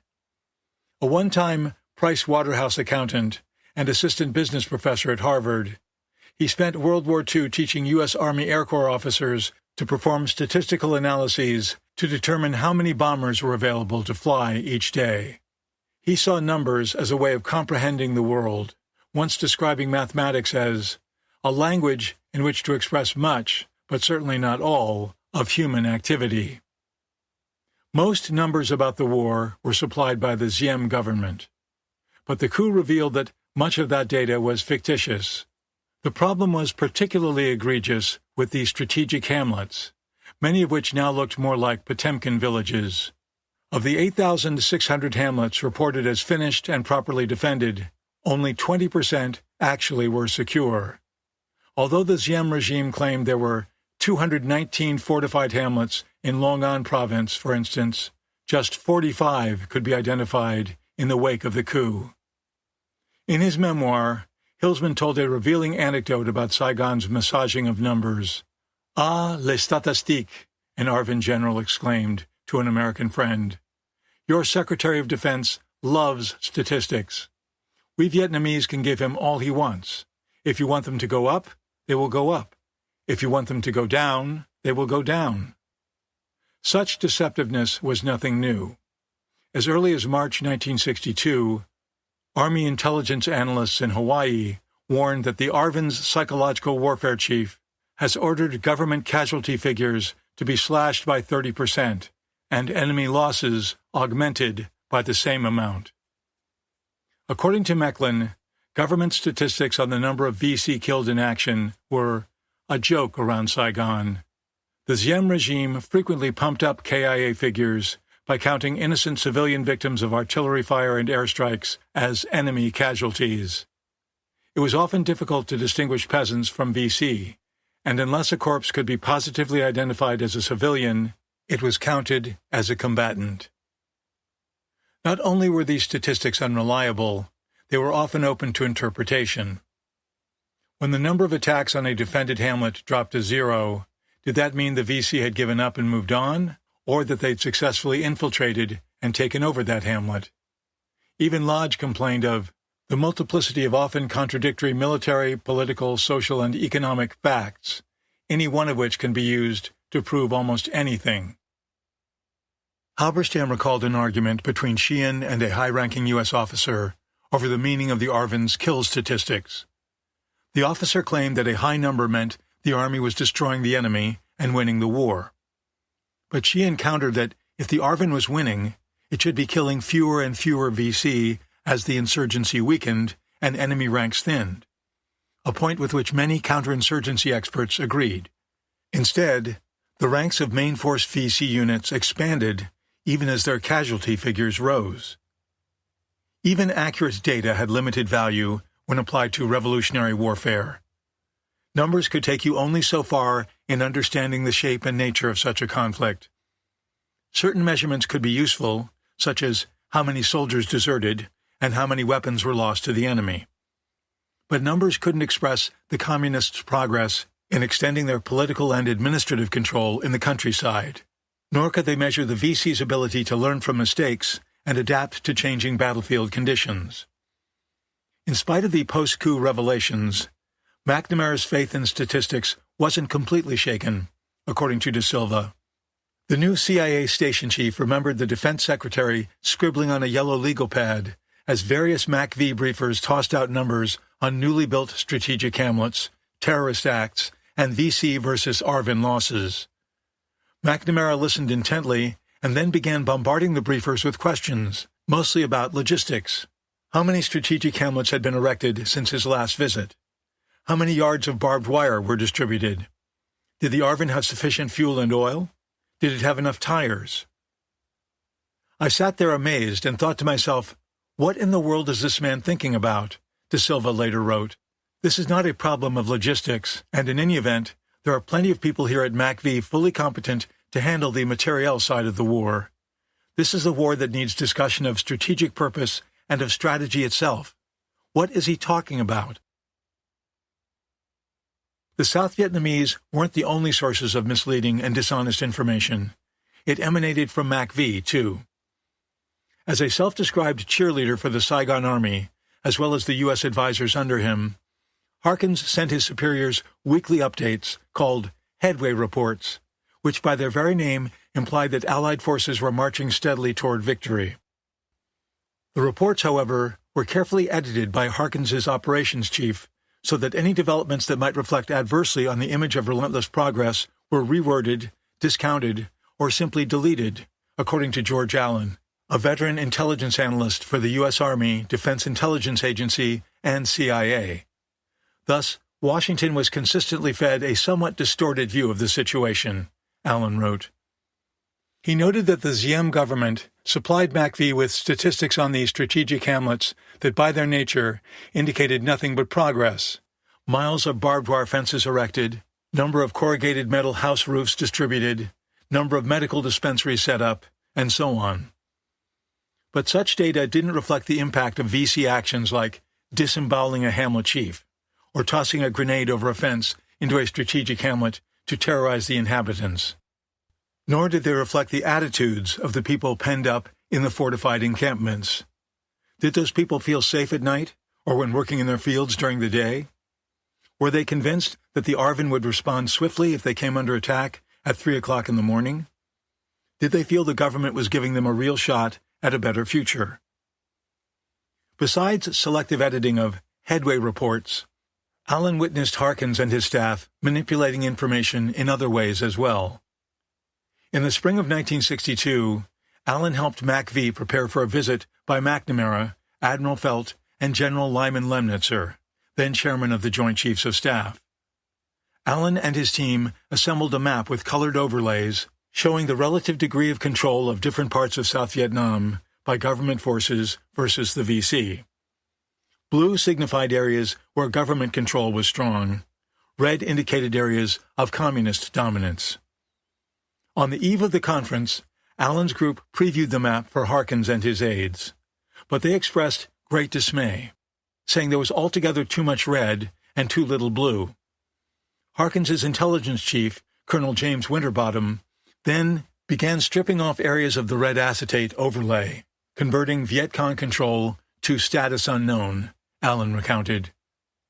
The next day, Harkins presented the watered-down map to McNamara and his entourage, with the caveat that it was overly generous to the enemy. Given more time to toss out overlays, Allen noted sarcastically, Winterbottom might have been able to win the war single-handedly, on paper at least. After leaving Vietnam, Halberstam wrote an article for Esquire magazine that showed MacV simply deep-sixing a negative report. Its author was Colonel Daniel Boone Porter, the ranking U.S. advisor to the Fourth Corps. A professorial-looking man with a briefcase usually tucked under his arm, Porter was reputed to be one of the U.S. Army's top experts in small unit infantry tactics. Porter drafted his 25-page report just before the end of his tour. It was sharply critical of ARVN officers, citing their lack of skill in executing battle plans, refusal to care properly for their wounded, and resistance to American advice. Porter's Army peers counseled him to tone it down, but he checked with his subordinate advisors, and they agreed with his conclusions. The report, predictably, angered MacV brass. Harkins wanted to know how many copies had been produced, and they were collected. After that, Halberstam wrote, the report was never seen again. Were Harkins's actions the product of self-delusion, or a deliberate attempt to deceive the Kennedy administration and American public about the state of the war? Some U.S. officials in Saigon concluded the latter. He was quite notorious for cooking the numbers, remembered Erland Hegenbotham, an embassy economic officer. In the final analysis, Harkins's motives were less important than his deeds. His suppressions and manipulations obscured serious flaws in the war effort that cried out for amelioration. Instead, his trickery and unwarranted optimism misled many Americans, including Vietnam policymakers, into believing that victory was always just another Christmas away.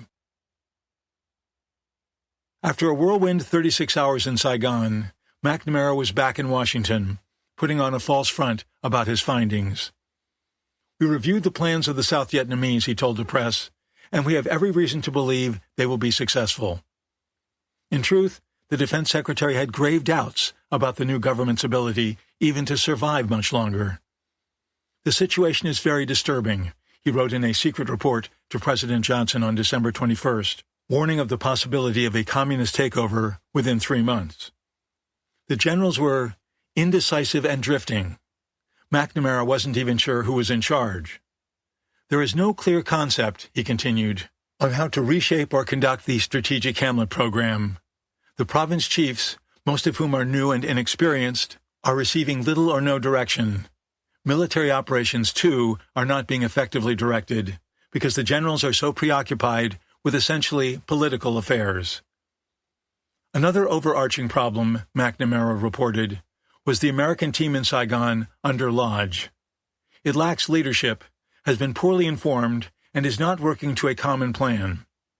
Lodge still was barely communicating with Harkins. The ambassador sends Washington reports with major military implications without showing them to Harkins, and does not show Harkins important incoming traffic, McNamara went on. My impression is that Lodge simply does not know how to conduct a coordinated administration. I do not think he is consciously rejecting our advice. He has just operated as a loner all his life and cannot readily change now. Although there had been serious deterioration in the countryside since July, the Americans were largely blind to it. Because of our undue dependence on distorted Vietnamese reporting, McNamara wrote, adding that communist progress since the coup has been great. The Viet Cong, he continued, now control very high proportions of the people in certain key provinces, particularly those directly south and west of Saigon. The Strategic Hamlet program was seriously overextended in these provinces, and the Viet Cong has been able to destroy many hamlets, while others have been abandoned or in some cases betrayed or pillaged by the government's own self-defense corps. In these key provinces, the Viet Cong have destroyed almost all major roads and are collecting taxes at will. The Pentagon and CIA, McNamara said, were acting vigorously to improve the grave reporting weakness. But MacV's plans for interdicting the VC on Delta waterways were unsatisfactory, and a special naval team from Honolulu was being sent to see what else could be done. More artillery was being shipped to the Arvin, and the Self-Defense Corps would get new uniforms to boost its sagging morale, McNamara told Johnson. However, we should watch the situation very carefully, running scared, hoping for the best, but preparing for more forceful moves if the situation does not show early signs of improvement. The Arvin continued to stumble, however. On December 31st, a Vietnamese Ranger battalion found itself pinned down by two VC battalions. For some reason, an Arvin division commander in 3rd Corps refused to send reinforcements, which the U.S. Embassy described as an act of almost criminal negligence. With more than 16,000 military personnel in South Vietnam as 1963 ended, the United States found itself in a quagmire. The strategic hamlets were coming apart, the generals weren't running an effective government, and the communists appeared to be stronger than ever. In addition, neutralist sentiment, though hard to gauge, appeared to be spreading in South Vietnam and internationally as the war dragged on. But President Johnson and almost all of his advisers adamantly opposed neutralization, seeing it as surrender on the installment plan, as Bundy put it. The notion of a political settlement of the war again became a focus of debate after Cambodia's Prime Minister, Norodom Sihanouk, proposed an international conference to discuss ways in which the big powers could guarantee his country's independence and neutrality. The conferees would include the United States, Soviet Union, China, Britain, and France, as well as Laos, Cambodia, and both Vietnams. Neutralization was gaining traction among some influential Americans, including Walter Lippmann, a widely respected syndicated columnist who often wrote about foreign affairs, and editorial writers at the New York Times. The newspaper declared in a December 8th editorial that Sihanouk's proposal deserves serious consideration, and that a big power conference should seek the removal of both American and communist forces from South Vietnam. Another prominent voice calling for a negotiated settlement was Senate Majority Leader Mike Mansfield, who warned LBJ in a December 7th memo that the war might eventually involve U.S. combat forces and spill over into the rest of Southeast Asia and even China. What national interests in Asia, he asked, would steel the American people for the massive costs of ever-deepening involvement of that kind? Mansfield suggested that the United States should push to expand South Vietnam's control of its territory and then pursue a truce and a coalition government, using France as mediator. Such a formula would reduce the political influence of both Washington and Beijing in Southeast Asia, Mansfield argued, citing neutral Cambodia as the prototype for an eventual peace settlement. But when Johnson sought the opinions of his three top advisers, McNamara, Rusk, and Bundy, about Mansfield's ideas, they stood shoulder to shoulder in rejecting them. Bundy invoked the domino theory, saying neutralization would lead not only to a communist seizure of South Vietnam, but a collapse of anti-communist forces in Laos as well. Thailand would move toward neutrality, with China and North Vietnam gaining sway there, and Malaysia would find itself under heavy communist pressure. Even close U.S. allies like Japan and the Philippines would edge toward non-alignment. What was needed instead, Bundy added, was a wholly rejuvenated military command and a rapidly stepped-up political effort in the war. McNamara and Rusk delivered similar memos, with McNamara arguing that the risks to U.S. global interests of losing in South Vietnam were so high that we must go on bending every effort to win. De Gaulle triggered a tectonic shift in Cold War diplomacy on January 27, 1964, when France granted diplomatic recognition to Communist China, rattling both Washington and Saigon. The following day, an essay carried by Agence France-Presse, the state-owned news agency, suggested the move was part of de Gaulle's plan to neutralize France's former Indo-Chinese colonies. At the end of World War II, de Gaulle had backed the costly French drive to regain control of those colonies, but eventually concluded that the Viet Minh couldn't be vanquished militarily. In 1962, he'd signed a peace agreement that ended a long, bloody insurgency in Algeria, another one-time colony, even though 500,000 French troops had fought rebel forces to a standstill. He thought the United States should withdraw from South Vietnam, but that China, as Asia's most important power, had to be part of any settlement of the struggle between Saigon and the Communists. De Gaulle tried and failed to interest Kennedy in his ideas and kept talking them up after his assassination. He wanted Washington to pull its forces out as a precondition for peace talks that adhered to principles established by the 1954 Geneva Agreement, a commitment by both South and North Vietnam not to enter into military alliances or accept military aid from foreign nations. The eventual goal was reunification of North and South, envisioned but never achieved under the Geneva deal. The great powers, de Gaulle hoped, would enforce the terms of a new agreement. French officials argued that the North Vietnamese were willing to wait as long as 10 years after hostilities ended to achieve their central goal of national reunification, and would accept a neutralized Saigon regime in the meantime.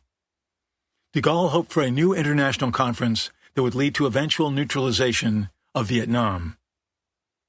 The New York Times thought de Gaulle's approach was worth a try, saying in an editorial that it would be wise for the United States now to welcome, rather than to resent, General de Gaulle's renewed interest in the Vietnamese problem. Mansfield agreed, urging LBJ in a February 1st memo to encourage the French president, since his idea offers a faint glimmer of hope of a way to solution at a cost to us commensurate with our national interests. While the president treated Mansfield with the utmost respect in person, in private conversation with Bundy, he denigrated the majority leader, who enlisted in the Navy at 14 during World War I and later served in the Army and Marines, as having no spine at all. De Gaulle's and Sihanouk's ideas might have ended the war with a multinational agreement, just as the Geneva Conference led to the 1954 ceasefire. More than 30 years later, McNamara admitted that we erred seriously in not even exploring the neutralization option.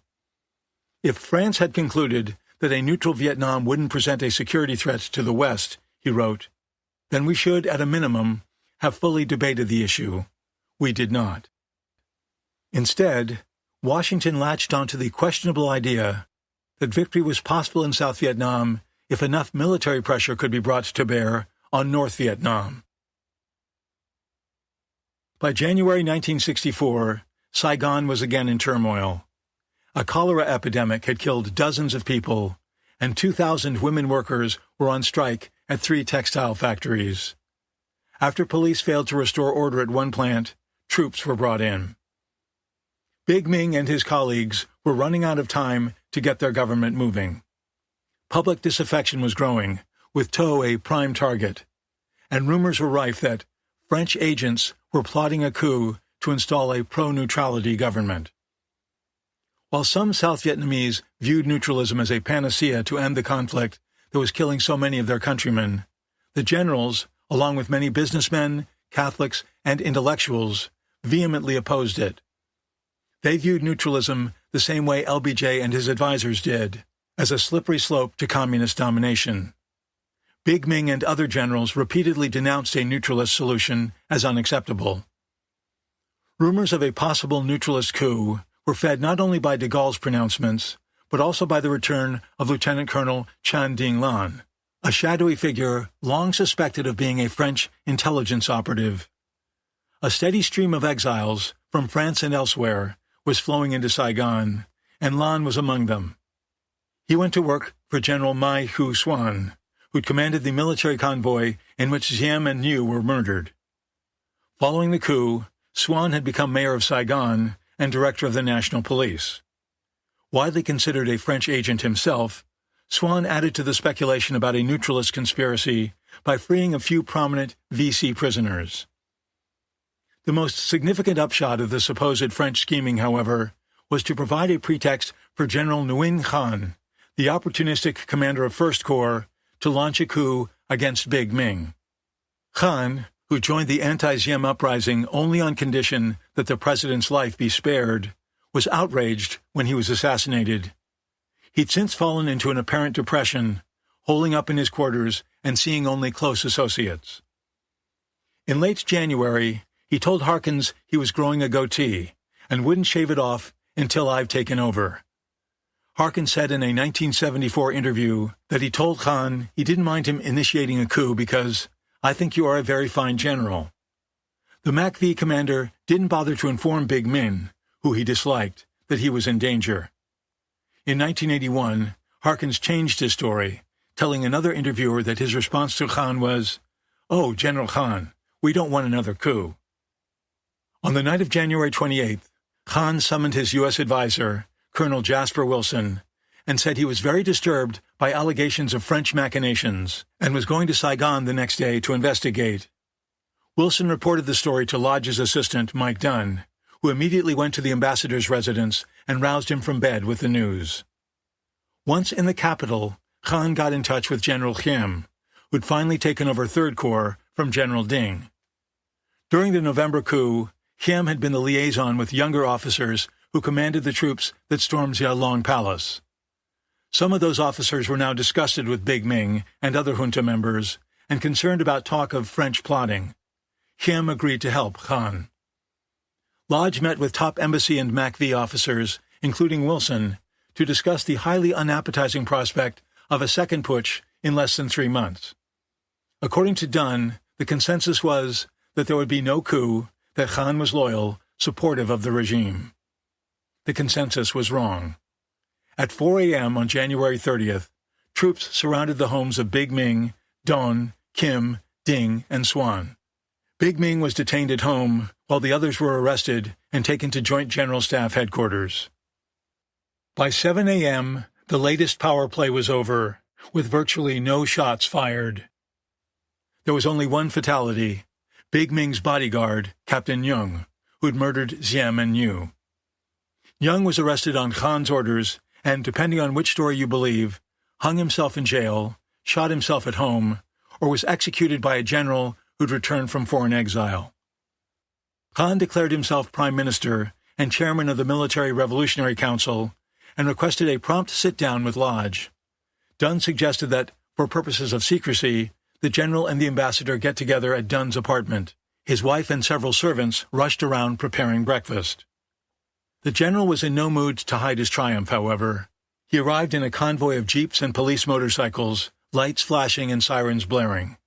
Dunn noticed that balconies in nearby apartment buildings were filled with applauding people. Khan came up to Dunn's apartment, strode to the balcony, and began bowing grandly. Chapter 22. South Vietnam in Freefall. Though only 36, Khan was widely considered one of South Vietnam's best generals. A Buddhist, he was born in a small Mekong Delta town, Tra Vinh, near the Cambodian border. His father was a wealthy landlord who lived there with his mistress, a performer in folk operas. His mother ran a bar in Dalat that catered to rowdy French soldiers.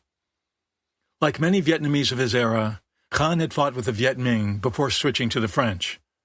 He graduated from the Dalat Military Academy as a second lieutenant in 1947 and trained in France as a paratrooper. In the early 1950s, he rose rapidly through company and battalion commands to the rank of lieutenant colonel. In the last days of the French War, he commanded Groupement Mobile 11, a regimental task force battling guerrillas in the Central Highlands.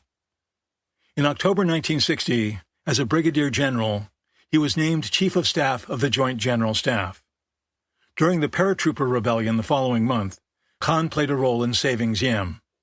Hearing gunfire near his quarters in downtown Saigon, he raced to the besieged palace, climbed over a wall, and helped to rally the president's defenders. By 1962, however, Diem suspected that Khan was turning against him. When the president shook up ARVN commands that year, Khan was moved out of Saigon and put in charge of Second Corps in the Central Highlands. Jauntily outfitted in aviator sunglasses, a red beret, and a silk scarf, the pudgy, pint-sized Khan had considerable personal magnetism and a flair for showmanship. Forceful and intelligent, he was a beguiling speaker in French or English. He was acutely aware of South Vietnam's dependence on American support and got along well with U.S. military men. His admirers included Colby, who regarded him as a perceptive, courageous leader with the potential to control the military and run the country. Others, including many Vietnamese, had a less flattering view. They saw Khan as mercurial, power-hungry, egotistical, and prone to dark episodes of paralyzing despair. Konin, who knew Khan better than most Americans, considered him manipulative and a habitual liar. Even Madame New, a friend who spent time with him when she lived in Dalat, characterized him as a conniver. Khan's unexpected seizure of power was a stark reminder to U.S. policymakers that they were still largely in the dark about the Byzantine Saigon political scene and the personalities and Baroque motives that animated it. The second coup in 3 months also demolished any notion that Siem's fall might usher in a beatific period of political stability. In any event, Khan was South Vietnam's new leader, and Washington had to deal with him as best it could. Lodge, who evidently never met Khan prior to his takeover, had to ask Harkins who he was. In a cable to the State Department, the ambassador acknowledged that the latest coup was obviously extremely disconcerting, but added that what South Vietnam needed was a tough and ruthless commander. Perhaps Khan is it. Lyndon Baines Johnson strode down the center aisle of the U.S. House of Representatives on January 8, 1964, amid a standing ovation that rang throughout the ornate old chamber. A wild "Yahoo!" erupted from one of the hundreds of senators and representatives applauding the new president as he took the podium. Donning his reading glasses and speaking in his low-pitched drawl, LBJ proceeded to announce the most ambitious agenda for reforming American society since the New Deal, instituted 3 decades earlier by his hero, Franklin Roosevelt. Johnson's sweeping array of government programs to end poverty, dismantle racial segregation, protect the environment, improve public education, extend health insurance to the elderly and poor, and elevate the arts would come to be known as the Great Society. Kennedy had tried to push some of the same legislation through Congress, but failed. In the aftermath of the young president's death, Johnson, who vowed to finish what Kennedy started, found himself riding a wave of public sympathy and approval that translated into a great deal of political capital. Such goodwill was an evanescent commodity, as LBJ knew from long experience. He was determined not to waste it. White House lights burned late into the night as Johnson, with his volcanic energy and iron will, drove his staff and an army of federal bureaucrats to turn his ideas into government action. As a boy growing up in the parched hill country of south-central Texas, he'd seen firsthand the ravages of poverty and racial discrimination, and he grew into manhood as a populist, passionately committed to eradicating social inequality. Now, after 26 years in public office, he held in his hands the unrivaled powers of the presidency and was eager to use them to materially improve the lives of those on the margins of America's unprecedented affluence. Over the next 3 years, LBJ would sign into law Medicare, Medicaid, the Civil Rights Act of 1964, the Voting Rights Act of 1965, the Head Start Early Development Program for Low-Income Children, the Corporation for Public Broadcasting, new protections for consumers and the environment, immigration reform, the Freedom of Information Act, the National Endowment for the Arts, and more, an astonishing set of achievements that would benefit Americans for generations to come. In early 1964, the fighting in faraway, little-known Vietnam was for many Americans a small thunderhead on the distant horizon. Polls showed that 63% of the public was paying little or no attention. But LBJ understood that even small wars can explode into expensive, controversial conflagrations that upend a president's domestic agenda by draining dollars and public support. And while he'd pledged to continue Kennedy's assistance programs in South Vietnam, he knew an expansion of the war would inevitably siphon resources from, and perhaps even ruin, his Great Society plans. But as bad news from South Vietnam continued to flood in, Johnson came under pressure to strike harder not only at the Viet Cong, but at North Vietnam, which was steadily supplying the guerrillas while denying any involvement. As Air Force Chief of Staff Curtis LeMay, who directed the devastating World War II firebomb raids on Japan, pungently put it, "We are swatting flies when we should be going after the manure pile." Military attacks on the North, the argument went, would make it costlier for Ho Chi Minh to keep infiltrating arms, trained cadres, and supplies into the South. In a January 22 memo to McNamara, the Joint Chiefs of Staff urged that the United States throw off its self-imposed restrictions and take tougher action against North Vietnam. They wanted to bomb key targets in the north and commit additional U.S. forces as necessary in support of the combat action within South Vietnam. The chiefs further recommended that Washington twist Khan's arm to let an American commander take over tactical direction of the war, a move that would amount to an extraordinary usurpation of South Vietnamese sovereignty. Such escalatory measures, however, went far beyond where LBJ was willing to go in early 1964. Instead, he approved only some small-scale covert actions, including seaborne raids against North Vietnamese coastal defenses, bridges, and other targets. Directed by the CIA, the attacks were to be carried out by South Vietnamese commandos in high-speed gunboats, although McNamara considered them to be no more than pinpricks. Johnson also shook up his foreign policy staff. He fired Hillsman, who he blamed for the anti-Diem coup and disliked as a loud-mouthed lightweight, according to William Bundy, who moved over from the Pentagon to replace Hillsman as Assistant Secretary of State for Far Eastern Affairs.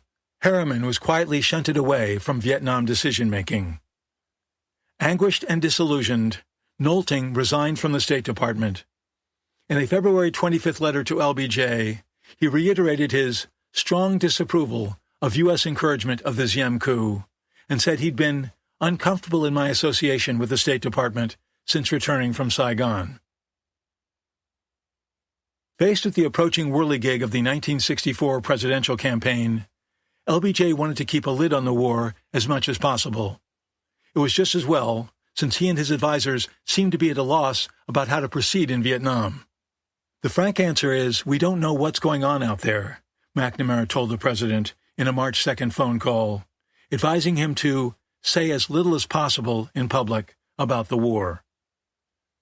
LBJ was tired of the political turmoil in South Vietnam, telling his staff he wanted no more of this coup shit.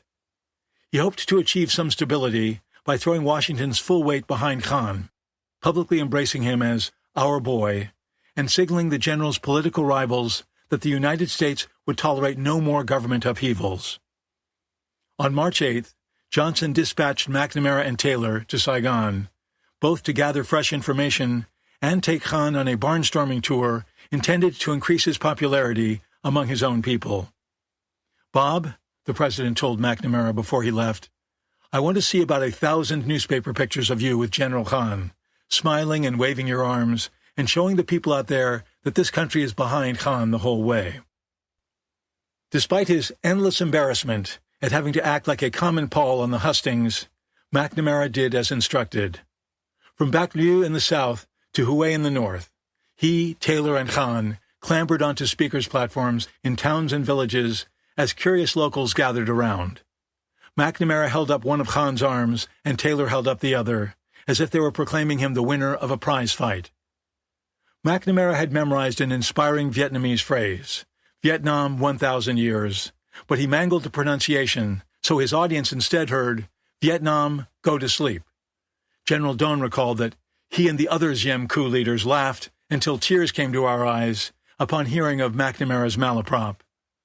But as one South Vietnamese woman later wrote, the more the foreigners tried to build up Khan, the more the people despised him as a puppet. Returning to Washington, McNamara and Taylor told journalists that Khan and his new government are acting vigorously and effectively, unveiling new initiatives that would help the war effort. But McNamara was again masking his real findings as he and Taylor privately reported to LBJ that the situation had unquestionably been growing worse. Desertions from the Arvin were high and increasing, they wrote, and morale among Hamlet militiamen was poor and falling. Many South Vietnamese men were dodging the draft, while the VC recruited energetically and effectively. Yet the biggest problem was the uncertain viability of the Han government. Khan's grip on the army was shaky, and he seemed to have little appeal in the countryside, where most villagers registered only blank stares when he bounced on stage with his 2 American sponsors. Khan also faced frequent threats of assassination or overthrow, although he was taking precautions to protect himself. Khan asked his friend Konin to train his bodyguards, as well as plan an escape route out of Saigon for him. Indeed, McNamara was starting to think America's basic strategy in Vietnam wasn't working. As he later explained, it was becoming clear in the first months of 1964 that Washington's efforts to advise and assist the ARVN were a likely failure. As a result, he and LBJ's other civilian counselors tilted gradually, almost imperceptibly, toward the Joint Chiefs' demands to bomb the North and introduce U.S. combat forces in the South. We did so, McNamara later wrote, because of our increasing fear, and hindsight makes it clear that it was an exaggerated fear, of what would happen if we did not. While in Saigon, McNamara had held lengthy discussions with the embassy staff over whether to bomb North Vietnam. Most embassy officers, including Lodge, favored bombing, even though they realized it might not significantly reduce Ho Chi Minh's ability to reinforce the VC, and ran the fearful risk of drawing China into the war. But they wanted to go ahead anyway because they couldn't think of any better alternatives. This, McNamara later admitted, was the sort of desperate energy that would drive much of our Vietnam policy in the years ahead. In his report to LBJ, McNamara recommended developing contingency plans to bomb in the future, if the president deemed it necessary. LBJ quickly approved the planning, thus taking a fateful step toward direct American participation in the war. The VC, meanwhile, began aiming terror attacks at Americans. In February, enemy agents set off a bomb during a Sunday softball game, killing 2 Americans and wounding 41, including 5 children. A week later, a bag laden with TNT exploded in a Saigon movie theater frequented by Americans. 3 died and 51 were injured, most of them U.S. dependents. Among the dead was Marine Captain Donald Kepler, who, spotting the VC with the bag, ran into the theater shouting, "Bomb! Hit the deck!" In a spectacular action on May 2nd, a VC agent working as a stevedore at Saigon's port crawled through a sewer pipe, swam a short distance in the river, and attached 2 homemade mines to the hull of the USNS Card, a World War II-era escort carrier delivering helicopters and fighter bombers. No one was killed in the massive 3 a.m. blast, but it opened a large hole below the waterline, and the 495-foot-long ship sank to the river bottom. That same day, a terrorist threw a bomb into a group of Americans, wounding 8. Like many in Washington, Khan believed that a change in war strategy was needed. He was sick and tired of the bloodletting in South Vietnam and had little patience with the long-lead social programs at the heart of the counterinsurgency effort. The ARVN, he felt, was simply not capable of fighting a successful counter-guerrilla war and should thus revert to what it knew best, conventional military tactics. Although he initially opposed airstrikes against the North, he came to view them as necessary. But the sharp-toothed maw of South Vietnamese politics already was consuming the inexperienced new leader. When McNamara and Taylor visited him again in May, he told them his biggest and most time-consuming problems were political, and religion was usually at their core. His government already was ensnared in a deepening tug-of-war between Buddhists and Catholics. Catholics accused him of being pro-Buddhist. Buddhists charged that he favored Catholics. Emotions were running so high that he worried the strife would spill over to the ARVN, destroying its unity. Although Khan and a number of his cabinet ministers were Buddhist, some Buddhist activists were turning against him. Chi Quang had pledged after Diem's demise to give up politics, but he resurfaced in Hue, telling acolytes that Khan's regime was merely a vehicle for Catholics and the Can Lao Party to regain power. Khan, the monk claimed, was ignoring ongoing abuses against Buddhists and oppressing them in many of the same ways Diem supposedly had. Khan did win some political points with Buddhists by not halting the execution of Diem's brother Can, despite Lodge's plea to grant him clemency and avoid creating another Catholic martyr. The once-feared political boss had been convicted of murder, extortion, and misuse of power, and sentenced to the guillotine. Severely ill with diabetes, the 53-year-old Can collapsed from a heart attack during his trial. Khan insisted to Lodge that he was lobbying various religious leaders to publicly appeal for mercy for Can, but Chi Quang was a holdout.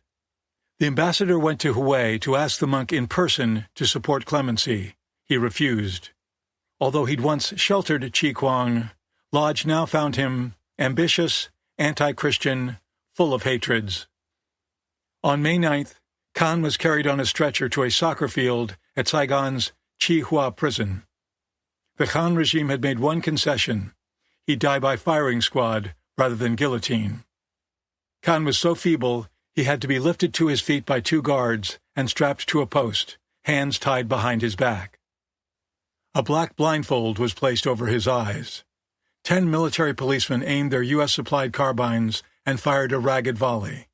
Khan slumped as blood ran down his black tunic and white pantaloons. A military police captain stepped forward and delivered the coup de grace shot to his head. Photographers snapped pictures that soon appeared in Saigon newspapers, to the delight of many readers. In Washington, LBJ's advisers peppered him with ideas for taking the war to the north. The Pentagon on May 24th submitted a draft of its Scenario for Strikes on North Vietnam. It envisioned an initial wave of air attacks by South Vietnamese bombers against transportation-related facilities such as ports, railroads, and bridges. Next to be hit were targets which have maximum psychological effect on the North's willingness to stop insurgency.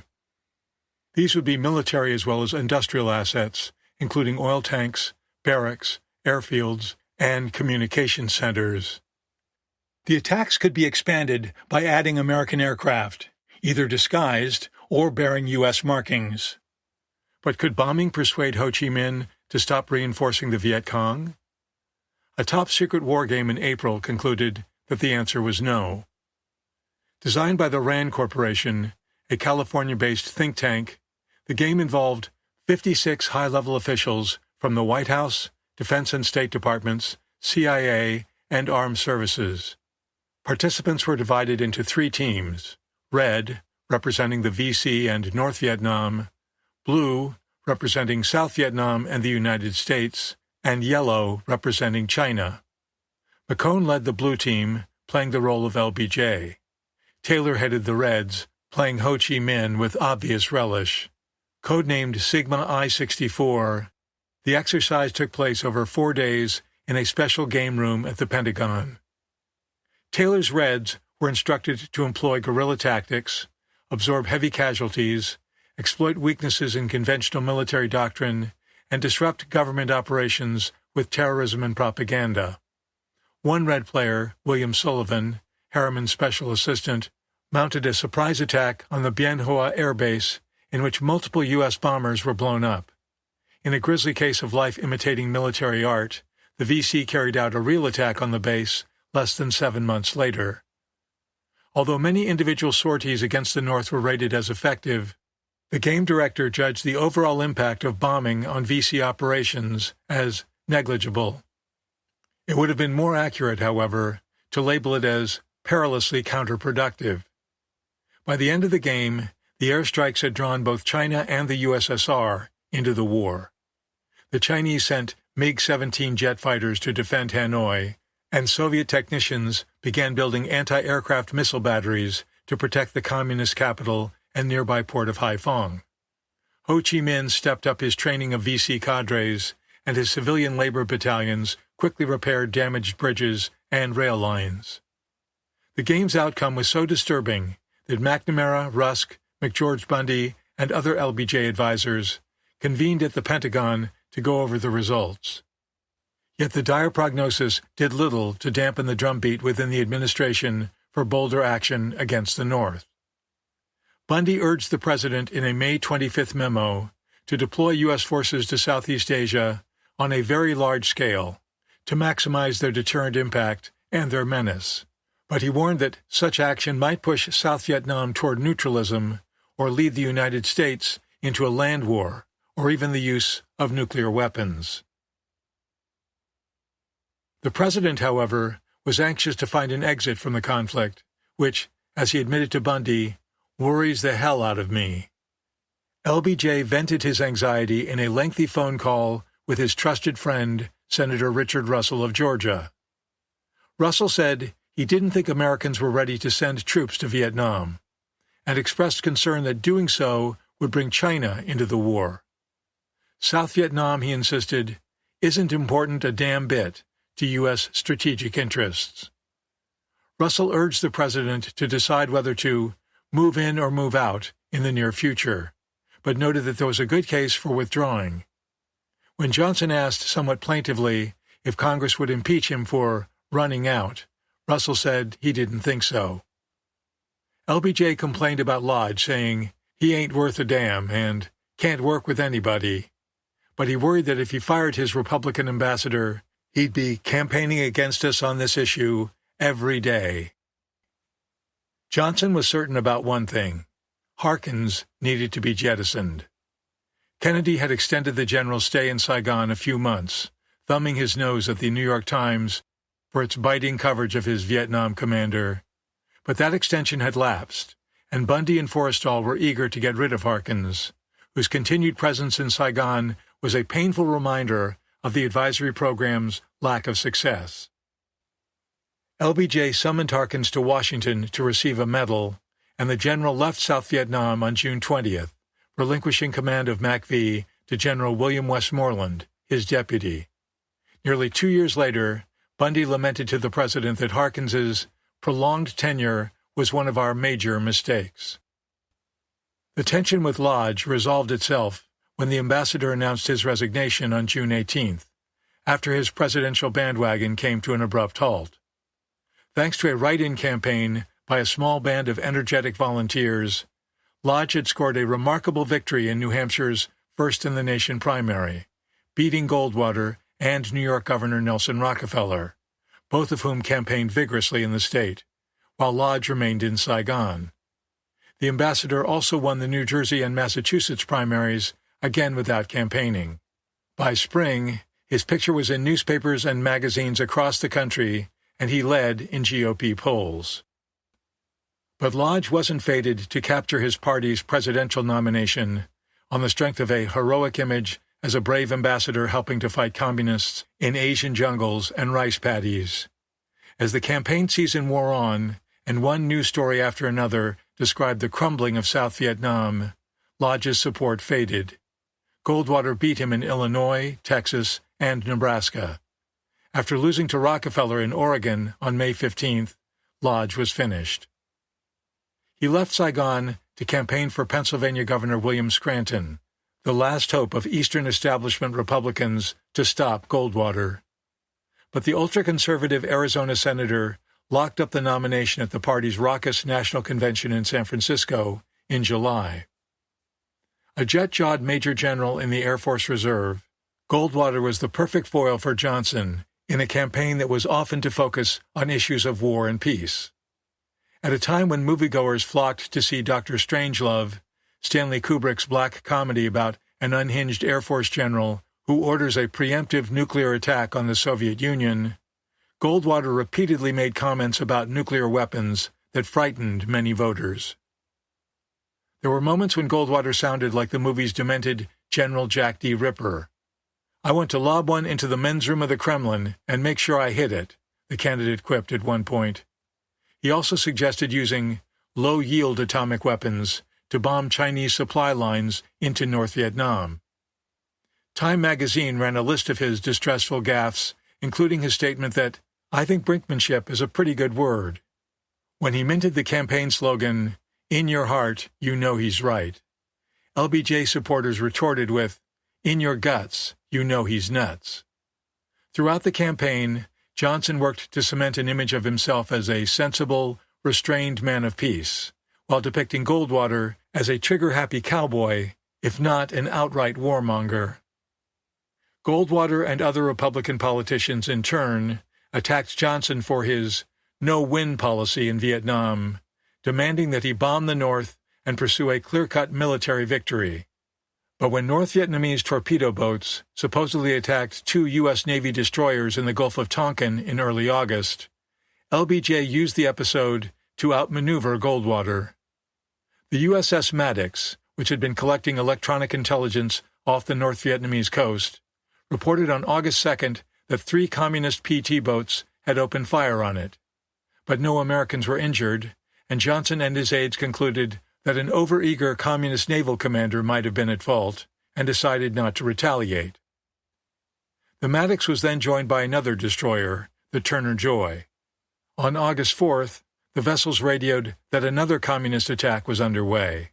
But the night was moonless, the sea was rough, and U.S. patrol aircraft reported no enemy sightings. The destroyer's commander later blamed overeager sonar men for reports that torpedoes had been fired at the ships. A detailed study of the Gulf of Tonkin incident by National Security Agency historian Robert Hanyok, declassified in 2005, flatly stated that no second attack took place. LBJ swung into action nevertheless. He called Goldwater and said he'd soon announce that U.S. aircraft were conducting retaliatory bombings against North Vietnam. "You've got a good statement, Mr. President," Goldwater said. "I don't know what else you can do." The raid by 64 Navy aircraft against an oil storage facility and moored naval vessels paid big political dividends for Johnson, effectively taking Vietnam off the table as an issue in the presidential race. By securing Goldwater's advance approval and publicizing it on national TV, LBJ made it harder for his Republican rival to keep criticizing him over the war. The strikes demonstrated that, while he sought to be a man of peace, the president was a resolute leader who didn't hesitate to unsheath U.S. power when events compelled him, although not in a reckless manner that might plunge the country into nuclear war. The Republican charge that he was soft on communism was drained of potency. Indeed, when LBJ accepted the Democratic presidential nomination in Atlantic City 3 weeks later, his speech didn't even mention Vietnam. Over Bundy's objections, Johnson decided to replace Lodge with Maxwell Taylor. While the National Security Assistant had begun to favor tougher military measures, such as bombing the North, he felt that Taylor wouldn't be able to apply the nuanced counterinsurgency tactics and socio-political reforms he believed were also necessary. In a tense phone conversation with LBJ, Bundy declared that he didn't think Taylor had ever understood that war. He complained that the 62-year-old general was a man of ebbing energy with possible heart problems, and installing a military man as ambassador, Bundy argued, is a bad signal, both internationally and in some ways locally. The president, however, was adamant. "That's a military job, though," he said, "and I think it's going to show that we mean business without having to bluff and bluster a lot. From what I've seen of the 7 months I've been in here, the most challenging and the most dangerous military problem we have is out there. He's our top military man." Taylor arrived in Saigon, backed by a presidential directive giving him full control over the entire U.S. mission, civilian and military components alike. Johnson also gave Taylor a highly experienced new deputy, Hugh Alexis Johnson, a former Undersecretary of State who'd also served as ambassador to Thailand and as a ranking member of the American delegation to the 1954 Geneva Conference. They made an impressive team that faced a head-spinning array of problems, military, political, and social, in a nation of weary, war-drained people. Some in Saigon who'd hoped that the departures of Lodge and Harkins would lead to dramatic change in U.S. policy were dismayed by Taylor's appointment, despite his years of military experience and familiarity with South Vietnam. Although he had a reputation as an intellectual, at heart he was a very traditional and often rigid military thinker, imbued with the formal hierarchy of command and wanting always to be in control, wrote Rufus Phillips. Almost as soon as he settled into his new Saigon office, Taylor was swept into the cyclone of South Vietnamese military and political crises. The VC unleashed an unprecedented wave of battalion-size attacks against the ARVN. Over and over, the enemy employed the same tactic, assaulting a remote outpost and then ambushing the relief column. In the first 3 weeks of July, the Communists launched 8 attacks in battalion strength and 3 of company size. Taylor raised the estimate of enemy main force strength to between 23,000 and 34,000. The VC now had sufficient manpower to operate full regiments in the Delta, Central Highlands, and Annamite Mountains. Mimicking the Viet Minh strategy against the French, they had advanced through the subversion and guerrilla stages of revolutionary warfare to the mobile phase, characterized by quick concentration of larger units against targets of opportunity. Within days of the U.S. airstrikes in the Tonkin Gulf, Khan, in a fairly euphoric mood, declared a state of emergency that gave him broad dictatorial powers. These included censorship, a ban on labor strikes and mass meetings, government control of food distribution, more latitude to detain VC suspects, and an 11 p.m. to 4 a.m. curfew. A measure of wartime austerity descended on high-living, pleasure-loving Saigon. On the night the curfew took effect, fashionable restaurants escorted their guests out the door in the middle of their multi-course meals. As the 11 o'clock deadline approached on subsequent nights, late-night revelers poured out of bars and nightclubs, frantically trying to hail cabs. Cabbies responded by jacking up their rates and driving even faster and more crazily than usual. Khan also decided to draw up a new constitution that not only gave him sweeping executive authority, but contained fewer enumerated rights for citizens than the old Ziem constitution. In addition, it abolished Big Ming's position as chief of state, conveniently knocking Khan's leading rival out of the government. Taylor warned Khan that he might face renewed instability, since many South Vietnamese would see the new charter as an unduly permanent formalization of the military takeover. Khan nevertheless got his fellow generals on the Military Revolutionary Council to approve the Constitution and elect him as president. On August 16th, he announced publicly that he descended to supreme power and Big Min was out. But, as Taylor predicted, angry citizens soon took to the streets to protest Khan's usurpations. At one rally, students tore up and burned a copy of the new charter.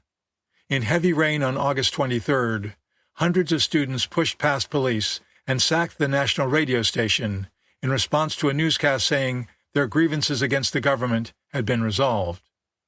The next day, as many as 40,000 people stormed through Saigon and 3 other cities, demanding Khan's resignation.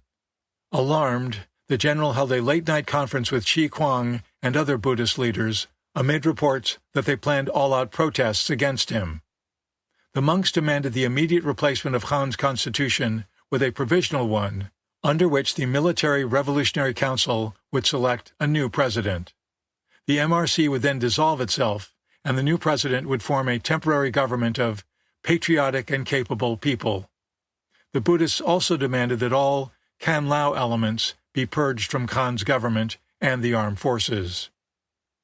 Khan promised in a radio speech that he'd revise his constitution and ease up on the emergency measures, but protesters with banners and bullhorns surged back into the streets anyway. When some 25,000 people gathered outside Jialong Palace, he bravely came out, protected only by a small circle of bodyguards, to address them, but found himself forced to chant their slogans: "Down with military power! Down with dictatorships! Down with the army!" Hours after that humiliating performance, Khan withdrew his charter and resigned as president. He told the other generals they faced the choice of making concessions to Chi Kuang and his followers or shooting their own youngsters. The MRC then pledged to pick a provisional president and disband itself, fulfilling the Buddhists' demands and giving them a stunning political victory. As new governments rose and fell in coming months, Chi Kuang turned his supporters against almost every new leader who appeared. He was very good at negative politics, but had no concept of positive politics, observed James Rosenthal, the U.S. Embassy's chief liaison officer with the monk. He had this basic irresponsible trait, where you couldn't count on him to support anything. You could always count on him to oppose a lot of people, but you couldn't count on him to support anybody. The Buddhists' triumph over Khan, however, heightened the fears of Catholics that they were losing their privileged position in society. Fear turned to anger, and the hideous genie of religious warfare escaped its bottle.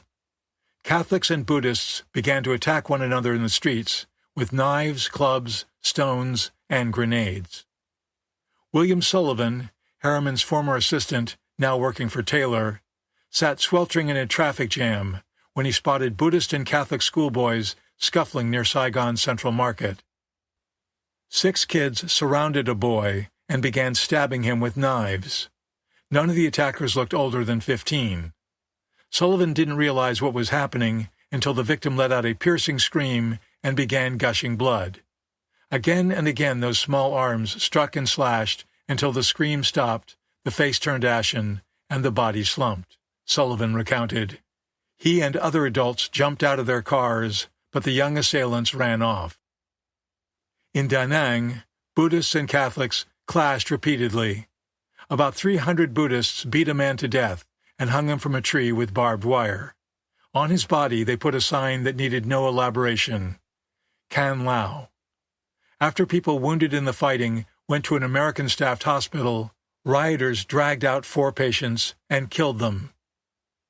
Buddhists attacked and burned the Catholic hamlet of Tan Bo, leaving only 50 of its 500 houses standing. The hamlet's 2 churches were razed, and its 1,000 inhabitants, mostly refugees from North Vietnam, fled. Many were seen putting to sea in fishing boats. Violence spread in Saigon. On August 27th, thousands of Catholics massed outside Joint General Staff Headquarters, demanding that the generals end the crisis. Demonstrators angrily pushed against concertina wire barricades as soldiers with fixed bayonets warned them to stay back. Eventually, the troops opened fire, killing 6 people. Shortly afterward, the Military Revolutionary Council, which had been meeting at JGS, announced that Khan, Big Ming, and General Hiem, Khan's defense minister, would run the country on a temporary basis. This unworkable triumvirate was a panicky attempt to balance several powerful groups. Ming represented Buddhists, Khan was backed by the Americans, and as a result, was South Vietnam's most powerful figure. Hiem, a Catholic, was a leader of the Dai Viet Party, a nationalist organization founded in 1939 and said to have as many as 10,000 members and sympathizers, many holding key jobs in the government. Although outlawed by Diem, the party enjoyed a resurgence after his death. The generals, along with Buddhist and Catholic leaders, pleaded for calm. But crowds kept fighting in several downtown locations as helicopters dropped leaflets urging them to disperse. With the exception of the shootings outside military headquarters, Khan and the other generals, perhaps mindful of the Americans' reaction to Diem's repression the previous summer, hesitated to use force against the protesters. After days of chaos and bloodshed, they finally acted. Paratroopers and trucks raced around the Capitol, snatching up demonstrators and taking them away. In one night, 500 people were arrested, including 15 suspected VC agents. The drift toward full-blown religious war was halted. U.S. officials in Saigon were appalled, however, at how quickly Khan had capitulated to Buddhist strong-arming. The CIA station, in a report to its headquarters, castigated him for, in effect, putting his government completely in the hands of Chi Kuang. By doing so, the station said, Khan has similarly bound over to Chi Kuang's safekeeping our own government's equity, commitment, and policy in this country. In any event, a new and dangerous period has begun. Taylor was particularly disgusted. He and his deputy, Alexis Johnson, went to visit Khan in Dalat, where he'd retreated after the uproar in Saigon. A government official explained that he'd suffered a physical and mental breakdown. The American diplomats found Khan suffering from hemorrhoids, high blood pressure, and an obsession over the preponderant strength of the Dai Viet Party, which he'd recently denounced publicly. In a cable to Washington, Taylor complained that Khan did nothing in Dalat other than receive medical treatment and enjoy the sunshine. He seems oblivious to the need for getting his government going again. Khan emerged from his hideaway on September 4th and announced that civilians would assume control of the government within 2 months. He produced a letter from Chi Kuang pledging that the Buddhists would back him. Sources told American journalists the letter had been paid for with at least $200,000.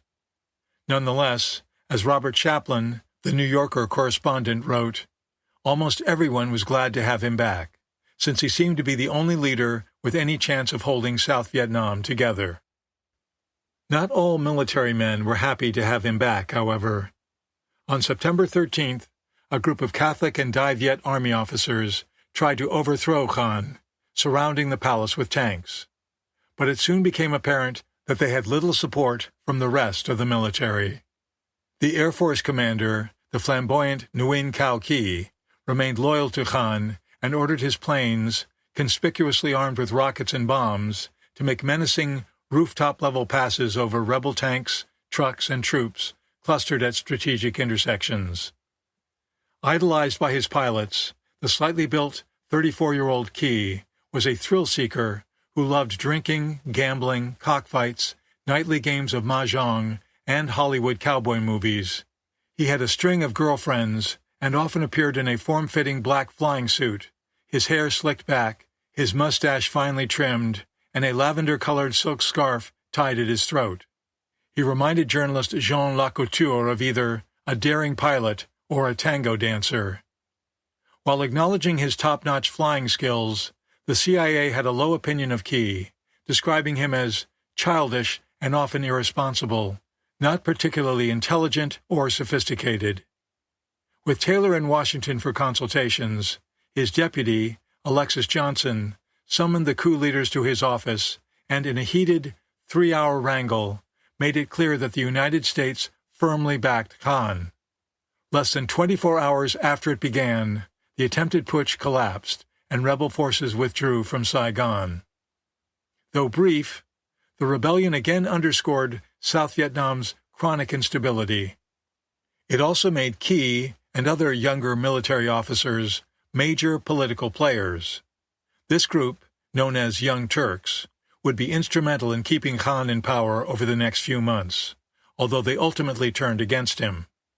And Ky in particular would excel in the murky, turbulent world of Saigon politics. The serial upheavals in Saigon hardened the consensus among Johnson administration officials that tougher action had to be taken. They began to seriously discuss the idea of using U.S. combat forces to prop up the sagging South. A particularly aggressive proposal came from John McNaughton, a top McNamara aide and former Harvard law professor.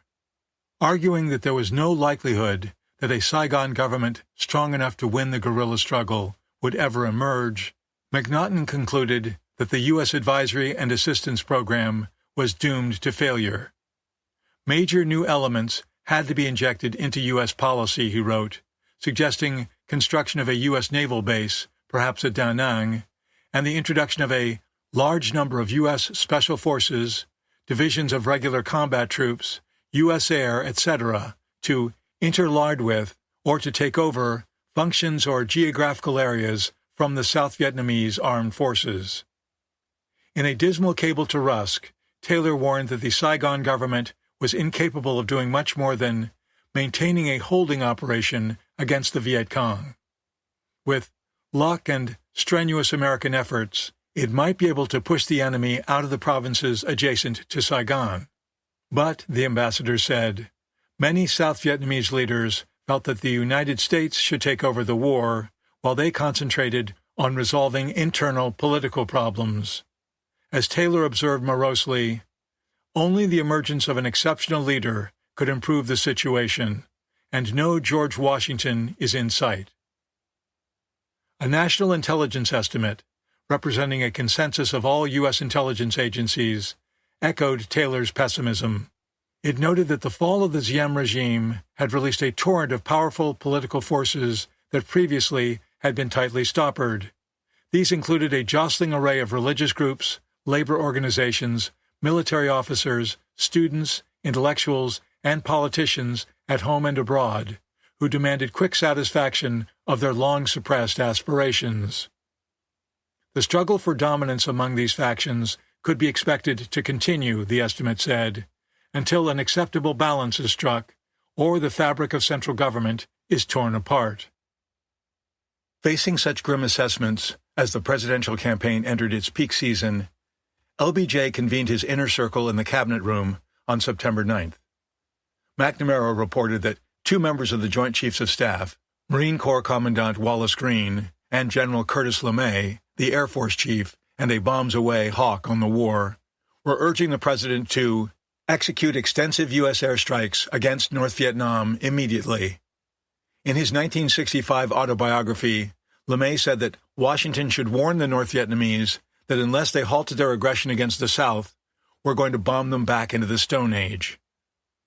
But McNamara, Rusk, McCone, and Taylor all agreed that the Southern government was still too weak to withstand the retaliation from North Vietnam and possibly China that might follow such drastic American action. Johnson concurred, saying he did not wish to enter the patient in a 10-round bout when he was in no shape to hold out for 1 round. The president asked if there was anything Americans could do to stop the endless feuding among South Vietnamese leaders. Taylor replied that these people simply did not have the sense of responsibility for the public interest to which we were accustomed, and regularly estimated matters in terms of their own personal gains and losses. When LBJ asked how Han compared with Diem in terms of public affection, Taylor said the South Vietnamese did not care for either one. LBJ closed the meeting by approving several actions that fell far short of the large-scale bombing sought by Green and LeMay. Covert maritime raids and electronic surveillance of the North Vietnamese coast were to resume. South Vietnamese troops and aircraft would conduct limited attacks on communist infiltration routes. Preparations were to be made for tit-for-tat air raids against the North in retaliation for assaults on U.S. personnel. But while Johnson was repeatedly proclaiming in campaign speeches that we seek no wider war, he turned more and more to those advocating military solutions. McNamara, the Joint Chiefs, and Eisenhower, with whom he had a good relationship. Johnson was listening to the hawks, recalled Hilsman. He wouldn't adopt a policy of a political solution. Although there was nothing unusual about a president relying on military leaders for advice during a war, Vietnam was a war unlike any other Americans had fought. Political factors were at least as important, if not more so, than military factors. Rusk should have been an important source of information and advice on political matters, but early on he'd chosen to take a backseat to the Pentagon, believing that the State Department's main work would begin once military victory had been achieved.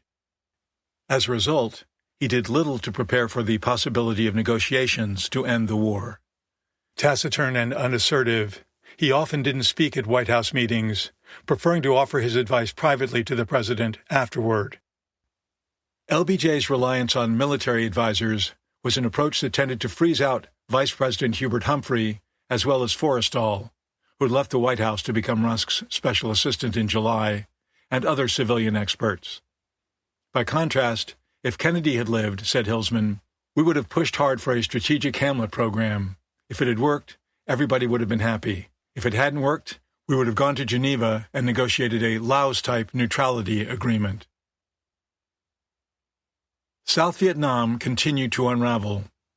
Another national intelligence estimate predicted further erosion in the Saigon regime's determination and effectiveness, pushing it toward increasing defeatism, paralysis of leadership, friction with Americans, exploration of possible lines of political accommodation with the other side, and a general petering out of the war effort. South Vietnam is almost leaderless at the present time, the October 1st assessment said, as Saigon functionaries waited to see whether Han would make good on his promise to turn power over to civilians.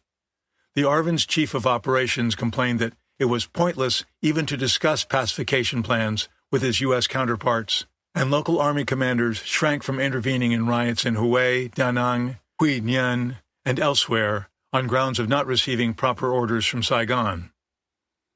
After an ARVN infantry division was shifted to the Saigon area from central Vietnam, the VC began to take the initiative there. Even more ominous were the multiplying reports that North Vietnamese Army regulars were entering the South, signaling a dangerous escalation of the war. An enemy offensive in the Central Coast region generated a host of frightened refugees, up to 60,000 of them, who streamed into Quy Nhon from the surrounding countryside. These were Catholic Vietnamese fleeing the North Vietnamese army units, remembered John Negroponte, a young U.S. embassy officer who later served as U.S. ambassador to Honduras, Iraq, and other nations, as well as director of national intelligence. The NVA were strong there. They were really tearing the place up. As grim as these tidings were, there was some hope that a transition to civilian government was possible. 2 weeks after the September coup attempt against Khan, Big Min appointed the members of a provisional legislature called the High National Council that was to draft a new constitution, select a new head of state, and create the framework for National Assembly elections. Though broadly representative of South Vietnam's political and religious groups and geographic regions, the HNC was composed of 17 elderly professional men, leading wags to label it the High National Museum. The council nevertheless tackled its mission with vigor. It completed work on the new constitution at the end of October and appointed 71-year-old Phan Khắc Su, a French-trained agricultural engineer, as chief of state.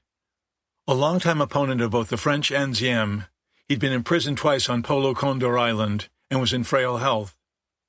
Su then chose 61-year-old Chan Van Huang, Saigon's tough, honest mayor, as his prime minister. A passionate nationalist and ex-schoolteacher, Huang quipped after his selection, "I'm not sure whether I should be congratulated or offered condolences." Khan resigned as promised, although he kept his position as commander-in-chief of the armed forces. But Huang had little success as he tried to establish himself as an honest broker, above the fray of factional infighting and self-seeking. Buddhist and Catholic leaders alike were upset when he chose his cabinet ministers without consulting them.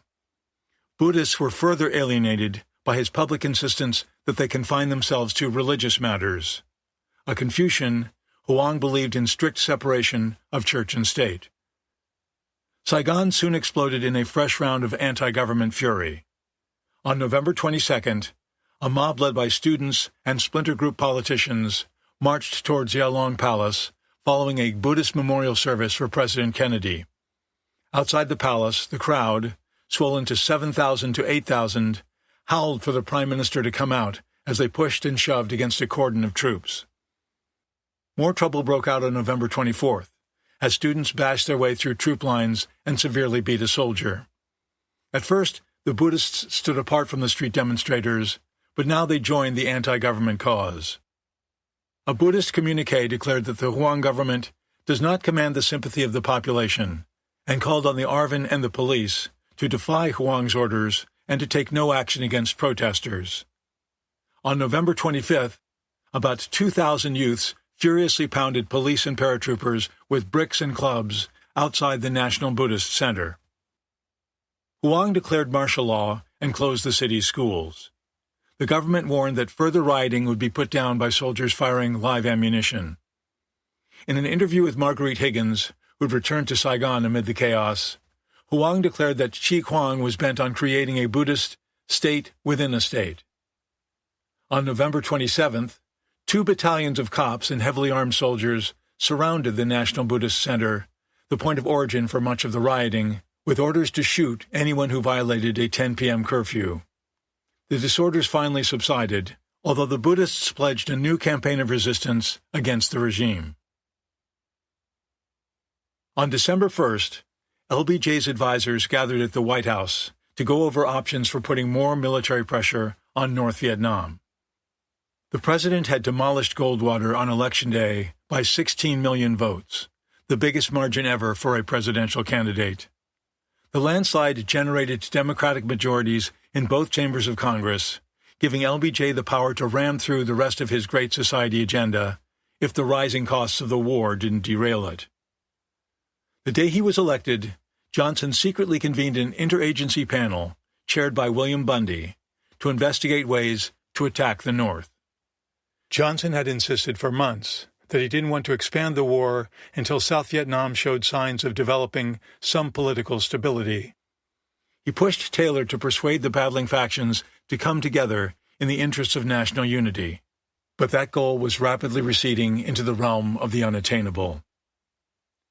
Just back from a Thanksgiving holiday at his Texas ranch, the president settled into his high-back black leather chair in the cabinet room, flanked by principals including Taylor, McNamara, Rusk, McCone, McGeorge Bundy, and General Earl Wheeler, who descended from Army Chief of Staff to Chairman of the Joint Chiefs. Taylor, in particular, was deeply distressed at the endless political setbacks and baffled by the VC's ongoing gains. After a year of changing and ineffective government, South Vietnam was in worse shape than ever, he'd written in a lengthy update. The counterinsurgency program was bogged down and would require heroic treatment to assure revival. Nearly free of the VC a year ago, the northern provinces are now in deep trouble as the communists continuously sabotage the coastal railroad and Highway 1, threatening to cut the region off, economically and physically, from the rest of the country. Despite heavy losses inflicted by Saigon's forces, the VC continued to grow in numbers and competence, the ambassador wrote. Not only did they replenish their losses, they adopted effective new tactics, including heavy mortar attacks, like the one they executed on November 1st against the U.S. airbase at Bien Hoa, where B-57 jet bombers were parked in the open, wingtip to wingtip. A 30-minute barrage of shells shortly after midnight reduced the base to a shambles.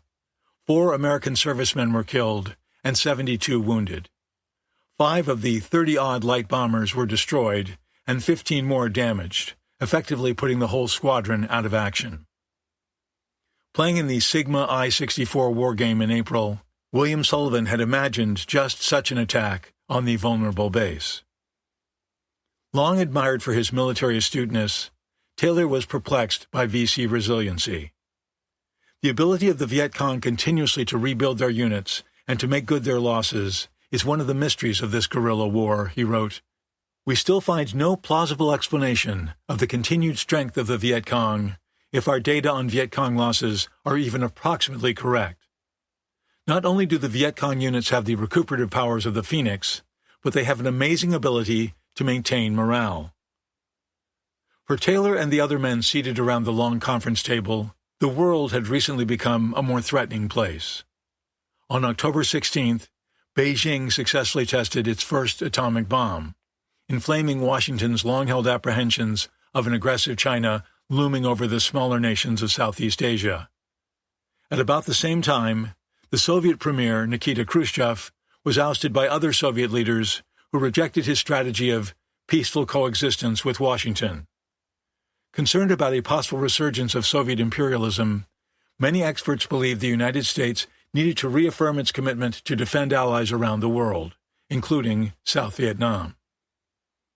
William Bundy's group warned that guaranteeing South Vietnam's continued existence as a non-communist state might eventually require a Korean-scale commitment of U.S. troops, as well as the use of nuclear weapons to win a war against North Vietnam and probably China as well. Having been involved in the Cuban Missile Crisis in 1962, LBJ and McNamara understood how easily a nuclear cataclysm could be triggered, and both men deeply feared such an outcome. Bundy's team came up with 3 alternatives for proceeding. Option A was to continue the present policy of advising and assisting Saigon's forces with little hope of defeating the VC.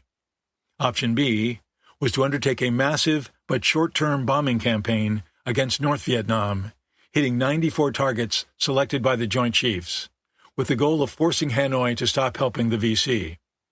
Option C was to conduct the same bombing campaign, but in a gradual way, less likely to provoke the Chinese or Soviets into counteraction. No devil's advocate choices, a U.S. pullout, or negotiations with the Communists were offered. LBJ's advisors, even the military men, disagreed on which was the best option. Westmoreland, the MAC-V commander, wanted to keep going with Option A for the next 6 months, in hopes that the Saigon government could be strengthened. The Joint Chiefs wanted to hit the Communists fast and hard with B. Taylor wanted to move slowly from current policies, A, to graduated bombing, C. Complicating matters was fresh advice that bombing wouldn't work.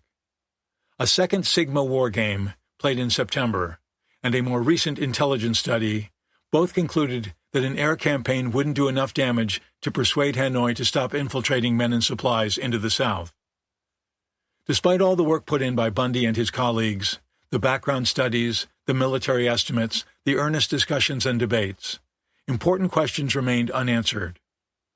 What was the factual basis for the assertion that bombing would compel Hanoi to stop helping the VC? How many U.S. troops would be needed to protect newly expanded air bases in the South, or to deter retaliation by either the VC or North Vietnam? How would the American public react to a drawn-out bombing campaign. Grappling with such uncertainties, Johnson became totally frustrated at the December 1st meeting, McNamara recalled. He confronted an intractable situation. His anxiety and desperation poured out in a stream of questions and comments. He conceded that a day of reckoning for dramatic action was coming. Before the United States began dropping bombs on North Vietnam, though, he wanted Taylor to try everything to buttress the Saigon regime. Johnson eventually approved a two-phase plan. More small-scale covert attacks against the North and bombing in Laos, followed, if conditions warranted, by a slow ramp-up to a heavy bombing campaign against North Vietnam. He then repeated his demand that Taylor do his damnedest to build up South Vietnam's government before Washington shifted to Phase 2. Even though his decision could lead to war with North Vietnam in the near future, the president said nothing about it publicly. Instead, the White House issued an anodyne statement that Taylor had been instructed to consult urgently with the South Vietnamese government as to measures that should be taken to improve the situation in all its aspects. Back in Saigon again, Taylor plunged into the Sisyphean task of persuading angry Buddhists, alienated minor party politicians, and other malcontents to get behind Prime Minister Huang. The ambassador met with Huang, Su, cabinet members, the High National Council, military leaders, and newspaper editors. Over steak and red wine at Westmoreland's villa on December 8th, Taylor spoke with several young Turks, including Key, the Air Force chief, and Nguyen Van Thieu, now a general and commander of 4th Corps in the Delta, warning that the ongoing unrest in South Vietnam had dismayed even its staunchest friends in America. He made it clear that while the U.S. government was prepared to deepen its involvement in the war, it couldn't do so until the South Vietnamese stood solidly behind their government. The CIA quietly pressed associates of Chi Quang to get him to ease up on Huang. But by then, the Buddhists were openly committed to toppling the prime minister. They published a letter pleading for Taylor to get rid of him, a striking manifestation of the widespread belief among South Vietnamese that their leaders were mere puppets on Washington's strings. On December 12th, Chi Quang and 2 other prominent monks launched a 48-hour hunger strike. Hundreds of other monks and nuns followed suit a few days later. The Buddhists indicated they were ready to launch mass protests and begin burning themselves again. They attacked Huang as anti-revolutionary and anti-Buddhist, although they didn't seem to have a specific issue to bludgeon him with. Despite Taylor's admonishment, Khan and the Young Turks carried out what amounted to another coup on December 20th, arresting members of the High National Council who'd refused to forcibly retire Big Ming and other senior generals so younger officers could move up. The Young Turks abolished the HNC and formed a new military advisory body, the Armed Forces Council, headed by Khan. They also arrested Big Ming, Don, and 3 other generals, whisking them off to confinement at Pleiku in the Central Highlands. According to Don, the HNC refused to push out Min and other senior officers because its members felt that the army already was suffering from a pitiful lack of competent leaders. Taylor, usually calm and collected, was beside himself with exasperation. This latest military power grab was exactly what LBJ didn't want. The ambassador quickly paid a visit to Huang, who looked despondent. He reported that Khan and 10 young Turk generals had awakened him at 2 a.m. to tell him what they'd done and ask him to remain as premier. Taylor summoned Key, Thieu, and 2 other young Turk generals to his office and addressed them as peremptorily as he would a group of disorderly shavetails. I thought I made it clear that all our military plans depend on government stability. Now you, he looked straight at Key, have made a real mess. We cannot carry you forever if you do things like this. Key tried to explain that the Turks had acted because they believed that Big Ming and the other arrested Arvin leaders had their chance and did badly. The High National Council, said Key, needed to be purged of disruptive elements. Taylor was having none of it. I don't know whether we will continue to support you after this, he fumed. You people have broken a lot of dishes, and now we have to see how we can straighten out this mess. Taylor met with Khan the next day at Joint General Staff Headquarters, and the two quickly crossed swords. Khan dropped his customary cherubic facade and belligerently took the offensive in the conversation, accusing Max of insulting Khan's colleagues, recalled Alexis Johnson. An angry dialogue ensued. The ambassador said it would be difficult, if not impossible, for Washington to collaborate with a civilian government that operated with a military shadow hanging over them. He told Khan he'd lost confidence in him. Khan retorted that loyalty was a reciprocal matter and that Vietnam was not a vassal of the United States. Taylor, he snapped, should keep to his place as ambassador and not complain to South Vietnam's commander-in-chief on a political matter. To the American surprise, the general, rather than keep the blow-up with Taylor quiet, went public with his grievances, risking his primary asset, his carefully groomed image as the one Vietnamese leader who could parley effectively with the Americans. In an interview with the New York Herald Tribune, Khan insisted that Taylor was not serving his country well, and that if he does not act more intelligently, the United States will lose Southeast Asia and we will lose our freedom. He refused to reinstate the arrested High National Council members as the Americans wanted. He then doubled down, insisting that the ambassador's effrontery toward South Vietnam's military leaders could only be rectified by his swift recall from Saigon. There were grumbles at the White House that the scholarly but martial-minded Taylor might not possess sufficient finesse to handle the complex diplomatic and political challenges that lay ahead. But there was little chance that an American ambassador would be withdrawn based on some foreign general's chest beating. After quiet talks between Alexis Johnson and the Young Turks, a compromise was struck between the military and the High National Council. A few weeks later, a smiling Khan and a composed-looking Taylor were photographed shaking hands at a tea party at Gia Long Palace. But as 1964 came to a close, South Vietnam seemed to be in free fall. From the provinces to Gia Long Palace, the Saigon government was knotted with dysfunction. The counterinsurgency program was at a standstill. The Buddhists again were threatening to take down the nation's political leadership. Exhausted by endless bloodshed and political turmoil, the South Vietnamese seemed more open to neutralism than ever. Worst of all, North Vietnamese regular troops were entering the South. On Christmas Eve, the Viet Cong struck again at Americans, blowing up a Saigon hotel that served as officer quarters for U.S. military advisors. VC agents dressed as ARVN officers drove a car loaded with explosives beneath the 5-story Brink Hotel in the center of town. The subsequent blast killed 2 Americans and wounded 64.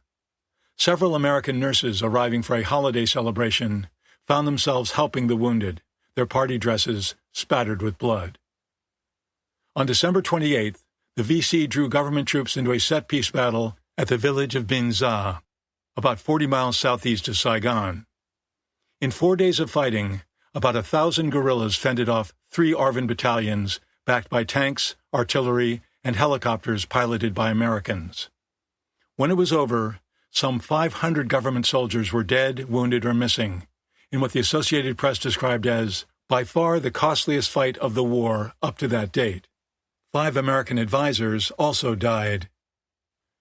Besides infiltrating men and supplies down the Ho Chi Minh Trail, North Vietnam was now sending regular combat units into the south.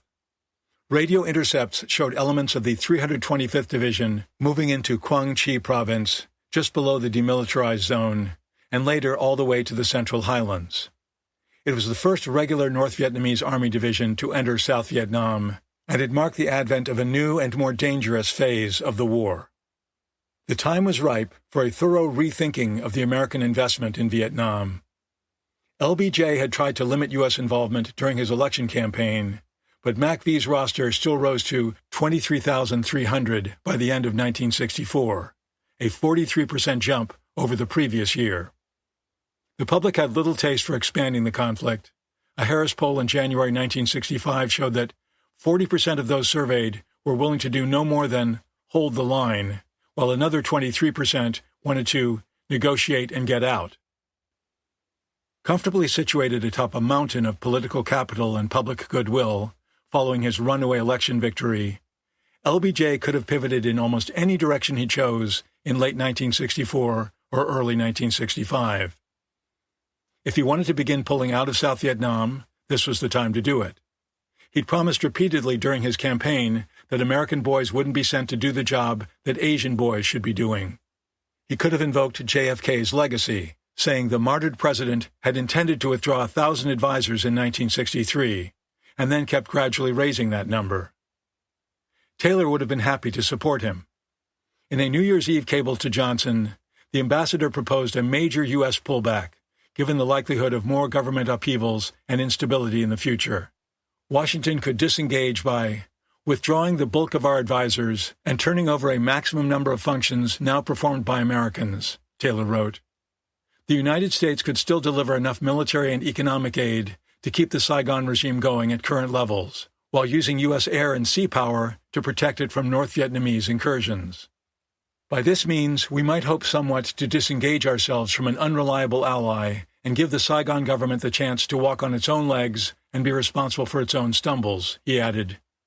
The hope would be that, having to accept full responsibility, South Vietnam would rise to the challenge and pull up its political socks.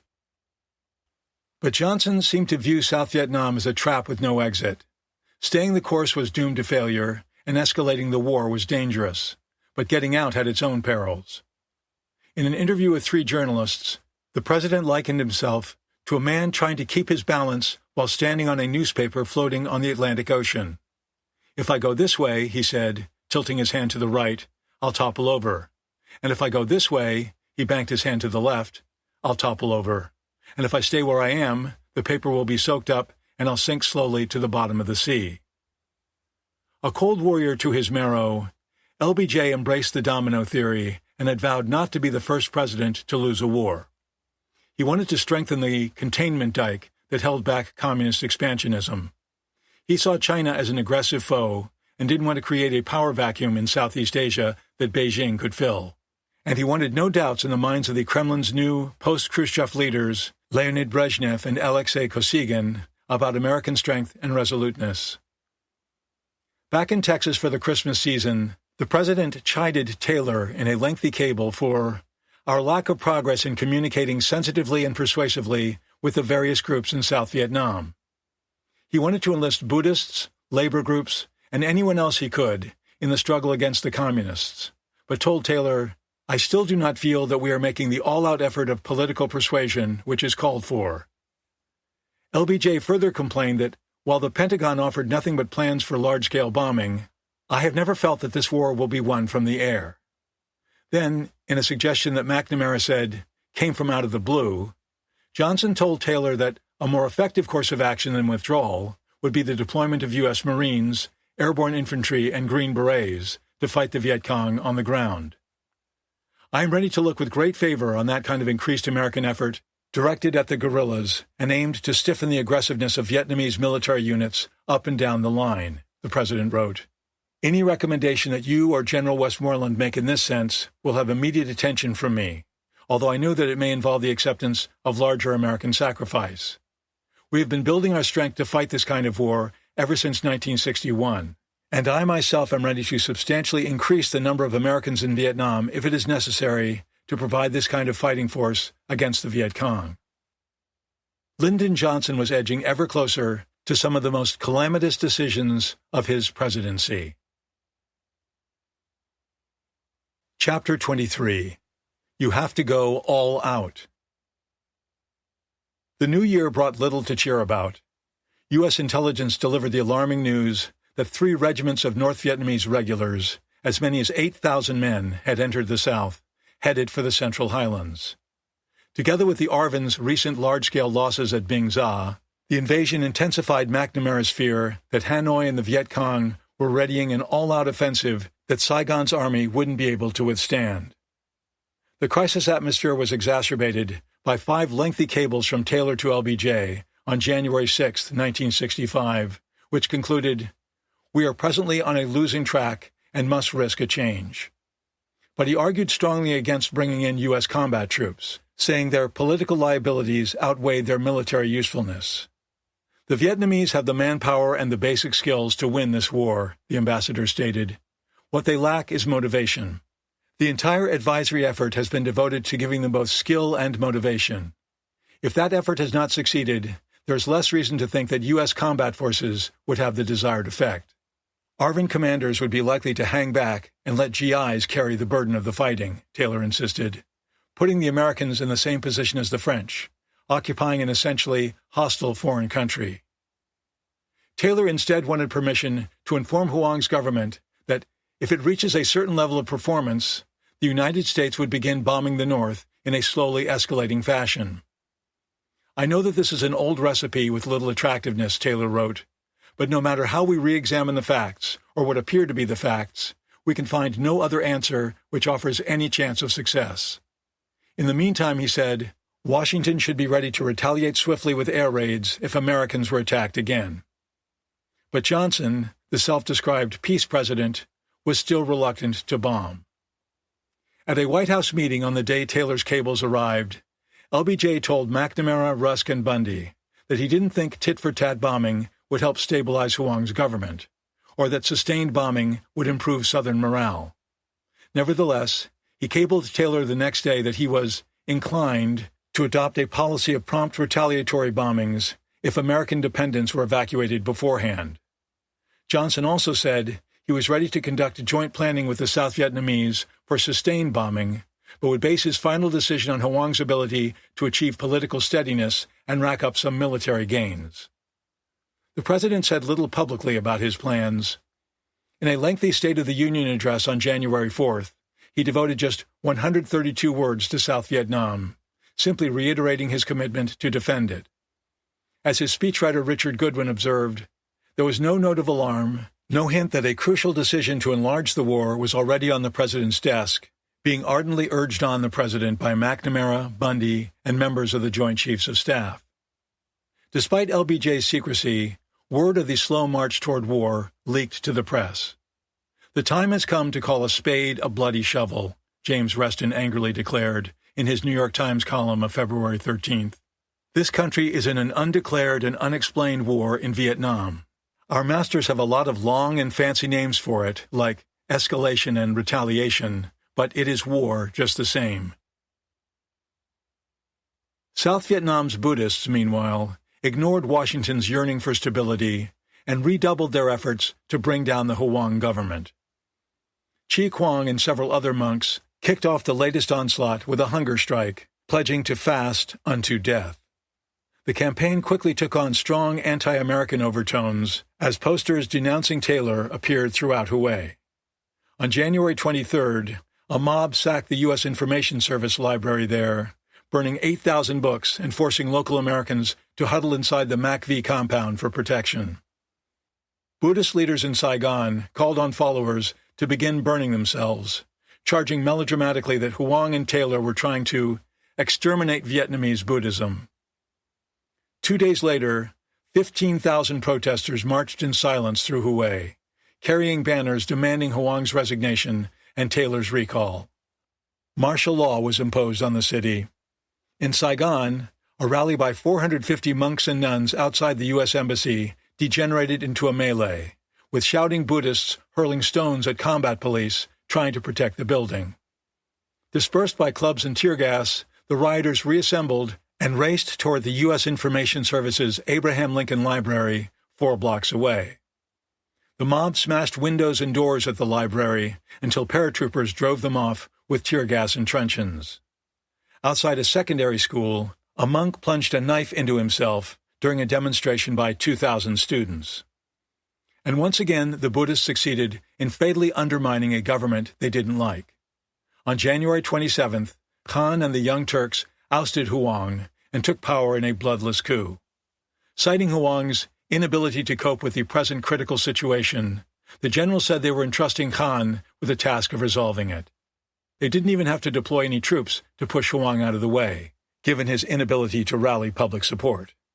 According to Key, the Air Force commander, when Huang was informed of the general's decision to remove him, he accepted it gracefully and probably thankfully.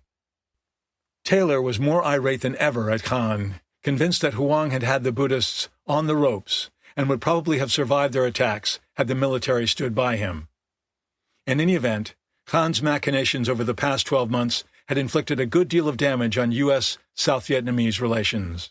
As a State Department report summed up, Khan's overriding ambition, coupled with his repeated maneuvers against known U.S. positions, have in the span of 1 year precipitated 5 major crises in Saigon. In the process, he has seriously reduced, if not almost eliminated, any public respect for U.S. political advice or for those who accept it. Moreover, his actions, coupled with those of the Buddhists, have fostered a rising crescendo of anti-American feelings. On the same day that Khan again grabbed power, McNamara and Bundy tried to nudge LBJ toward strategic bombing of North Vietnam, with what became known as the Fork in the Road memo. The president met them for a very private discussion of their memo in the White House Treaty Room, where Lincoln consulted his cabinet during the Civil War. Drafted by Bundy, the memo said he and McNamara are now pretty well convinced that our current policy can lead only to disastrous defeat. They noted that the present goal was to withhold major U.S. military action until Saigon had established a stable government. But given the events of recent weeks, there is no real hope of success in this area. Johnson had 2 choices, his advisor said.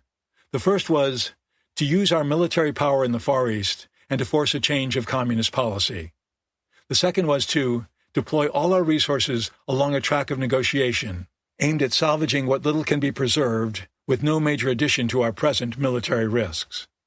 Bundy and McNamara preferred the first course. Rusk, they said, disagreed, arguing that since the consequences of either escalating or pulling out were so unacceptable, a way had to be found to make current policies work. Bundy and McNamara didn't think that was possible. Even as Vietnam came to a boil, Johnson's priority was pushing through Congress the dozens of bills that formed the spine of his Great Society. He knew that plunging deeper into the war would inevitably corrode support for his cherished domestic agenda. If I left the woman I really loved, the Great Society, in order to get involved in that bitch of a war on the other side of the world, then I would lose everything at home, all my programs, he told Doris Kearns. The short but explosive Fork in the Road memo left him depressed and uncertain. As White House aide Douglas Cater recalled, I'd never seen the man in as dejected a mood. He said, I don't know what to do. If I send more boys in, there's going to be killing. If I take them out, there's going to be more killing. Anything I do, there's going to be more killing. Then he got up and walked out of the room, leaving us in a somewhat shattered state. Caught between the push by McNamara, Bundy, and Taylor for bold new action, and Rusk's insistence on staying the course, Johnson decided to send Bundy to Saigon for yet another look at the situation. On the last day of Bundy's visit, February 7th, the VC attacked Camp Holloway, a U.S. airbase outside Coup. Beginning at 2 a.m., enemy sappers placed explosives on Huey helicopters, Caribou transport aircraft, and tents and shacks where hundreds of American servicemen lay sleeping.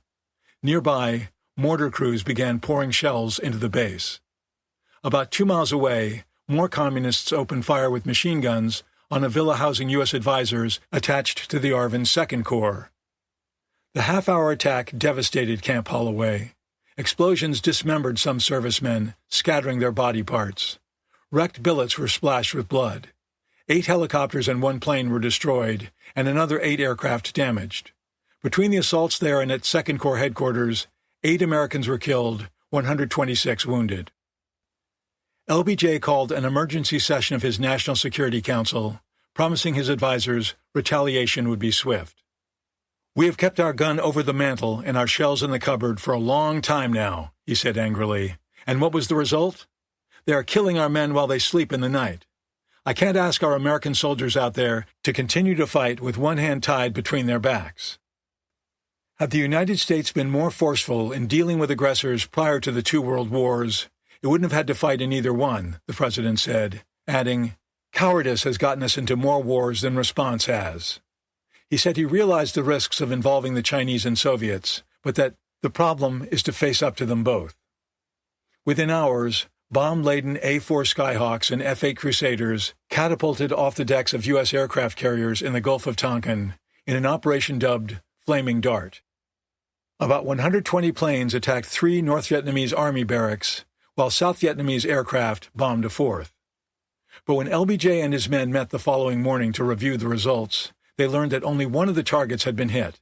The other three had been fogged in. Navy jets hit the big Dong Hoi barracks with 250-pound bombs and rockets, but destroyed or damaged only 22 of the 275 buildings in the complex. Fresh off his flight from Saigon, Bundy rushed to the White House.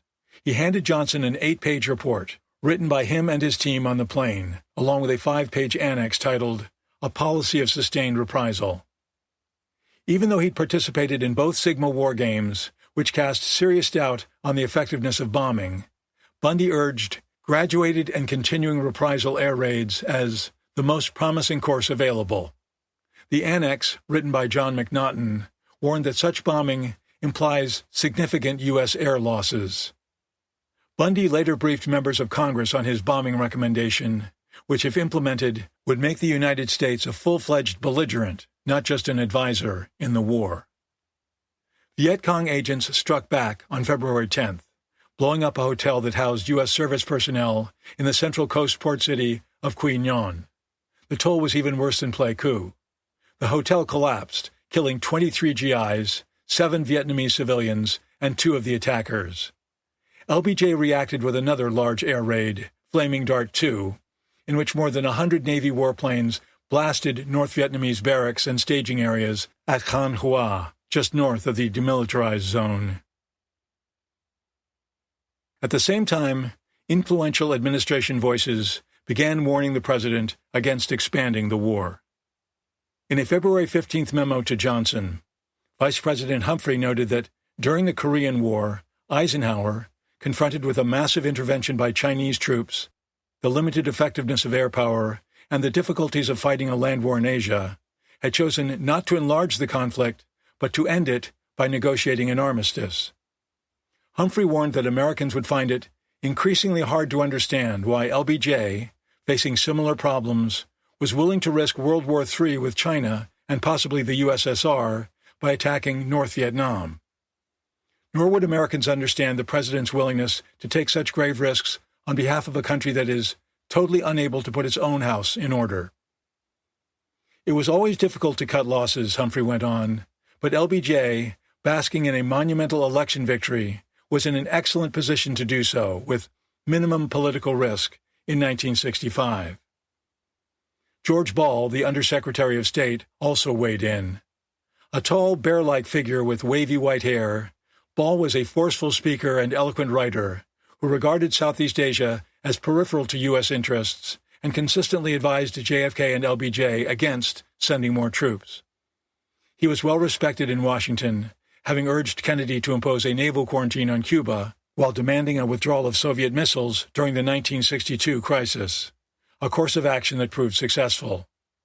As the former director of the United States Strategic Bombing Survey in the last years of World War II, Ball was well aware of the limits of bombing. Ball viewed the war as unwinnable and had cast himself in the role of in-house devil's advocate, frequently challenging the premises and assertions of those who favored greater U.S. involvement. In a 67-page memo to LBJ, he ridiculed the idea that bombing could be applied in a gradual and controlled manner, as other advisers insisted. Ball thought bombing would only lead to more communist infiltration and more attacks on the bases from which the planes were launched. Washington, in turn, would dispatch more troops to protect the bases, and an unstoppable and unpredictable cycle of escalation and counter-escalation would be born, eventually drawing the United States into another ground war in Asia. Still undecided about what course to pursue, the president met with Eisenhower at the White House on February 17th. As Senate Majority Leader during Eisenhower's second term as president, Johnson had forged a strong bipartisan relationship with the World War II hero and regarded him as both a sage and a friend.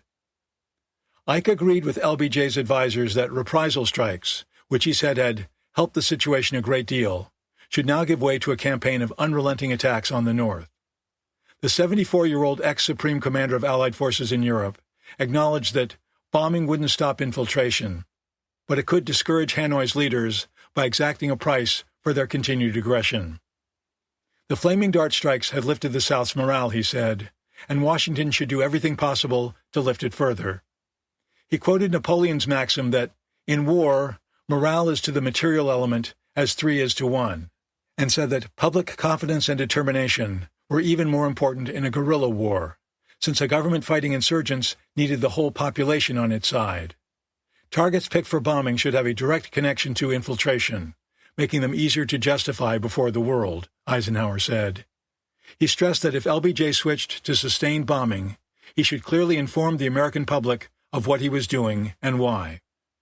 When Johnson asked what he should do if Chinese forces entered the war, Ike said he doubted they would. But if they did, the United States should hit them with any weapons required, including tactical nuclear explosives. During the Korean War, Eisenhower said, he'd sent back-channel warnings to North Korea and China that unless they promptly signed a satisfactory armistice, he'd remove the limits we were observing as to the area of combat and the weapons employed, a clear threat to employ nuclear weapons against both communist nations. LBJ, he said, should deliver similar warnings to the Chinese and Soviets about intervening in Vietnam. For months, no matter how hard the bombing enthusiasts pushed, Johnson had been reluctant to go along. The Pentagon had been ready to rain high explosives on North Vietnam since the November election. But the president just kept asking more and more questions, recalled Joseph Califano, a Defense Department official who later joined the White House staff. In the eyes of the Pentagon, he was a querulous wallflower, disappointingly reluctant to join the war dance. As the ARVN struggled, Saigon governments fell, and more Americans died. The war dance became a frenzy. McNamara's greatest fear at the beginning of 1965 was that he might not be able to talk the president into the bombing, according to Richard Goodwin. He spent all his time preparing arguments and lining up allies. His forcefulness began to bear fruit, as one by one, LBJ abandoned the key premises that underlay Washington's policies on Vietnam. First to go was the original concept that the United States should confine itself to an advisory and assistance role. Next was the idea that a stable Saigon government was an essential prerequisite to U.S. action against the North. Campaign promises to seek no wider war and not to send American boys to do the job of Asian boys faded. The post-election wiggle room for reducing U.S. personnel was disappearing. Most of LBJ's advisers insisted there was only one viable option: war with North Vietnam.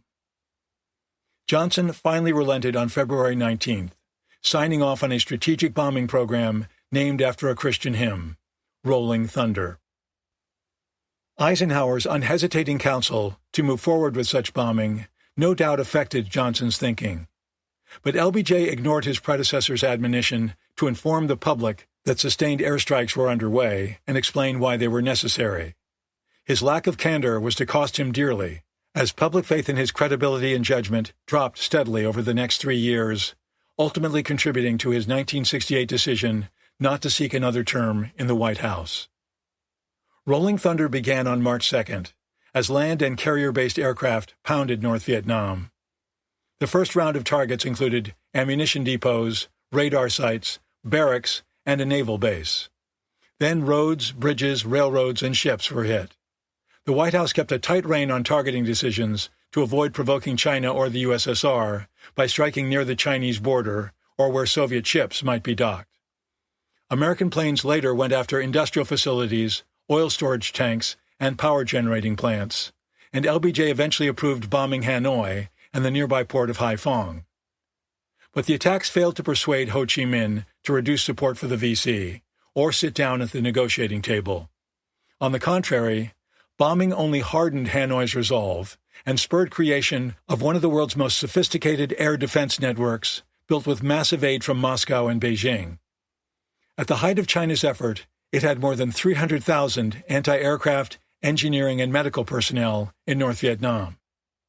The Soviets provided 3,000 military advisors and technicians, along with sophisticated weapons. North Vietnamese pilots began flying modern MiG jet fighters.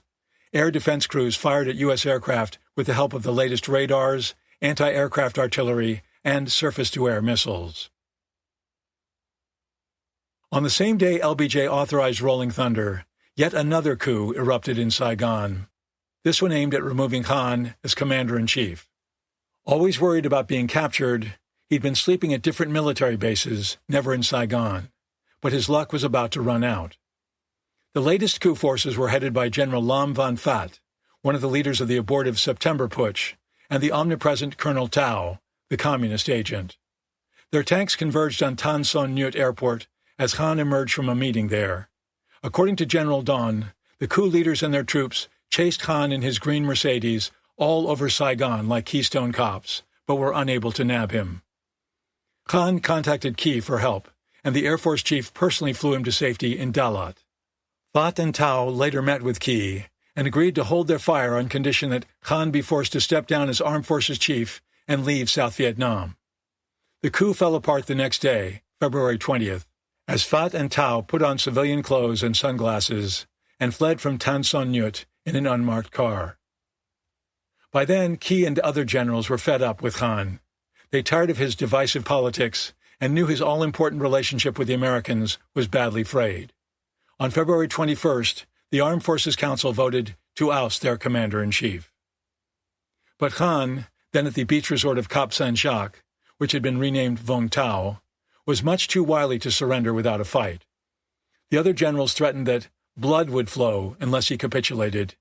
His former U.S. advisor, Colonel Jasper Wilson, was dispatched to try to talk some reason into him. Wilson reached Vung Tau at 1 a.m. on February 22nd, just as Khan was about to take off in a C-47 piloted by a veteran of commando drops over North Vietnam. Wilson hurried aboard, and off they flew into the night. For the next several hours, Khan ping-ponged madly around South Vietnam, trying to rally military support. From Vung Tau he went to My Tho in the Delta, but local forces there refused to refuel his plane. Khan then flew 200 miles north to Nha Trang, where he was again denied gas. He headed for Tan Son Nhut, only to find the runways blocked. With fuel running low, he landed at an unlit hilltop airstrip near Dalat. The C-47 touched down in the pitch-black stillness at 5 a.m., without enough gas even to restart its engines. After one additional attempt to get colonels and lower-ranking officers behind him, Khan gave up, telling Don, "I've already spread my share of mud around this country." He eventually reached a face-saving compromise with the other generals. He'd be appointed ambassador-at-large and leave South Vietnam forever. A week after the coup began, Khan was given a formal farewell ceremony with full military honors at Tan Son Nhut. Then, theatrically clutching a bag of soil from his native land, he boarded a commercial jet to Paris with his family. Watching the scene, Alexis Johnson observed sardonically, there was not a wet eye in the crowd. LBJ took another fateful step on March 8th, ordering 2 Marine battalions, about 3,500 men, to go ashore near Da Nang to protect an airbase from which Rolling Thunder sorties were launched. By sending in the Marines, the president broke one of the foremost commandments of U.S. foreign policy: "Thou shalt not engage in an Asian land war."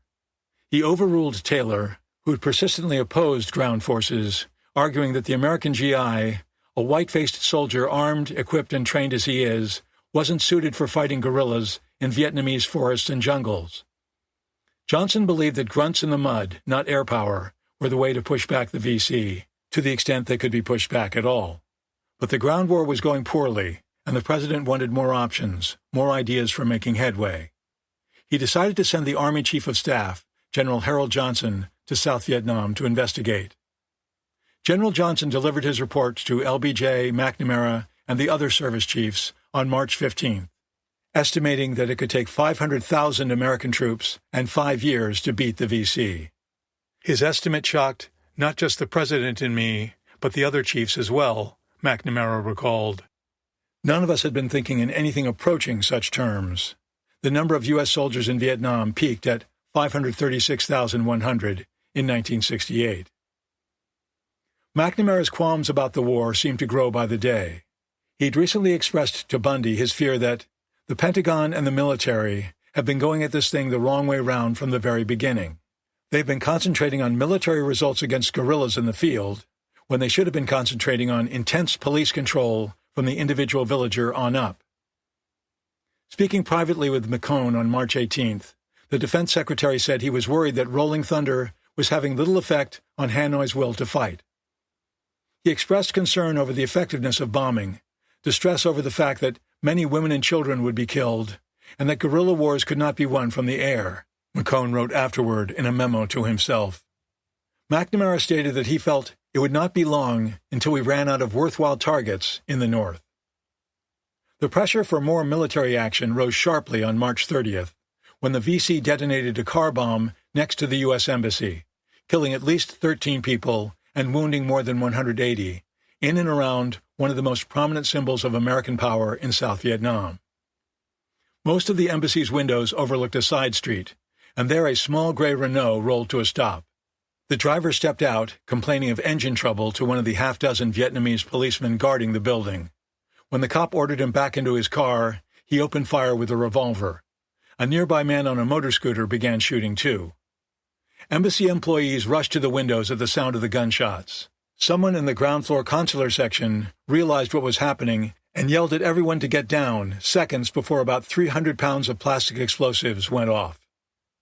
The enormous blast left the streets strewn with burning cars and dead and wounded Vietnamese. From the badly damaged six-story embassy came a stream of dazed, blood-streaked Americans, riddled with wounds caused by flying glass and other shrapnel. 2 CIA agents were permanently blinded.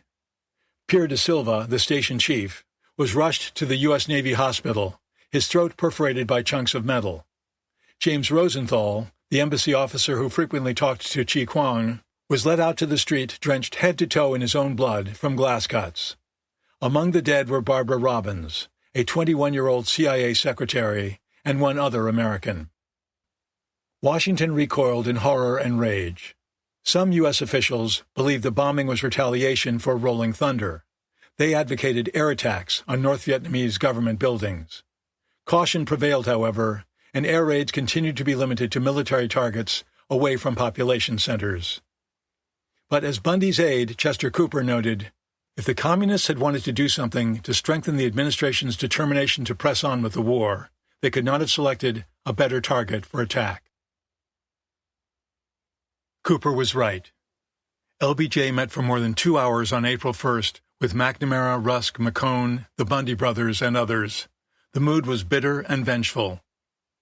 Get plenty more targets, the president demanded, referring to the Rolling Thunder campaign. We got to find 'em and kill 'em. But only a month after Rolling Thunder began, there were signs it wasn't working as planned. On April 6th, General Wheeler informed McNamara that the strikes have not curtailed North Vietnamese military capabilities in any major way, nor had they significantly damaged its economy. On the contrary, the attacks spurred the North to build up its anti-aircraft defenses and channel more people into military activities. Wheeler added that Hanoi's small air force had exhibited considerable daring in recent dogfights, with North Vietnamese pilots and Soviet-built MiG fighters downing 2 American planes and damaging a third. Instead of reducing its infiltration of the South, Hanoi boosted it. Down the Ho Chi Minh Trail came more troops, political cadres, and civilian porters, young and old, men and women, in black pajamas, rubber sandals, or bare feet, carrying ammunition, food, and medical supplies on bicycles or their backs, hidden beneath thick jungle canopy, ghost-like and determined. Infiltration tripled to about 5,000 per month. As the New York Times writer Tom Wicker observed, the bombing could not make something American and technological out of the war, which was profoundly Asian and intensely human. With the air war in the North faltering, the ground war in the South took on new importance. On April 20th, McNamara, Wheeler, McNaughton, and others met at U.S. Pacific Command Headquarters in Honolulu to examine a potential troop buildup, with Taylor, Westmoreland, and Admiral Ulysses S. Grant Sharp, the new commander of American forces in the Pacific. Over Taylor's objections, McNamara decided to recommend that 2 Army brigades plus 3 more Marine battalions be deployed. McNamara also wanted logistical preparations to be made for the future arrival of 2 Army divisions, nearly 50,000 more soldiers. On April 22nd, LBJ approved the recommendation, which would bring the total number of U.S. troops in South Vietnam to almost 82,000, a 150% increase in a matter of weeks. Again seeking to conceal the scale of his decisions, LBJ emphasized in a cable to Taylor that it is not our intention to announce whole program now, but rather to announce individual deployments at appropriate times. The growing violence and visibility of the war generated a backlash from stateside peace groups. A small anti-war movement emerged and began to grow rapidly among young people, clergy, academics, and entertainers who viewed American actions in South Vietnam as immoral. Pennsylvania Avenue in Washington became a focal point for anti-war protests, crowded with clamorous picketers day and night. Lafayette Park, across the avenue from the White House, was a virtual campground for demonstrators. Night after night, LBJ and his family could hear their angry chant, "Hey, hey, LBJ, how many kids did you kill today?" As domestic opposition to the Rolling Thunder attacks mushroomed, Johnson decided to pause them for a few days. The May 12th stand-down, codenamed Mayflower, was one of a series of temporary bombing halts during the war intended to nudge Hanoi toward peace talks. Even this move LBJ kept secret, fearing a right-wing backlash if it became public knowledge, although the press soon found out. The moratorium, however, failed to produce the desired results. The night before it was to take effect, an American diplomat delivered a secret démarche to the North Vietnamese embassy in Moscow, saying Washington expected equally constructive actions from Hanoi.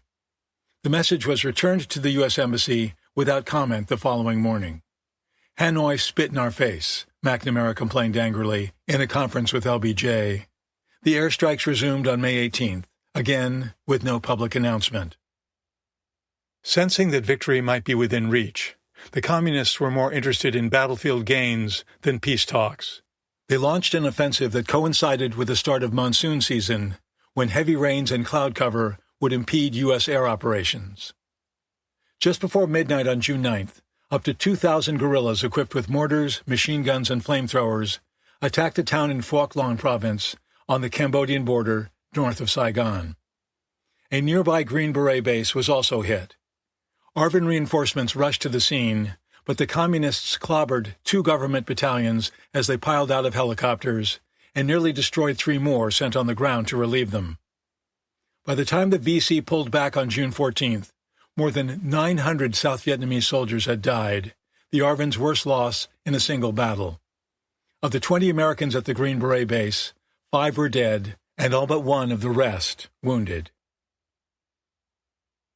As ARVN blood drenched the countryside, the newest Saigon government was in danger of capsizing amid a rising gale of criticism from religious, military, and civilian factions still vying for power despite the communist offensive.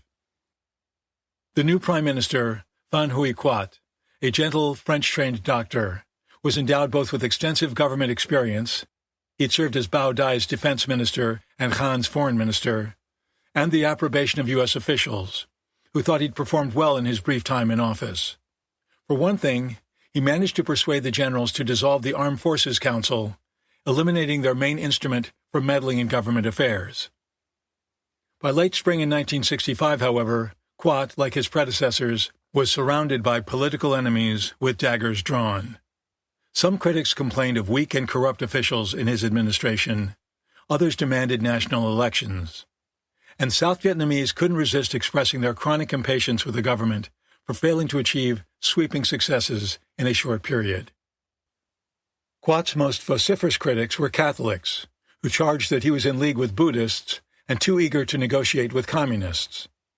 Priests in Saigon encouraged their parishioners to arm themselves in anticipation of a neutralist deal between Buddhists and the Viet Cong. On May 20th, security agents arrested 40 military officers and civilians for plotting to overthrow Quat. The chief organizer was Colonel Tao, the wily, wall-eyed VC agent. A military tribunal had recently sentenced him and General Phat to death for trying to unseat Khan in February, and both men went underground.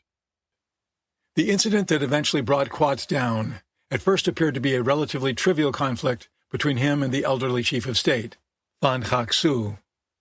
Under pressure from the Americans, Quat fired his ministers of economic affairs and the interior. Both had performed poorly during a recent crisis over rice supplies and were considered incompetent. "We harassed Quat about these 2 ministers, about getting rid of them," recalled Alexis Johnson. And Quat said, "Leave it to me. I'll have to do it in my own time." But as a result of our pushing him on this, Quat acted on this sooner than he otherwise would have. Quat neglected to obtain formal resignations from the two ministers before he announced their termination, and Sue, sensing an opportunity to increase his own nominal powers, refused to sign an order dismissing them. Backed by Catholics, Southerners, and out-of-power politicians, Sue refused to budge, arguing that Quat had violated the provisional constitution. The generals became restive as the standoff dragged on with no resolution in sight. At 1 a.m. on June 11th, Quat summoned Johnson to his office, where two prominent young Turks, Key and Chew, were waiting. Quat said the trio had been discussing the situation and didn't see any way out except for him to resign and for the military to take over once again. The American diplomat was dumbfounded. I turned to Quat and said, "Are you fully satisfied on this? There's just no other way out of this?" And he said, "No, there's just no other way out of it." Quat soon announced he was quitting. Key replaced him as Prime Minister. Chew took over as Chief of State. Key was South Vietnam's sixth Prime Minister in the 19 months since Diem's assassination. Imposing a raft of new authoritarian measures, Key moved quickly to shake and shock the country out of its lethargy. In his first few days in office, he declared martial law and shut down 20 newspapers. He ordered a captured VC executed and slapped price controls on rice, sugar, condensed milk, and other foodstuffs. Against U.S. wishes, he severed diplomatic relations with France, charging that de Gaulle has always, indirectly or directly, assisted our enemies. American officials were unimpressed by the showy, impulsive air marshal-turned-politician who foolishly told a British newsman of his admiration for Hitler. "We need 4 or 5 Hitlers in Vietnam," Key proclaimed. Alexis Johnson regarded him as an unguided missile. McNamara disliked that he drank, gambled, and womanized heavily. William Bundy later remarked disgustedly that Key and Chew represented the bottom of the barrel, absolutely the bottom of the barrel. At the time Key and Chew took over, the ARVN had lost 5 infantry battalions in 3 weeks. Intelligence indicated the Viet Cong were capable of organizing regiment-sized operations in all 4 ARVN Corps areas, and at least battalion-size attacks in virtually every province. Larger enemy attacks were now sometimes supported by 75mm artillery. Westmoreland cabled that ARVN commanders do not believe that they can survive without the active commitment of U.S. ground combat forces. The combination of ARVN setbacks and enemy advances jolted McNamara. His shock was compounded when on June 7th, Westmoreland requested a big new commitment of American troops.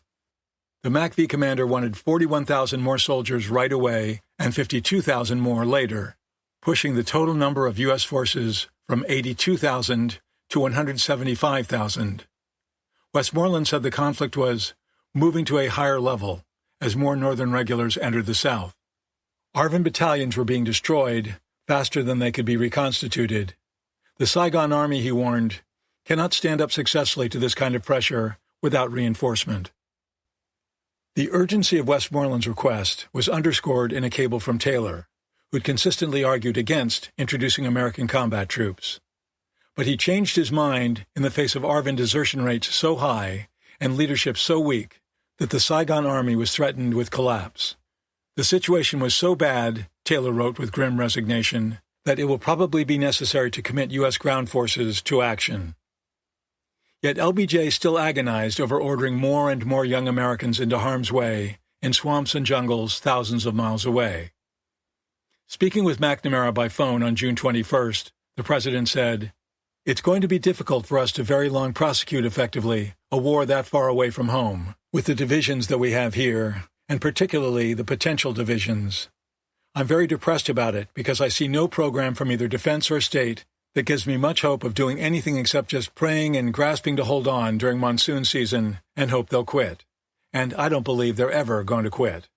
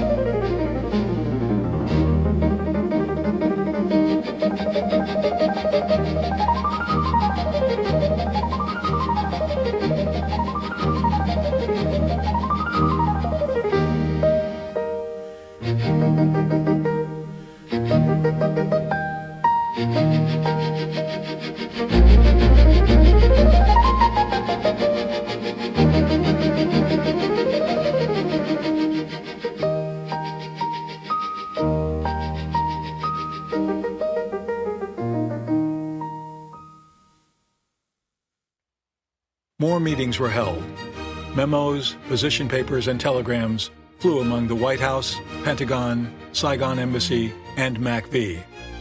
Johnson ordered 3 key aides, McNamara, Ball, and William Bundy, to draw up more options for him.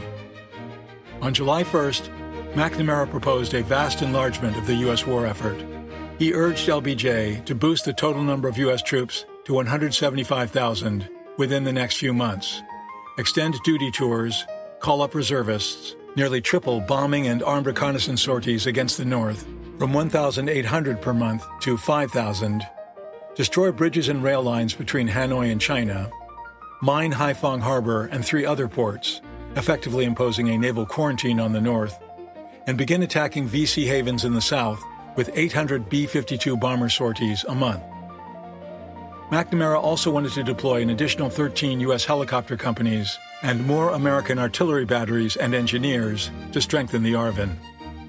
The North's war-making capacity could be destroyed, he said, by bombing an explosives plant, 5 supply depots, 7 ammunition depots, 9 oil storage facilities, 12 military barracks or headquarters, 13 power plants, 2 communications facilities, 6 naval bases or ports, airfields, roads, ferries, and surface-to-air missile sites. McNamara's recommendations left McGeorge Bundy aghast. In a memo to the Defense Secretary, Bundy assailed his ideas as rash to the point of folly. Bundy said McNamara's plan seems to me to have grave limitations. It proposes this new land commitment at a time when our troops are entirely untested in the kind of warfare projected. It proposes greatly extended air action when the value of the air action we have taken is sharply disputed. It proposes naval quarantine by mining at a time when nearly everyone agrees the real question is not in Hanoi, but in South Vietnam. Bundy faulted McNamara for not stating the upper limit of U.S. liability. If we need 200,000 men now for these quite limited missions, may we not need 400,000 later? Is this a rational course of action? Is there any real prospect that U.S. regular forces can conduct the anti-guerrilla operations which would probably remain the central problem in South Vietnam? While Bundy had thrown his support behind bombing the North and dispatching the Marines, he now seemed to recognize the intense pressures for open-ended escalation that those previous actions had set in motion. He feared that the United States was being sucked into a serious war alongside an allied government that lacked popular support and might easily fall apart. Ball submitted his own paper, warning that the South Vietnamese are losing the war, and there was no guarantee the VC could be defeated or forced to negotiate, regardless of how many 100,000 white foreign U.S. troops we deploy. A few days earlier, Ball had recommended a U.S. withdrawal, but backed off after other advisors criticized his suggestion as the worst way to lose if it came to that. Ball now urged instead that American forces be firmly capped at the 72,000 already announced, and that they be restricted to providing only combat support for the ARVN. The alternative to a firmly limited U.S. commitment, he wrote, is almost certainly a protracted war involving an open-ended commitment of U.S. forces, mounting U.S. casualties, no assurance of a satisfactory solution, and a serious danger of escalation at the end of the road. Ball wanted Washington to reach out to Hanoi and try to jumpstart talks leading to a peace conference. William Bundy argued that the president should pause U.S. deployments at 85,000 and then evaluate how well they performed during the monsoon season. McGeorge Bundy forwarded the three proposals to Johnson with a cover note from which he withheld his scorching criticism of McNamara's recommendations for massive escalation. My hunch, Bundy wrote, is that you will want to listen hard to George Ball and then reject his proposal. Discussion could then move to the narrower choice between my brother's course and McNamara's. LBJ spent much of July trying to figure out what to do. He reached out far and wide for advice, speaking with Democrats and Republicans and people in and out of government. On July 2nd, he telephoned Eisenhower to ask what he thought about bigger troop deployments. The ex-president remained stridently hawkish. "You have to go all out," he declared. "This is war. And as long as the enemy are putting men down there, my advice is to do what you have to do."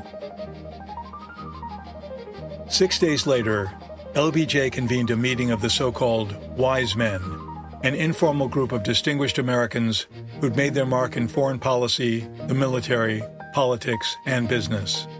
They represented the cream of the greatest generation, men whose smarts, determination, and confidence helped propel the United States to victory in World War II and global dominance in the early Cold War era.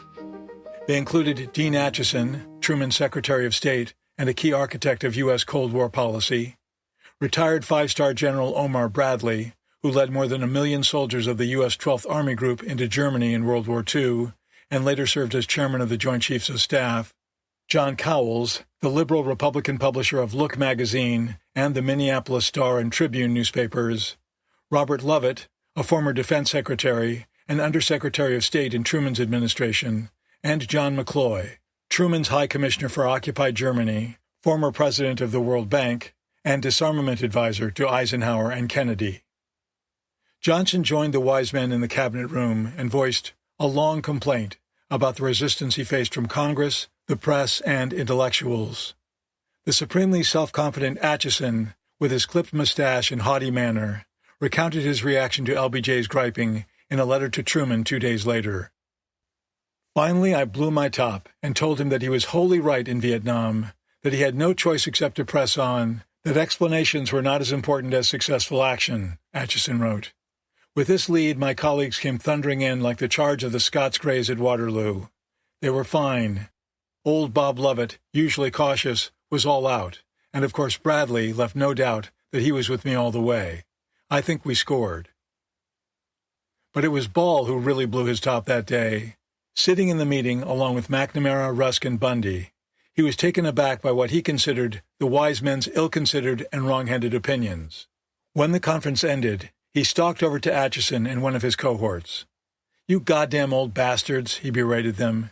"You remind me of nothing so much as a bunch of buzzards sitting on a fence and letting the young men die. You don't know a goddamn thing about what you're talking about." Even as American policies in Vietnam began to shred, Johnson's Great Society legislation was moving briskly ahead on Capitol Hill. By mid-July, Congress was close to approving the landmark Medicare bill. The Voting Rights Act was making progress as well. Combined with the likely passage of his anti-poverty and housing programs, LBJ stood to match or exceed Roosevelt's dazzling legislative accomplishments during the early months of the New Deal. Congressional conservatives, meanwhile, were pushing for up to $2 billion in additional appropriations to cover the rising costs of the war. They also wanted to mobilize 200,000 reservists. Major pieces of Great Society legislation were yet to be acted on, including the Clean Air Act, immigration reform, and aid to Appalachia. But the calls for more money for Vietnam reinforced LBJ's anxiety, that his grand vision for improving life for all Americans was in jeopardy. As the president labored under the mind-bending pressures of simultaneously navigating the complexities of the war and his Great Society reforms, two of his closest aides began to worry about his mental state. Both Bill Moyers, now the White House press secretary, and speechwriter Richard Goodwin concluded that Johnson was sliding into paranoia. I became convinced that the president's always large eccentricities had taken a huge leap into unreason, related Goodwin, a JFK holdover who coined the phrase Great Society and penned LBJ's powerful "We Shall Overcome" speech, urging congressional passage of the Civil Rights Act. Not on every subject, and certainly not all the time. During this same period, Johnson was skillfully crafting some of the largest triumphs of his Great Society. Moyers and Goodwin had witnessed some troubling episodes, however.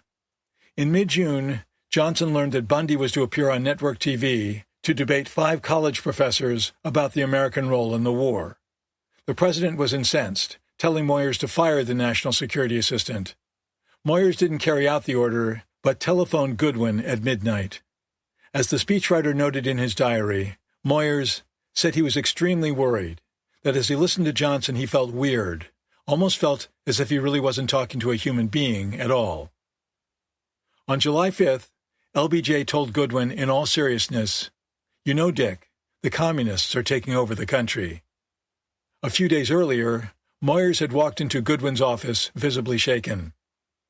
"I just came from a conversation with the president," the press secretary said. "He told me he was going to fire everybody that didn't agree with him, that Hubert Humphrey could not be trusted, and we weren't to tell him anything." Johnson also insisted that the communist way of thinking had infected everyone around him, that his enemies were deceiving the people, and if they succeeded, there was no way he could stop World War III.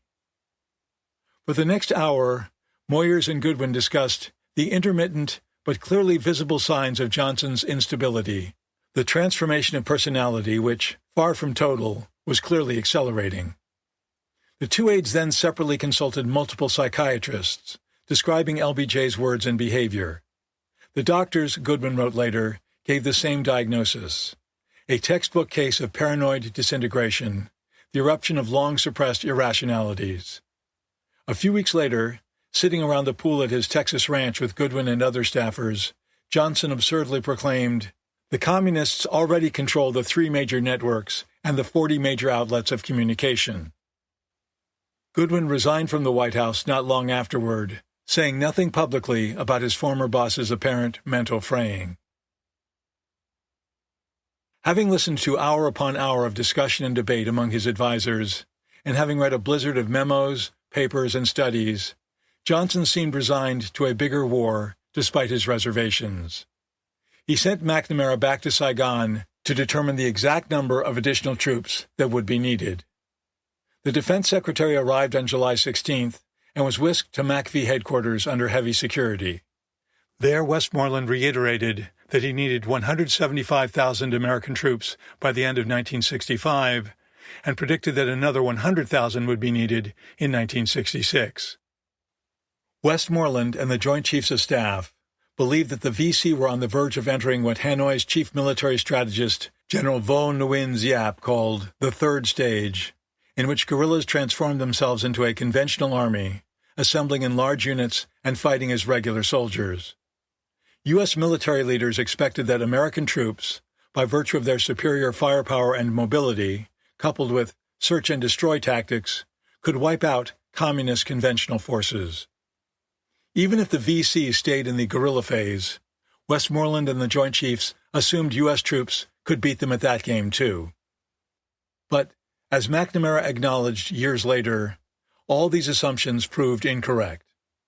U.S. forces weren't able to lure the Viet Cong and North Vietnamese into set peace battles fought on American terms. Nor was Westmoreland able to wage an effective anti-guerrilla campaign. Bombing the North failed to force the enemy either to reduce infiltration of cadres and supplies into the South or to talk peace at the conference table.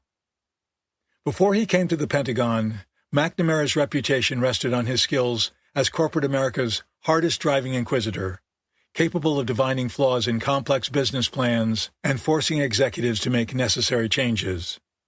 His discussions with Westmoreland and McVie felt superficial, but McNamara failed to dig deeper. Looking back, he admitted in his 1995 memoir, I clearly erred by not forcing, then or later, in either Saigon or Washington, a knockdown, drag-out debate over the loose assumptions, unasked questions, and thin analyses underlying our military strategy in Vietnam. McNamara submitted his depressing report to LBJ within hours of returning to Washington on July 21st. The situation in Vietnam is worse than a year ago, when it was worse than a year before that, he wrote. After a few months of stalemate, the tempo of the war has quickened. A hard VC push is now on to dismember the nation and to maul the army. Without further outside help, the ARVN is faced with successive tactical reverses, loss of key communication and population centers, particularly in the highlands, piecemeal destruction of ARVN units, and loss of civilian confidence. He continued, There are no signs that we have throttled the inflow of supplies for the VC, or can throttle the flow while their material needs are as low as they are. The VC and North Vietnamese seem to believe that South Vietnam is on the run and near collapse. They show no signs of settling for less than a complete takeover. McNamara argued that the United States should undertake a major war against the Communists. Westmoreland's troop requests should be granted. The Defense Secretary also urged LBJ to intensify rolling thunder strikes, add 375,000 personnel to the armed forces by stepping up draft calls and extending tours of duty, and mobilize 235,000 reservists and National Guardsmen. The price tag for his proposals was later pegged at a staggering $8 billion, nearly 7% of the 1965 federal budget of $116.8 billion. Events were closing in on LBJ with breathtaking speed. He was under intense pressure to make one of the most momentous decisions of his presidency. But he remained deeply ambivalent about expanding the war, fearing the domestic as well as international repercussions. McNamara's aggressive proposals triggered a week-long series of White House meetings, at which, despite the risks, the president's civilian and military advisers alike coalesced behind the idea of jumping into the war with both feet. There was one exception, George Ball. On July 21st, the Undersecretary of State made what became known as Ball's Last Stand, arguing long and hard against further escalation in an audience with LBJ. Ball knew the president was reluctant to plunge deeper into the war and desperate to find a different course. He lined up his notes, cleared his throat, and began.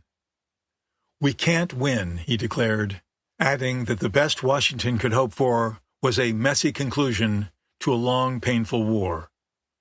Ball then displayed a chart that traced U.S. public opinion during the Korean War, indicating that as casualties rose, public support sank. Ball was familiar with France's losing struggle against the Viet Minh in the 1940s and 50s, and knew the VC wouldn't be so considerate as to concentrate their forces in large formations, making them sitting ducks for U.S. bombers, helicopter gunships, and artillery. He viewed Key's new government as a travesty, and thought the best course was for Washington to cut its losses in Vietnam.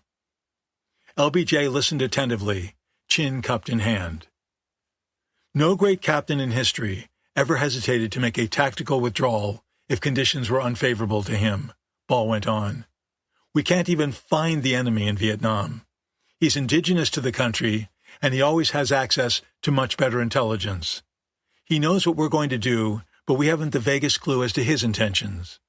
I have grave doubts that any Western army can successfully fight Orientals in an Asian jungle. Ball then suggested a way out that echoed a scheme President Kennedy had toyed with. Washington, said Ball, should make demands so blatantly unacceptable to the South Vietnamese that they ordered the Americans to leave and then adopted a neutralist stance. Such a scenario, Ball said, would undoubtedly lead to an eventual communist takeover, but at least there'd be no further loss of American blood and treasure.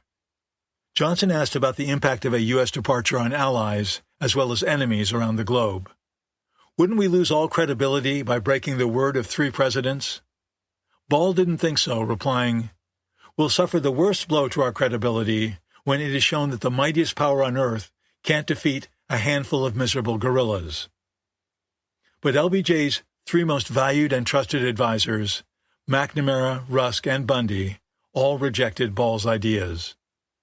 Calling Ball's proposed pullout a radical switch in policy, Bundy argued that it was contrary to everything the United States had done so far in Vietnam.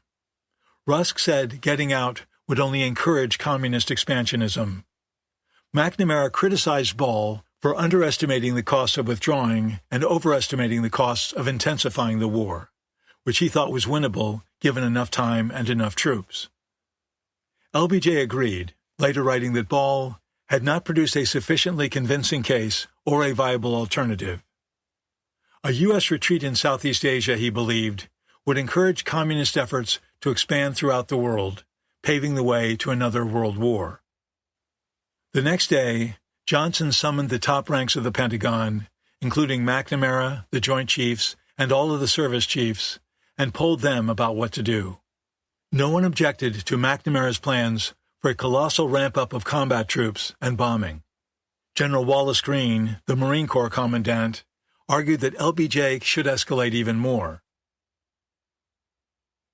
On Friday, July 23rd, LBJ took a helicopter to Camp David, the presidential retreat nestled in western Maryland's Catoctin Mountains, to make his final decision on McNamara's recommendations for plunging headlong into war. Before taking off, the president invited McNamara and another tried-and-true advisor, Clark Clifford, to join him over the weekend. Clifford was widely respected in Democratic Party circles. A courtly Missourian who spoke with a gentle drawl, the prosperous 58-year-old Washington lawyer had been an advisor and confidant to Harry Truman and JFK. He masterminded the famous "Give 'em Hell, Harry" whistle-stop campaign that led to Truman's upset victory over Republican Thomas Dewey in 1948.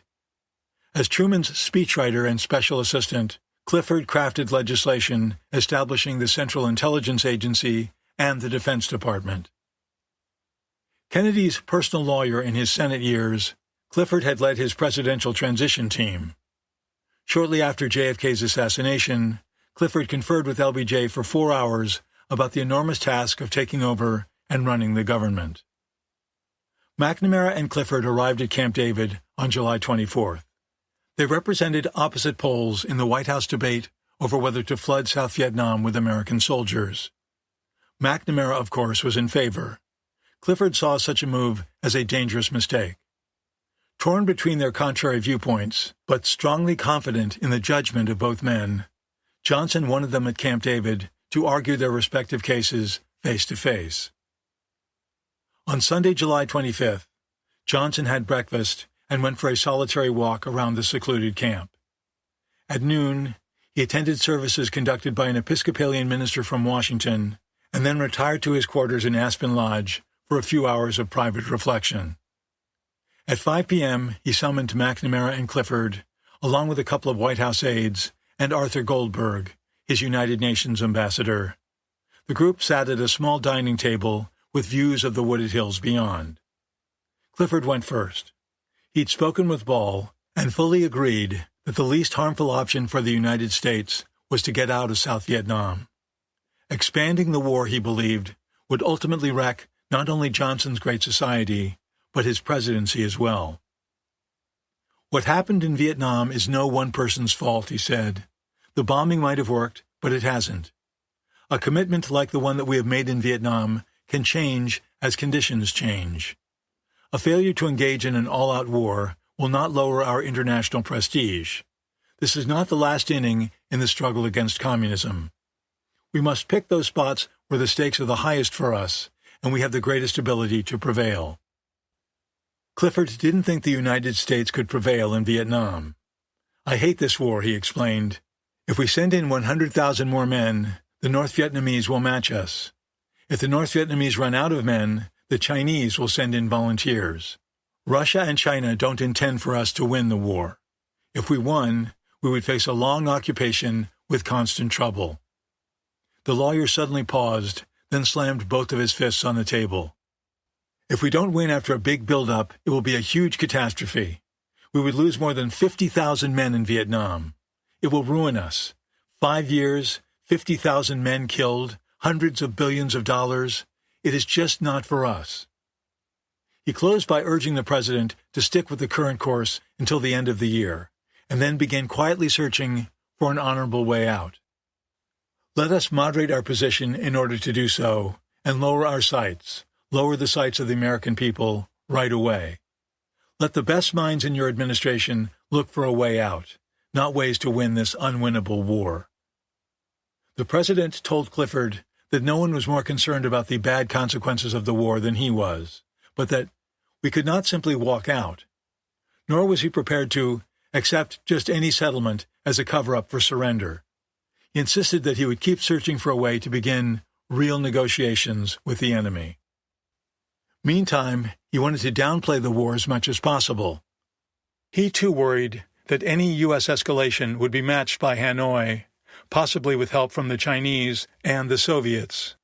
He also feared that if congressional right-wingers, the Great Beast as he called them, found out how badly things were going in South Vietnam, they'd demand much heavier bombing or even a U.S. invasion of the North.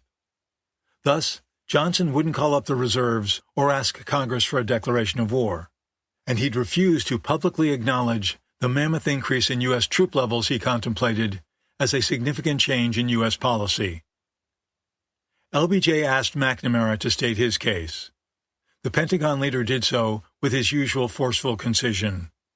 South Vietnam couldn't stand up to the communist onslaught without the help of more U.S. troops. Its fall would be a disaster for American security and credibility around the world. The president left the lodge and drove around Camp David for an hour by himself. He came back at dusk and then set out for a solo stroll as night closed in on the midsummer day. After a lifetime spent in pursuit of greater political power, LBJ was tantalizingly close to realizing his youthful vision of improving the lives of more Americans in more ways than any other elected leader. As he later told Doris Kearns, "I was determined to keep the war from shattering that dream. I was determined to be a leader of war and a leader of peace. I refused to let my critics push me into choosing one or the other. I wanted both. I believed in both, and I believed America had the resources to provide for both." Johnson announced his decision during a nationally televised press conference on July 28th. About 200 journalists filled the East Room as the president stood at a podium, brilliantly illuminated by Klieg lights. About 28 million Americans tuned into the broadcast. "We intend to convince the communists that we cannot be defeated by force of arms or by superior power," Johnson slowly intoned. "They are not easily convinced. In recent months, they have greatly increased their fighting forces and their attacks and the number of incidents. I've asked the commanding general, General Westmoreland, what more he needs to meet this mounting aggression. He has told me, and we will meet his needs." Although he'd authorized 100,000 more U.S. combat soldiers by the end of 1965, with the possibility of another 100,000 in 1966, LBJ downplayed the increase. He was raising the number of troops, he said, from 75,000 to 125,000 men almost immediately. Additional forces will be needed later, and they will be sent as requested. He also planned to double monthly draft calls to 35,000 from 17,000. "I do not find it easy to send the flower of our youth, our finest young men, into battle," Johnson said. "I've spoken to you today of the divisions and the forces, the battalions and the units, but I know them all, every one. I've seen them in 1,000 streets of 100 towns in every state in this Union, working and laughing and building and filled with hope and life. And I think I know, too, how their mothers weep and how their families sorrow. And this is the most agonizing and the most painful duty of your president." Johnson spoke of his lifelong desire to raise up the poor and disadvantaged, and promised not to let that dream be drowned in the wasteful ravages of cruel wars. Sitting in the front row, Sarah McClendon, a reporter for small-town Texas newspapers, cried openly. LBJ's wife Lady Bird and daughter Linda daubed their eyes. Others in the audience seemed close to tears as well. Moving as his speech may have been, Johnson's decision to pump large numbers of American soldiers into South Vietnam marked the beginning of the end of his presidency. By the end of 1965, more than 185,000 U.S. troops were in South Vietnam. 2 years later, the number had soared to 485,600. As opposition to the war intensified, LBJ stunned the nation in March 1968 by announcing that he wouldn't run for re-election. He pledged to instead devote the remainder of his presidency to trying to bring peace to Vietnam. He failed, and Americans continued to die in Vietnam for 5 more years. Epilogue. Abetted by the Kennedy administration, the anti-Diem coup opened the door to much deeper U.S. involvement in the fiasco of the Vietnam War. By the time the last U.S. combat units pulled out of Vietnam in March 1973, nearly a decade after the coup, 58,220 Americans were dead, 306,606 had been wounded, and our national psyche was scarred in ways that took decades to heal. The war had much grimmer consequences for the two Vietnams, Laos, and Cambodia. As many as 2 million Vietnamese civilians and about 1.1 million North Vietnamese soldiers and Viet Cong guerrillas died between 1954 and 1975, according to the Vietnamese government, which released the figures in 1995. The U.S. military estimated that between 200,000 and 250,000 South Vietnamese soldiers also perished before the war finally ended with a communist victory in 1975. The Rolling Thunder raids inflicted substantial damage on North Vietnam, wrecking industrial facilities and disrupting transportation and agriculture. By the end of 1967, 864,000 tons of bombs had been dropped on North Vietnam, and nearly 76,000 people had been killed or wounded, 2/3 of them civilians. Yet neither the physical damage nor human losses yielded any significant weakening of North Vietnam's military capabilities or the determination of its government and people to keep fighting, according to the CIA. President Johnson halted Rolling Thunder on Halloween in 1968. A parallel U.S. bombing campaign in Laos, during which more than 2 million tons of ordnance were dropped, lasted 5 years longer than Rolling Thunder and killed about 200,000 people, or roughly 10% of the country's population. Another 400,000 Laotians were wounded during Operation Barrel Roll. 750,000 were forced to flee devastated villages and other areas.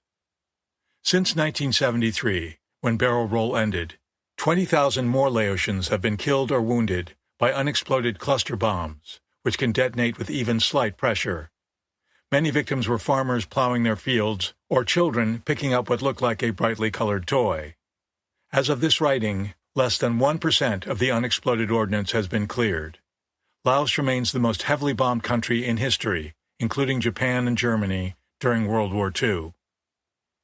Heavy American bombing of communist supply routes and bases in Cambodia helped to give momentum to Pol Pot and his murderous Khmer Rouge guerrillas, who seized control of the country in 1975.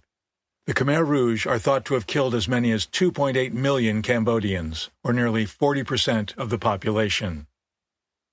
U.S. aircraft sprayed herbicides in an attempt to destroy foliage in forests and jungles that provided cover to VC guerrillas. Begun under President Kennedy, the spraying program, Operation Ranch Hand, grew to gigantic proportions, coating 3.6 million acres in South Vietnam and Laos with nearly 19 million gallons of Agent Orange and other defoliants between 1962 and 1971. Researchers later linked the chemicals to various cancers, Parkinson's disease, birth defects, leukemia, type 2 diabetes, and other serious ailments suffered by American veterans and Vietnamese and Laotian civilians. The coup certainly wasn't the only development that led to full-blown Americanization of the war later in the 1960s. JFK's assassination eliminated a commander-in-chief who was opposed to deploying U.S. combat forces and indicated that he wanted to withdraw from South Vietnam. He was succeeded by Lyndon Johnson, who proved to be far more susceptible to Pentagon pressure to widen the war. The Viet Cong launched bloody attacks against American servicemen in 1964 and early 1965 that could have provoked almost any president into some form of military response. The pressure for U.S. intervention rose further with repeated battlefield setbacks for the ARVN and the introduction of regular North Vietnamese troops into the South. But the coup did unleash the relentless political chaos in South Vietnam that caused Washington policymakers to lean increasingly toward direct American military involvement. Diem's overthrow had adverse effects even before it took place, as planning and hand-wringing over it distracted top military and civilian leaders, South Vietnamese as well as American, for months on end. Rather than focusing on how to improve their ability to fight an increasingly dangerous insurgency, South Vietnam's generals were preoccupied with how to beat Diem's loyal forces and run his government, an enormously complex task for which they had no experience. Diem and Nhu were forced to spend as much, if not more time, fending off rebellious generals, their American enablers, and Buddhist and student protesters as they did fending off the VC. By the summer of 1963, the brothers were effectively fighting on 4 fronts. Under tremendous pressure, they paid less attention to the strategic Hamlet program, which became moribund. Nhu had been the driving force behind the fortified hamlets. When he died, they died with him. From the White House to the Saigon Embassy and MACV, key American policymakers, diplomats, and military officers were drawn into the coup sideshow. The Kennedy administration wasted innumerable hours trying to undermine rather than help Diem, while failing to notice the alarming deterioration of these strategic hamlets. But the coup's real impact was felt after Diem and Nhu were murdered. By tearing down Diem's relatively stable government, Big Ming and his fellow mutineers opened a Pandora's box of competing factions that plunged South Vietnam into rioting, religious warfare, and more coups. Feeble new regimes rose and fell, none of them able to win the support of the people or organize a better war effort. The chronic chaos and governmental weakness then provided a rationale for the United States to bomb North Vietnam. The Joint Chiefs of Staff originally argued that bombing was necessary to make Ho Chi Minh pay a price for infiltrating men in arms into the South. But proponents later claimed that air attacks on the North would buck up South Vietnamese morale, galvanize public support for the government, and tamp down the disorder the coup had engendered. Indeed, Eisenhower made this argument to LBJ. Had Diem and Nhu remained in power, it's likely they would have strongly resisted the introduction of large numbers of U.S. troops in 1965. The brothers were convinced they were winning the war, and that the Americans had become a hindrance to their progress. They understood the neo-colonial stench that would attach to the sudden reappearance in their country of tens of thousands of foreign troops, and how the resulting popular resentment would damage their ability to govern. Nhu would have stayed busy building and refining the strategic hamlets. Assuming its flaws were corrected, the program might have begun to work, shielding the rural population from VC marauders. Consolidating the hamlets and making sure peasants were adequately paid for their labor on them could have yielded more effective results. In his 1972 memoir, Swords and Plowshares, Maxwell Taylor called the coup one of the great tragedies of the Vietnamese conflict and an important cause of the costly prolongation of the war into the next decade. William Colby, always a perceptive observer, regarded it as the worst mistake of the Vietnam War. Arthur Schlesinger, in 1,000 Days, his best-selling account of the Kennedy administration, concluded that the president undoubtedly knew Vietnam was his great failure in foreign policy, and that he had never really given it his full attention. JFK's lackadaisical encouragement of the fatal overthrow of a close ally during wartime was the product of short-sightedness, indecision, and paralyzing bureaucratic quarrels. It's one of the ironies of his presidency that while he hoped to get the United States out of Vietnam, he failed to perceive that the coup could produce the opposite result: deeper American entanglement in the war. There was nothing preordained about the coup. Diem might not have survived much beyond November 2, 1963, even without Washington's connivance. More than a few of his army officers were ready to shoot him right in the back of the neck, as he feared. Buddhists and students were doing their best to push him out of his palace, alive or dead. On the other hand, South Vietnam's bold, durable president had survived crises before, warding off Binh Xuyen gangsters and religious sects in 1955 and outmaneuvering rebel paratroopers in 1960. He might well have weathered the political storms that whirled around him in the summer and fall of 1963. By September 1963, he seemed to have defanged both the Buddhist and student groups that were trying to upend him. Nolting, for one, thought he could have carried the day. My view is that the Diem government would have made it and would have gradually succeeded in pacifying the country and making a reasonably viable place out of South Vietnam, the ex-ambassador said in a 1971 interview. With the amount of aid that we were giving them, with the type of equipment that we were giving them, perhaps some modifications but not great ones, if we'd persisted and stuck with that original program and had not changed towards the end of President Kennedy's term and gone for what was supposed to be a quicker solution, we would have made it. What sealed Diem's fate was Washington's covert promise to his generals of full American military and economic support if they got rid of their commander-in-chief and his brother. Big Ming and his co-conspirators might have gone forward with their coup without that pledge, but it's also likely that Washington could have stopped them in their tracks by the simple expedient of firmly threatening to cut off the U.S. aid on which Saigon so heavily relied. That tactic was successfully used in 1967 by Ambassador Ellsworth Bunker after Nguyen Van Thieu, who'd taken power with Nguyen Cao Ky 2 years earlier, was elected president in what was considered a reasonably fair election. When Bunker learned that the National Assembly might refuse to certify Thieu's victory, he called together his embassy political officers. He told them to pass the word to their Vietnamese contacts that if the Assembly didn't confirm Thieu, the United States would regard that as a formal request to cancel economic aid and withdraw its forces, leaving the South Vietnamese to confront the Communists on their own. This quickly ended that kind of maneuver, recalled Thomas Conlon, a State Department officer then stationed in Saigon.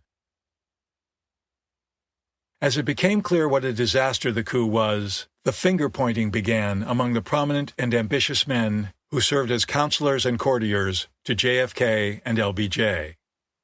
In his confessional memoir, In Retrospect, McNamara castigated himself for not forcing more internal discussion and debate about the merits of a putsch. He wanted Diem to stay in power, and he regretted not pushing harder for answers to such basic questions as whether the war could be won with him in charge. If the answer was yes, his overthrow wasn't necessary. If the answer was no, the next question was whether a replacement could do a better job. But that issue, too, received little attention. McNamara also believed he and other presidential advisers should have given careful thought to working with de Gaulle and New toward neutralization, or even getting out of South Vietnam altogether on grounds that its perpetual political disarray made winning the war impossible. He criticized Rusk for failing utterly to manage the State Department and to supervise Lodge, and for not participating forcefully in White House discussions. Taylor came in for reproach for not resolving the contradictory reports on military progress, or the lack thereof, that streamed into Washington from MacV and the embassy. McNamara faulted JFK the least, citing his preoccupation with other important matters, including civil rights and the Partial Nuclear Test Ban Treaty. He did point out, however, that Kennedy failed to pull together a bitterly divided U.S. government and remained indecisive far too long. Yet, as President and Commander-in-Chief, Kennedy must bear the greatest weight of responsibility. Even some of his closest advisers felt Kennedy was largely at sea about how to handle Diem and the war. I think the President was very uncomfortable with decision-making in Far East matters. I don't think he had any real feel for it, said Roswell Gilpatrick, who served as Deputy Secretary of Defense from 1961 to 1964. Victor Krulak, the Pentagon's counterinsurgency expert, put it more bluntly. I saw the President often during the Vietnam years. He was impatient. He wanted things to happen. He wanted progress to be made. He didn't understand the war any more than the rest of us did. We were all monumentally ignorant. Kenneth O'Donnell, JFK's aide and confidant, once asked him how he expected to exit South Vietnam without damaging U.S. prestige in Asia. Easy, the President said. Put a government in there that will ask us to leave. But such a government was already in place, Ziem's. In a front-page Washington Post interview in May 1963, New had called for a 50% reduction in U.S. forces, saying the presence of foreign troops played into VC propaganda. A few months later, he told the Australian author Morris West that he wanted all American military personnel out, claiming they didn't know how to fight the VC. New's words, along with his wife's vitriolic attacks on American little soldiers of fortune, provided a golden opportunity to engineer a U.S. pullback. Why should Americans expend their blood and treasure for a country that didn't want them? JFK may have missed another chance to back out of the war when New claimed he discussed with the Polish diplomat Manelli a possible ceasefire with the North. Rather than demonize New, the administration could have encouraged him and Ziem to make some sort of deal with Hanoi at a time when the brothers believed they were winning the war and could finish the job on their own. Ziem's foot-dragging in the face of Washington's repeated demands for reforms generated years of friction between the two allies.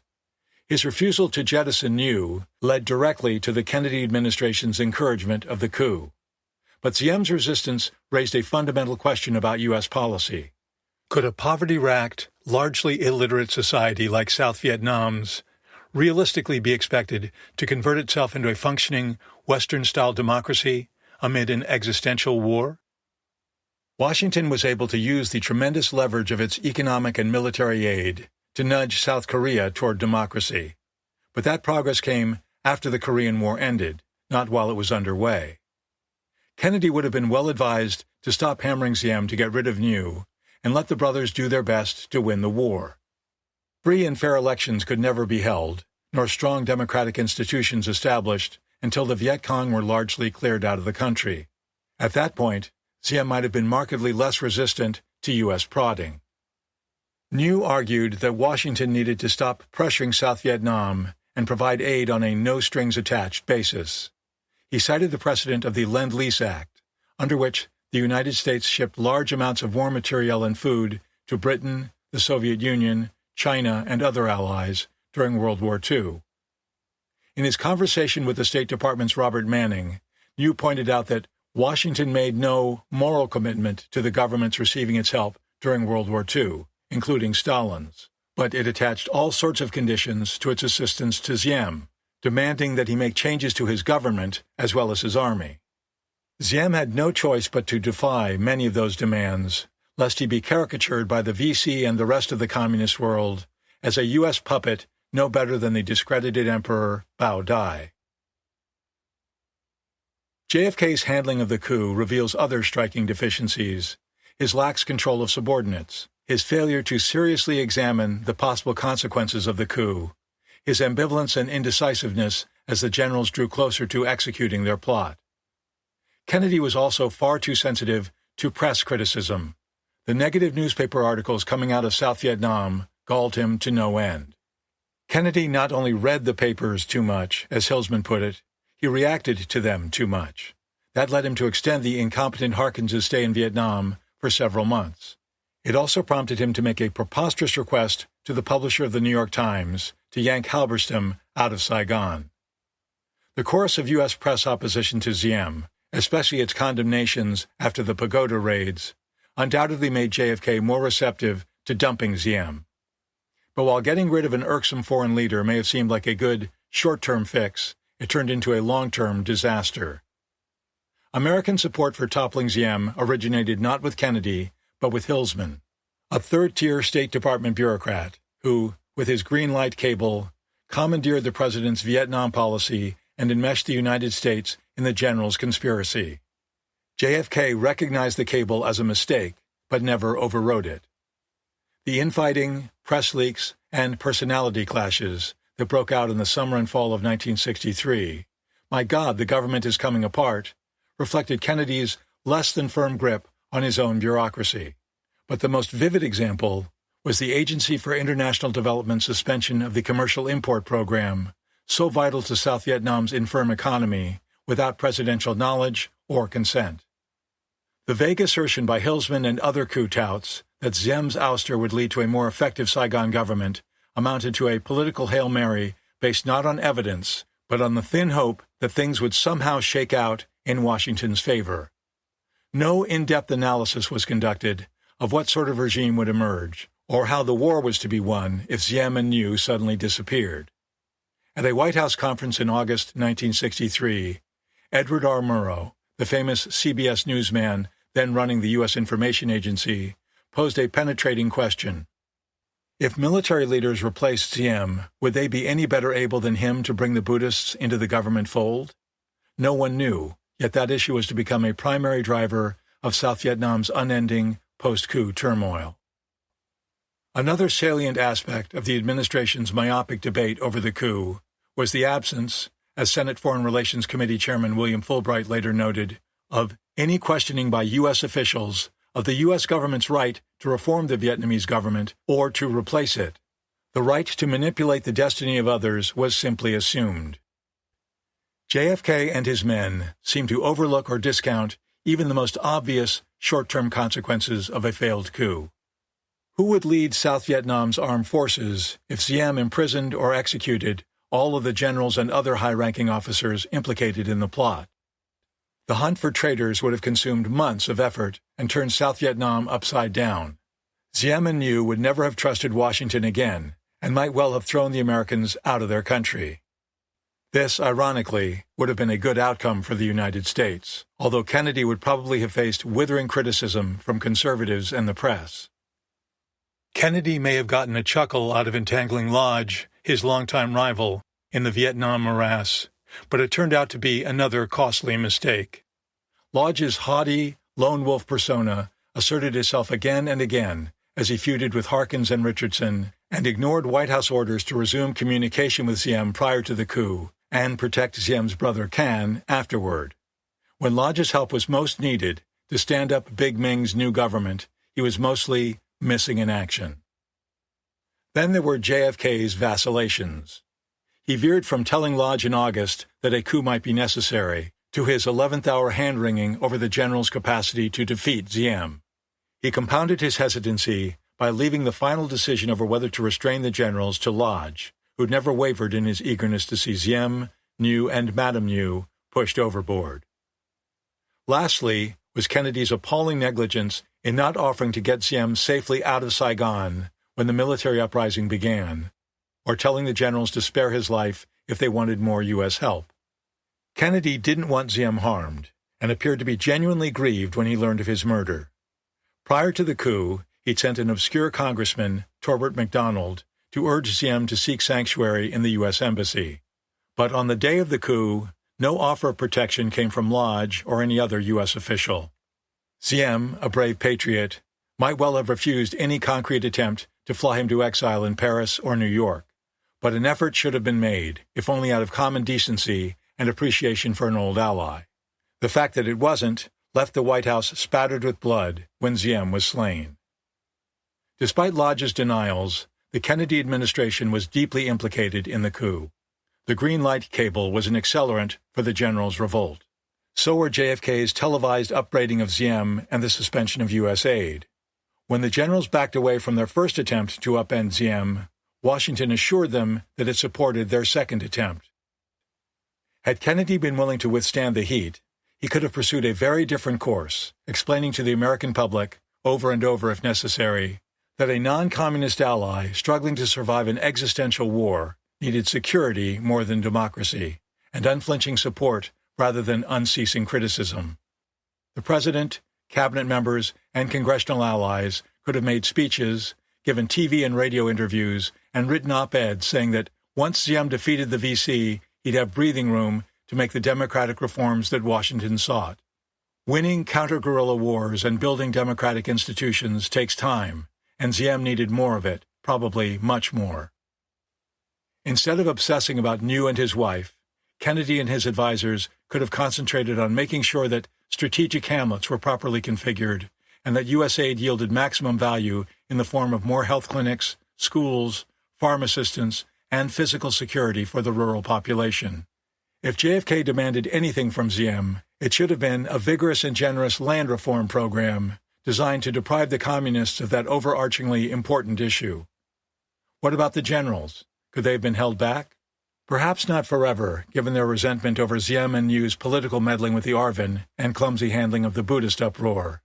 But rather than induce them to mutiny, the Kennedy administration could have firmly told them to stand down, while the Americans worked with Diem to strengthen his armed forces and civil bureaucracy. Confronted with the alarming reality of the U.S. aid cutoff, Diem seemed to knuckle under at last, suggesting to Lodge on the morning of the coup that he might be ready to make changes that Washington wanted. By then, it was too late. For Diem, for South Vietnam, and for the United States. Kennedy's Coup, a White House plot, a Saigon murder, and America's descent into Vietnam, was written by Jack Cheevers and read by Fred Sanders. Editing and post-production by Aidan O'Reilly. This has been a presentation of Simon & Schuster Audio. Kennedy's Coup is available in print from Simon & Schuster.